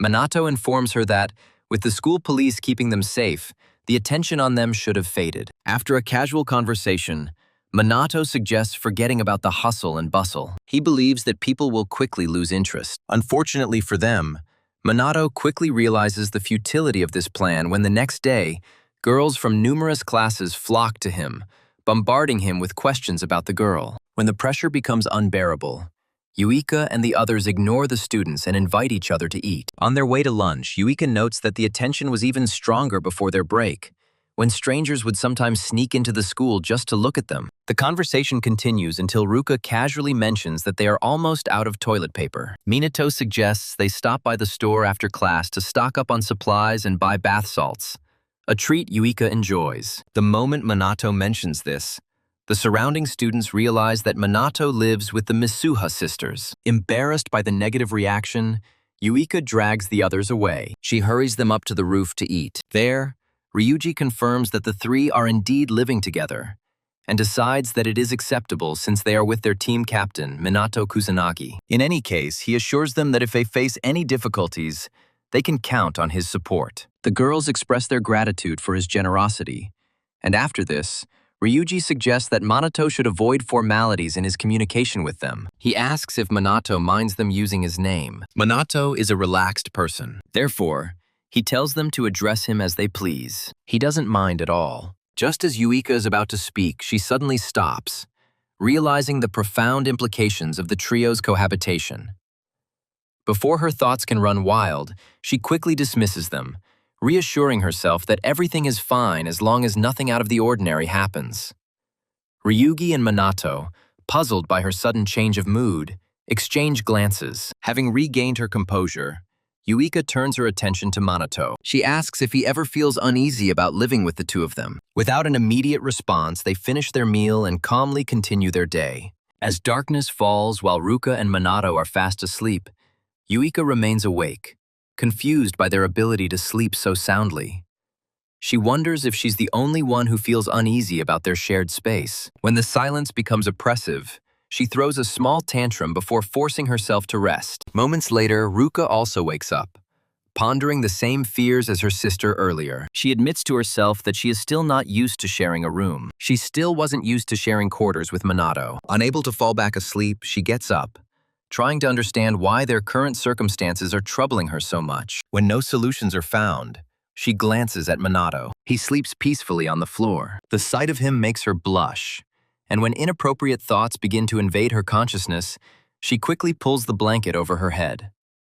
Reflecting on how Ryuji and the others casually call Minato by his first name, Ruka wonders why she continues to call him by his last name, Kusanagi. Her mind goes back to the moment when she almost choked. She tried to use his name on the way to school. In the end, she could only say Kusanagi before muttering nonsense that puzzled Minato. Another time, she found herself alone with him on the roof during lunch. Even at that moment, she still couldn't bring herself to say his name. She recalls even more humiliating incidents. She winces, chiding herself for being too timid to do such a simple thing. The next morning, on the way to school, Minato notices Ruka's gloomy mood and asks if she is sick. Ruka assures him that she is fine, but addresses him as Kusanagi again. This time, Minato stops her, reminding her that they are no longer strangers. He begs her to stop using his last name and just say Minato. Blushing, Ruka finally gathers her courage and says his name. Elsewhere, the magical aristocracy gathers in a secret location to discuss their recent failures and situation. To begin the meeting, Homarai Hinato expounds on the waning favor of the magic nobles, attributing it to the specialized magic squad. As she ponders the solution to this dilemma, Kaichi Riku asks her strategy for dealing with the commander. A dejected boy, Kusanagi Minato, awaits her answer. Unable to answer his question, Hinato turns to Mizuha Toshiru, asking for his point of view. Toshiru informs them that he only seeks to comply with their sovereign's decree, and Hinato is irritated by Patriarch Mizuha's mysterious nature. When she presses for details, Toshiro reveals that Minato doesn't recognize him. This makes Hinata wonder if Minato is ignoring their existence, to which Toshiro confirms. Finding Minato unaware of their presence, Riku decides to test him, assessing his potential usefulness to their cause. If they find it useless, they will not hesitate to eliminate it. The next day, Minato informs his team of the location of the next major disaster, which is expected to occur in Osaka. By now, the disasters reflected events that had occurred 50 years earlier. This pattern does not cover minor disasters. Despite widespread media coverage, Yuika notes that the interval between disasters has shrunk dramatically, and major catastrophes, once annual occurrences, are now unpredictable, even with police vigilance. Moreover, with disaster response in disarray and lacking a dedicated team like the SMT that exists elsewhere, their situation will only get worse. Around this point, Shido's eyes sparkle with pride as he proudly announces to Minato that the police have established a second SMT in Osaka. It turns out that collaboration with the self-defense forces and police could improve disaster response, and numerous trainees there are eager for Manito's leadership. Having said all this, Shido smugly asks if Minato will fulfill their requests and go to Osaka to train them. Unable to refuse, Minato pleases Shida even more by agreeing to go and train them. After this, he informs Minato that someone who survived the Great Cataclysm 50 years ago is waiting for him there. Now, Takagami Shizuku, the person waiting for him, is one of the few remaining masters of creating anti-monster equipment, and she really wants to talk to Minato. Eventually, Minato agrees to meet her. Shido then mentions that Takagami created the clothes for SMT. Agreements have been reached. Minato heads to the airport. He stops briefly to say goodbye. He reunites with his squad. Then he boards the plane. Just moments before takeoff, Minato reaches into his pockets and hands each member of his team a bracelet. He warns them to be sure to wear the bracelets until his return, and not to take them off under any circumstances. Finally, when he asks if they can cope without him, the other three assure him that they too have grown stronger, so that he could go to Osaka without any worries. Minato says goodbye to his comrades, saying that he is counting on them. Finally, he boards the plane to take his first-class seat. In the first moments inside, Minato reflects on the various random events that occurred during his time in Hawaii, but then stops to reflect on his first-class flight, acknowledging Shido's excellent work this time around. Just at that moment, he notices several suspicious individuals entering the plane. These are strangers he has never met, and he wonders about their personalities. When Hinata and Riku take seats right next to him, Minato immediately identifies them as powerful mages. By now, there appear to be a significant number of them on board. However, security measures are strict. Minato believes that they should not cause any difficulties. They shouldn't cause any difficulties. As soon as the plane is boarded, it sets off, and Minato is served an extremely luxurious and delicious meal, which he appreciates and eats with pleasure. Soon after eating, Minato leans back. He enjoys the view from the premium window. He relaxes like an unusually unperturbed person. But before he can find peace, the renegade mages on board the plane begin to act. They take the passengers, including Minato, captive and threaten to execute everyone if their demands are not met. However, Minato, Hinata, and Riku remain in their seats, as if awaiting the event. As the hijacking unfolds, Minato counts the number of missing nin, quickly determining there are 10 of them. If he encounters them individually, the remaining passengers will be in serious danger. Advanced magic could endanger the plane, causing Minato to decide that he can't handle these fools alone and needs outside help. At about this point, the entire plane descends into chaos. The passengers beg the kidnappers for mercy, but the magician hijackers silence them to avoid death. Once they have full control of the plane, one of the foolish sorcerers approaches Minato, demanding the release of the other BR members, stating that they will not tolerate unfair treatment from elite magicians. Having received no answer, the individual gives Minato 5 minutes to contact those on the ground and force them to release their comrades immediately.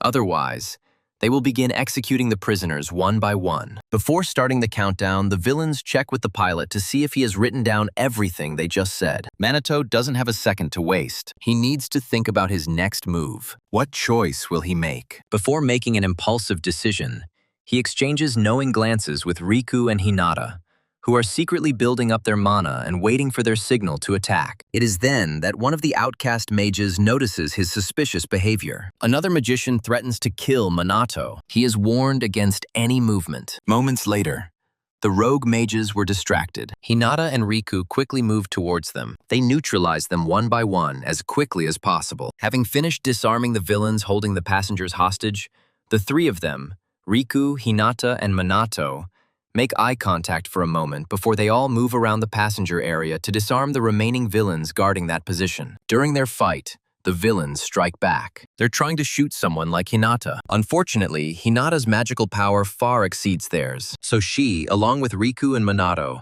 continues to brutally beat these rebellious fools. They also finish them off. Soon after, one of the rogue mages grabs a flight attendant, threatening to crash the plane if they don't stop killing his allies. Noticing the idiot's momentary distraction, Minato rushes forward and brutally beats him, freeing the flight attendant from his grip. At the same time, Hinata and Riku neutralize the remaining two. The other passengers look on in amazement, hardly believing that these three strange individuals have just defeated the bandits and saved them. As passengers flock to express their gratitude to their rescuers, Hinata speaks disparagingly of the outcast mages, calling them pathetic due to their quick defeat. She grumbles that they made the confrontation boring. However, Minato senses a disturbance in the cockpit and quickly informs the others that the test is not over yet, and orders them to hurry to the cockpit door without a word. Inside the cockpit, Minato and the remaining two find another rogue mage holding the pilot hostage and threatening to shoot him if they approach. Hinata was tired of facing these low-level sorcerers. She dealt a crushing, unexpected blow to this imbecile. He turned into a whining child calling for his mother. What a humiliating defeat.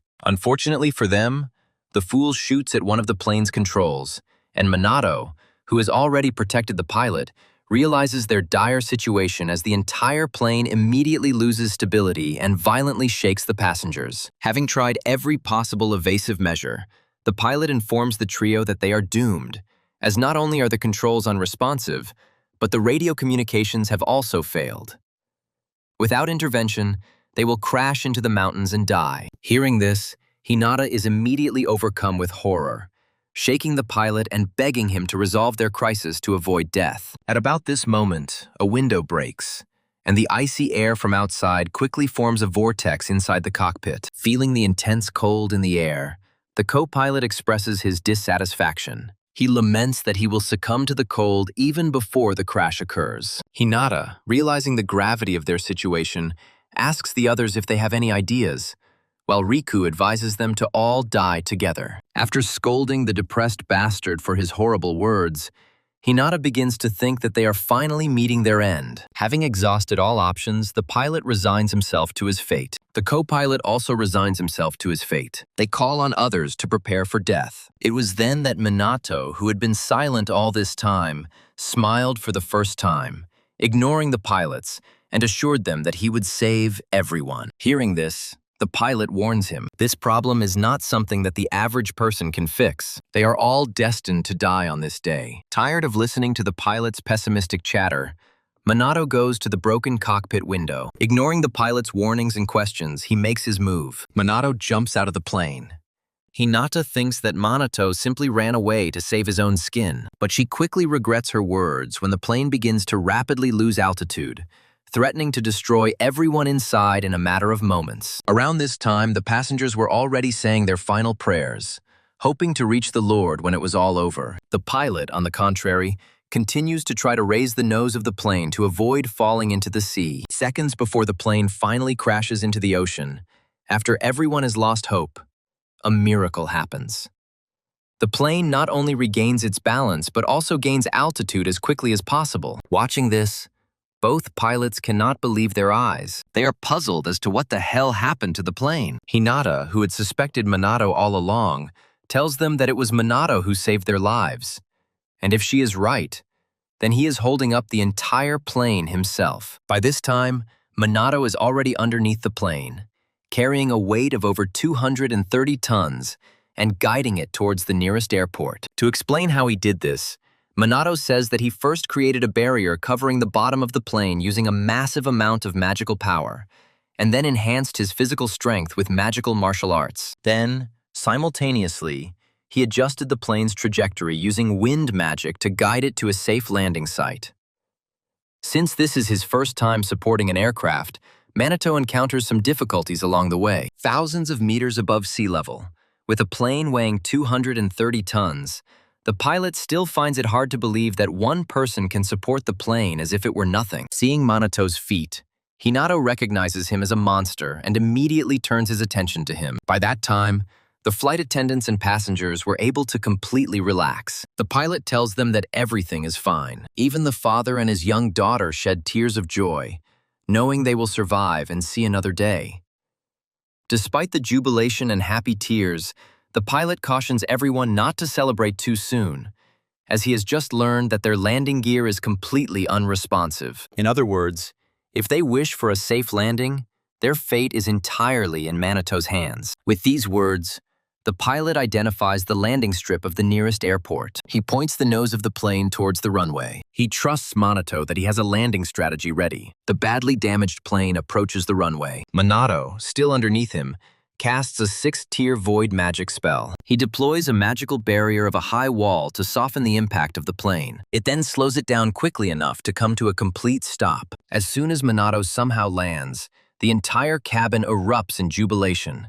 Strangers embrace, and the pilot salutes SMT Captain Kusanagi Minato, as befits a true soldier.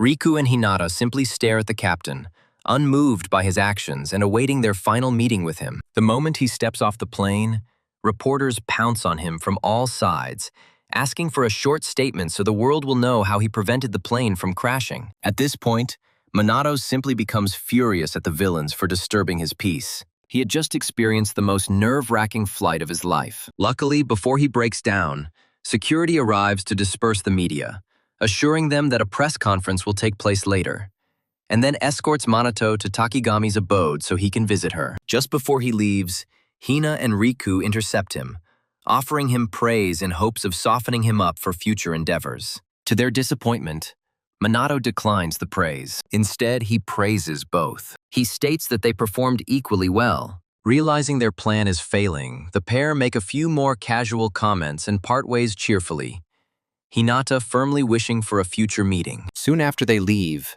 Minato is shown the way. He is escorted to the Takigami conference room. Inside, he is greeted by an elderly Miss Takagami. She gives him a warm welcome as an invited guest. After settling in, Takagi reveals to Minato that she invited him solely out of admiration for his recent accomplishments and magical skills, noting that many of his techniques mirror those of her mentor and comrade, Ichikami Minato. Void magic is a rare discipline, and Itakami has mastered it to perfection. Its complex features mean that few people practice it effectively, and it is often dismissed as ineffective. However, Takagami expresses surprise that Minato has the ability to use it. Her curiosity prompts her to ask how Minato gained the ability to use the same magic as Ichikami. Hearing her words, Minato lets out a quiet laugh. He comments on its immutability, echoing what Itakami might have said in life. Confused, Takagami asks if they have met before, to which Minato confidently states that they have met many times. Minato answers her question.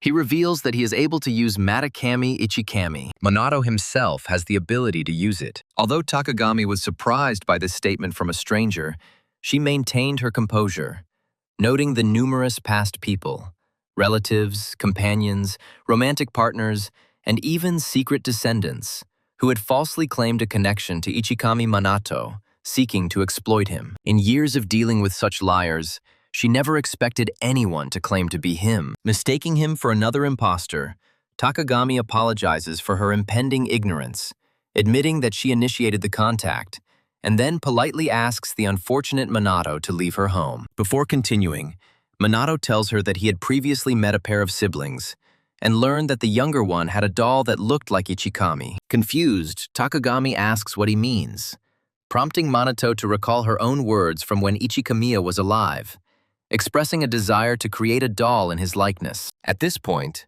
Takagami starts sweating, asking Minato how he knew such a personal detail. After a short pause, Minato tells Takagami that she once said that his doll gave strength to children, and even to this day, Ichikamami continues to help people. Given everything Minato has conveyed, Takagami gradually begins to accept that he may be the real Ichikami Minato, and even questions whether he is truly the true Ichikami. Minato expresses his disappointment that she still has doubts. He decides to tell her a story. After several minutes of reminiscing about past events, Takagami finally accepts that Minato is the reincarnated Ichikami Minato. Minato slightly reproaches her for her lack of faith. Takagami states that believing in reincarnation is not so easy in our world. Itakama finds it hard to accept that he returned while she was alive, even considering her unusual nature. Takagami told him about the disasters that befell the world after his death. She then expressed her great joy at being reunited with him in her time. She even shed a few tears. When she finished crying, Minato turns to her, knowing full well that she is aware of the events of the last 50 years. He then details his findings regarding the decline of magical understanding, the weakening of the Magi, the false narratives surrounding Ichikama Minato, and the rise of the magical nobility, before asking about the events that occurred in his absence. This time, a worried Takagami receives the message and studies it, only to exclaim in shock, prompting Minato to ask what's bothering her. Realizing that this is something she cannot reveal, Takagami abruptly ends their meeting, citing the late hour, and then begs Minato to stay the night so that their conversation can resume the next day. Luckily for her, Minato agrees. Soon, he retires to his chambers for the night. Around midnight, Riku silently enters Minato's chambers, aiming his blade at his body with a swift strike, intending to end his life. Against all odds, Minato pulls off a stunning turnaround, materializing at the bedside and mocking Riku's clumsy attempt to strike his sleeping enemy. At that moment, Minato had no idea that his attacker was Riku. However, upon seeing his face clearly, he immediately recognizes the attacker as Riku. But before Minato can start a conversation, Riku launches another attack. This time, Minato dodges the blow. Soon after, Riku throws Minato out the window of his quarters. Minato lands unharmed in the garden below. Without wasting a second, Riku reappears in front of Minato in the courtyard and uses his initial earth skill, Rock Destruction. At the same time, Minato uses his initial void magic and the magical barrier. He tries his best to repel Riku's onslaught. However, after the first few blows, Riku skillfully breaks through Minato's initial magical barrier, forcing him to retreat so the real battle can begin. Before the second round begins, Minato praises Riku's blade for breaking through his barrier. He then asks if this is anti-magic equipment. Receiving no answer, the pair charge their mana for a second fight. But just as they were about to clash, Hinata appeared and ordered them to stop fighting. At this point, Minato tells her that he foresaw her involvement in this nonsense. However, Hinata ignores his stupidity. She begs him not to ignore their call. To control him, she shows live feeds of her subordinates suspiciously close to Minato's companions at their homes, and threatens to end their lives in their sleep if he refuses to comply. Minato realizes he's been tricked. He calmly asks them to state their purpose. Hinata starts by introducing himself and Riku. Soon after the introductions, she informs Minato that their only requirement is that he join them as a magical noble, gaining status, rank, honor, wealth, power, and even company if he so desires. More importantly, if he decides to join them, Hinata guarantees he'll be able to protect his friends and gain the ability to issue absolute orders. Conversely, even if he escapes the current situation, Hinata vows the magical nobles will pursue him forever, making his life and the lives of his friends a misery. With their demand voiced, Hinata insists that Minato make a decision. They need his answer before they continue. Ultimately, Minato refuses to join their circle of idle sorcerers, and Hinata, angered by his refusal, picks up the phone to give the order. Soon after, she muttered a few dirty words regarding Minato's friends being used as collateral. She instructs field operatives to proceed with Plan B. This ensures that Minato can never be complacent again. Just as the operatives prepare to execute Plan B, the Bengals, whom Minato entrusted to his subordinates before leaving for Osaka, awaken, all members still in deep sleep, and manifest a yellowish, magic-like outline of the Minato. Witnessing this, the Hinata operatives are horrified, trying to figure out the nature of what they are witnessing. Tragically, before they can even comprehend the events unfolding, the Minato's magic-like manifestations unleash a fifth-tier Void-Sucker high magic spell, obliterating all opponents as if they were nothing. Moments later, Hinata notices an abnormal lack of communication with her operatives. She tries to get an answer from them. Unfortunately, after a moment of silence, Riku comes to the darkest conclusion. The entire team was destroyed. Enraged, Hinata demands that Minato reveal everything. But Minato counters. She should have expected this, unless she's a complete fool.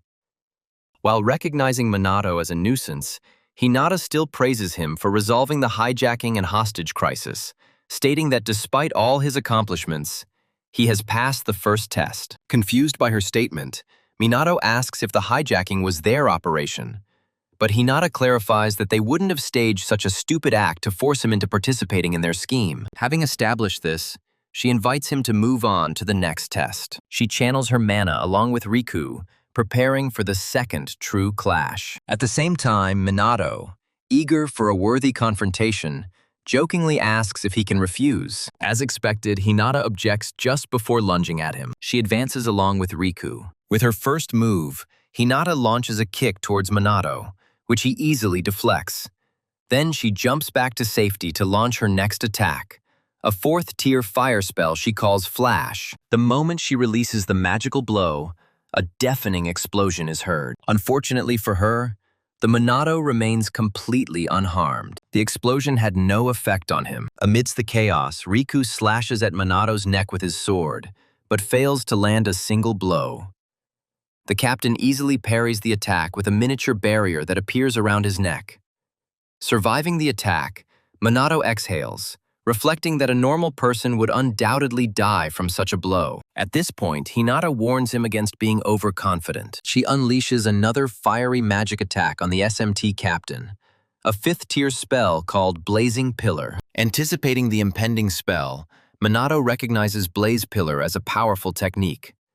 However, to counter it, he uses Azure Water Splash with 3rd-level water magic, completely neutralizing the attack. After witnessing Manato's abilities, Hinata finally understands the truth behind the rumors about his wordless spells. To think he neutralized my 5th-tier spell with just a 3rd-tier water spell, Hinata concludes that Minato must be making fun of her magic. Around this time, Riku attacks Minato again, but he dodges the blow and invites them to continue their battle in the air. Without the slightest hesitation, Hinata accepts his challenge, soaring towards him along with her canine companion, Riku. At this point, Hinata admits that they had previously underestimated him. However, they will no longer hold back. Now they are ready for a real confrontation. With these words, they both release the most powerful spells in their arsenal. Hinata cast a 7th-tier fire spell, Demon Flame, and Riku cast a 7th-tier earth spell, Comet.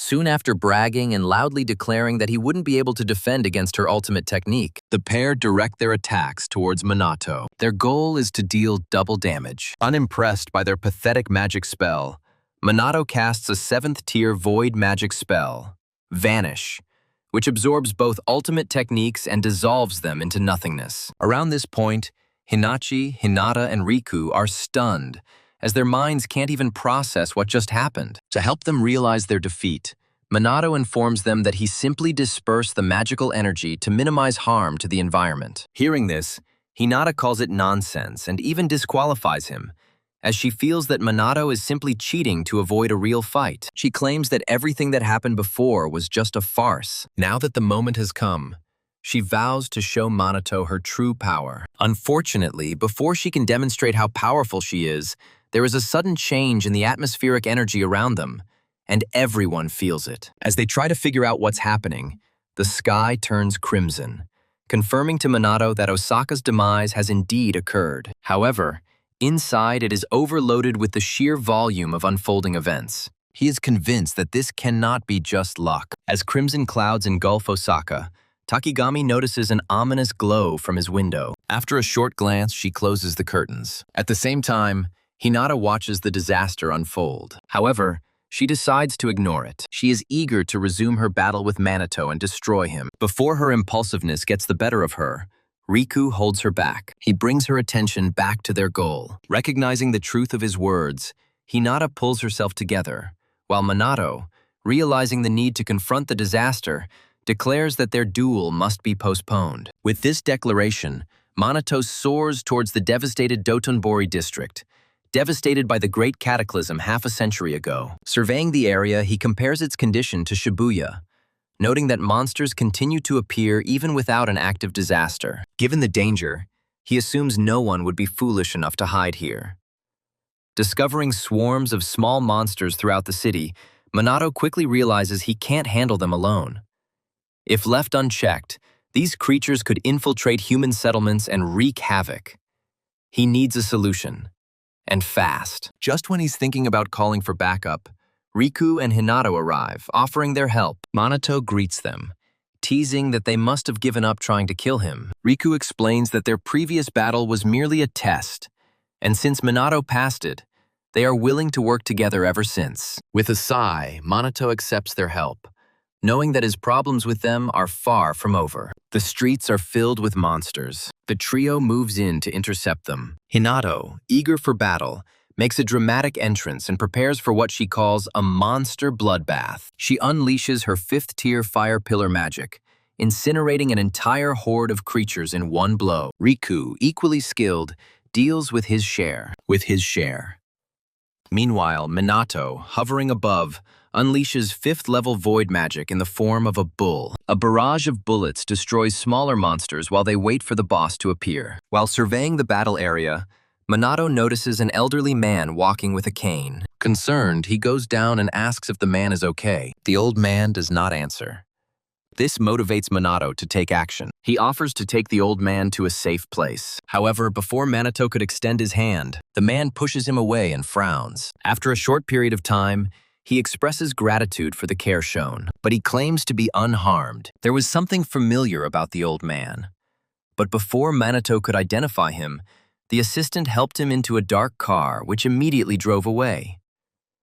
Soon after, emergency response forces and the Osaka Self-Defense Force arrived, cordoning off the exit from Dotonbori to contain the unfolding disaster. Minato is impressed by their teamwork, recalling Shido's words about their readiness despite their inexperience. As the troops take up positions, Minato lands next to an officer who mistakes him for a lost youth. But realizing that he is facing the commander of an elite magical unit, the officer immediately allows him to help. The creature suddenly sneaks up on the officer from behind, but Minato quickly incinerates it, saving the officer's life. He warns them to remain vigilant before inquiring about the current situation. The officer informs him that the police and self-defense forces have secured Dotonbori and are focusing on protecting the public. Unfortunately, he admits that they do not have the means to confront the main monster, as their own troops are no match for him. Minato calms them down. He promises to deal with the main threat. He can handle this alone. The troops express their gratitude, and Minato further astonishes them by revealing that he has reinforcements. Riku and Hinata, respected mages from the Homarai and Kaichi clans. The shocked troops ask if the SMT and the magical families are now cooperating. Minato, without saying a word, sees the officers' morale rise, their faith resting on powerful groups. Suddenly, a menacing, dark purple fog begins to fill the sky. The soldiers are under crushing pressure, finding it difficult to even move. Lost in the haze, a colossal figure gradually appears. The officers instantly recognize him, the main demon, the boss. This single entity possesses the power to raze Osaka to the ground, and as mere humans, they are hopelessly outmatched. Minato, however, is completely unfazed. With a smirk, he chides the chief demon for being late. His composure astonishes the police, who cannot understand how he remains so calm in the face of such terrible danger. Before Minato can act, Hinata and Riku advance forward, declaring the main demon their prey and telling him to stand back and watch. Although Minato is annoyed at being outdone, he relents, confident in their ability to face an enemy of such magnitude. The stage is set for battle. Riku and Hinata prepare for the final confrontation. After uttering a few more strange phrases, both Hinata and Riku unleash their 6th-level magical attacks, Hellfire and Comet. They direct these attacks at the main demon who stands on the street, thinking they are idiots. As both strikes approach, the main demon completely destroys them with his 8th-tier fire magic supernova, blinding the magical elites and troops with his furious radiance. Stunned, they try to comprehend the situation. How can such a creature command such powerful magic? Recognizing the demon's immense power, Hinata and Riku prepare another attack. But before they can, the head demon suddenly speaks up, asking if there is a powerful mage among them. One of the soldiers, although aware that the major demons possess superior intelligence compared to standard monsters, is nonetheless shocked to hear him communicate like a human. Observing the fear on the soldiers' faces, Minato understands their reaction. A being with human-like thinking is rare, and the unknown invariably breeds fear. However, he decides to stand aside and watch as the aristocrats continue to humiliate themselves. After missing his first attack, Hinata makes another immature statement, promising to turn the demon into dust. She unleashes a fire spell even more powerful than demon fire, while Riku, driven by frustration, imbues his blade with the 8th-tier gravity magic dimensional blade. Minato is delighted to see the aristocrats finally using their unique spells. He believes that their combined efforts will be enough to defeat the main demon. As Hinata and Riku prepared to attack, the head demon suddenly commented on someone's magical energy. Thinking he was talking about them, Hinata boasted about her strength. But then the demon revealed that he was actually talking about Manato's enormous mana. Annoyed by the neglect, Hinata and Riku canceled their spells. They stupidly rushed at the demon with bare hands. To their horror, the demon easily dodged each blow, mocking their slowness. After playing with them for a short time, he struck back, sending them flying. He then combined fire and wind magic to create a sixth-tier spell. A whirlwind of flame instantly destroyed the aristocrats. Riku and Hinata stood up, trembling from the enormous force of the attack. Minato moves forward, declaring that the remaining task is his. Hinata tries to dissuade him, claiming that if they, as magical aristocrats, couldn't defeat the main demon, then he doesn't stand a chance. Riku suggests a tactical retreat, but Minato remains steadfast, confident that such an enemy poses no threat. Riku asks if Minato is truly aware of this colossal magical power. This formidable power comes from the main demon. Hinata, however, rejects the idea of giving up, realizing their inability to let down the one they serve. Minato approaches the battle zone, taunting the lead demon. The chief demon, however,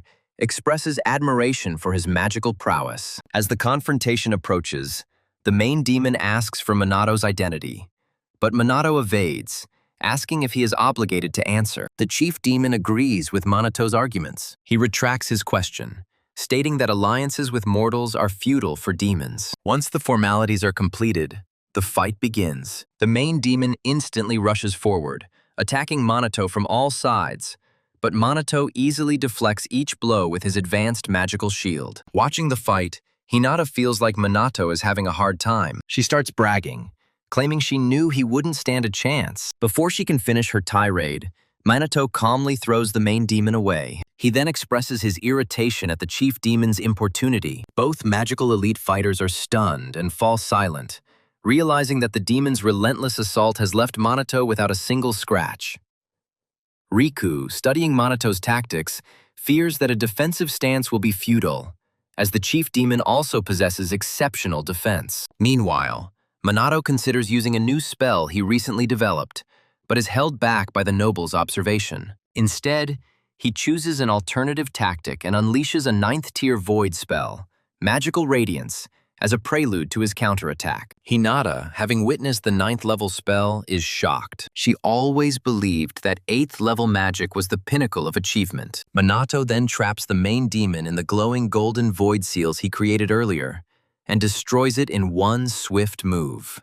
A murmur of surprise spreads among the onlookers as the warriors realize that Captain Minato has just effortlessly defeated an enemy that even the magical nobility found challenging. When Minato descends, the soldiers burst into shouts, proclaiming him incredible and even calling him the Messiah. Minato approaches the humiliated nobles and casually states that the monster presented no difficulty to him. Hinata, completely defeated, admits that they are nowhere near his level, and realizes that they have no chance of defeating him in their current state. Minato then asks if they still wish to continue the battle. Without pause, both nobles admit defeat, declaring that Minato has passed their test. After settling the matter, Minato demands an explanation. Riku agrees to reveal everything, but notes the need for another person to be present, Takigami. Minato instantly understands who it is. Moments later, Takigami appears and asks if Minato realized she'd been orchestrating everything from the start.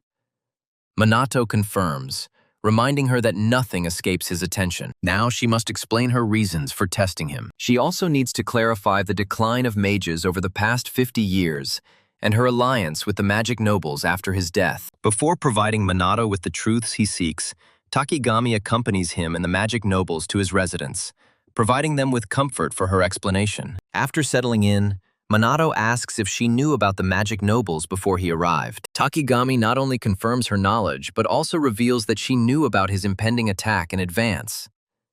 Confused, Minato asks why she allowed it, but Riku responds by explaining that their only purpose was to evaluate Minato's abilities and see if he would use his powers selfishly. Minato points out that his companions were drawn into their so-called test, and Riku assures him they had no ill intentions, only threats.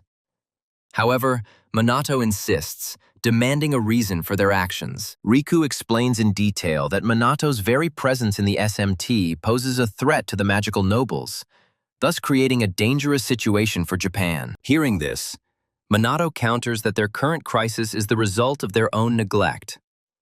SMT never sought to humiliate the magical nobility. Instead, the nobles looked down on them. Overwhelmed by the accusations, Hinata felt bad, but Riku, showing greater maturity, told her to stop, because Minato was right. Acknowledging their passivity during the initial disaster, Riku argues that the world still needs nobles to maintain order. Takagami then intervenes, explaining that the source of the conflict goes back 50 years after Minato's death, which led to the current state of Japan and the creation of the magical nobility. After the death of Ichikami Minato and the disappearance of most demons, Japan was overrun by rogue mages.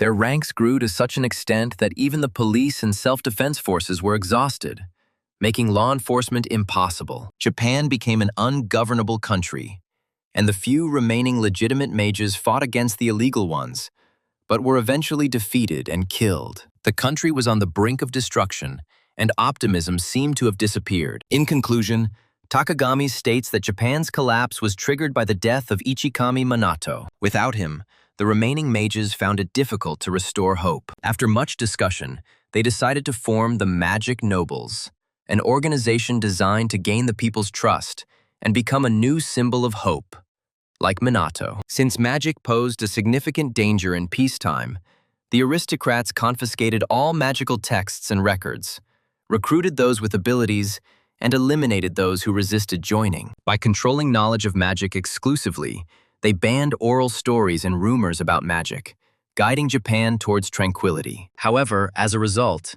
Japanese mages became less powerful, and domestic politics led to a decline in innovation and understanding.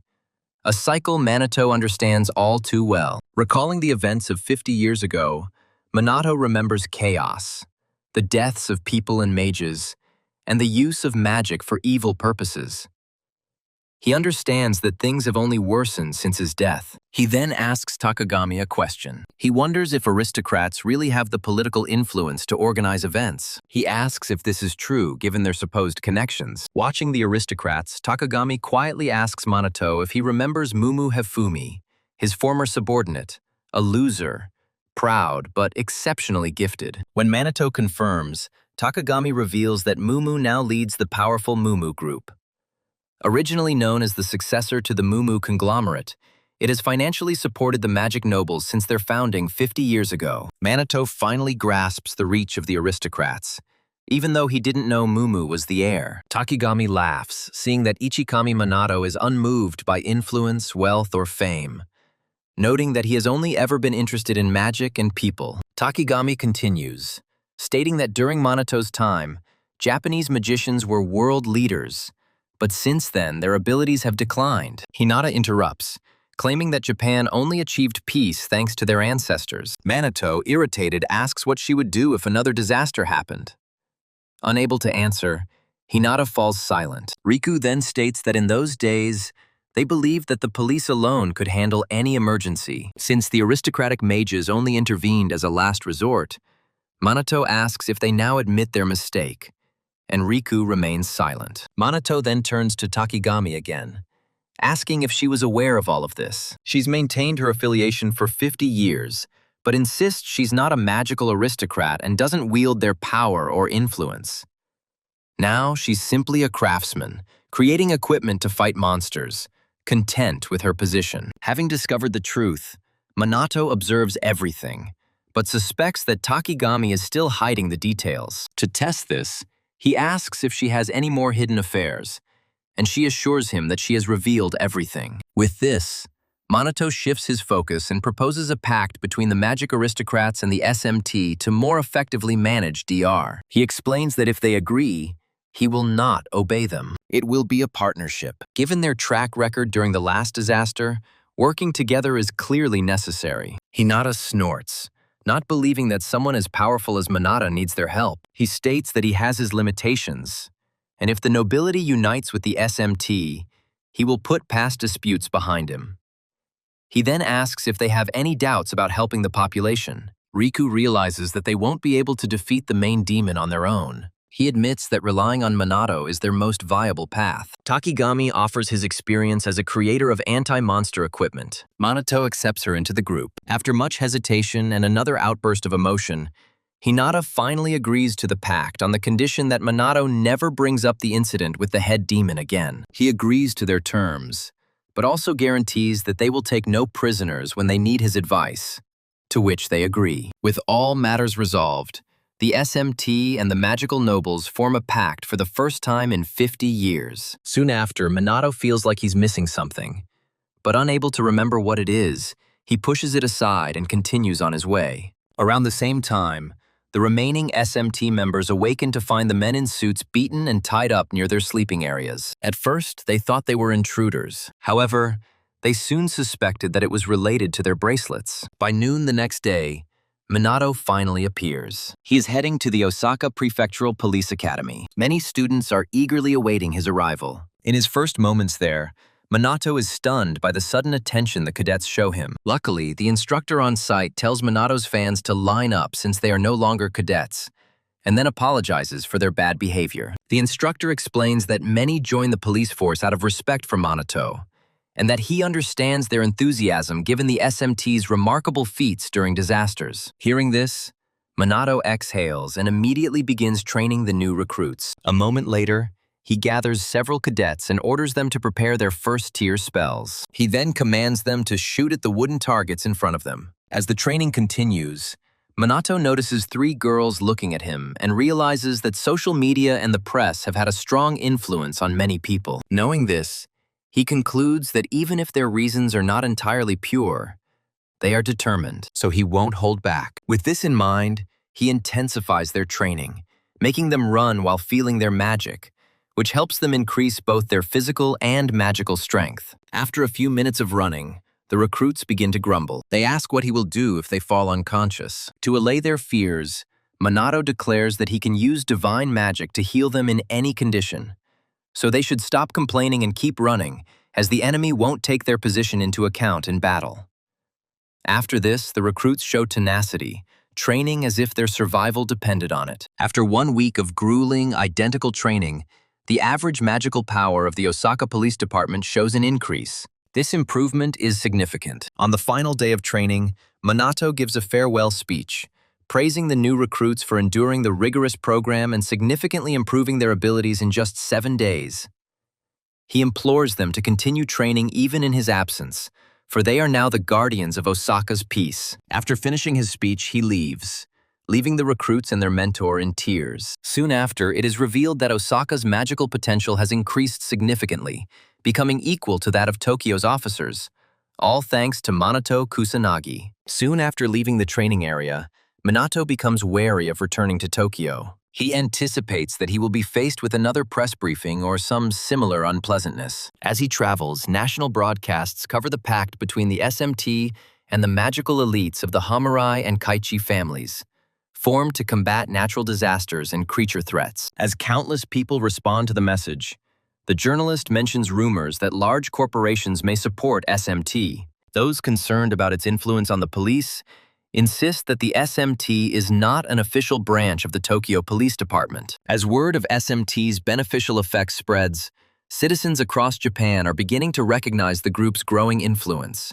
In separate developments, journalists note that the Mizuha family has not yet appeared in public, which is strange given their past collaboration with SMT. Theories are circulating that they may abandon the partnership just as Japan is beginning to unite against disasters. When the plane arrives, Minato asks if the girls can contact their father. Yuika explains that she has tried to contact him several times, but since they were disinherited, he may refuse to answer. However, Minato expresses concern that the patriarch has not publicly endorsed the partnership. Ruka expected him to speak out after they joined forces with 2 other aristocratic houses. Minato realizes that Sushiro's silence is arousing suspicion. He decides to check it later. Noticing his deep thoughtfulness, the young women bring him back to reality, congratulating him on his triumph in Osaka and expressing their admiration. Minato realizes the full depth of his situation. He joins in their discussion. Meanwhile, Shadu, nearby, notices that Chrono hasn't appeared the night Minato was absent. Despite his suspicions, he reasons that if Minato is truly the leader of the Shadowbringers, Chrono, and the rogue sorcerer, he will be forced to arrest him. However, with all his being, Shidu wishes that his suspicions were wrong. He is convinced that Minato is destined to become the savior of the world. Later that evening, while strolling home and grumbling about his busy comrades, Minato is suddenly intercepted by 2 of Toshiro's assistants. They inform him that he has been summoned. Keeping calm, He accompanies them. Soon, he reaches the Tushiru estate. There, Tushiru angrily asks if the report that both his daughters are now living with him is true. He immediately threatens his life if he thinks of putting them in danger. Confused, Minato assures the man they're just friends. But Toshiro insists, making sure Minato won't hurt them. To reassure him, Minato firmly declares he'd never do such a thing to his friends. He then asks if Toshiro called him only because he was worried about his daughters. Despite everything, Minato acknowledges Toshiro's deep paternal instincts. A moment later, Toshiro escorts Minato outside. Once in the air, he challenges Minato to a duel. Having free time, Minato agrees. Toshiro immediately begins his attack, releasing a 6th-tier water magic, Geyser Wave, by gathering his mana. In response, Minato counters with 7th-level fire magic. The demons ignite, suppressing the water attack. After they land, Toshiro praises Minato for neutralizing the water's superiority with comparable fire magic. Recognizing Minato's strength, Toshiro finally entrusts his daughters to him. Minato is silent for a moment, watching his father leave. Elsewhere, the enraged BR boss from earlier loses his composure. He discovers that Chrono is still breathing. This further fuels his rage. In despair, he decides to throw away all limits. He vows to destroy anyone who stands in his way. He then turns to his newest ally, Tushar, demanding assurances that he will live up to his expectations. Surprisingly, Tushar vows to destroy Chrono. Around this point, an enraged boss, later identified as the former rebel magical noble Kuroi, declares the next stage an all-out conflict between BR and the Shadow Guardians. He begs the Black Mage to foresee his arrival. A few days before the BR attack, Minato and his SMT comrades return to school and are met with even greater adoration than before, especially now that their media profile has skyrocketed. Minato feels exhausted as things become increasingly frustrating. Unfortunately, others are also facing difficulties. Oika is relentlessly pestered by fans who simply want to be near her, attracting not only the devoted but also the envious souls who hate her. Seeing Yuika getting the admiration they crave, the 3 evil girls decide they can't take it anymore. Yuika sneaks out of her class. She insists it's just a trip to the toilet. These rivals take advantage of the moment to attack her. Relieved, Yuika grumbles in the hallway about being tired from the endless attention. Suddenly, a trio of rivals block her path and drag her to an infamous spot in the school. There, they stamp their feet on the ground to intimidate her, then accuse her of being annoying and question her enrollment in SMT. When Yuika remains silent, a plump, overweight girl suggests that she must have received special treatment as a magical aristocrat. As if that wasn't enough, the simple-minded green-haired girl adds her own, claiming that Yuika charmed her way into SMT. Unable to bear the ridicule, Yuika explodes, shouting that she worked hard to get into SMT and would never use underhanded tricks. Noticing her wariness, the red-haired leader of the disgruntled losers presses harder, ordering Yuika to swear on her status as a magical aristocrat that she does not harbor feelings for Minato. Yuika hesitates, but before she can show weakness, Minato appears, demanding an explanation. The frightened girls quickly claim they were simply discussing how unfair it is that Yuika is getting special treatment. Their leader even has the audacity to accuse Minato himself of succumbing to supposed favoritism. Minato is silent. He turns his gaze to Yuika. He instantly realizes the humiliation she must be feeling because of their bullying. At the same time, envious girls begin to talk about joining SMT, claiming they'll be of significant assistance to him. Realizing their plan, Minato decides to play along. He puts off the reprimand for now, instead urging them to enroll in the SMT introductory program. Since they seem so diligent, he promises to allow them to join as soon as they succeed. Unaware of the harsh nature of the regime, the girls burst into joy. Minato accompanies them to the SMT training grounds, informing Ryuga and Ruka that they will be participating in the program. At first, Ryuga and Ruka are unimpressed. They note that the girls do not seem particularly skilled. However, Yuika, worried that Minato intends to let them join, dismisses the idea to deal with more pressing matters, noting how naive the newcomers are, causing Ryuga and Ruka to become even more wary of their motives. When they ask Minato about this, he simply advises them not to overthink the situation. He feels that these girls need this experience. The training begins, and within 60 minutes, the red-haired person is on the verge of collapse from fatigue. Meanwhile, Minato and the rest of the SMT veterans are shouting out commands, urging them to run as if their lives depended on it. He applies the same strict practice. It's the same training he used with the Osaka Police Department. He has previous experience in this. After making them run 4 laps around the track,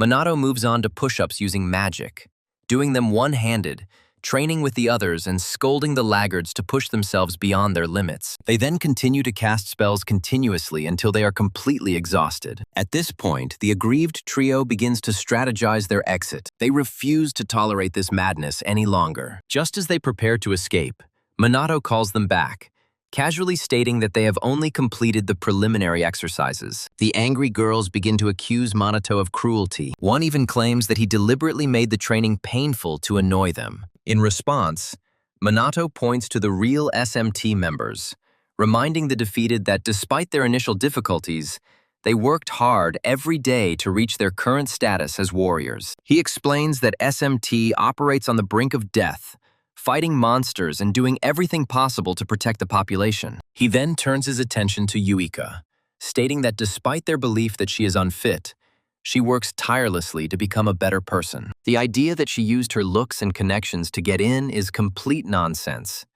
He knows she would never stoop to that level. Finally, he meets the redhead's gaze, making it clear that Yuika is a dear comrade to him. He will not forgive anyone. Anyone who tries to tarnish her reputation will incur his wrath. Realizing their mistake, the trio of tormentors beg for mercy and flee like the cowardly individuals they are. Watching their hasty retreat, Minato sighs at their complete lack of backbone. Ryuji, still stunned, asks about the recent events. Minato simply advises him to ignore defeated opponents. Later, during their walk home from practice, Yuika expresses gratitude to Minato for protecting her, admitting that she overheard his entire statement. Minato brushes it off, claiming that he simply presented them with the truth and stopped their senseless jealousy. He's confident that they'll spread the word, so she doesn't have to worry about it anymore. Yuika chuckles, repeating his last phrase, and then sheepishly admits that she considers him a significant person. She understands that Minato's concept of significance is different from her own.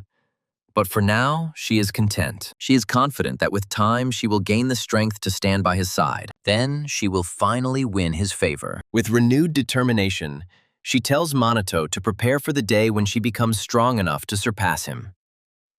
With Yuika's torment over, life returns to normal for SMT, awaiting the next disaster. As the hour of disaster approaches Tokyo, the skies glow red and monstrous entities materialize unceremoniously on the streets. Realizing the danger, citizens run for their lives as the vile creatures begin their attack. At the same time, Minato and Hinata, who happen to be nearby, rush into the fight. Hinata excitedly declares several monsters as her prey. She turns them to ashes with her pyromantic powers. Without wasting a second arguing with the tiny alarm clock, Minato turns his attention to the remaining dangers, destroying them with his void magic. As this happens, the first arrivals and some foolish onlookers gaze in awe at the collaboration between the SMT and the magic nobles, a sight they never expected. Since the magic nobles began collaborating with SMT, their public image has steadily improved. A recent survey by the research group confirms this development. At the moment, Chrono is detaining the renegade mages. At the same time, SMT confronts disasters and beasts. However, because the SMT's core staff consists of students rather than officers, the group lacks official recognition as a legitimate agency.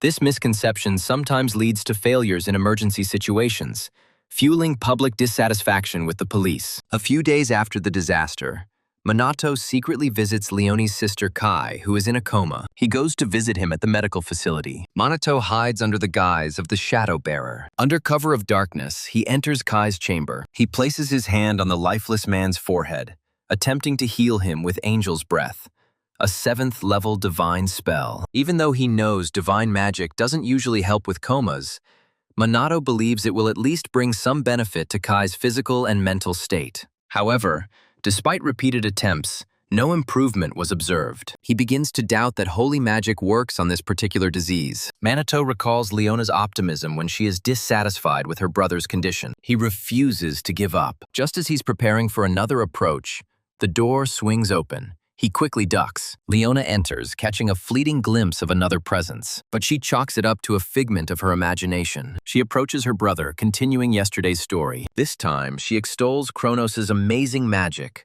reliability, and drive. She admits that although she respects him, his mentoring is pure hell. His harsh and merciless training seems truly hellish. However, when she talks about it lightly, her behavior changes. Clutching Kai's blanket, she solemnly promises to keep striving until no one else has to endure his suffering. She vows to destroy the Black Riot together with Chrono, no matter the cost. Overwhelmed with feelings, she bursts into tears, begging for forgiveness at my brother's one more time for his suffering. Minato, having heard everything he needed to, silently leaves the room and heads to the storeroom to meet Leona and the interns she intends to introduce. Leona soon appears, introducing new faces to Minato, which takes him by surprise when he asks for formal introductions. She clarifies that these are not just random people. These people found her after viewing her online messages and conducting an information campaign. She deliberately shared minimal details to gauge their determination to find her. Now that they have arrived, she reassures Minato. She confirmed their identities and ran a full background check on them. The trainees, overflowing with enthusiasm, begin to shower Minato with praise. However, Leona quickly orders them to calm down. Once order is restored, Minato makes it clear that while he is willing to train them, he will not coddle them. The fearless recruits, after consulting, resolutely urge him to push them to the limit. Satisfied with their determination, Minato begins training and nearly kills them with his grueling regimen. Although the new recruits were initially over-enthusiastic, their dedication soon became apparent. Over time, under Minato's brutal training, they improved significantly. Within a week, Minato had successfully formed a specialized tactical team dedicated to information manipulation and hacking, as well as an operational team responsible for locating and destroying BR hideouts. As the Shadow Walker's influence grew, he received unexpected support. This support came from underground organizations. Meanwhile, the Black Rebellion's hideouts were repeatedly destroyed, leaving the police baffled as to the Black Mage's true intentions. However, Shido remains steadfast in his belief that all criminal mages are criminals. In his eyes, the Shadow Walker is not an avenger, but simply another lawbreaker.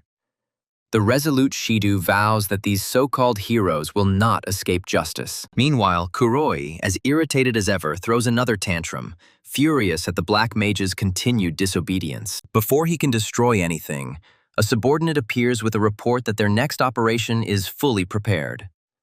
However, Kuroi continues to scold them for their slowness and incompetence. Nevertheless, he remains focused on his goal.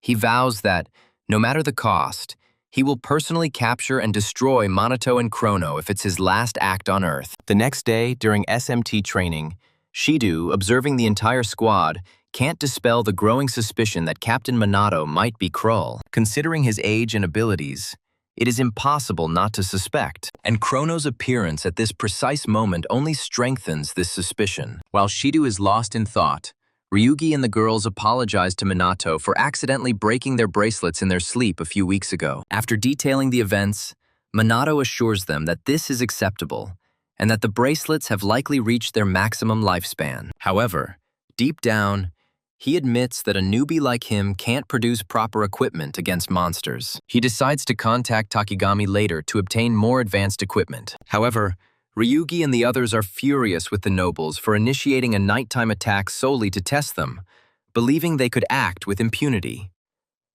Acknowledging their anger, Minato admits his own displeasure with the nobles' dastardly methods, but emphasizes that future cooperation with them is vital. With this in mind, he politely asks his subordinates to forgive this incident just this once. They reluctantly stop their complaints, but then redirect their frustration inward, blaming their own weakness for not even being able to detect the attack. At that moment, Yuika remembers how confused the noble mages looked upon awakening and asks Minato about it.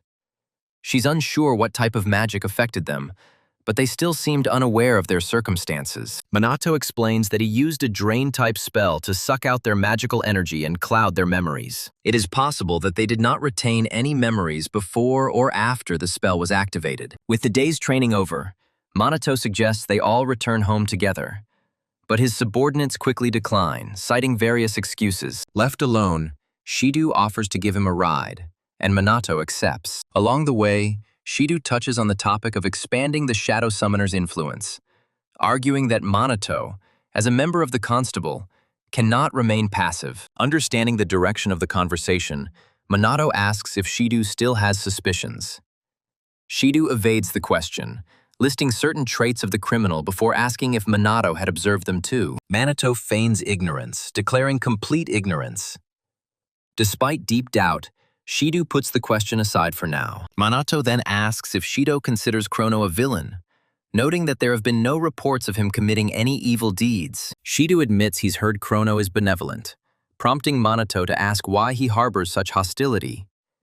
Shido replies that it's because Chrono remains a criminal. To help Minato understand his point of view, Shido tells his story. His father was an outstanding law enforcement officer, guided by an unwavering moral compass. While the populace condemned lawbreakers, his father consistently maintained that they possessed inner integrity, and that approaching them with respect could lead them to correct their wrongdoings. Shido admired this conviction, which prompted him to join the police. But his father died while trying to negotiate with a criminal who was holding hostages. He was brutally attacked with magic, unarmed and unprotected.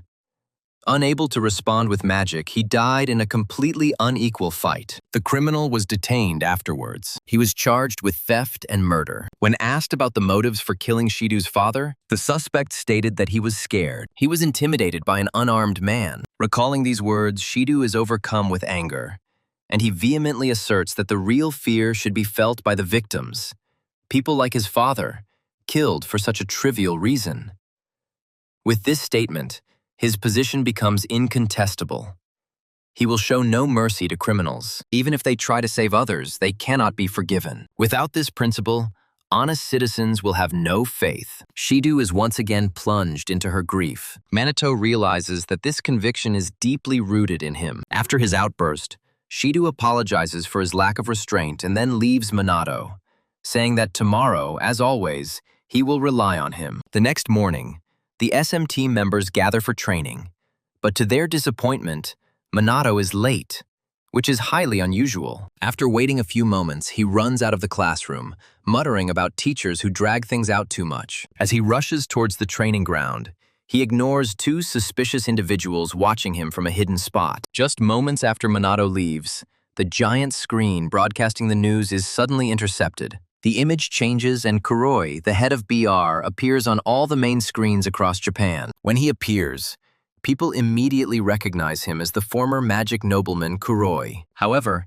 indifferent to the attention, he addresses SMT and Chrono directly. He announces that he has a gift for them. He claims explosives are planted throughout Japan and warns authorities against interfering.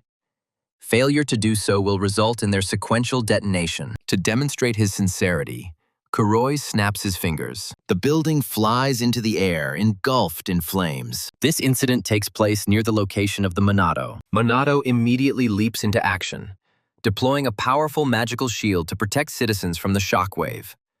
Meanwhile, the SMT frantically gathers information, discovering that their data is completely corrupted. To make matters worse, neither they nor the authorities can respond quickly enough. Wika, increasingly frustrated, claims they can't even contact Minato, questioning his current actions. As chaos escalates at the police station, Kuroi issues his ultimatum. Chrono must arrive at the designated location alone. If he disobeys, all the explosive devices will go off at once. Soon after surveying the destruction in the area, Minato comes to his conclusion. He waits until darkness falls to take action. By nightfall, he dons his Shadow Wanderer costume and sets off for the designated location, a former refuge in a port warehouse. After checking the location, Leona asks through their connection if he is really continuing, and Minato assures her that everything will be fine. Having set the stage, Leona wishes him a safe journey and expresses hope that he survives this encounter. Having assured her once again, Minato rushes over the entire metropolis. It lands only upon arrival at the designated warehouse. The warehouse lights up as he enters, revealing dozens of illegal BR sorcerers. Their commander, Kuroi, meets his demise, claiming to have anticipated his arrival. He then boasts that everyone present is a first-class BR sorcerer with powerful abilities. In response, Kurono, also known as Minato, asks if defeating everyone present would be enough to disband BR. Hearing this, Kuroi ridicules Kurono's self-confidence. However, before he can say anything, one of his sorcerers calls Kurono a fool for believing he can win on his own. Anna. Kuroi grabs the fool by the neck and lectures him, noting that people have fallen at Kurono's hands because they underestimated him, just as he underestimated him. Since he is present now and claims to be different, Kuroi not only promises to do his best, but also vows to flawlessly eliminate Kurono without lowering his guard. Confused, Kurono, on the verge of engaging in combat with Kuroi, asks if he really believes he can achieve this. However, before he can take any drastic action, Kuroi stops him, warning him that if he resists, the explosive devices surrounding the city will be detonated. Chrono, knowing full well that Kuroi is serious, remains in place and waits for his next move. Kuroi then orders his mages to kill him. Almost instantly, they unleash their attacks on Chrono. When none of the attacks hit their target, Kuroi initially suspects that Chrono has erected a magical shield and therefore orders them to continue the attack. When the result repeats, Chrono informs them that their attacks are useless. Third-tier magic has no effect on him. In rage, Kuroi loses his composure. He even beats his own soldiers. He calls them worthless for not even being able to wound Chrono. Chrono, on the other hand, calls them trash, causing Kuroi to swear that these trash soldiers will brutally destroy him. Despite Chrono's might, Kuroi remains confident, declaring that normally he wouldn't stand a chance. But now that he has his new weapon, the circumstances will change. Noticing the weapon in Kuroi's hands, Chrono assumes it is a regular firearm and arrogantly claims that guns will have no effect on him. But the moment he finishes speaking, Kuroi fires a projectile that scratches his right cheek. To his complete surprise, Chrono is wounded. Enjoying the surprise on Chrono's face, Kuroi laughs evilly and reveals that his firearm is a magic nullifying artifact imbued with enchantments that destroy arcane energies. After detailing the capabilities of his projectiles, Kuroi fires 3 shots at once, all of which lightly wound Chrono's body. Kuroi then admits that it had been some time since his last shot, so he expected his accuracy to be somewhat off. However, he is surprised. Chrono unconsciously heals his wounds with his innate magic. Misinterpreting it as divine magic, Kuroi accuses him of using it, but Chrono corrects him, explaining that it is indeed natural magic that activates autonomously to restore him. In any case, Kuroi proclaims that recovery will not change the circumstances. This means that he can cause further harm to Chrono. It has the capacity to cause more serious harm. Kuroi then fires 3 more projectiles, taunting Chrono, but soon notices that all of his bullets, as before, only slightly grazed him. Despite this, Chrono is easily restored again. At this point, Kuroi begins to suspect something is wrong. None of his attacks have landed directly, which defies logic. He wonders if Ono was evading, but quickly dismisses the thought, certain that such a sight is beyond even Ono's capabilities. While Kuroi is lost in his thoughts, Ono quietly communicates with Leona and the others. He checks to see if their covert operation is complete. Kuroi notices this and accuses him of talking in the middle of a fight and showing disrespect. With his goal achieved, Ono unleashes Grand Typhoon, a 5th-tier wind magic spell. He uses it to sweep away all the apostate mages and blow a hole in the warehouse ceiling, destroying the entire structure. Seeing this, Kuroi immediately gives the order to detonate explosives throughout the city.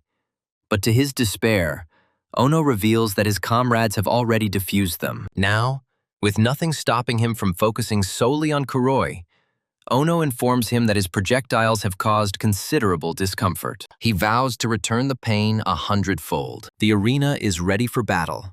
Kuroi prepares, but before their clash, SMT arrives and stops the fight before it begins. Wick announces that all the explosives have been defused, forcing the hand to beg BR to end their senseless defiance. Chrono, intent on hiding his identity, silently praises the SMT's quick arrival, but wonders if they were simply hiding undetected. However, SMT instantly recognizes Chrono, the leader of the Shadow Wraiths. They acknowledge his extraordinary magical power. Meanwhile, Sonata, knowing that Chrono is Minato, feels compelled to help him. Fearing that he might be secretly injured and with the situation changed, Chrono confidently provokes Kuroi into a fight. Just when victory seems assured, Toshiro suddenly materializes. He notes Kuroi's difficult fight and offers to help. Recognizing the traitor as their own father, the daughters exclaimed in amazement, desperate for a compelling reason. Without hesitation, they demanded to know why their father was teaming up with such a vile man as Kuroi. Before Toshiro can respond, Kuroi states that it is because they share the bond of comrades. Still stunned, Yuika and her brother pepper their father with questions, desperately trying to understand what could have driven him to team up with such a scoundrel. Finally, tired of their relentless questioning, Tushar tells them in an icy tone that he does not owe them any explanation. Depressed, they fall silent and simply look at him. Meanwhile, Shidu demands Chrono's arrest, but Chrono asks if now is really the right time to consider him an enemy. Other members of the SMT express similar thoughts, arguing that they should unite, especially in the absence of the Minato. Realizing the validity of their arguments, Shidu reluctantly agrees to cooperate. Just this once. A little later, Kuroi uses special throwing explosive devices. He throws them towards SMT. Chrono shouts a warning to evade. They narrowly escape the blast zone, most of their limbs intact. They quickly realize that these are no ordinary explosives. Chrono, amazed by the presence of anti-magic weapons other than firearms, watches as Kuroi smirks and opens his coat, revealing additional hidden equipment. While Chrono confronts Kuroi, the sisters struggle with the grim reality of fighting their father. Taking advantage of the opportunity, Toshiro summons a third-level water magic attack. Wanting to test their abilities, they unleash Azure Splash on their opponents. Ruka responds with a similar spell, but it lacks power. Toshiro's attack easily penetrates it. With no other options, the girls brace themselves for the strike. Just when all hope was lost, Ryuji enters the fray with a third-tier earth spell. A wall of stone prevents them from drowning. Afterwards, the sisters express their gratitude to Kryuga, and Toshiro notes their progress and coordination. However, he warns them that they are still no match for him, as his magical power is equal to that of Manatos. Despite this, Uika refuses to give up. With determination, she and Ruka merge their mana to unleash a 7th-tier Great Water spell, Geyser Wave, upon him. Toshiro effortlessly counters with an 8th-tier spell, Tidal Wave, completely overpowering them. He notes that they managed to neutralize some of his magic, but they are still significantly inferior. As the sisters lie defeated, Kuroi complains about the one-sided nature of the battle in his favor. He mocks Chrono, proclaiming that even a powerful shadow summoner is powerless against anti-magic weapons. He grins. He hints that Chrono has never been in combat before. He suggests that Chrono has never encountered firearms. With Tushiro's support, Kuroi claims that Kroi is doomed and even offers him the humiliating opportunity to beg for mercy. However, Chrono remains calm. Seeing this, Kuroi becomes restless and suspicious, shouting at Chrono not to get carried away. He fires additional anti-magic projectiles, but Chrono dodges each one. At first, Kuro thinks it's just luck, but the longer he watches, the less convinced he becomes. At the same time, Toshiro once again demonstrates his 8th-level water magic. He asks for their opinions. What will be their answer? Receiving no answer, he attacks Chrono. Chrono dodges with perfect grace. Kuroi notices an anomaly in Chrono's actions. He quickly uses his 5th-tier dark magic, Night Raid, and gets behind Chrono for a surprise attack. Chrono dodges each sword strike, forcing Kuroi to shoot him again. However, Kuroi dodges again. While Chrono catches his breath, another torrent of water magic descends upon him. He erects a void barrier, but it cracks on impact. The SMT members, watching from the sidelines, are stunned by the massive mana drain. They begin to feel inadequate simply standing there. Realizing that in their current state, they cannot compete with Minato, they decide to take action and earn his recognition. Shidu, still harboring resentment towards Minato, sees an opportunity. With Chrono preoccupied and seemingly cornered, he's convinced they'll finally be able to subdue him. Knowing that reinforcements will soon arrive to help capture Toshiro and Koro, Shidu doesn't want to miss this chance. He turns to Sanada, who is nearby, and begs her to help him defeat Chrono. Sonata hesitates, questioning his logic. Shido states that Chrono, a rogue mage fighting alone, must be captured immediately. At first, she refuses, but Shido insists, almost begging. Unable to refuse outright, Sonata clenches her fists and looks forward, which Shido takes as her agreement to his request. But instead of attacking Chrono, she suddenly uses white magic on him. Kuroi, seeing this, mistakenly assumes that the police have turned against their only ally, Chrono, and taunts them. However, as Shido is about to strike again, he realizes that Sonata has just given Chrono first aid using 5th level holy magic. Around this time, Kuroi accuses the police of helping Chrono, an illegal mage. But then Chrono, who can heal his wounds with passive magic, ignores him and asks why Sonata used magic on him that she knows he doesn't need. After further reflection, Chrono comes to the conclusion that Sonata must be trying to convey her feelings to him through magic,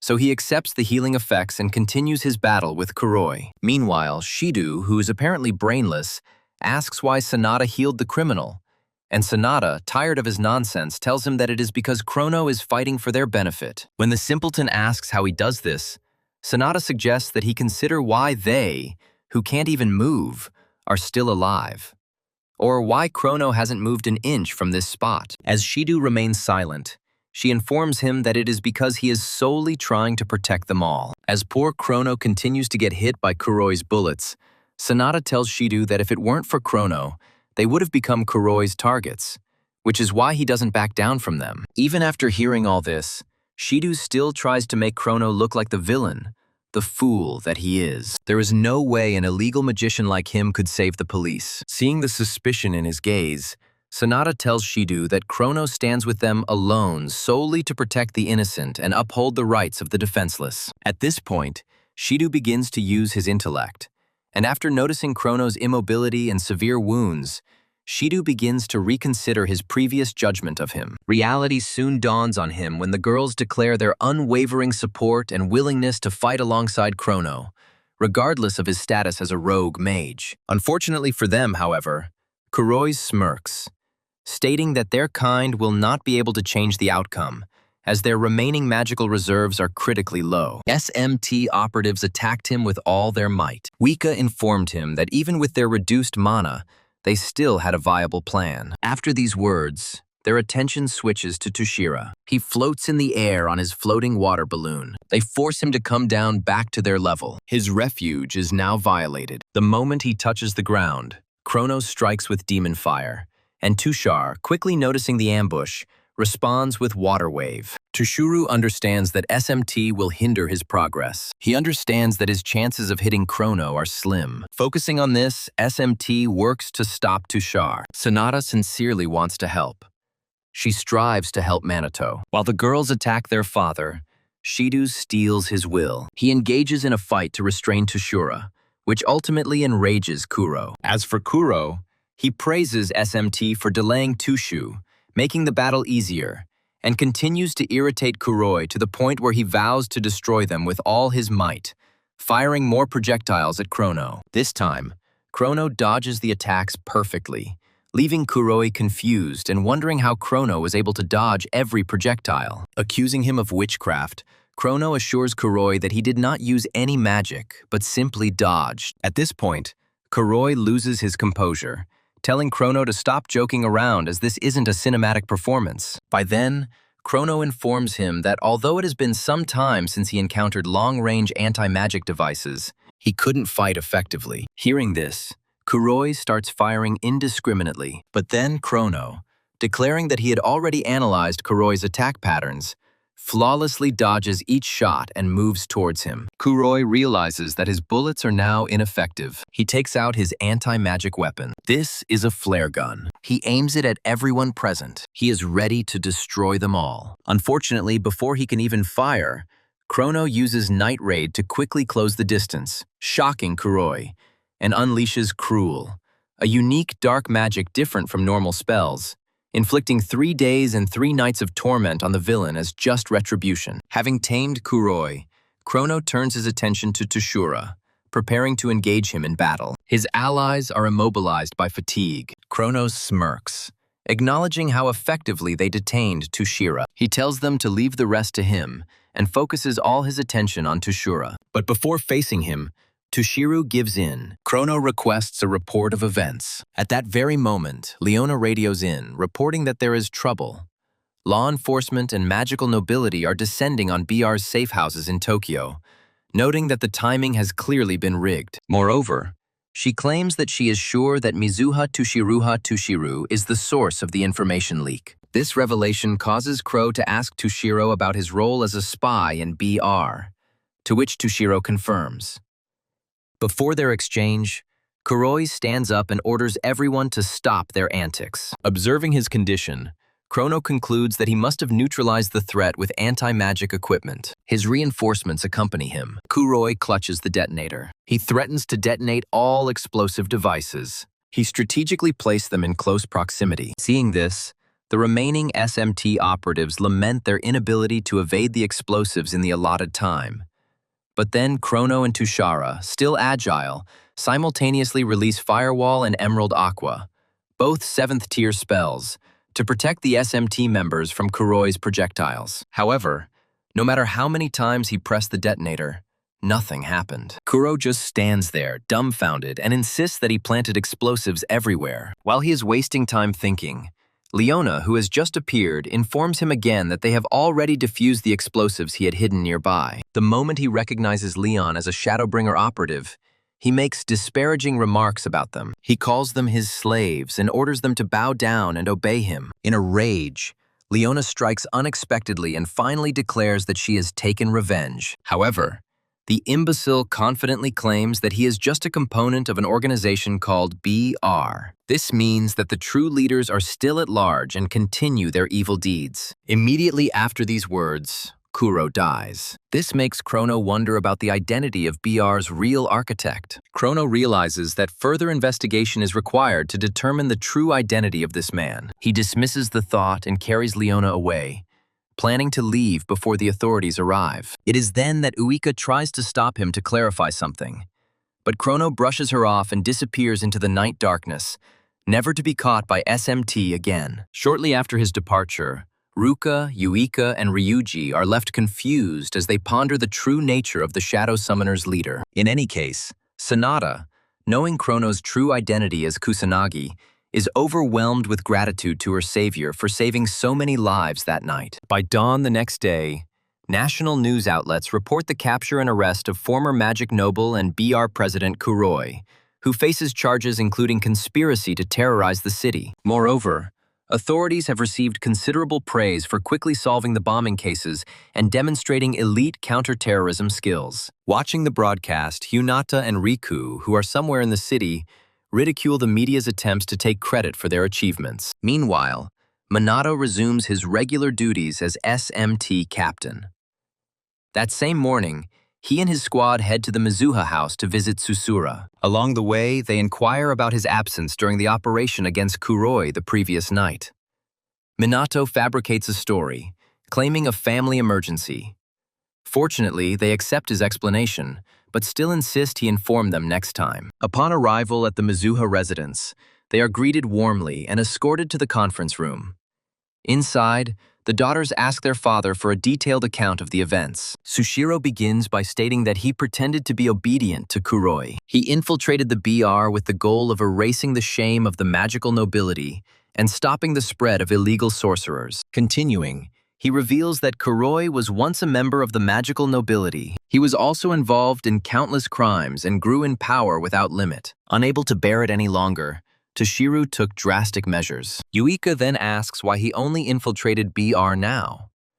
Toshiro reveals that he received direct orders from the police, who believed his position as the head of a family of magical aristocrats would make it easier to infiltrate BR, especially given Kuroi's previous dealings with Fuka. Toshiro used psychological manipulation tactics. He easily won Kuroi's trust. He concludes his story by detailing his circumstances. He was not an official law enforcement officer, but he was treated as an undercover special agent. He will not face any consequences for any misdeeds. Hearing this, the young women breathe a sigh of relief and scold the police for their treatment of their father. Meanwhile, Minato ponders the various factions in this scheme.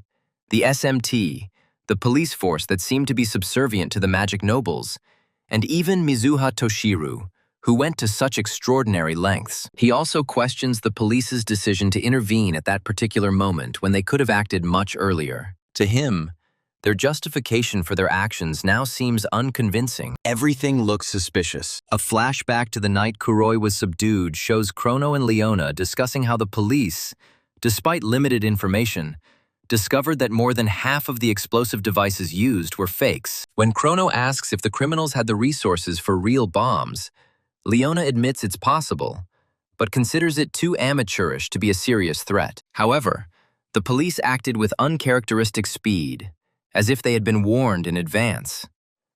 They suspect foul play, but so far have no evidence. Returning to the present, Tushiru admits his wrongdoings, begs for forgiveness, and declares his intention to openly help SMT and reverse his daughter's disinheritance. Upon hearing this, the young ladies immediately rejoiced, knowing that they could once again proudly bear the name Misuoha. On the way back from the Misuha family gathering, Ryuji notes the fortunate turn of events, finally feeling relieved that the situation has been resolved. Sanada, on the other hand, calls Minato and Chrono her saviors and expresses a desire to repay their kindness. Sid, knowing that Chrono is an unlicensed magician, still cannot deny the fact that he saved them on that fateful night. If Chrono turns out to be Kusanagi, Sidhu is unsure about the morality of arresting him. Meanwhile, Yuika grows increasingly alarmed as she remembers Chrono's eyes that night, recognizing their striking resemblance to Minato's. Unable to tell them apart, she begins to suspect they may be the same person. Minato, fully aware of the unfolding situation, foresees potential complications if this continues. That night, disguised as Chrono, he sneaks into Kai's hospital room to continue healing him with sacred magic. Receiving no answer this time, Chrono nudges Kai to wake up. He tells Kai that his sister is waiting for his return. At that very moment, Leona enters, forcing Chrono to hide behind the window. She quietly informs her younger brother that she has finally defeated the enemies together with Chrono. She assures him that he doesn't need to worry anymore. She ensures that no one will ever harm him again. Moments after hearing his sister's voice, Kai calls out her name, and Leona immediately confirms that she is with him. Fully conscious, Kai greets his older sister upon her return and states that he has done his best to remain steadfast in her absence. Without the slightest hesitation, Leona hugs Kai tightly. Tears flowed freely down her cheeks. Seeing this, Chrono grins, realizing that his task is completed, and quietly ascends into the night sky. The next day, during the midday meal, Ryugi, who is with the others on the school terrace, begs Minato and the girls to help him look after his younger siblings tomorrow. When asked about the situation, he explains that his work schedule covers the entire day, and he will return home extremely late. He usually manages SMT activities and works when his mother is not on duty. However, unfortunately, neither of them are available at this particular moment. Since he absolutely cannot leave his siblings unattended until dark, Ryugi asks them for help. Hearing Ryuga's sincere request, Minato readily agrees to help, mentioning his love for children. And Ryuga expresses his deep gratitude to him. As for Yuika, she expresses regret at her unavailability, explaining that she has commitments related to the move.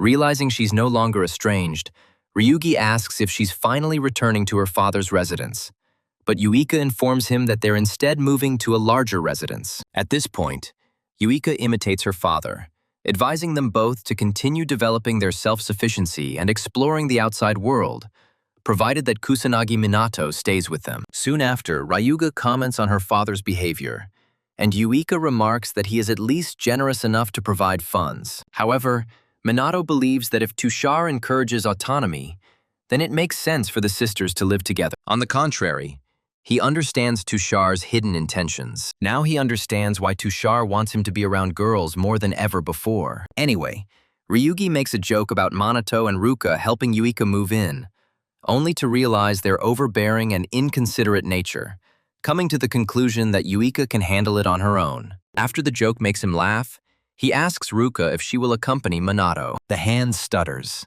Eventually, she volunteers to help Minato look after the children. With that, Ryuji expresses his gratitude to both of them and vows to repay their kindness. The next day, Minato and Ruka accompany Ryuga's 3 younger siblings to an amusement park since they haven't been there in a while. The children are excitedly talking about riding the carousel, roller coaster, and Ferris wheel one after the other. To reassure them, Minato assures them that they will try out all the rides. Just as they are about to board the ride, he notices that Ruka is lagging behind and asks her to join their group. By this point, Ruka's face looks so menacing that the children feel intimidated, and Minato asks why she isn't smiling. To avoid being seen as a bore, Ruka apologizes, then makes things worse by forcing a forced smile and asking if things are better. Unfortunately, children find it even more frightening. Minato strokes the children. He wants to stop them from crying. He ignores the dark hand for now. Later, the 5 of them ride a roller coaster,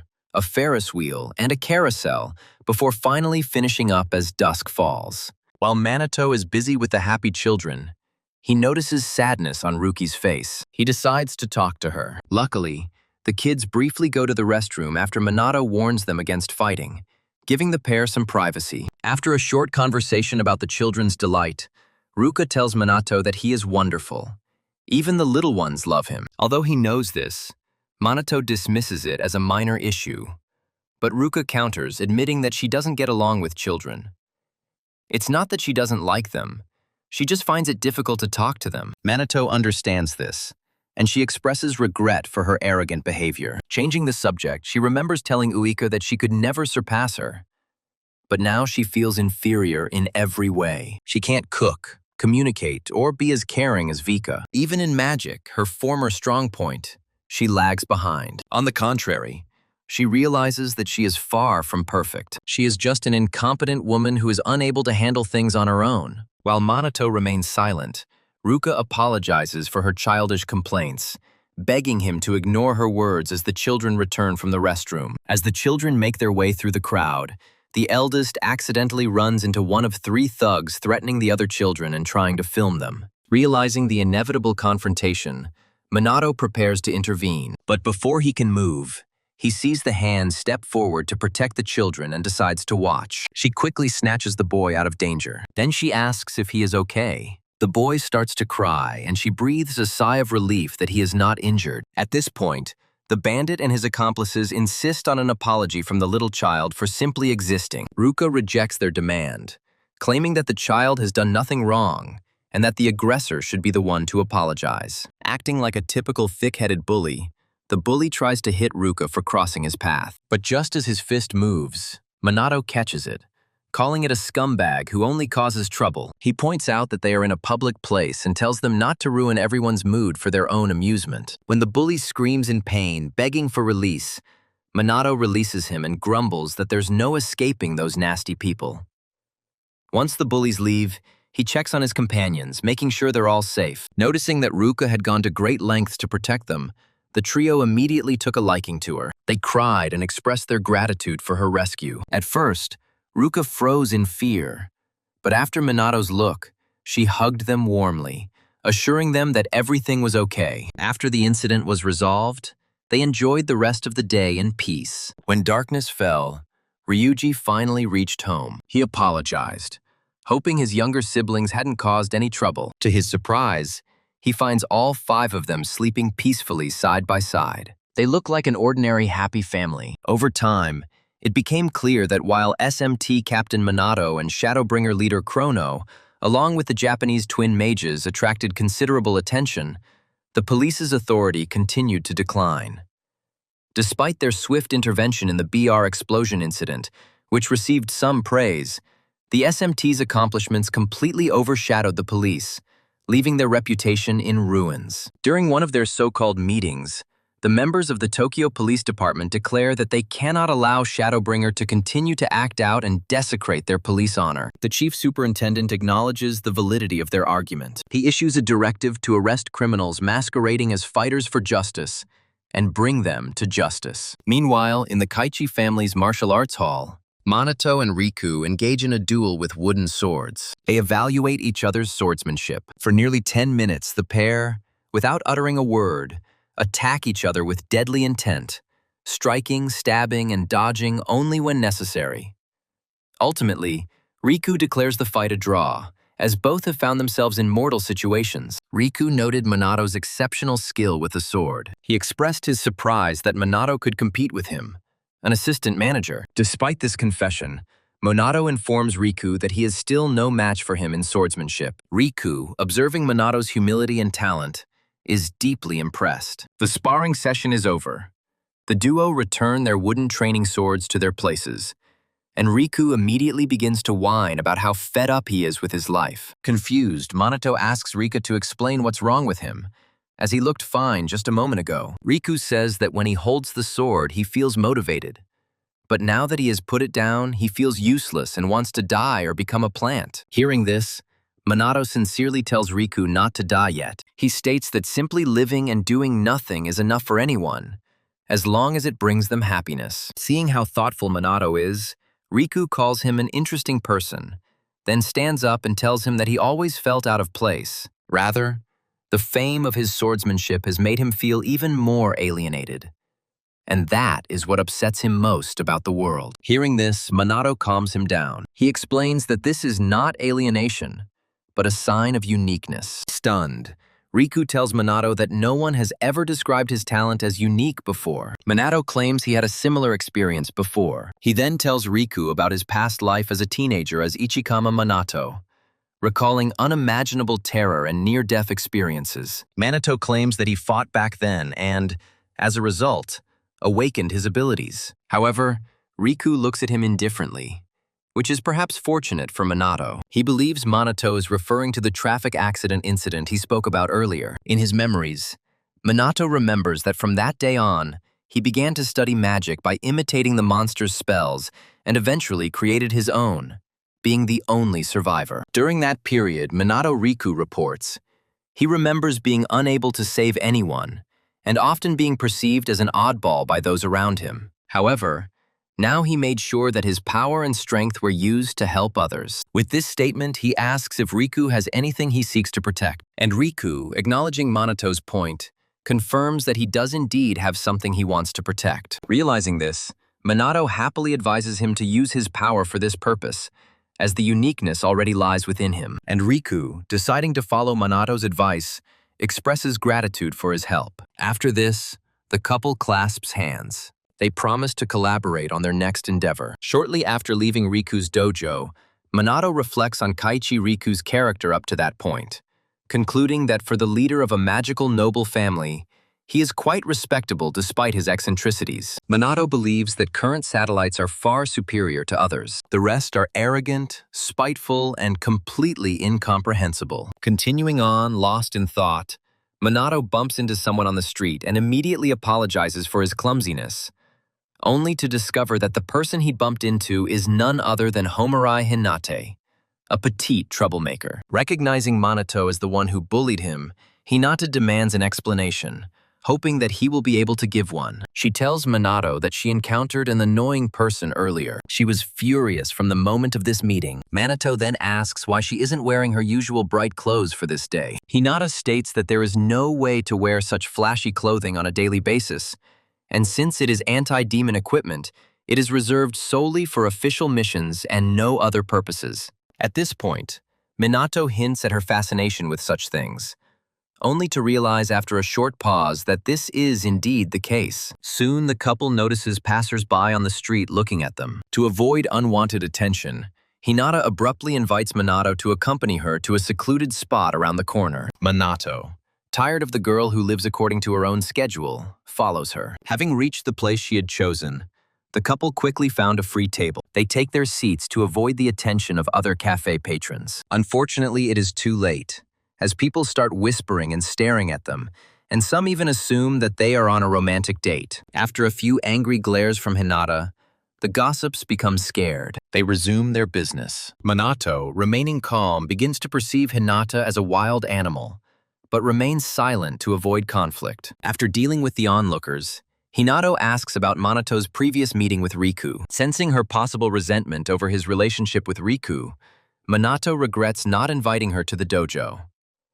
Understanding the true meaning of his words, Hinata loses her composure and insists she's not upset about not being invited. After all, from her point of view, their connection is just a temporary phenomenon, and not a real friendship. Immediately after these words, she watches with envy as a family celebrates their child's first birthday. Minato assures her that he is happy with everything she says, provided that they can continue their cooperation. Hinata, irritated by his overconfidence, demands to know the source of his power. When Minato makes up a story about gaining his powers through a traffic accident, Hinata dismisses it, stating that it is impossible to gain such power just from an accident. She is aware of Minato's extraordinary magical abilities, and such power does not manifest itself in such a way. However, in his thoughts, Minato admits that he is actually holding back his magical energy even more than before. Furthermore, Hinata reasons that if simply facing death was the key to strengthening magical power,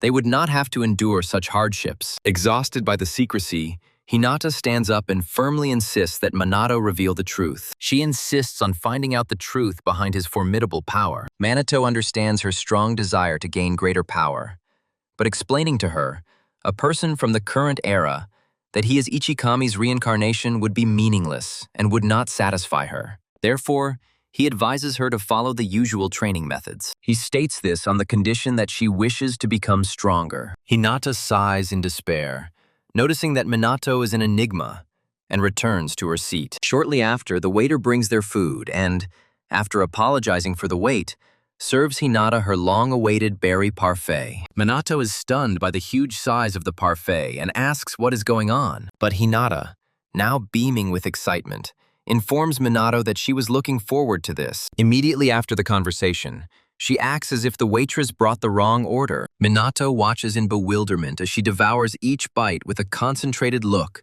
savoring its rich flavor and smooth texture. After finishing, Hinata exhales slowly and admits that she always wanted to try a parfait at this place, but was too shy to come alone. Her pleasant walk with Minato went wonderfully. It was a complete triumph. Minato realizes that she has a weakness for sweets. She checks her mana flow and sees that it is completely full. When Hinata realizes she has let her guard down, she abruptly ends the conversation, stating there is nothing more to talk about, and hurries out of the cafe.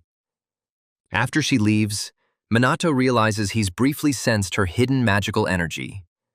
However, he admits it's significantly more powerful than the last time they encountered her.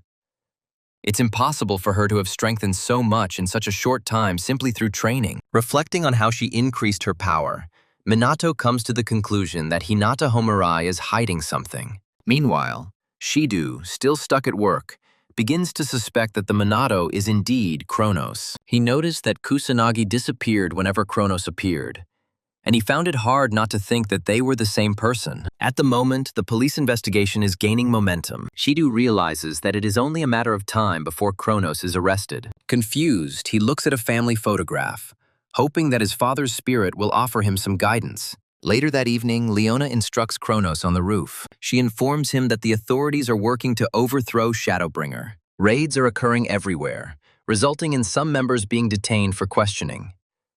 Upon realizing this, Kronos realizes that SMT has also been ordered to arrest them.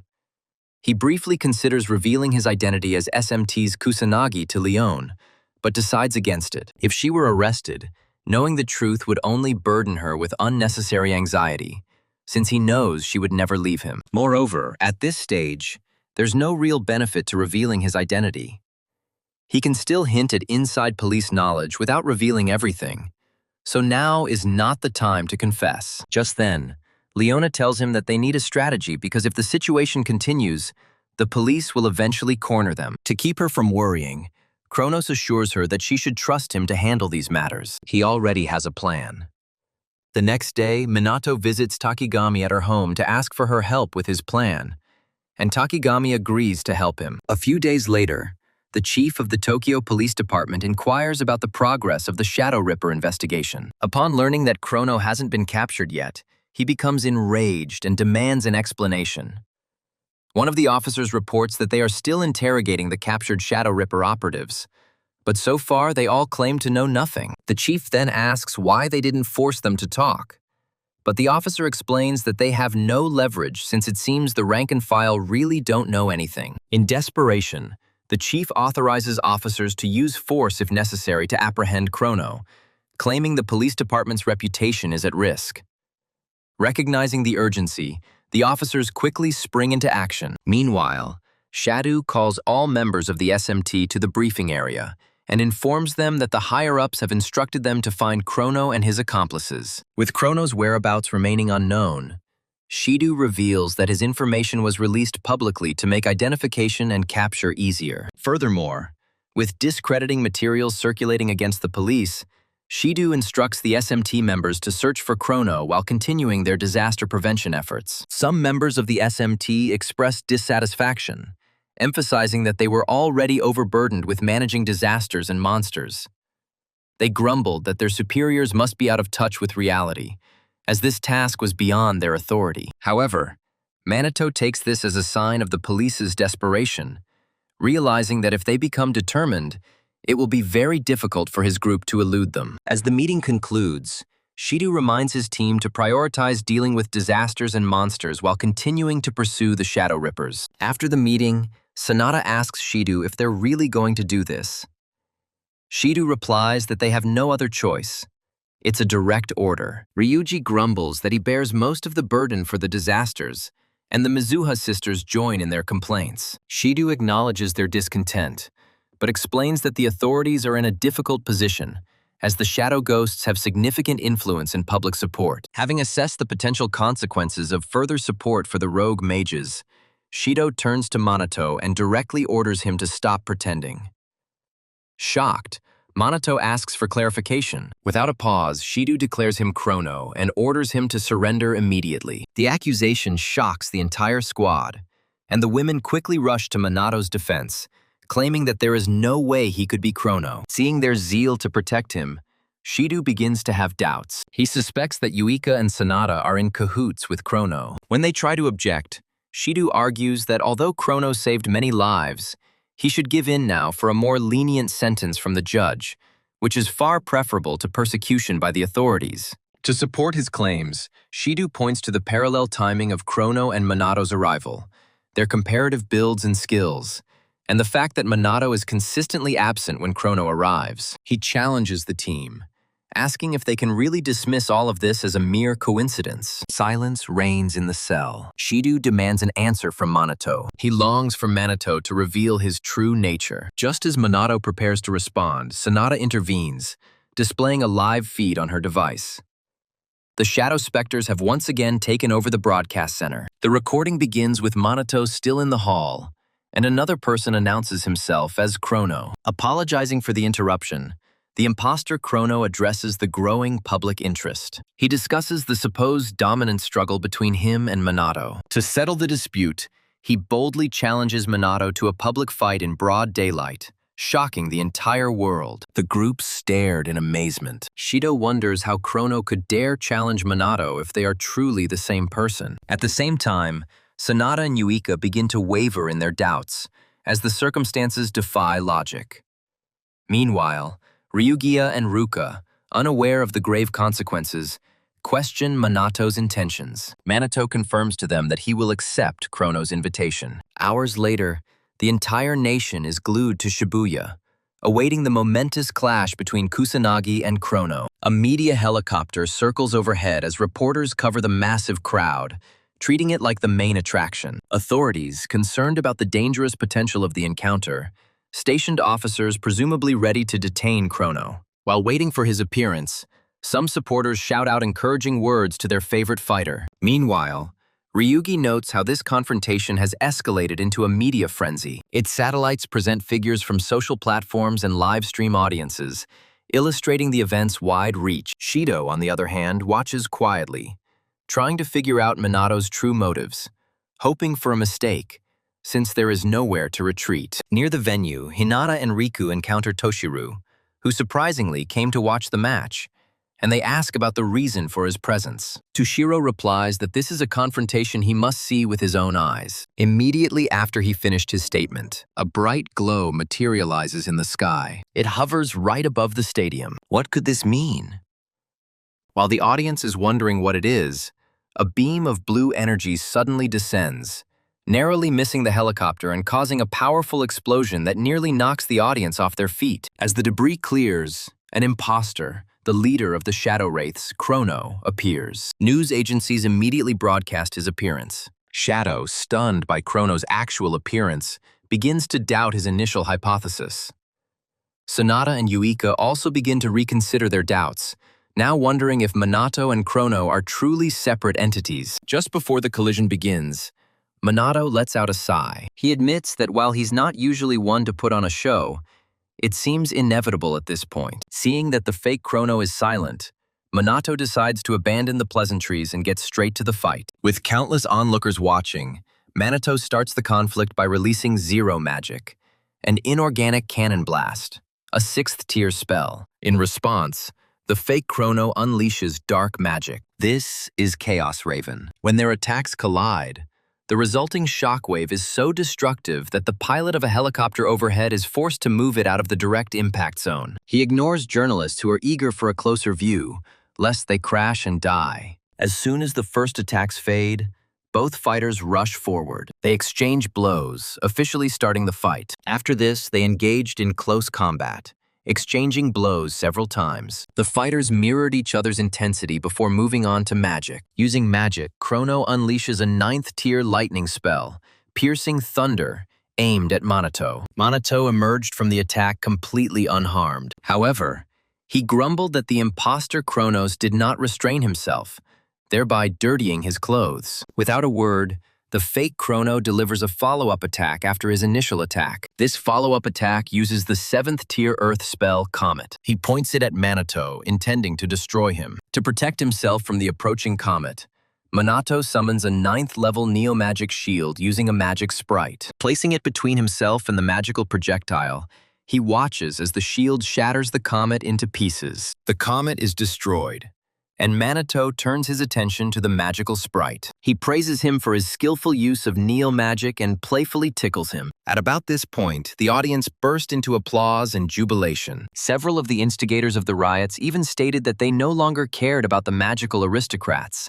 as Chrono and Minato operated on a completely different level. At the same time, several of Minato's female fans faint from the aura he emits, while Hinata, always irritated, tells Riku and Toshiru that ignorant Zero Magic users always show off their showy spells. Hearing this, Riku reminds her that both Chrono and Minato can use 9th tier magic, but Hinata elaborates, noting that their mana reserves are as unique as their vast arsenals of spells.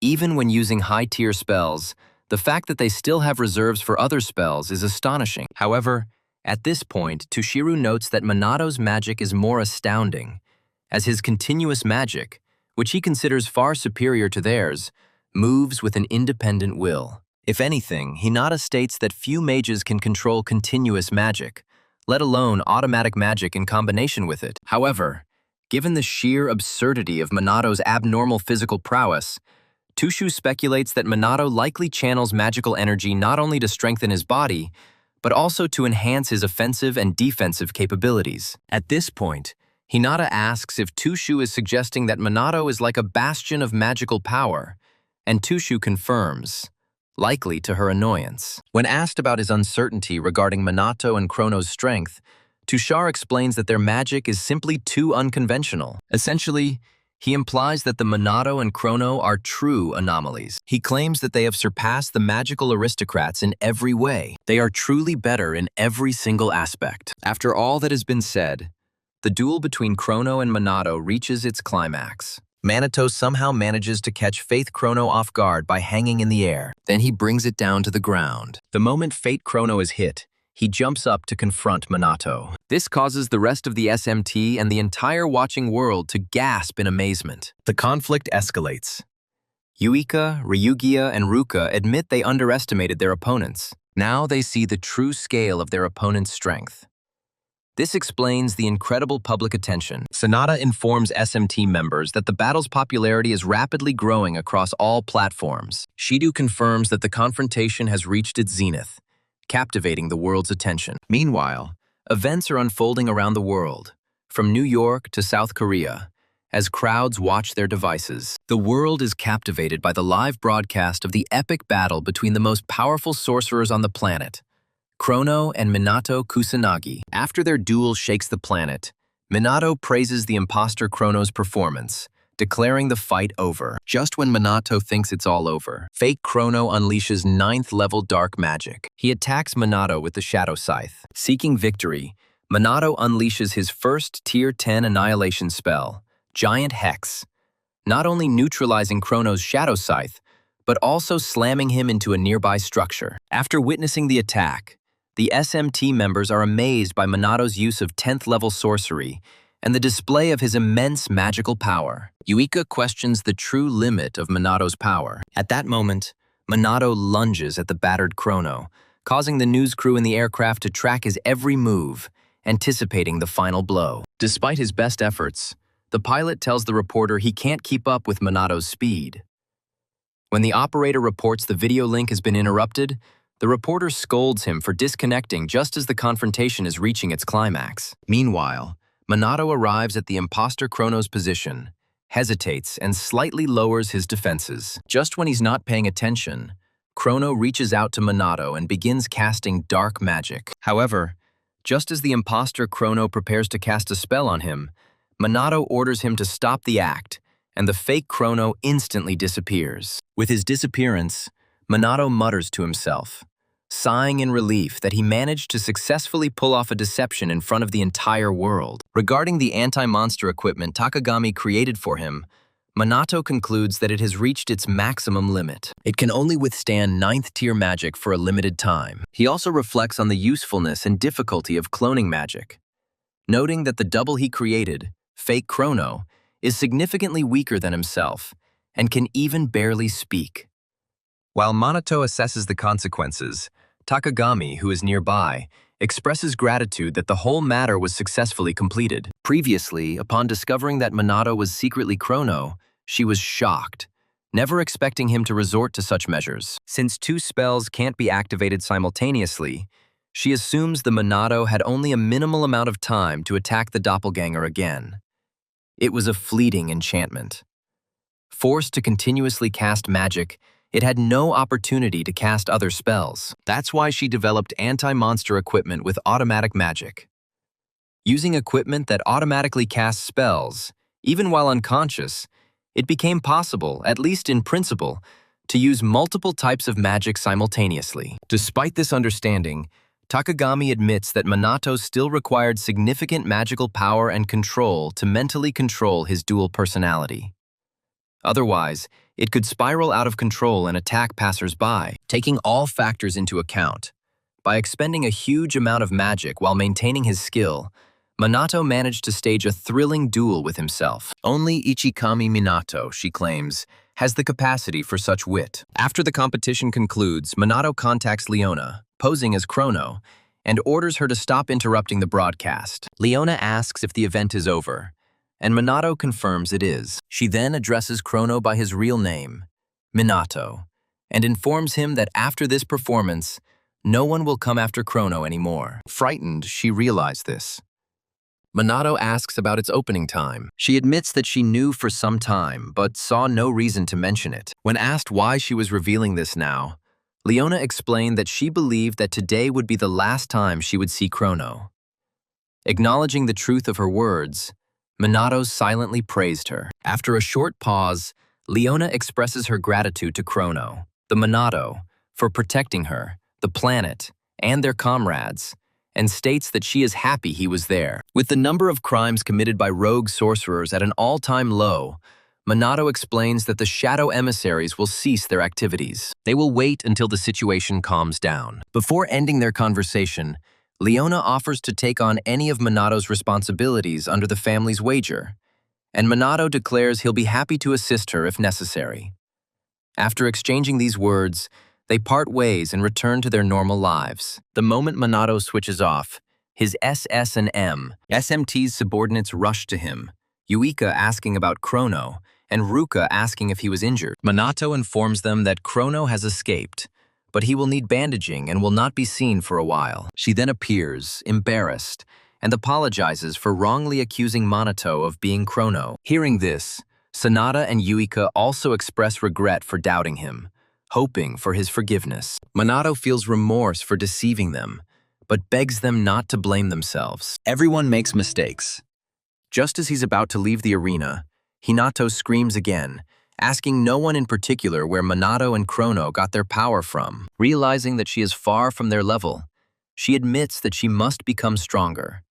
Otherwise, she will never reach their level. While Hinata is throwing a tantrum, Tushara is amazed that Minato still has energy left. He ponders what the true limit of Manito's magical reserves is. Meanwhile, Minato reflects on how he demonstrated that Chrono and he are different individuals, and quickly breathes a sigh of relief, seeing that his deception has succeeded. With BR now disbanded, he assumes the Shadow Specters are no longer needed. However, Kuroi's last words about him being nothing more than a pawn echo in his thoughts. However, for now, he feels satisfied. The most pressing issue has been resolved. Finally, he can find peace. Days after the conflict, Minato begins promoting tea brands, streaming workouts with SMT, releasing merchandise with artists, and appearing on television to talk about his awakening and intense training program. One day at school, Minato is surrounded by a crowd of young women eager to shake his hand, hug him, or marry him. Watching this spectacle, Ryuga, Ruka, and Yuika wonder if their now renowned leader can handle it. Unknown to them, Minato is close to madness from all this attention. He perceives young women as draining his energy. In despair, he jumps out of the window and runs away from school, accusing Shida of forcing him to perform in public. Just when he thinks he's safe, a crowd of female fans discovers him and pursues him. He spends most of the day running and begging them to stop. Later, back home, Ruka and Yuika ask how he's feeling. Minato assures them he's fine and then asks about moving. They inform him that they have finished cleaning everything while he was busy with his escape. Minato expresses his gratitude. Yuika then tells him about their new home. This is a 3-room apartment that provides everyone with their own personal space. Realizing that they won't see Minato sleeping again, both girls blush and look away, leaving Minato confused by their reaction. His mobile phone rings. He goes out onto the balcony and answers Takigami's call. She asks if he's free to talk, wanting to confirm his well-being after recent events. Minato assures her that everything went smoothly thanks to her help, though he admits it's still a bit unsettling. Takigami laughs, noting that everyone's admiration can be hard to control. Minato then instructs her to contact him whenever necessary, as she is not only a valuable confidant, but also the only person who knows his true identity. Hearing this, Takigami expresses his gratitude for his offer. After this, he disconnects. Shortly after the conversation ends, she pulls out a photo of herself with 2 other girls and quietly reflects on her situation. Unfortunately, no details are given to clarify the subsequent events. A few days later, numerous new SMT recruits gather at the MPD training base. Everyone hopes to be placed in the same unit as the Mizuha sisters, or to train under the impeccable Captain Minato. Upon arrival, Yuika expresses surprise at the large number of recruits, but Ruka explains that their presence is solely due to Minato. Regardless, Ryugi notes that their zeal is one thing, but he hopes they can endure Minato's grueling training. Otherwise, their journey will end quickly. Soon, Minato makes a spectacular appearance at the training ground. His mere appearance instantly captivates the recruits, leaving them in awe. As they shower him with praise, Minato, tired of their flattery, unleashes a powerful surge of terrifying magical energy. This causes the recruits' bodies to freeze, filling them with terror. Once they come to, Minato praises their resilience. He mentions that, although he intended to spare them on the first day, he now sees no reason to do so. Other SMT members notice their leader's displeasure, but the new recruits remain unaware of the danger. As a result, when Minato subjects them to his usual harsh magical, physical, and mental regimen, the recruits quickly become exhausted and begin to grumble, with some even accusing him of bullying them to break them. Just when they think it's all over, Yuika and her companions continue to launch magical attacks at Minato's barrier. Witnessing this, the recruits look on in amazement. They understand that this is superior to any standard training. Finally, Minato concludes the day's exercises and tells everyone, including the new recruits, that they will next have their magical energy measured. He gives them a 5-minute rest before proceeding to the evaluation chamber. Watching him walk away as if the training was nothing, the recruits decide that Minato is a demon. Meanwhile, Ryuji and the Mizuha brothers reflect on their own failures and strategize for success in the next lesson. Seeing this, The new recruits also label them as demons. One devoted follower even cries as his idealized vision of the good Mizuha brothers crumbles. A moment later, the magical power of each SMT member is assessed. Yuika shows 120,000. Ruka, 118,000. Ryuji, 105,000. Sonata, 100,000. And Shidu, 112,000. These numbers stun the new recruits, causing them to doubt whether the SMT members can rival the might of the magical aristocracy. Minato explains that Yuika's initial magical power was only 2,000, but through dedication and effort, she reached her current position. The enthusiastic recruit asks if such power is achievable for them. Minato confirms that it is, provided they are committed. The trainees, inspired again, strengthen their resolve to improve. After the performance, Minato evaluates the HP of the others, determining that they could handle the main demon alone, or the group could destroy the demon general. Despite their success, Minato realizes that it is not enough, as the Demon King and Demon God still pose a threat. Lost in his thoughts, Shido approaches, wanting to talk. Minato's expression signals impending bad news. He feels it. Hours later, Minato finds himself in formal attire at a joint reception for the magical aristocracy and the SMT, complaining about the tediousness of the event. Just before he breaks down, Shido, also in a suit, expresses gratitude for his presence. While Minato agrees that teamwork is vital, he questions the need for such a lavish gathering. Shido apologizes, suggesting that the magical aristocrats are likely using this occasion to celebrate their rebirth. Since the BR incident has raised the police's profile, realizing he can't avoid the event, Minato simply stands there and pretends to enjoy himself. After a short pause, Minato compliments Shido's suit. Nearby, Ryuji admits he feels unassuming in formal attire. Not wanting to indulge in self-flagellation, Minato generously showers Ryuji with praise for his height and physique. It was then that Shido announced the release of the young ladies. Yuika made her debut in a gorgeous flowing dress, apologizing for being late. Then Ruka appeared, captivating in an elegant dark blue dress, also apologizing for wasting her time. Then Sonata appeared in a pale green dress with a flared skirt, marking the large number of guests at their celebration. Yuika turned to Minato, asking if she thought her outfit was strange. Minato knew what to say. He told her that she looked even more charming than usual. He then showered all three with compliments, causing them to blush at the richness and splendor of his praise. Rugi, watching the scene, decided that Minato always went all out with his flattery. Soon after, Hinata approached Minato, her usual irritation present, but she was dressed in a stunning scarlet dress, accompanied by Tushuru and Riku, the patriarchs of their esteemed families. Unable to contain himself, Minato showered her with the same admiration he offered to others. This made Hinata furious, and she insisted that he stop. Irritated, she leaves with Riku, and a puzzled Minato asks about Tushiro's presence. Tushiro reminds him of their cooperation agreement, declaring that this incident is part of it. Wanting to dispense with the pleasantries, Tushiro apologizes, leaving Minato stunned by the disrespect. The young ladies apologize for their father's frankness, mentioning that he is not given to talking. Minato assures them that he holds no grudges. Suddenly he senses a strange presence passing nearby. He turns to investigate. He notices a young woman. She is wearing a flowing black dress. Before he can address her, the MC appears, expresses gratitude for her presence, and introduces the evening's main guests, the members of the SMT, the Magic Nobles, and finally, the founder of the Magic Nobles and head of the Magic Association, Momo Hefumi, along with his esteemed daughter, Chloe Momu. Minato instantly recognizes Hefumi as the person he encountered in Dotonbori. Importantly, now that he knows the mysterious woman is Chloe, he feels unsure of his next steps. For now, however, he remains silent and watches as Mumu Hefumi takes to the stage to address the assembled guests. Upon reaching the platform, Mumu formally introduces herself and begins by acknowledging the country's persistent monster problem. He then emphasizes that the partnership between the Mace aristocracy and SMT is the ultimate solution to this threat.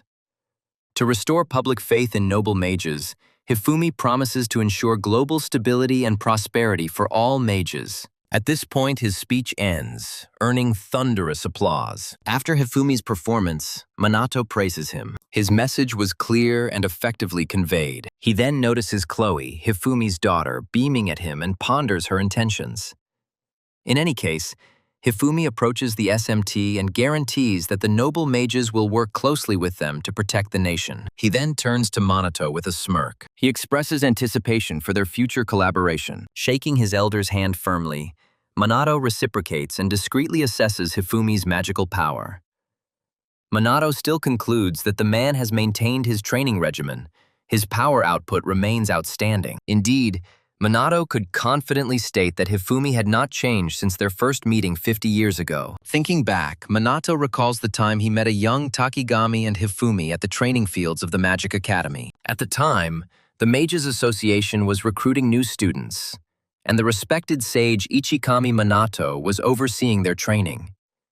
During their first exercise, Ichikami boldly ordered the trainees to attack him simultaneously. However, one trainee, young Mumu Hifumi, responded defiantly, calling him a scoundrel and warning him not to underestimate their capabilities. Hearing this, young Takigami Shizuku called Hifumi impolite for speaking such words to a living legend. However, Hifumi insisted that he didn't care who Ichikama was. He was going to smash his smug face into the ground. Together with Takigami, who commanded water magic while he used dark magic, Hifumi launched an attack. But Ichikamo, unimpressed, repelled it with a simple first-tier spell, further angering Hifumi. Ignoring his outburst, Ichikamo summoned wooden spears from the earth spell to defeat all the cadets. After the chaos died down, many abandoned their aspirations, shocked that he had so easily repelled a fourth-tier spell. Ichikamo realized the true force of the attack. He admitted he had been holding back. He expected many to give up, as was usually the case. But to his surprise, Hifumi stood up and proclaimed that the battle was not over, stating that he had only just begun. Takigami, equally determined, joined the fight. The couple prepared for the next round. Takigami, equally determined, joined the fight. The couple prepared for the next round. Ichikami, amazed by their true potential, allowed them to strike again. Despite their best efforts, they were ultimately defeated, forced to face the true monstrous power of Ichikami. When most of the trainees dropped out, Ichikami was impressed by the two who persisted. He completed the training session. He then advised them to recover. Rest was really needed. However, as he left, Hifumi unleashed dark magic, declaring that their battle was not over and vowing his ultimate defeat before passing out. Seeing the determination in Hifumi's eyes, Ichikami was sure that the young man would turn into a formidable sorcerer. When Takigami launched his surprise attack, he realized that the Magic Association had just acquired two exciting new recruits. When Hifumi lost consciousness, he vowed to surpass Ichikami Minato. He swore that he would surpass Ichikami Minato. Ichikami merely told him that he would wait for this moment. And with that, the flashback ended. Returning to the present, Minato, Ichikami's reincarnation, reflects on how that impetuous youth transformed into a powerful figure, wielding wealth and influence. For a moment, he considers revealing his true identity to Hifari, Fumi, but he remembers Takigami's warning. She refuses. A few moments later, SMT is officially introduced. After this, the participants are invited to communicate. They start communicating. Just when Minato thinks he has escaped, Chloe comes up to him, introduces herself, and says she has wanted to meet him for a long time. He praises her as a witch and expresses his willingness to talk. Chloe laughs at the compliment, but modestly admits that she's nowhere near his level. Minato agrees. Her magical power and control over the elements seem insufficient, but there is something unsettling about her. He just can't pinpoint the source of it. For now, Chloe expresses hope to build a relationship with him, relying on her intuition. Minato carefully considers his response. Nearby, Ruka and Yuika watch Chloe and Minato's conversation with concern. Realizing that these are likely just initial greetings, they try to allay their concerns. Around this time, Chloe tells Minato that she looks forward to their collaboration. He claims to share the same feelings. As they shake hands, Chloe senses his magical energy and remarks that she is glad he is a worthy man. Without saying anything else, she assures him that they will meet again soon and leaves. The next day at school, Minato endures the usual barrage of bullying from the girls. Just when he was on the verge of a breakdown, the instructor comes in and tells everyone to calm down because of the arrival of a new student. A moment later, Mumu Chloe appears. Introducing herself as a student at Kamui's Mage Academy, she takes her seat, leaving Minato speechless as he never imagined her transferring to their school. As soon as the other students saw her, they recognized Chloe Mama from the previous day. Some even commented that this was their first time meeting anyone from the Mumu conglomerate in public, as such appearances are rare. Shortly after her introduction, the teacher directs her to the empty seat next to Minato, and Chloe accepts. As the lesson continues, Minato whispers to Chloe that he didn't expect her to come here. But Chloe reminds him that she promised they would meet again soon. And so, she arrived. Minato constantly watches the unusual Chloe sitting next to him throughout the entire lesson until it ends. Immediately after the lesson ended, all the students in the room turned their gaze to Chloe, watching her with surprise. Around this time, Yuika notes Chloe's instant popularity, pointing out that the same people who usually bother them are now flocking to her. When Ruka and Ryuga enter the classroom, they both speculate about Chloe's motives, not expecting her to actually transfer. Given the speed of the transfer after the incident, Yuika suspects an ulterior motive, stating that the timing is too perfect to be a coincidence. After grumbling some more about the friction with the aristocratic mages, Ryuji hopes her arrival isn't part of another of their ploys. For now, Minato and his team decide to keep a close eye on Chloe. After about 60 minutes, Minato and the others are stunned. Saito states that Chloe Mumu will be integrated into the SMT. Stunned, one of them inquires about her presence, and Saito explains that, to strengthen the agreement with the aristocratic mages, the higher-ups have decreed that Chloe will serve as a liaison between the two factions. He adds that by including her in the SMT, they are seeking to strengthen solidarity between the groups. When Chloe is given the opportunity to address them, she introduces herself as a descendant of Mumu, expressing hope for their friendly welcome. Taking in her gentle nature, Awika's disposition changes and she extends a welcoming handshake. As the girl speaks, Shido turns to Minato, apologizing for his harsh statement and saying that it was a direct order. Minato assures him that this is acceptable, admitting that he was somewhat expecting it after the joint announcement. Shido nods with relief. He watches Minato for a little while longer. Realizing he still has to evaluate her, Minato puts Chloe through his standard grueling workout. He trains her along with the others. Even when he increases the intensity, leaving the cadets exhausted and grumpy, Chloe not only keeps up the pace, but outperforms Yuika and the others without showing any signs of fatigue. Every attempt by Uika to close the gap ends in defeat. Chloe is clearly in a different league. In subsequent lessons, she passes them with ease. She does them effortlessly, showing no signs of stress. During the break, while the others are recovering and congratulating themselves, Chloe asks if it's really time to rest, claiming that she still has energy left. Receiving no answer, Chloe approaches Minato and comments on the severity of his training. Minato asks if this seems outdated. However, Chloe disagrees. She states that the training is reasonable. A stronger body improves combat skills, and using magic under physical pressure improves skill and capabilities. With Manito's stern shouts urging them on, she finds it all effective. Acknowledging her rightness, Minato praises her insight, and Chloe proudly reminds him that she is a mumyu. Soon after, Yuka, Ruka, and Ryuji acknowledge Chloe's strength and ask if they can train under her. Chloe responds with a compliment on their diligence, stating that she always believed that the SMT members would be reliable. After their conversation ends, Chloe turns back to Minato and resumes their discussion. Meanwhile, Yuika begins to worry about Chloe's charm, seeing her popularity with everyone, and perhaps even Minato.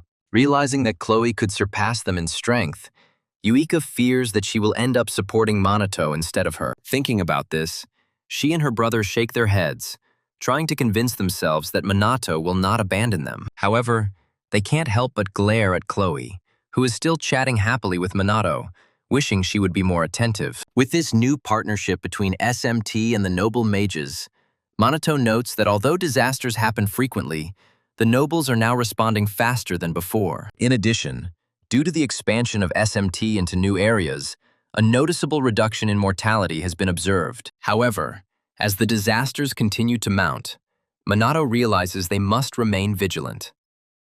Next, Minato, the noble mages, and other SMT members rush to the scene of a sudden disaster in the city. Once the group is assembled, Hinata takes command, quickly and efficiently dispatching the monsters. After clearing the area, she sarcastically taunts the fallen creatures, earning praise from her subordinates. Yuika confirms that Hinata destroyed most of them. Minato, impressed by her development, comments that she has become stronger than before. Hearing this, Hinata frowns and vows to surpass him. But Riku, knowing this is unlikely, apologizes for her rudeness, claiming she's simply being dishonest with herself. Minato reassures him. He's not bothered by arrogance. A grateful Riku begins to talk about their next steps. While they're talking, Minato asks if the noble mages are on good terms with Chloe. Riku replies that they usually keep their distance from the Mumu clan. Before he can explain further, he notices Chloe approaching and excuses himself to leave. Riku leaves and Chloe boldly approaches Minato and asks everyone if he wants to go on a date. Naturally, Minato agrees and returns to his usual routine. A few days later, on the appointed day, Minato arrives early and waits for Chloe at Shinjuku Station. There, he overhears two men talking about a pretty girl they'd just seen.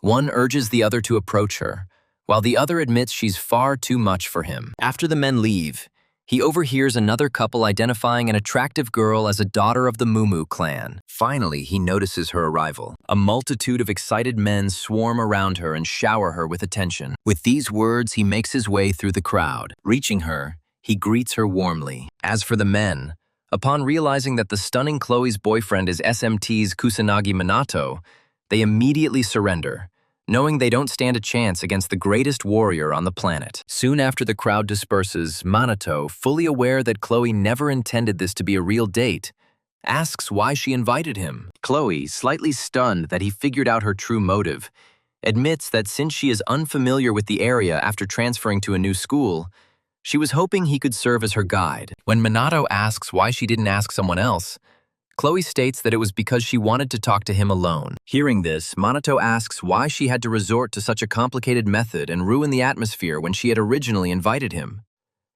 However, he receives no answer. Chloe then goes on to reveal her title and name, admitting that she has always felt like an outsider, no matter where she is, because people pretend to be respectful and give her special treatment. However, she tells him that he seems different to her. During their first conversation, she quickly realized that he didn't treat her any differently. Minato explains that rank and status are irrelevant to him.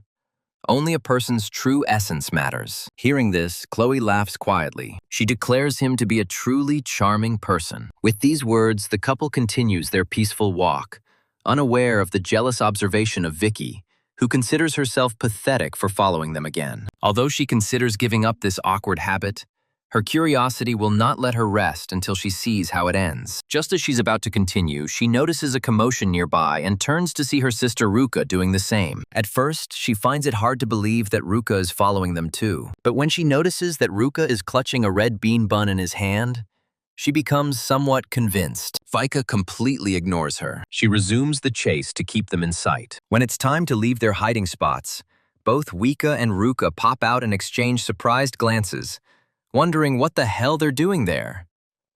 Around that moment, Minato hears a sound and turns around to investigate.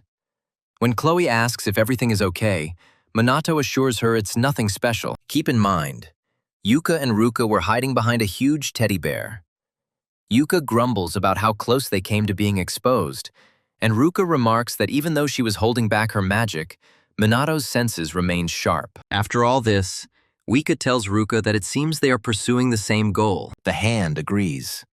After a tense confrontation, both begin to follow Minato and Clow again. Chloe overhears Chloe asking Minato on a standard high school date, and Minato agrees. Throughout their outing, Yuika and Ruka follow them everywhere, solely to make sure that no romantic events occur. At one point, while Minato and Chloe are sitting in a cafe enjoying drinks, Chloe asks what usually happens after all this is done.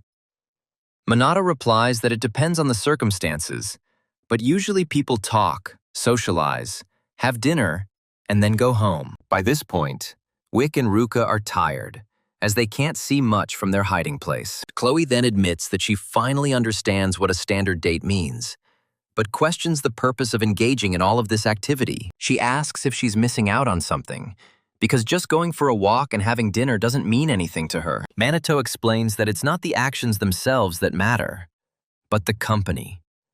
When you're with the right person, even a simple walk becomes meaningful. That's why moments spent with someone dear to you have weight, even if they seem meaningless. Chloe then asks if that is the definition of a date, and Minato confirms that is his point. With these words, he asks Chloe if the time they spent that day had any meaning to her. Chloe replies that she thinks it did. As soon as Minato expresses his joy, Chloe notices that while her words and actions sometimes frighten people, he never seems shocked. Touched by his acceptance, she blushes and calls him a wonderful person. Unfortunately for Yuika and Ruka, they overhear this and begin to panic, fearing that Chloe might also have feelings for Minato. Minato, deeply touched, tells Chloe that he is deeply flattered. By this time, the cafe patrons have noticed them, so he suggests that they leave, and Chloe agrees. After walking a short distance, they finish their date. Chloe thanks Minato for making this day meaningful. She then asks if they can meet again in the future. Minato replies that he doesn't mind. He wants to get to know her better.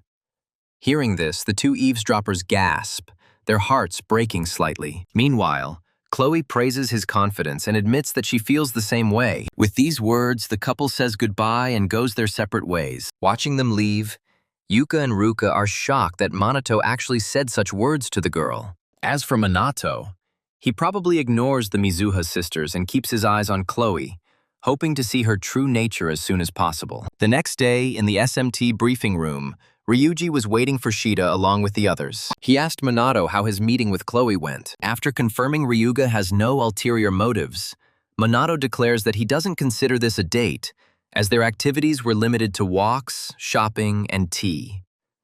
Although Ryuga admits that this is the very definition of a date, he remains silent, allowing his stern superior to do the talking. Soon after, the boys notice some friction between the Mizuha sisters and Chloe, who was engrossed in a conversation with Sonata, and Ryugi hoped that Minato's outing wouldn't provoke any conflict. He warns his companion to avoid trouble, but Minato, who has the social skills of a cockroach, is confused. Shido soon arrives and everyone settles in. To bring the team up to speed on the current situation, Shido reports that monster-related deaths have dropped sharply recently. Moreover, after the dissolution of BR, there was a proportionate reduction in the illegal activities of mages, and the shadow assassins in Chrono have ceased all activity for some time. Sonata scours online forums and informs the team that public interest has also faded, despite the initial excitement. Based on Sonata's data, Minato concludes that law enforcement can now handle most illegal incidents involving mages, suggesting that shadow assassins may still be lurking. Despite the positive changes, Minato cautions the team against becoming too complacent. Their training regimen will intensify from now on. Later that evening, Minato rests in his bed. He is considering strategies to improve cooperation between the SMT and the magic nobles. Suddenly, he receives a phone call from Leone. She is at her home preparing food, wanting to pass on the intelligence she has gathered about Mumu to Chloe and Takigami Shizuku. With Minato's approval, Leona starts with Chloe, revealing that Chloe is not Hifumi's biological daughter, but rather his stepdaughter. Although she became his stepdaughter only a few years ago, her parents allegedly died in a serious road accident that coincided with Chloe Hifumi's adoption. Minato then asks if Chloe transferred from another magic academy, and Leona confirms that she did, around the same time she joined SMT. Although Chloe's strength is officially rated as above average, Minato, after seeing her effortlessly pass his training, realizes that she possesses much greater power. He notes that she appears to be a serene person with a distinctive presence and appearance that sets her apart. Before answering, Leona puts her phone down to call Kai to help set up the table, cautioning him against rushing due to his ongoing recovery. Minato just smiles. He listens attentively to the laughter of his brother and sister. Returning to the discussion, Leona expresses regret at the interruption and turns her attention to Takigami Shizuku, revealing that Shizuku has a daughter and a young granddaughter who have not been seen recently. Minato asks for details. Leona states that there are rumors that they have moved abroad. This is the information she received. At this point, Minato briefly interrupts their conversation to greet the Misuha siblings upon their return, then retreats to his room. Continuing the conversation, Leona asserts that the rumor about moving abroad is unconfirmed and seems suspicious to her. When Minato asks if she suspects the rumors are fabricated, Leona admits uncertainty and the possibility of error. Nevertheless, she promises to look into the matter further, and Minato thanks her for her assistance. After a brief exchange of pleasantries, they end the call. Immediately after this, Kai asks if Leona had spoken to Chrono before. Leona, puzzled, asks why he decided so. Kai informs her that it is because of her obvious joy. She ruffles his hair and continues her evening meal. The next day, the Tokyo Police Chief Superintendent summons Takigami for a secret meeting, tasking her with further investigation into Kusanagi Minato. He warns that without understanding the origin of Minato's power, the police department will become irrelevant. To his surprise, Takigami agrees.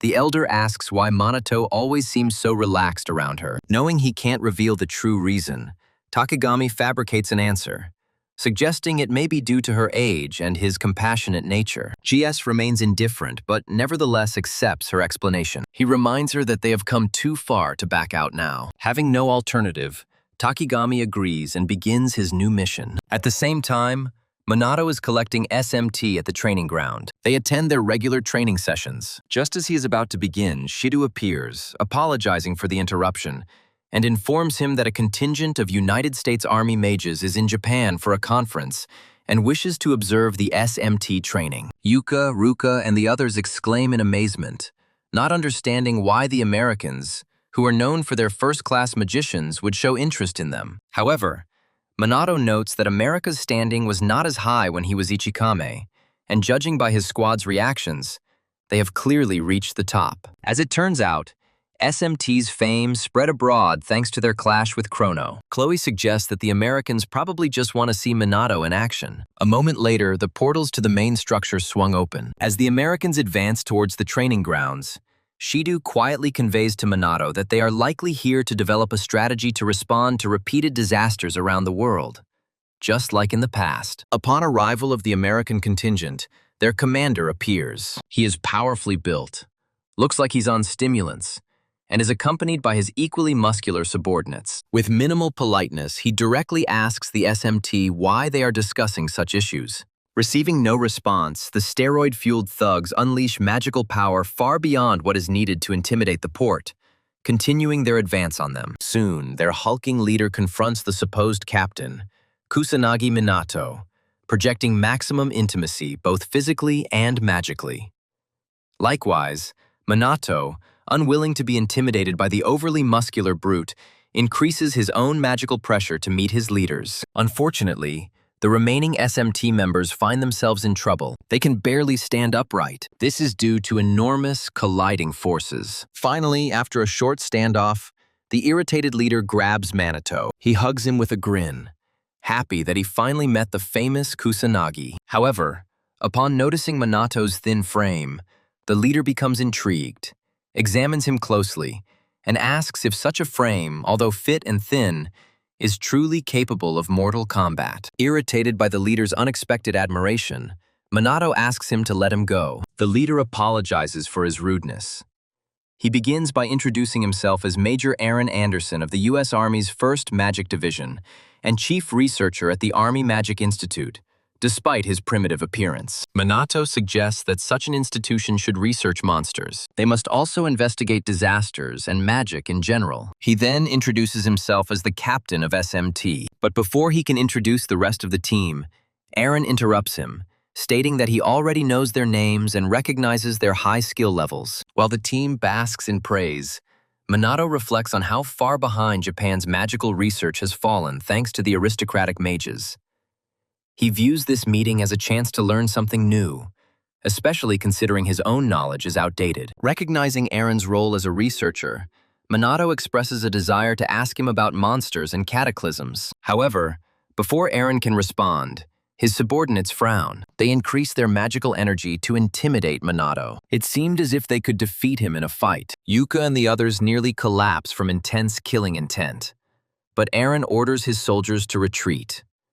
He then apologizes for their actions, describing them as loyal but overly cautious guardians. To assert his superiority, Minato casually remarks that their magical pressure felt like a gentle breeze. Amused, Eren laughs, claps Minato on the shoulder, and calls him a funny guy. Back on topic, Minato apologizes for his ignorance and asks for an explanation about the cataclysms and monsters, as well as Eren's latest discoveries. Eren explains that it's still in the theoretical stage, but they suspect that the monsters are living magical entities, and the cataclysms are the events that bring them to Earth. They discovered that cataclysmic zones are imbued with a magic distinct from human magic. Although they had previously relied on the red sky as an indicator, evidence only emerged recently. They confirmed that since the sky magic matches the monster's magic, these creatures must be made of magic. Their disintegration into particles after death only reinforces this, because despite their animal-like behavior, they lack biological functions such as excretion or reproduction. They are simulations of life. Minato then asks why the monsters are attacking people.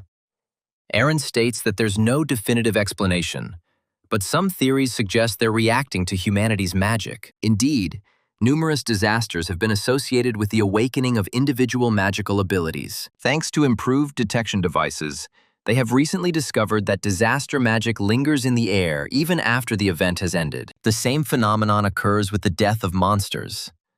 Both release magic into the surrounding environment.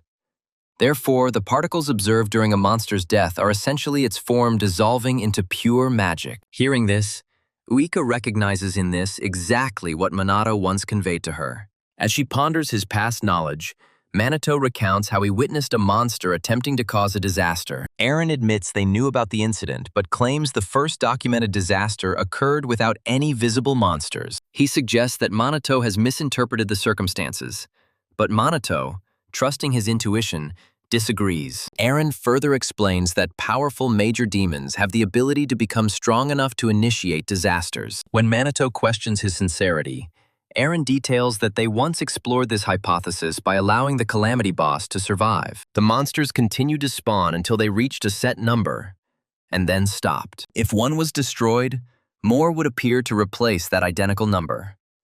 However, the intensity of the surrounding disaster magic did not increase.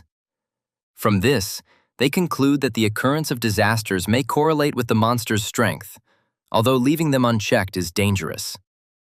Nevertheless, once this hypothesis is verified, the boss should be defeated. Ultimately, Minato determines that nothing has been confirmed. Nothing has been confirmed. With these words, Eren changed the subject and praised Minato's formidable magic, begging him to examine his physique. Naturally, Minato rejected such a stupid request, which made Eren pout and call him unkind. After some light banter, Minato asked if Eren knew anything about aristocratic mages.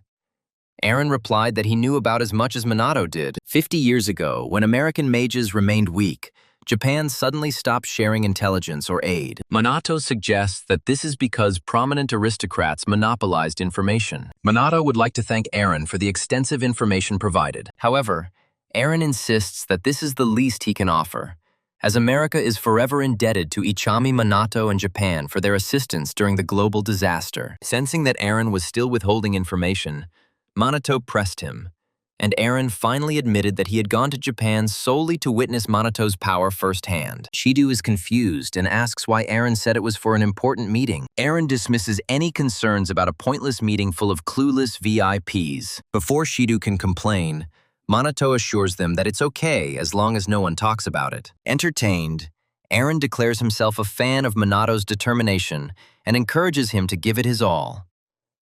After further taunting, Minato, seeing this as an opportunity to gauge America's current magical power, orders the muscular major to demonstrate his abilities. First, Eren challenges Minato to fight his subordinates. Uika, finally fed up with Eren's arrogance, informs him that if he pits his subordinates against SMT, they will be forced to fight. Hearing this, Eren politely asks them to put aside any perceived advantage they may have. When asked about the reason, He tells Yuika that their only target is the strong. So, unless they all reach Minato's level, Eren advises the rest of the SMT members to refrain from participating.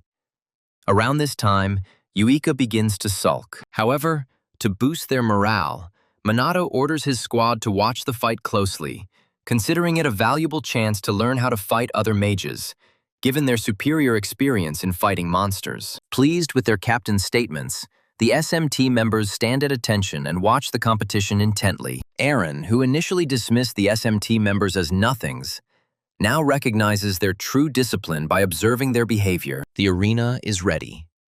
Minato and Eren's forces are preparing. This is the most significant training fight of their careers. At Eren's signal, the practice match begins, and the American mages instantly converge on Minato, dodging his blows and surrounding him in the blink of an eye. Seeing the American mage's quick actions, Yuika exclaims in amazement. She suddenly realizes that not only did they instantly rush towards Minato, but they also closed the distance without using any magic. Meanwhile, Minato praises their agility. He immediately dodges a lunge and a crushing blow from one of Eren's mages. Realizing that the Minato is out of reach, the mage quickly casts a spell and begins close combat using wind magic. Minato dodges again. However, before he can strike back, the others attack him with fire, water, and lightning spells. Minato skillfully dodges each attack, creating a safe distance from Eren's forces. Or so he assumed. Just when he feels he is out of danger, another soldier rushes forward with a swift knee strike. Minato is stunned by the soldier's incredible speed. However, he manages to parry the blow using his elbow. Having survived this attack, the remaining soldiers unleash a barrage of elemental magic on him. Minato then deflects all incoming attacks with his 4th-tier null magic, a powerful barrier of high magic. Amidst the ongoing clash, Uika and the others express their amazement as the American mages corner Minato. Uika specifically notes that while the soldiers' spells lack complexity, their sheer destructive power is so immense that Minato's defenses may not be able to withstand the strain. Furthermore, by observing the astonishingly fast casting of spells, Wick and her companions finally comprehend the formidable power of the American Mage Corps. During a brief lull in the fighting, Minato begins by acknowledging the superior combat training of the American military. He then turns to the SMT,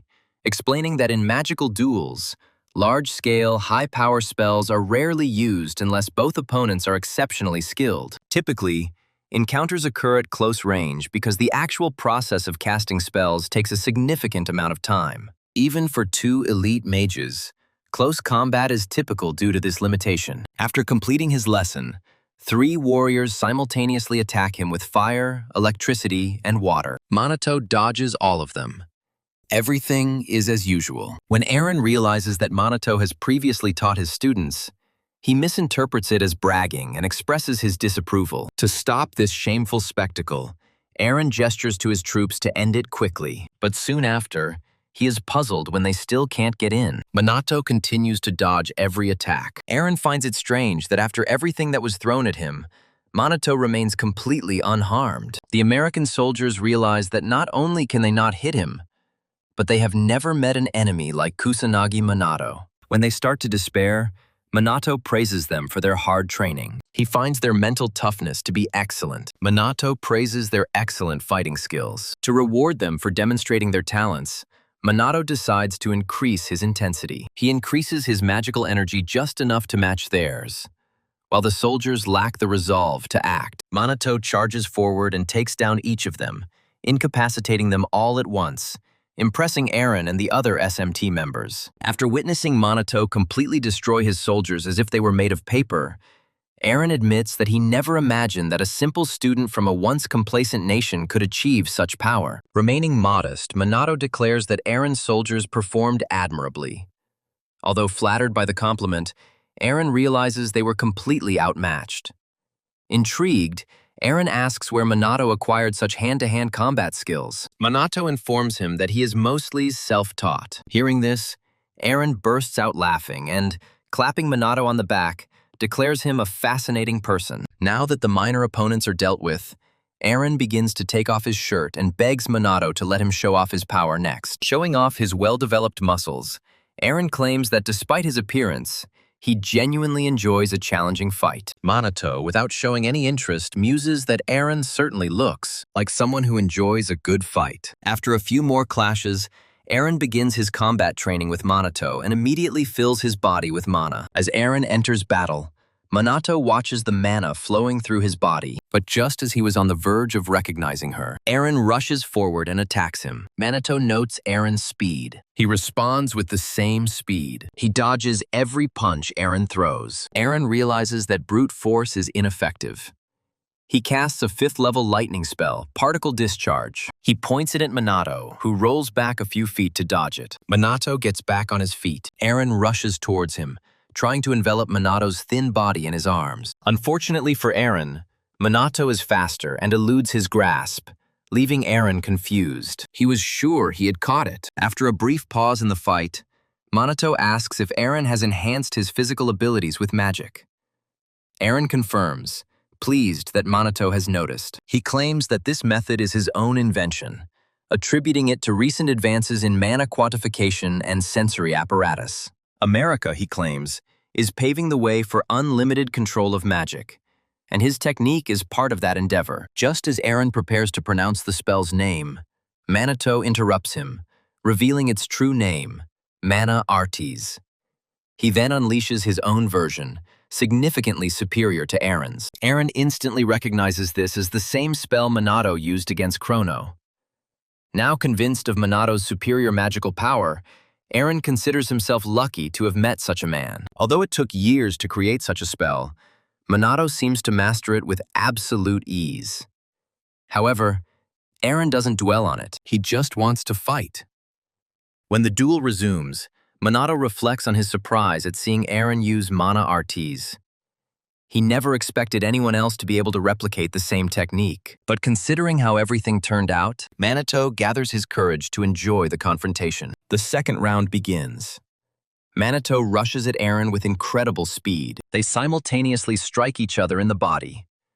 Minato unleashes a series of quick attacks, but Eren blocks most of them. Meanwhile, Yuika and the rest of the SMT, struggling to keep up, are overwhelmed by the ferocity of the battle. Even the usually unflappable Ryuga questions the limits of Minato's strength. Despite being a classmate, Minato possesses a deep understanding of magic and honed skills, effortlessly defeating high-level opponents. Recalling Minato's duel with Chrono, Ryuji notes that Minato now surpasses the U.S. Army Major not only in sorcery, but also in hand-to-hand combat. With that, he asks the million-dollar question: how the hell does that scoundrel do it? Around this point, Yuika, who had been feigning ignorance, finally admits that Minato is overly powerful. She was once convinced that with hard training they could close the gap. She believed that they would be able to catch up with him. However, after seeing him effortlessly defeat elite mages, she can no longer imagine a future where they are equals.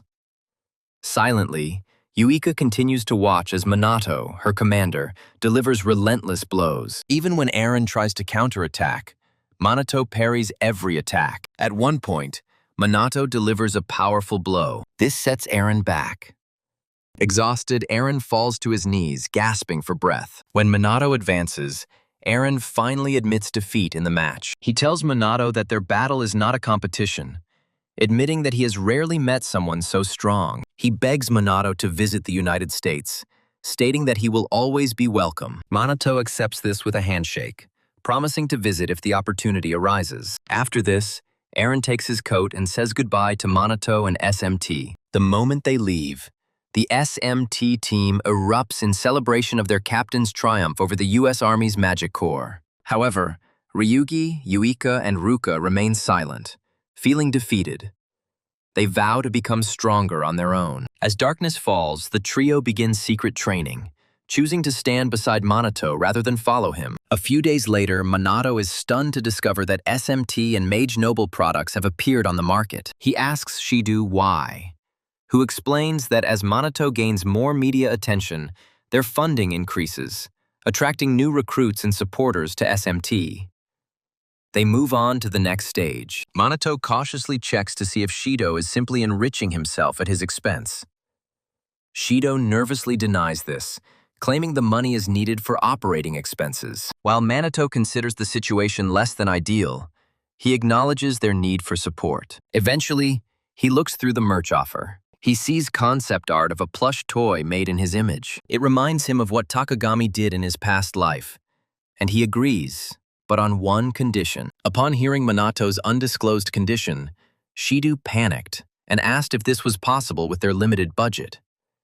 However, Minato assured him that plans were already in motion. Shortly afterward, during a break, the SMT members received notice of an upcoming joint training session with aristocratic mages.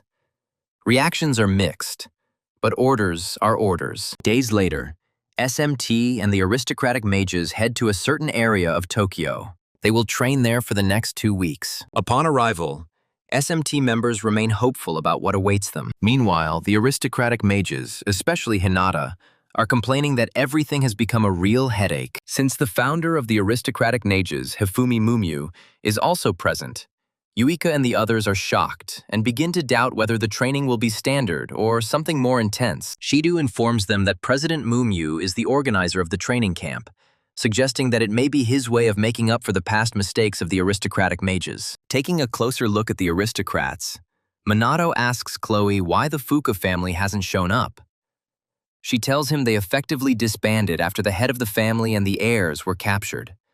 As far as she knows, it's nearly impossible for the Fuka family to regain its former status, as most of its members have now disappeared. A curious Minato asks about members of the Fuka family who were not involved in the conspiracy. Chloe claims they were probably acquitted and released to start new lives. Based on the details Leona provided, it appears the butler who helped expose the family is unharmed. However, Minato is more concerned about the hostility between the noble mages and the SMT members. He notes their lack of cohesion. When the noble mages look at them, Yuika and her companions are puzzled as to why they are despised, especially considering that nobles rarely interact during anti-disaster operations. Minato becomes wary. He is unsure of the outcome of this hostility. After unpacking, the noble mages and SMT members gather at the training grounds for the founder's address before the actual training begins. Hifumi approaches the podium, expressing gratitude for their presence and engaging in light conversation. Meanwhile, Minato reflects on the circumstances in his homeland. The police and local SMT branches are handling things for him,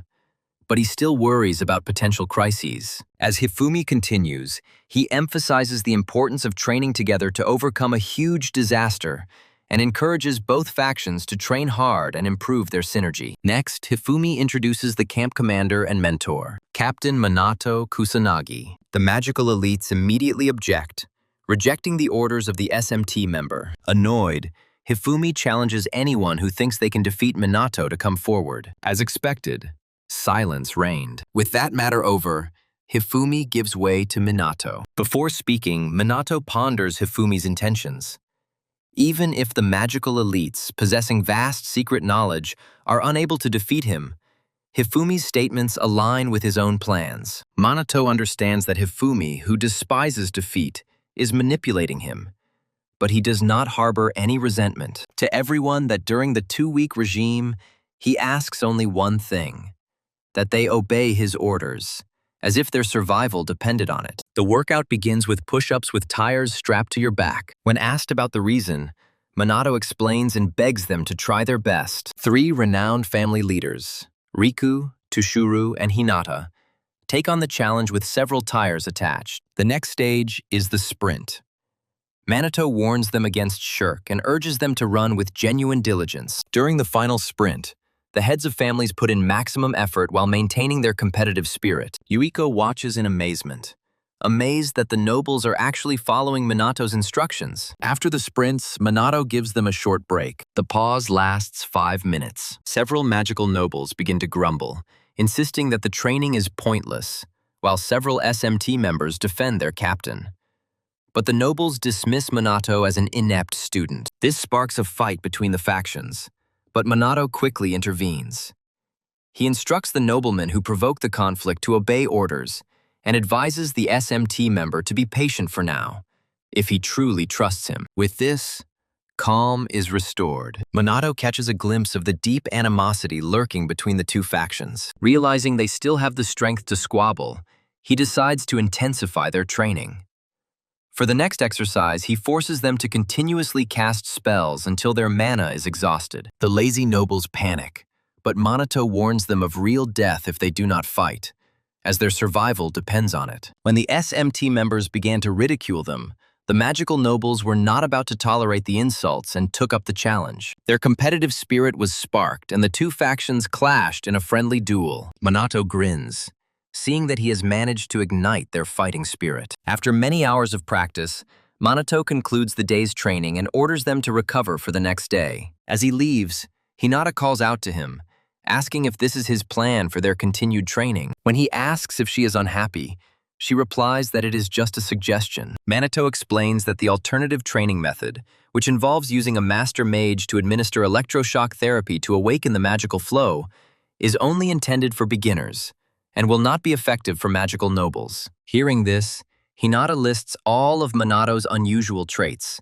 his magical power, his high-level spells, and his ability to use them without verbal components, then asks about the source of his immense power. Minato recalls his grueling training sessions. He claims not to know of any alternative methods. To this, Hinata tells him to forget about it and leaves. Meanwhile, Riku apologizes on her behalf. As Minato watches them go, he begins to wonder how he gained such immense power. The first cataclysm triggered his awakening, but since then, he has not met anyone who could match his strength. The deeper he delves into thought, the more he questions the very reason for his impressive strength. Unable to find an answer now, Minato gives up trying to uncover the origin of his power and continues his normal routine. Continuing with the same regimen over the following days, the aristocratic mages become tired, questioning the value of the dog-like daily training. Receiving no answer, one compares the rigorous training to military exercises, while the other laments the lack of visible progress despite days of effort. They collectively decide that Captain Kusanagi was simply bragging. To prove them wrong, Minato sends them all to the magic chamber to measure their magical power. Along the way, the aristocrats make fun of Minato for wasting his efforts. They have strong doubts about any changes in their magical potential after only a few days of stress. As a result, one of them undergoes a measurement of his magical power. He is amazed to find a 33% increase in his magical power in just a few days. Minato watches the surprise reflected on the faces of the aristocratic mages. He assures them that they will become even stronger over the next 2 weeks if they train hard. From that very moment, the aristocratic mages began to take Minato's training program seriously. Minato watches this. For them, these amazing results in just a few days seemed incredible. They realized that they would gain even greater power if they put in the effort. This was supposed to happen within the next 2 weeks. Overjoyed to finally see the aristocrats dedicating themselves to their work, Minato ups the difficulty, forcing everyone, both aristocratic mages and SMT members, to cast spells until they can't continue. At one point during the session, the SMT members reach their limit and complain of exhaustion. Just then, the aristocratic mages, still full of power, call SMT careless and declare them inferior. Outraged by the mockery, the previously tired SMT students regain their strength and, unwilling to give in, resume training. By this point, Ruka and her brother are quite happy. They watch as both factions become inspired. A lively competition begins to form. While Minato was smiling and chatting during training, he suddenly cast a fire spell and then vowed to increase the intensity of the training, especially for the pair, seeing as they had time for idle chatter. A few hours later, it was time for lunch. While eating, a group of noble mages discussed how effectively their magic had been working lately. Their spell ranks, magic reserves, and even spellcasting speed increased significantly in just a few days. One of them even admitted that he managed to shorten his spellcasting thanks to Minato's mentorship. Confused, they came to the realization of their mistake. Kusanagi's power was truly formidable. If he can achieve such results with them, imagine the potential growth for SMT members. Around the time they admitted this, 2 SMT operatives overheard their conversation and boasted about the Minato's incredible abilities. Faced with reality, the noble mages were forced to admit their defeat, although some continued to claim that their chief mage was superior to Minato. In any case, both the SMT operatives and the noble mages began to get closer, and Minato, who was also present in the dining hall, was pleased with the positive turn of events. Eventually, the lunch break came to an end, and Minato sent everyone back to training. Based on their progress, he assessed that everyone was working superbly. Their magic had advanced. As for Mum Yu, she's late. Chloe trains with the determination of a champion. Minato recalls Leona's words about Chloe's exceptional talents, but now realizes that her magical potential far exceeds them. Around this time, Chloe notices him watching and waves at him. But Minato realizes that beneath that cheerful facade, she's hiding her true strength. This makes deciphering her intentions even more difficult. For now, he decides to ignore her and focus on Hinata, who seems uninterested in training with Toshiro and Riku. While he understands her feelings, he still can't comprehend her constant anger when he's around. Regardless of the reason, he recognizes that allowing this situation to continue won't yield any positive results. After training, Minato instructs Riku to stay behind. He also tells the hurrying Hinata to stay. As soon as Hinata gives the signal to be ready, Minato reveals that he finds her training unproductive and asks why. Hinata bluntly states that his training program is useless. She knows she won't improve by following it. Even when Minato asks about her continued attendance, she replies that she has no other choice. It's her superior's orders. Minato, surprised that she obeys someone, is glad to know that Hifumi is the noble mage that everyone follows without hesitation. As Hinata leaves, she assures Minato that her attitude hasn't changed. After she leaves, Riku apologizes again, but Minato brushes it off, saying he doesn't mind. Minato curiously asks about Riku's connection with Hinata, noting their constant communication. Riku states that he considers them friends, although he admits that he could be wrong. More precisely, Riku clarifies that there is no romantic relationship between them, and Minato apologizes for interfering in his personal affairs. Riku takes responsibility for Hinata's behavior again. He explains that while her abrupt demeanor leads to misunderstandings, it is not inherently malicious. Minato admits that he appreciates straightforward people like her, and Riku expresses gratitude for his understanding. As they part, Minato decides to keep a close eye on Hinata. He will watch her with the eye of Homer. Consequently, the next day he makes sure to watch her throughout the entire training period, including during their midday meal. He observes her followers having difficulty communicating with her, coming to the conclusion that Riku is likely her only companion. Minato wonders if she prefers solitude. She quickly dismisses this idea as it doesn't seem true. He gives up on this idea. He decides to help her at the first opportunity. With this in mind, Minato constantly follows Hinata. He checks on her the next morning, during training, and even during lunch, noting her gloomy mood. When she finally reaches her breaking point from his constant presence, Hinata breaks down. After a flash of disappointment, she demands an explanation for his importunity. Minato innocently claims he just wanted to talk to her, and a stunned Hinata asks if that's really the reason he's stalking her.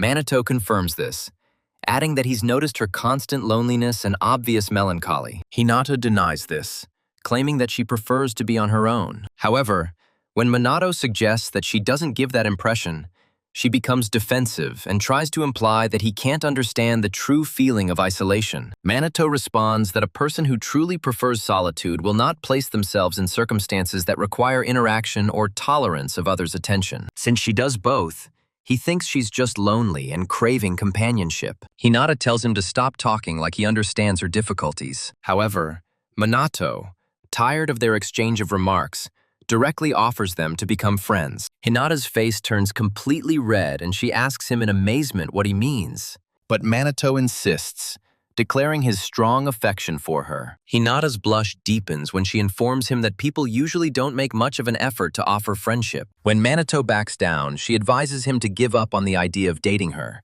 as she is annoying and problematic. Minato counters that he doesn't find her unpleasant and actually appreciates her frank self-expression. He explains that insincere compliments make him uncomfortable, so he values her authenticity. Hearing this, Hinata brightens up and, blushing, calls him a weirdo. There is a short pause. A second passes.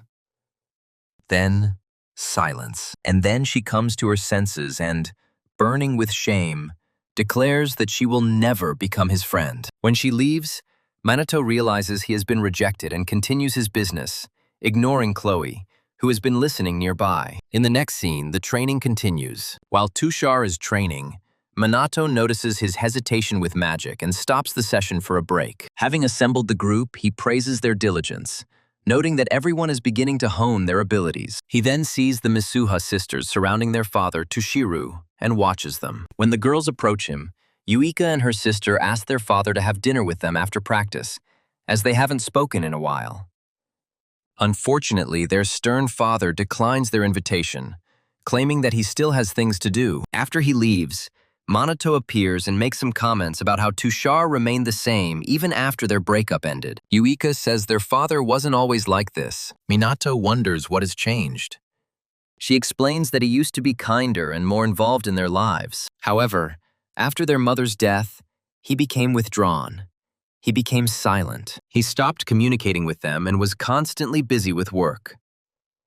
Ruka adds that he understands their father's feelings. After her mother's death, she felt the need to become stronger to protect Yuika.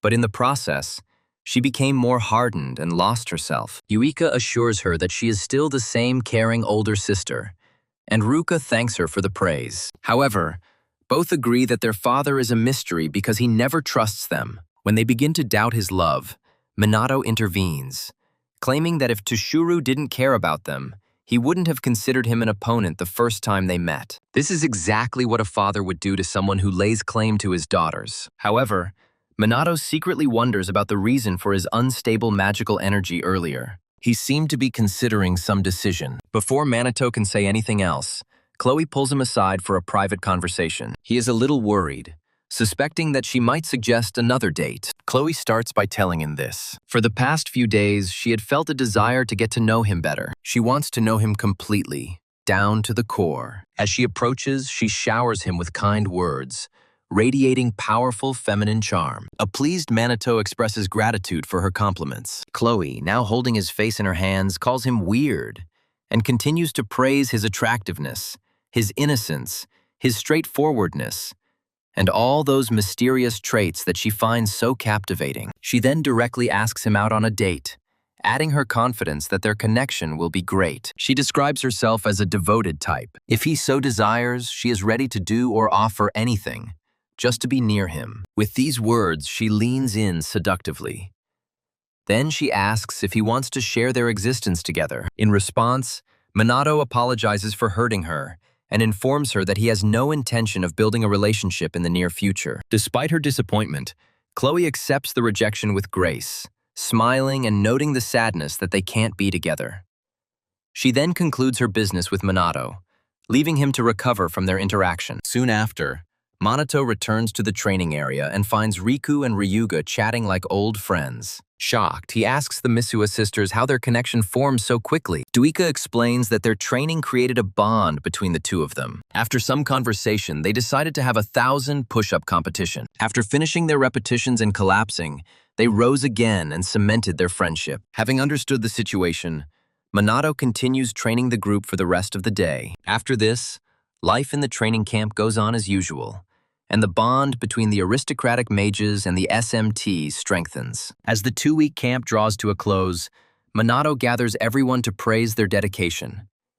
He informs them that while training is over, it's only the beginning. They all know that a global catastrophe is looming in just a few weeks, potentially claiming many lives. However, for now, he assures them that if everyone performs their duties effectively, then disasters and demons can be dealt with. He then encourages the team, declaring that no disaster can defeat them if they maintain their fortitude.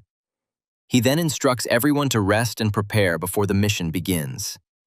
He concludes his speech with a few additional encouraging remarks in his characteristic Spartan manner. Representatives of the SMT and the nobility of the magicians shake hands, exchanging words of support. Among the crowd, Hinato acknowledges Minato's incredible achievement in uniting both factions. She realizes that all their skills have improved thanks to him. Not only did he foster openness between them, but he also showed personal kindness to her. In a moment of weakness, Hinato considers accepting Minato's earlier offer of friendship, but quickly dismisses the idea, deeming connections useless. After the performance, Hifumi meets Minato and praises the result. Minato expresses his gratitude, and Hifumi reflects on how the two factions, once divided by discord, now share mutual trust, all thanks to Captain Minato. He is convinced that their continued unity will bring global peace. Minato expresses hope that this vision will come true. Thus, The training camp concludes, resulting in a significant increase in the skill and teamwork of the SMT representatives and the Mage nobility. As a result, disasters in Tokyo cause far less damage, despite their constant occurrence. Indeed, records indicate the lowest documented damage figures in 50 years. As weeks turn into months, Tokyo residents speak of the continued peace they experience thanks to the combined efforts of the SMT representatives and the Magi nobility. Tokyo is no longer afraid of disasters. They trust SMT to manage any threat. In fact, their combined efforts have brought genuine peace to Japan, with the exception of the SMT members themselves. While others are resting, Minato and his squad are diligently training for the impending global catastrophe. Minato continues his stern instructions, echoing his Spartan resolve to drive home their duty to protect Japan and its citizens. During the exercise, Shido intervenes, relaying the decision of the higher-ups to recruit mages from all over Japan, including civilians, to strengthen the operation. Minato praises Shida for the information, then listens to Sanada's account of the significant disaster sites 50 years ago. She states that personnel were dispatched to all of these locations, except for the most threatening one near Tokyo Tower. Minato reassures her, claiming he has a strategy for this particular problem. Shido then privately verifies the completion of their secret agreement, and Minato reiterates his gratitude for ensuring the necessary security measures. To clarify, Minato characterizes the impending global catastrophe as unprecedented in scale, poised to affect the entire planet, not just Japan. He explains in detail that this catastrophe is not a single event, but a cascade of simultaneous disasters. 50 years ago, humanity was ill-prepared for such a dangerous challenge.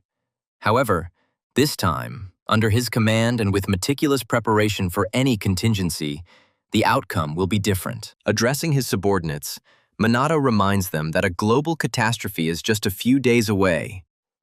Until then, he orders them to recover and cherish the time spent with their loved ones. Sensing their concerns, he reassures them of their utmost readiness and inevitable victory.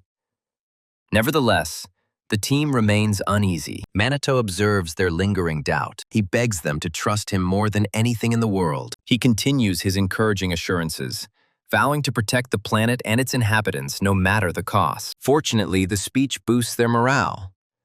The SMT team erupts in cheers, welcoming Kusanagi. They then resume their normal activities. After several more weeks of calm, the day of global catastrophe finally arrives. News agencies are urging residents to stay home. While people are getting ready, officials are taking up their posts. The constabulary also holds its posts. SMT and armed forces take their posts. When the appointed time arrives, Minato notifies his squad that disaster is imminent, and the skies begin to turn red. A global catastrophe, the event that saw Minato Ichikama meet his end, unleashes an onslaught of thousands of demons.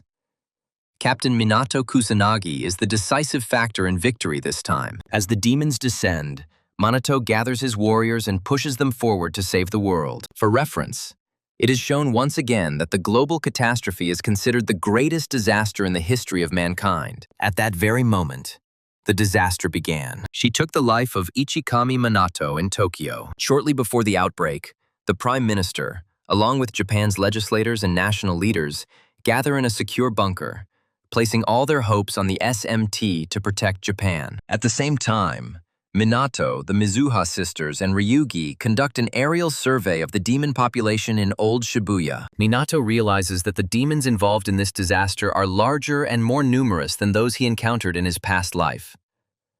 The enormous magical energy surrounding him confirms this. However, he vows that this time, no one will die. As the planet's most significant conflict approaches, citizens across Japan succumb to hopelessness as the skies burn crimson. Despite their fear, they remain optimistic. They continue to remain optimistic. As the disaster officially begins, a news helicopter crew broadcasts reports to Japan, reporting that the crimson sky is expanding and demons are manifesting through the gates. Although authorities had previously attempted to evacuate residents, The correspondent expressed concerns about the huge number of demons. Demons filled the deserted avenues of Shibuya. They detonate explosives all over the metropolis. The decaying urban mass is crumbling into desolation. When Minato arrives to stop further devastation, a reporter announces his arrival to the country, ensuring that live coverage will show him destroying as many demons as possible with his null magic. As his confrontation escalates,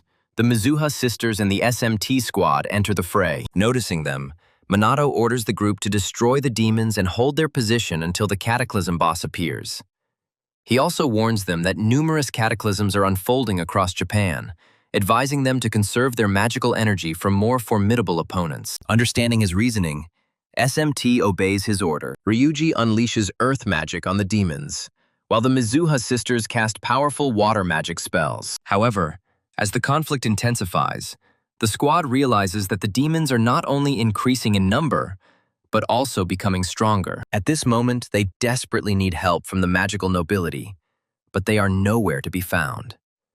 Shido tries to contact them, but his efforts are futile. When Ruka reports that her father is also missing, Minato questions Chloe about the circumstances. As expected, she feigns ignorance, claiming to know nothing. Sanada attempts to contact other squad members, but confirms that all transmissions have been cut off. Minato had been confident in his plans up until this point. However, he feels that something is seriously wrong. Two officers burst in, announcing that law enforcement and defense forces were also experiencing communications problems, making joint operations impossible. They looked to Minato for guidance. They realized that the disaster was beyond their ability to cope without the magical nobility, and anxiety gripped the group. Shido stressed the critical need to restore connectivity with other facilities. Sensing his subordinates' growing anxiety, Minato instructs them to remain calm, reminding them of their mission. He assures them that even without the aristocratic mages, victory is achievable if they unite. He reminds them that this is the purpose of their rigorous training. His speech reignites optimism in the squad, motivating them to move forward. With renewed determination, SMT destroys the demons. The correspondent continues his live broadcast, assuring the public that Minato and his team are making every effort. She urges viewers to remain optimistic, promising that with Minato Monat in place, the demons are doomed to fail. Minato knows that several disasters are happening throughout Japan, making this battle especially difficult without mages. However, he thinks the current circumstances can be dealt with. This is due to his careful planning. As the demons grow in number, he orders his team to remain vigilant and move forward. To destroy a large flock of demons, Minato uses his mana abilities. He strengthens his body before unleashing a series of rapid strikes. Despite being outnumbered by his opponent, he remains unharmed and destroys a massive flock of demons with his 9th-tier void magic spell, Magic Spark. After this, he surveys the approaching demons and decides that it is time to put his hidden strategy into action. Soon after, the SMT members defeat most of the demons, giving them a short respite. Meanwhile, Minato ponders why the demons seem much stronger and more numerous than they did 50 years ago. He understands that what happens next will not be easy. Just then, the Mizuha sisters and the rest of the team sense a dark presence approaching. Seconds later, a huge, monstrous beast materializes from the rift. The SMT members saw a terrifying figure, instantly recognizing it as the Demon King. And then they noticed its terrifyingly huge and impressive size. But as soon as he appears, the Demon King unleashes a 10th-tier fire spell, Big Bang, destroying the entire battlefield. Miraculously, thanks to their quick reactions, the SMT members emerge from the attack unharmed, protected by the Minato's 9th-level fairy magic barrier that suppresses magic. Now they face a more pressing problem.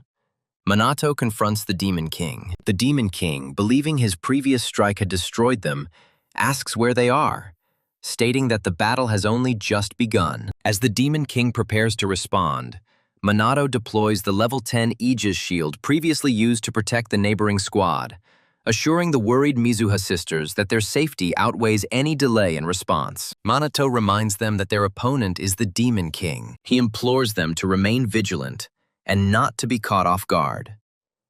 Meanwhile, Chloe, also unharmed, expresses her surprise to Shido over Minato casting 2 spells at once, but Shido explains that the fairy-like spell acts autonomously, suggesting that the protective spell was likely the work of Minato himself. At this point, a confused Sonata asks Chloe if it is possible to cast 2 spells at once, further explaining that autonomous spells are highly complex techniques that allow the caster to control spells subconsciously, thereby bypassing the normal requirements and entire casting process for greater speed and efficiency. To explain it more clearly to Sonata, Chloe compares this method to innate reflexes. She notes that Minato has achieved mastery in both conscious and subconscious spellcasting simultaneously. Hearing all this, Ryuji remarks how incredible Minato is. However, he is suddenly interrupted. The Demon King rushes at them, aiming to hit everyone. As they dodge the king's first attack, the Mizuha sisters unleash their magical energies. They cast an advanced Tier 8 spell, Tide, and unleash it on the Demon King. At the same time, Chloe, Ryuji, and Sonata also unleash their spells on the Demon King together. They overwhelm him with a relentless onslaught of magical attacks. Unfortunately, before their onslaught can do any significant damage, the Demon King roars and somehow shakes off all magical attacks aimed at him. After witnessing the Demon King trigger another massive explosion, Minato finally intervenes, ordering his allies to move on to another disaster so he can deal with this fool who thinks he is all-powerful. Although Yuika objects to this choice, Minato reminds her that there are many disasters, and without the support of the noble mages, the defenses against other disasters are likely approaching their limit. So the only sensible thing they can do now is to support the other teams and let him face the Demon King head-on. Around this time, Ruka and Yuika come to the mutual conclusion that they would only get in Minato's way if they stayed close to him. Therefore, they give orders to their other junior subordinates. They order them to leave this place Mianto and go to another natural disaster. As the sisters leave the war zone, they encourage each other to keep faith in Minato until the very end. They are confident that he will win, no matter what his opponent. The rest of the squad is pulled away, and Minato turns his full attention to the Demon King. He rushes at him, saying a few phrases. While the Demon King tries to defend himself, Minato constantly reminds himself to spend a minimal amount of magical energy. Subduing the Demon King is not difficult, but he needs to save the magic for his secret purpose. With this intention, he rises as high into the sky as possible. He then delivers a crushing blow to the Demon King's head with all his might. Immediately after the strike, Minato uses an 11th level holy magic spell. He releases the Holy Ray. He directs the destructive power of the beams at the Demon King. Unfortunately, the Demon King managed to dodge most of the beams. Before Minato could continue his attack, the Demon King prepared a counterattack spell. Just as the spell is about to be cast, Minato reacts at maximum speed. He increases his magical power to cast a 12th tier fire and earth fusion magic spell, Zero Earth, which turns the ground into lava by intensely heating it. With the spell active, the Demon King quickly burns to death, leaving Minato concerned about his magic expenditure, as he realizes the king is far more powerful than those he's fought previously. Sensing the Demon King's death, Minato warns himself to conserve his magic power even more, at least until the demon god appears. Around this time, a reporter in a helicopter flying high in the sky announced to the general public remaining indoors that Captain Kushinaga Minato has successfully defeated the Demon King and appears unperturbed. However, she also reports that the police, SMT, and self-defense forces are facing difficulties with other disasters, and due to the lack of aristocratic mages, demons are overpowering them. As he finishes his report, the reporter notices something unusual. It takes place on a dilapidated telecommunications tower. She draws everyone's attention to him. When Minato finally notices it, he realizes it's something familiar, but then wonders if the demons are causing a catastrophe, as a massive rift appears in the crimson skies and countless demons fill the streets of old Shibuya. Ultimately, Minato remembers this event as the final phase of the end of the world,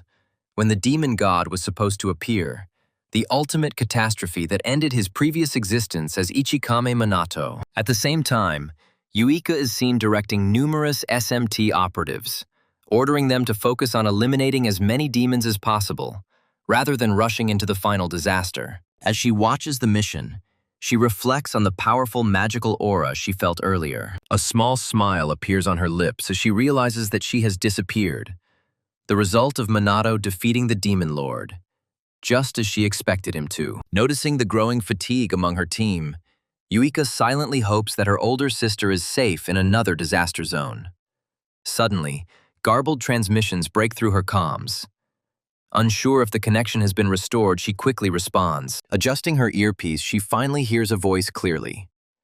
The speaker informs Yuika and everyone else on the line that a major disaster has occurred near Tokyo Tower, and orders all personnel to proceed there immediately. The subordinate then questions Yuika's orders, noting their inability to handle even a minor disaster without the help of magical aristocrats. After a moment's thought, Yuika orders everyone to stay behind and face the immediate danger while she goes to meet Minato and the others. With these words, she leaves them and soars up to Minato's position. Meanwhile, Minato fights off a new wave of demons using his inorganic cannon nullification magic. Realizing the sheer number of enemies, he considers casting a powerful spell, even though his magical reserves are depleted. At that very moment, the Mizuha sisters and their 4 companions arrive to provide assistance. They apologize for being late. When Minato asked about the companions they left behind, Uika and Ruka explained that it was the only way to compensate for the absence of the aristocratic mages. Understanding their logic, Minato orders everyone to get ready. It's at this moment that they stop the demons and end the battle. After that, the commander begins a new attack. The journalist, still circling in her plane, comments on the unfolding chaos. She calls it the beginning and final phase of the catastrophic event that once took the life of Ichikame Minato. As the live broadcast reaches all of Japan, the public begins to doubt the capabilities of SMT. They wonder if SMT has the power to prevent the disaster. The plane pilot suggests leaving due to dangerous circumstances. However, the determined journalist refuses, saying the public needs to see SMT in action. She barely has time to explain that their anti-monster gear will ensure their safety when the plane is attacked by a beast, nearly sending them crashing onto the roads below. Minato quickly erects a null magic barrier to protect them. However, one demon breaks through it. The barrier wavered. He unleashed holy magic on the beast. He then goes up to check on the journalist and her team. Taking to the air, Minato addresses the people of Japan, acknowledging their concerns and promising that no one will die. With this promise, he returns to battle. Admiring his coolness, the reporter orders the cameraman to film how the other SMT members valiantly fight off the demons. In the midst of the ongoing fight, the demon casts a 6th-level spell of fire and wind fusion. It's called Fire Cyclone, and it targets SMT. Minato counters with a 7th-tier null magic attack, Banishment, and destroys the demon with a mana art. His comrades admire the spell's power, but Minato warns Ryuga and Ruka that zero magic has limitations. Its effectiveness is low, and it can only nullify spells up to a certain level. Before she can catch her breath, Yuika reports that more demons are approaching. Minato quickly tells everyone to remain vigilant. Realizing the danger of delay, SMT rushes forward and unleashes his full arsenal of offensive spells. Minato increases his power and activates 11th-level Holy Magic. He releases a Holy Ray, destroying a large group of enemies. Afterwards, Ryuji contacts his colleagues in other disaster zones to assess the situation and learns that the demon population has increased dramatically. Everyone urgently needs reinforcements. Minato mentally notes the other trouble zones. In one of the zones, several SMT members were trapped and didn't know what to do next when they suddenly saw aristocratic mages appearing. Overjoyed, they call on their fellow trainees to stop joking and offer assistance. But their relief quickly turns to horror. The aristocrat approaches one of the members and directs deadly magic straight into his face. In the final moments, an SMT member broadcasts a desperate message over the comms, informing everyone that the aristocratic mages have turned against them. Minato manages to catch snatches of the warning before the transmission ceases. While the team tries to comprehend the message, Hifumi and several high-ranking aristocratic mages arrive at the scene. They comment dismissively on the commotion. Still confused, Uika suddenly recognizes Chairman Mumu among them, asking why her own father is behind him. After a short pause, Shido moves forward. He asks Hifumi about the supposed betrayal of the SMT mages. With a smug expression, Hifumi claims that they did not betray them. From the very beginning, their intention was never to ally with SMT. Hearing this, the SMT members gasped in disbelief. Ruka reminds Hifumi that they should be allies, not enemies. To demonstrate her strength, Hinata punches Ruka, icily instructing her not to misinterpret the situation and adding that they never once considered SMT as allies. Despite being alarmed by the revelation, Minato turns to Riku, asking if he shares the same opinion. Unfortunately, even the most carefree member of the squad agrees with Hifumi. Gripping his blade, Riku proclaims that the aristocratic mages have turned against SMD, the police, the self-defense forces, and Japan itself. At the same time, Chloe portrays grief with exaggerated sorrow. However, no one believes him. No longer seeing any obstacles to his complete dominance, Hifumi begins to laugh, overjoyed that the moment has finally arrived to see the fruits of his endless trials. He soars into the crimson skies and creates a colossal magic circle to begin his spell. The remaining SMT operatives remain paralyzed with surprise, unaware of Hifumi's ultimate goal. Chloe then appears and states that they will stop the spell before it is released. She releases a 4th-tier dark magic spell. Its name is the Shadow Blade, and she unleashes it on her father. Surprisingly, one of the demons intercepts the attack as if it were nothing, dissolving it, and then joins the other demons surrounding and protecting Hifumi. Observing this, Shido concludes that it must be a coincidence, unwilling to accept that a demon would willingly protect Hifumi. Meanwhile, the journalist finally realizes the developing situation. They convey the clear pact of the noble Magi with the demons throughout Japan. As the SMT tries to make sense of the chaos, one member laments that he believed they all bonded during their joint training expedition. It is then that Hifumi reveals that through disaster manipulation magic, all the demons across Japan will soon be on their side. Minato begins to ask about Hifumi's unique magic, how he gained the ability to control disasters and demons. As Hifumi begins to draw in a crimson stream of energy from the heavens, he declares that disaster magic has other special properties as well, continuing to absorb power. Chloe asks if the secret energy of disaster is heading toward her father, and Yuika, equally perplexed, admits she's never seen anything like the crimson magic he's absorbing. However, Minato recognizes this phenomenon. He recalls that it is very similar to his own experience during the first disaster, the moment when he awakened his magical abilities. To help the team understand, he explains that disasters don't just saturate the land with magic. They also imbue individuals with dormant potential with magical power. He warns of the dangers associated with absorbing such enormous energy. Hifumi praises him for his quick understanding and explains in detail that disaster magic can indeed enhance magical power, provided the person can withstand the strain. Minato then asks Hinata and Rika if they use disaster magic to enhance their abilities. Hinata directly confirms this, stating that they have been absorbing magic from every disaster they have encountered so far. She reveals that the aristocratic mages feigned cooperation with the SMT to ensure that disasters would pass without interference.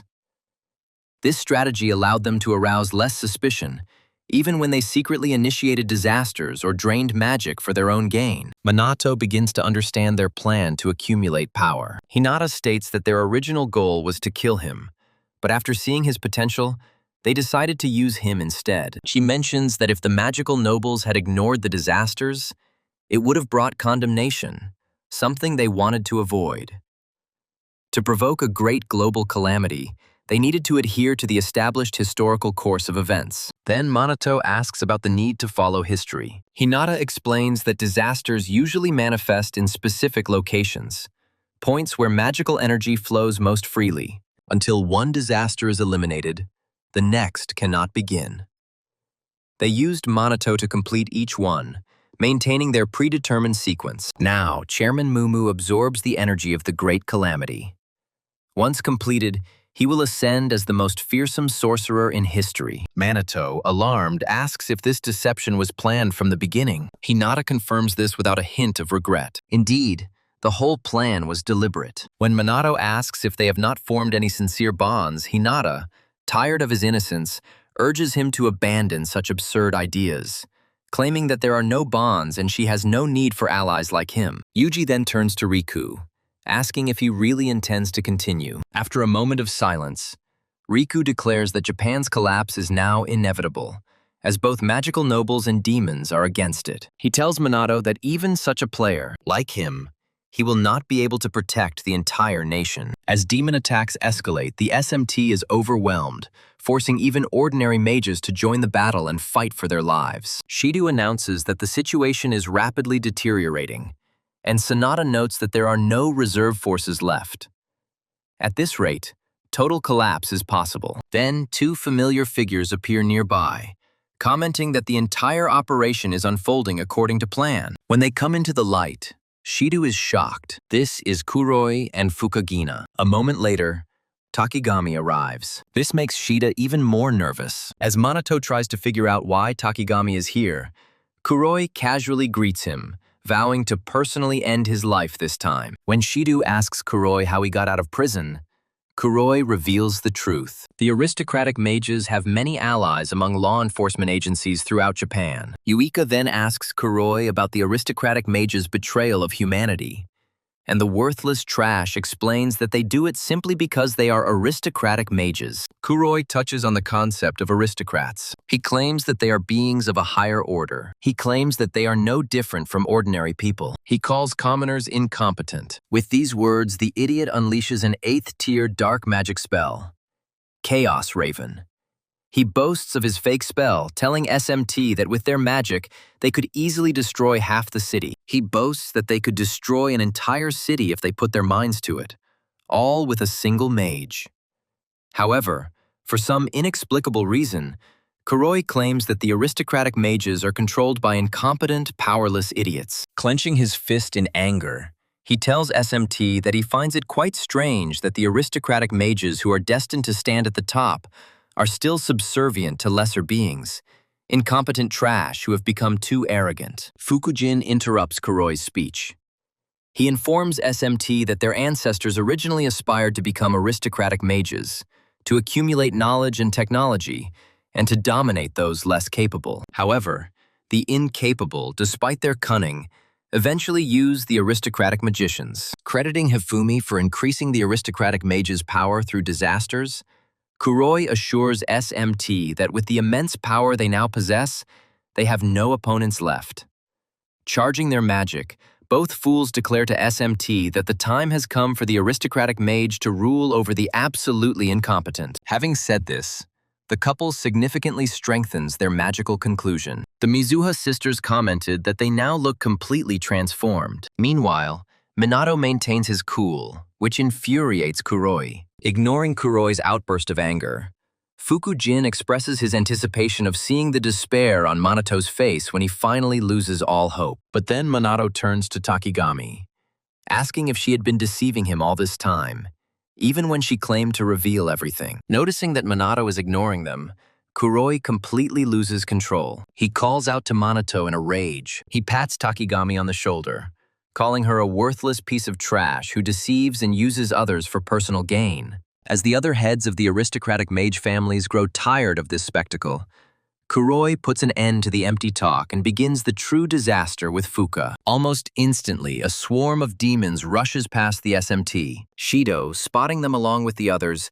declares that the demons must be away from the disaster-affected areas. Unfortunately for SMT, the situation is different. The demons have somehow escaped from old Shibuya and are infiltrating Tokyo's residential areas. In an instant, demons burst into apartment buildings, threatening to destroy as many people as possible. Family heads struggle to protect their loved ones. Around this time, other SMT members inform Minato of the demon invasion on the streets and ask about the next steps. Kuroi mocks them, asking the same question.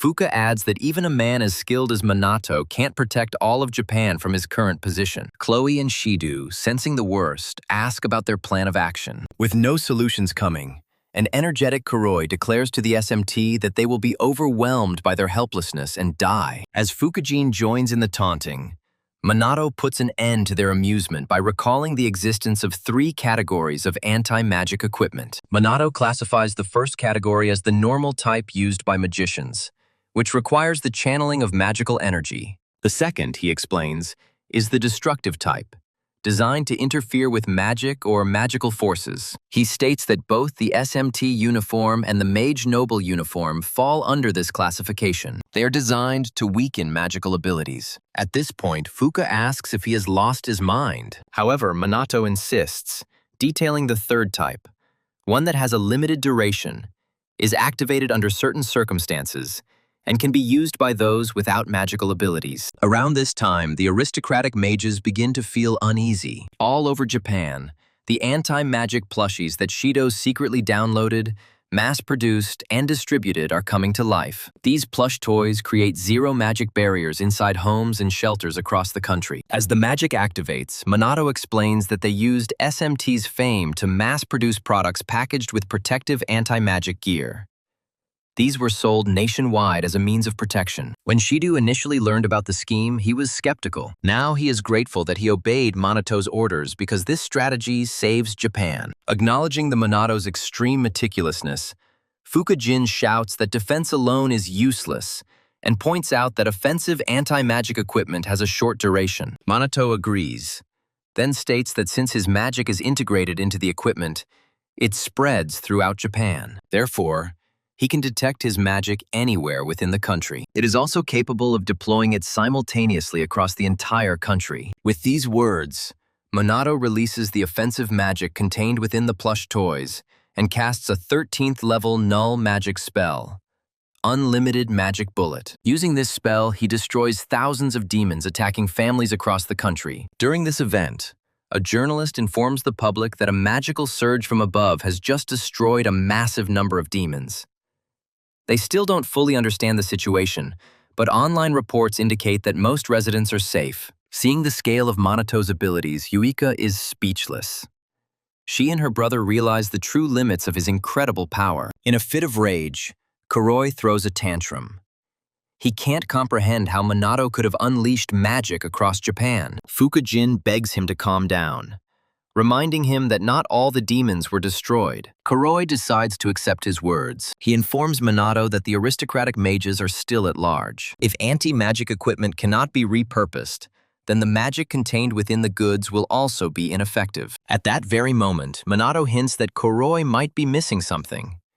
And when Kuroi asks what he means, Minato states that SMT still has other allies they can count on. From the darkness, familiar figures emerge, revealing themselves to be shadow guardians. Having recognized them, the SMT and law enforcement officials question their presence and willingness to help. Before answering, the shadowy figures demonstrate a measure of their magical power by destroying several demons that were attacking the group, and then declare their cooperation with the SMT to exterminate the monsters and protect the population. Realizing that the safety of citizens is of paramount importance, the SMT decides to join forces with the Shadow Guardians. Around this time, a reporter and a helicopter broadcast from the air to the public, watching the entire conflict that the SMT is now in alliance with the Shadow Guardians. Just moments after the announcement, dedicated Shadow Walkers fans explode with excitement. Social media is abuzz with adoration, praising the Shadow Walkers' alliance with the SMT to slay monsters. Since Minato is busy commanding the SMT,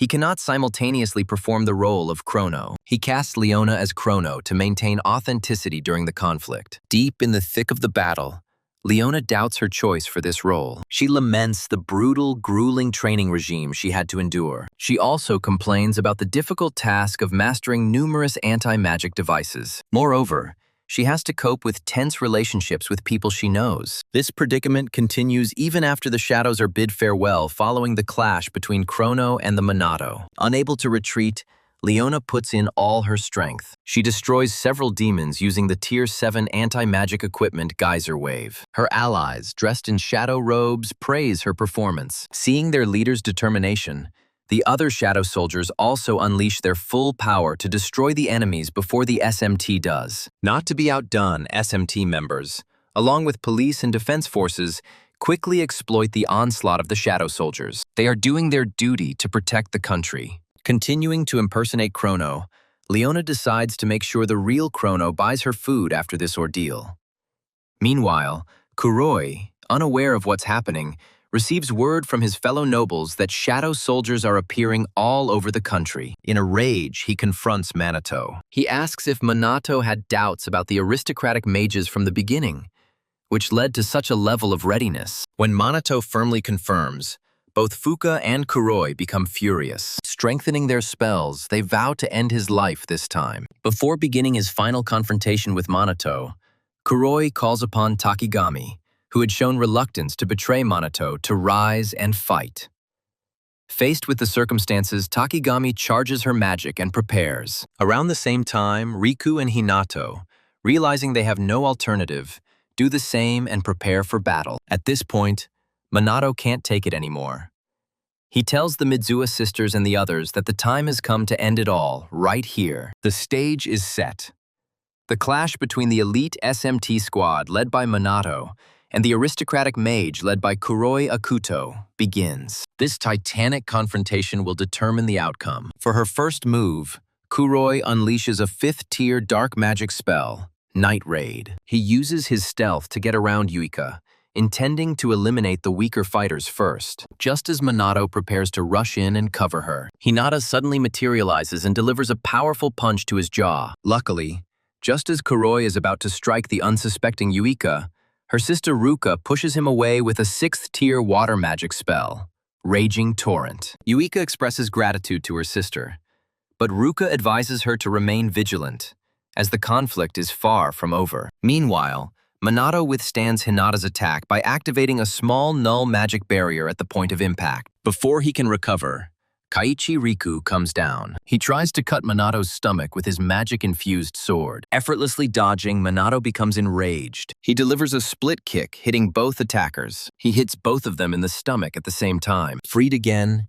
he tries to reach his subordinates, but Takigami blocks his path with the 7th tier of water magic, Emerald Water, declaring that he will not allow him to pass. Hinata informs Minato that they acknowledge his strength, but will seek to prevent him from helping his comrades. Perceiving their tactics as a division strategy, Minato understands its unpleasant nature. Having already expended a significant amount of magic and intending to eliminate Mumyu first, he realizes that using his full power would be a risky bet he is not prepared to take. As if guessing his intentions, Hinata states that she will not allow him to interfere with the chairman. Riku intervenes, stating that Minato must defeat them first before moving on. Minato recognizes their delaying tactics. He becomes determined and quickly defeats several noble mages. He then prepares to cast a high-level spell. Noticing his speed, Hinata instructs Riku to stop dodging and keep up the pace. Elsewhere, Kuroi and Jin have difficulty fighting the SMT members, complaining about their annoying nature. Meanwhile, Yuika and Shido begin to crumble under the onslaught of superior enemy forces and consider surrendering. Shockingly, Chloe intervenes, begging them not to give up and reminding them of their immense strength and importance to the nation. Realizing that they can't lose their fighting spirit, Ruka and Yuika regroup and for the first time change their minds about Chloe, recognizing her passionate nature. Hearing them, Chloe lets out a chuckle. She admits that she may have drawn inspiration from them. Without wasting a second, the trio confronts the enemy directly. Kuroi, releasing the 8th-tier dark magic Chaos Raven, warns them against overconfidence and unleashes his magical power. In response, the young girls perform the 8th-rank Grand Water Magic. They released a colossal wave, successfully neutralizing Kuroi's spell. Fukujin acknowledges their formidable power. However, Kuroi turns his attention to the trembling Takagami and mocks her. As Minato watches silently, Kuroi approaches Takagami, demanding an explanation. He reminds her of the impending consequences. These are the consequences if she refuses to obey. Resigned, Takagami unleashes an 8th-tier wind magic spell, Raging Storm. She directs it at Minato, hoping for his forgiveness. As the attack approaches, Minato lowers his guard. To the horror of his subordinates, he remains motionless, calmly awaiting the blow of wind magic. Ultimately, Takigami intentionally misses his wind magic attack, admitting his inability to attack Minato. Seeing her hesitation, Kuroi explodes in rage, scolding Takigami for her disobedience and repeating the fate of her family if she were to suddenly develop a moral compass. Tired of being forced, Takigami begs him to spare her daughter and grandson, her only remaining connections in this existence. However, Kuroi points out in an icy tone that it was she who broke their agreement. One call from him spells their doom. Presenting Takigami with grim scenarios of her family's suffering, he blames her for any pain they experience, considering it just retribution. Around this time, Minato makes an unusual call, surprising both Kuroi and Takigami. He thanks the caller for arriving on time. Immediately after the call ends, Kuroi demands an explanation for Minato's actions in this critical situation, threatening to immediately destroy the Takigami family. But Minato calmly replies that it is too late. He already saved them. When Kuroi watches a video on Minato's phone showing some camouflaged shadow warriors guarding the Takagami family, he gasps in surprise and counters that there's no way Minato could have known their location, especially since only a select few knew. Even the authorities were bribed. In response, Minato praises Kuroi's subordinates for skillfully concealing their movements. However, evacuation during the disaster proved their undoing, allowing them to be tracked and infiltrated. In reality, Minato silently expresses gratitude to the Shadow Warriors for maintaining their disguises until the very end. Finally, Kuroi asks Minato when he realized the whole situation. Minato explains that despite having a family photo, Takagami never spoke about her relatives. Her extreme caution around the magical nobility alerted him. So, he asked an acquaintance to investigate her past and uncovered the facts. Minato directs his gaze towards Takagami. She says that Takagami should have realized by now that she can't hide anything from him. Overwhelmed with emotion, Takagami bursts into tears, finding it hard to believe that her family, who had been held captive for so long, was finally safe. Just as she relaxes and expresses her gratitude to Minato, Kuroi loses his temper and tries to take her hostage. Having no further reason to obey him, Takigami unleashes her wind magic spell, Raging Storm, on him, calling him vile scum and warning him never to raise a hand against her again. She then bows her head and sincerely apologizes to Minato for misleading him from the start. Minato tells her not to worry, as helping his comrade comes naturally to him. Touched by his words, Takigami gives a sincere smile. At this point, Kuroi interrupts them, irritated by this emotional scene. He orders Fukujin and the others to stop holding back and seriously destroy them all. With no other choice, Hinata and Riku prepare to fight. Minato approaches them, expressing his displeasure at their resorting to hostage-taking despite his admonitions. Unimpressed, Hinata tells him to shut up. She doesn't need his preaching. Luckily, around this time, SMT operatives had already destroyed the surrounding creatures. They also subdued the remaining aristocratic mages, except for their leader. Witnessing this, Jin acknowledges that SMT is far more powerful than he expected. But Takigami, having finally lost her patience with the aristocratic mages and their dastardly schemes, accumulates mana and teams up with Minato for the upcoming confrontation. As the situation escalates, Toshuru appears, swearing allegiance to the noble mages. The daughters immediately appeal to their father, begging him to support their cause. Luckily, Kuroi accepts Toshura as his comrade. His daughters scold him for even daring to approach their father. Kuroi, finding their ardor amusing, nudges Toshiro. He forces Toshiro to declare his true loyalty. Ruka and Yuika silently wish for him to be undercover again. Toshiro becomes a complete disappointment, declaring his allegiance to the noble mages. The shocked daughters cannot believe that their beloved father committed such a betrayal. Kuroi takes the opportunity to reveal that he once thought Toshiro had betrayed them during the explosion. However, in reality, their connection remained. Even after his expulsion from the ranks of the noble mages, Toshiro maintained his connections. While the noble mages sought dominance on the surface, the BR organization sought to control the underground.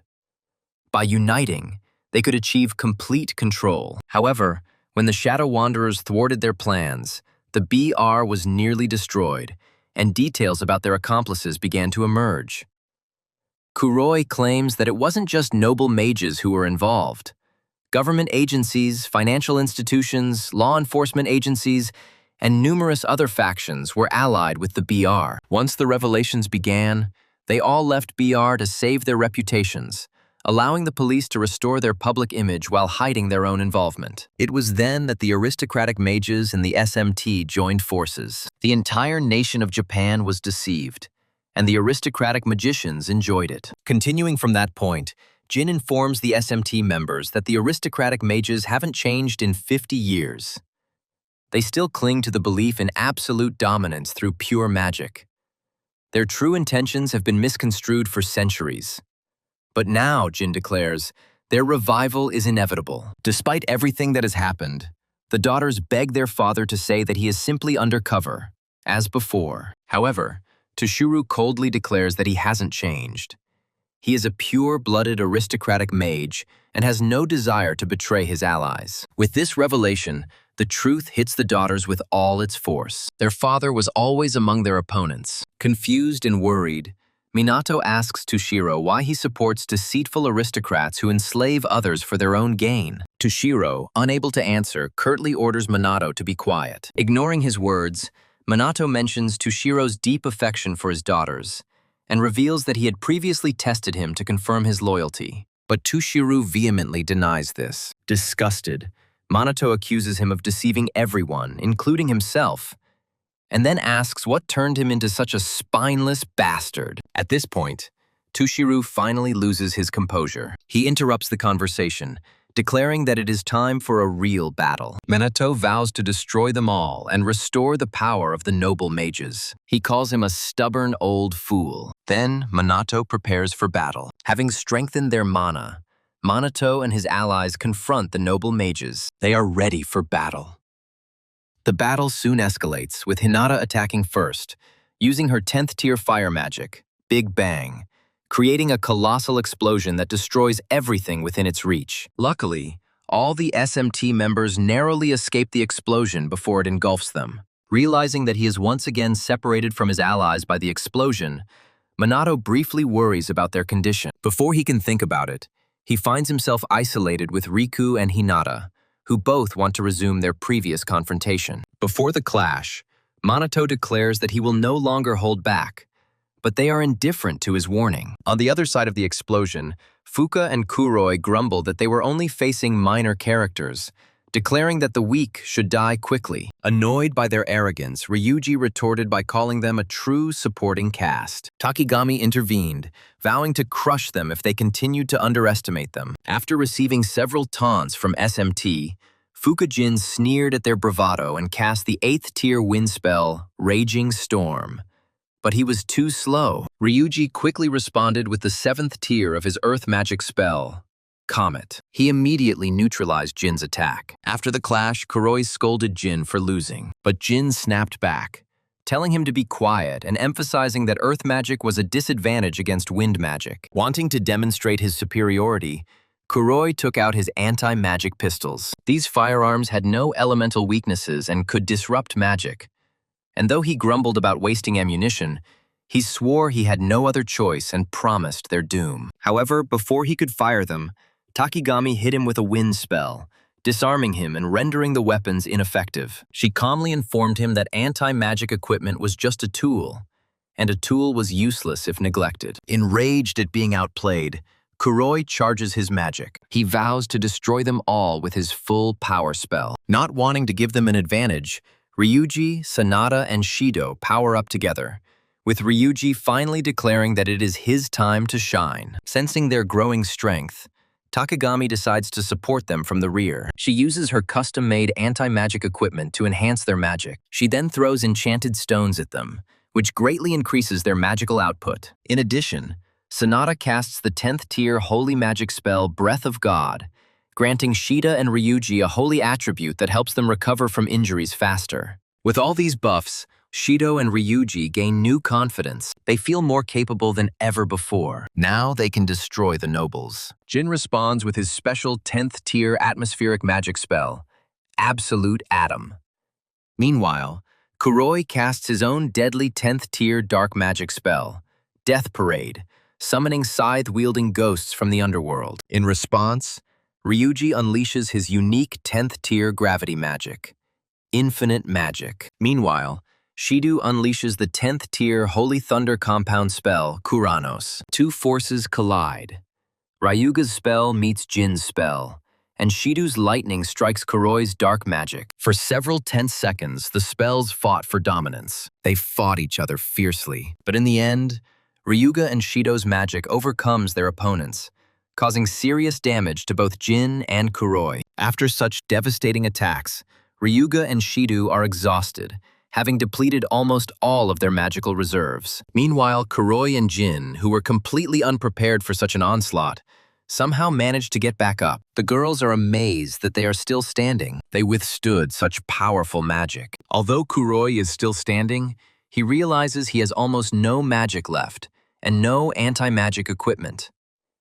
Injured and tired, he decides to observe SMT's next move. Takigami, also exhausted, attributes her weakness to neglecting her training. Sanada still has some magic left, but she decides to save it. She is not strong in direct confrontation, so she considers it wiser to help from the flank. As a result, the battle reaches a stalemate. Meanwhile, the Mizuha siblings confront their father, Tushire. They unleash their 7th-tier water magic, Geyser Wave, but he effortlessly neutralizes it with the same spell. After this, he casts a 4th-tier spell. It's called Waterfall, and it's directed towards Wick. She has no way to answer. At that very moment, Chloe pushes her away, takes the blow on herself, and loses consciousness. Relieved that Chloe is merely unconscious, Yuika expresses gratitude for saving her. With one of them disabled, Toshiro prepares to resume the attack. At this moment, Wika realizes that her father truly intends to destroy them, as he does any enemy. At the same time, Toshiro gathers his courage, making it clear that he has no room for feelings. Seeing this, the sisters decide to stop hesitating. They decide to abandon their restrictions. They will no longer hold back. They declare they will overcome their errant father, pouring all their remaining mana into a brand new 11th-tier Great Ice Magic spell, Diamond Dust, which they unleash upon him. In response, Toshiro summons his own 11th-tier water magic spell, Whirlpool, intending to neutralize the powerful spell cast by his daughters.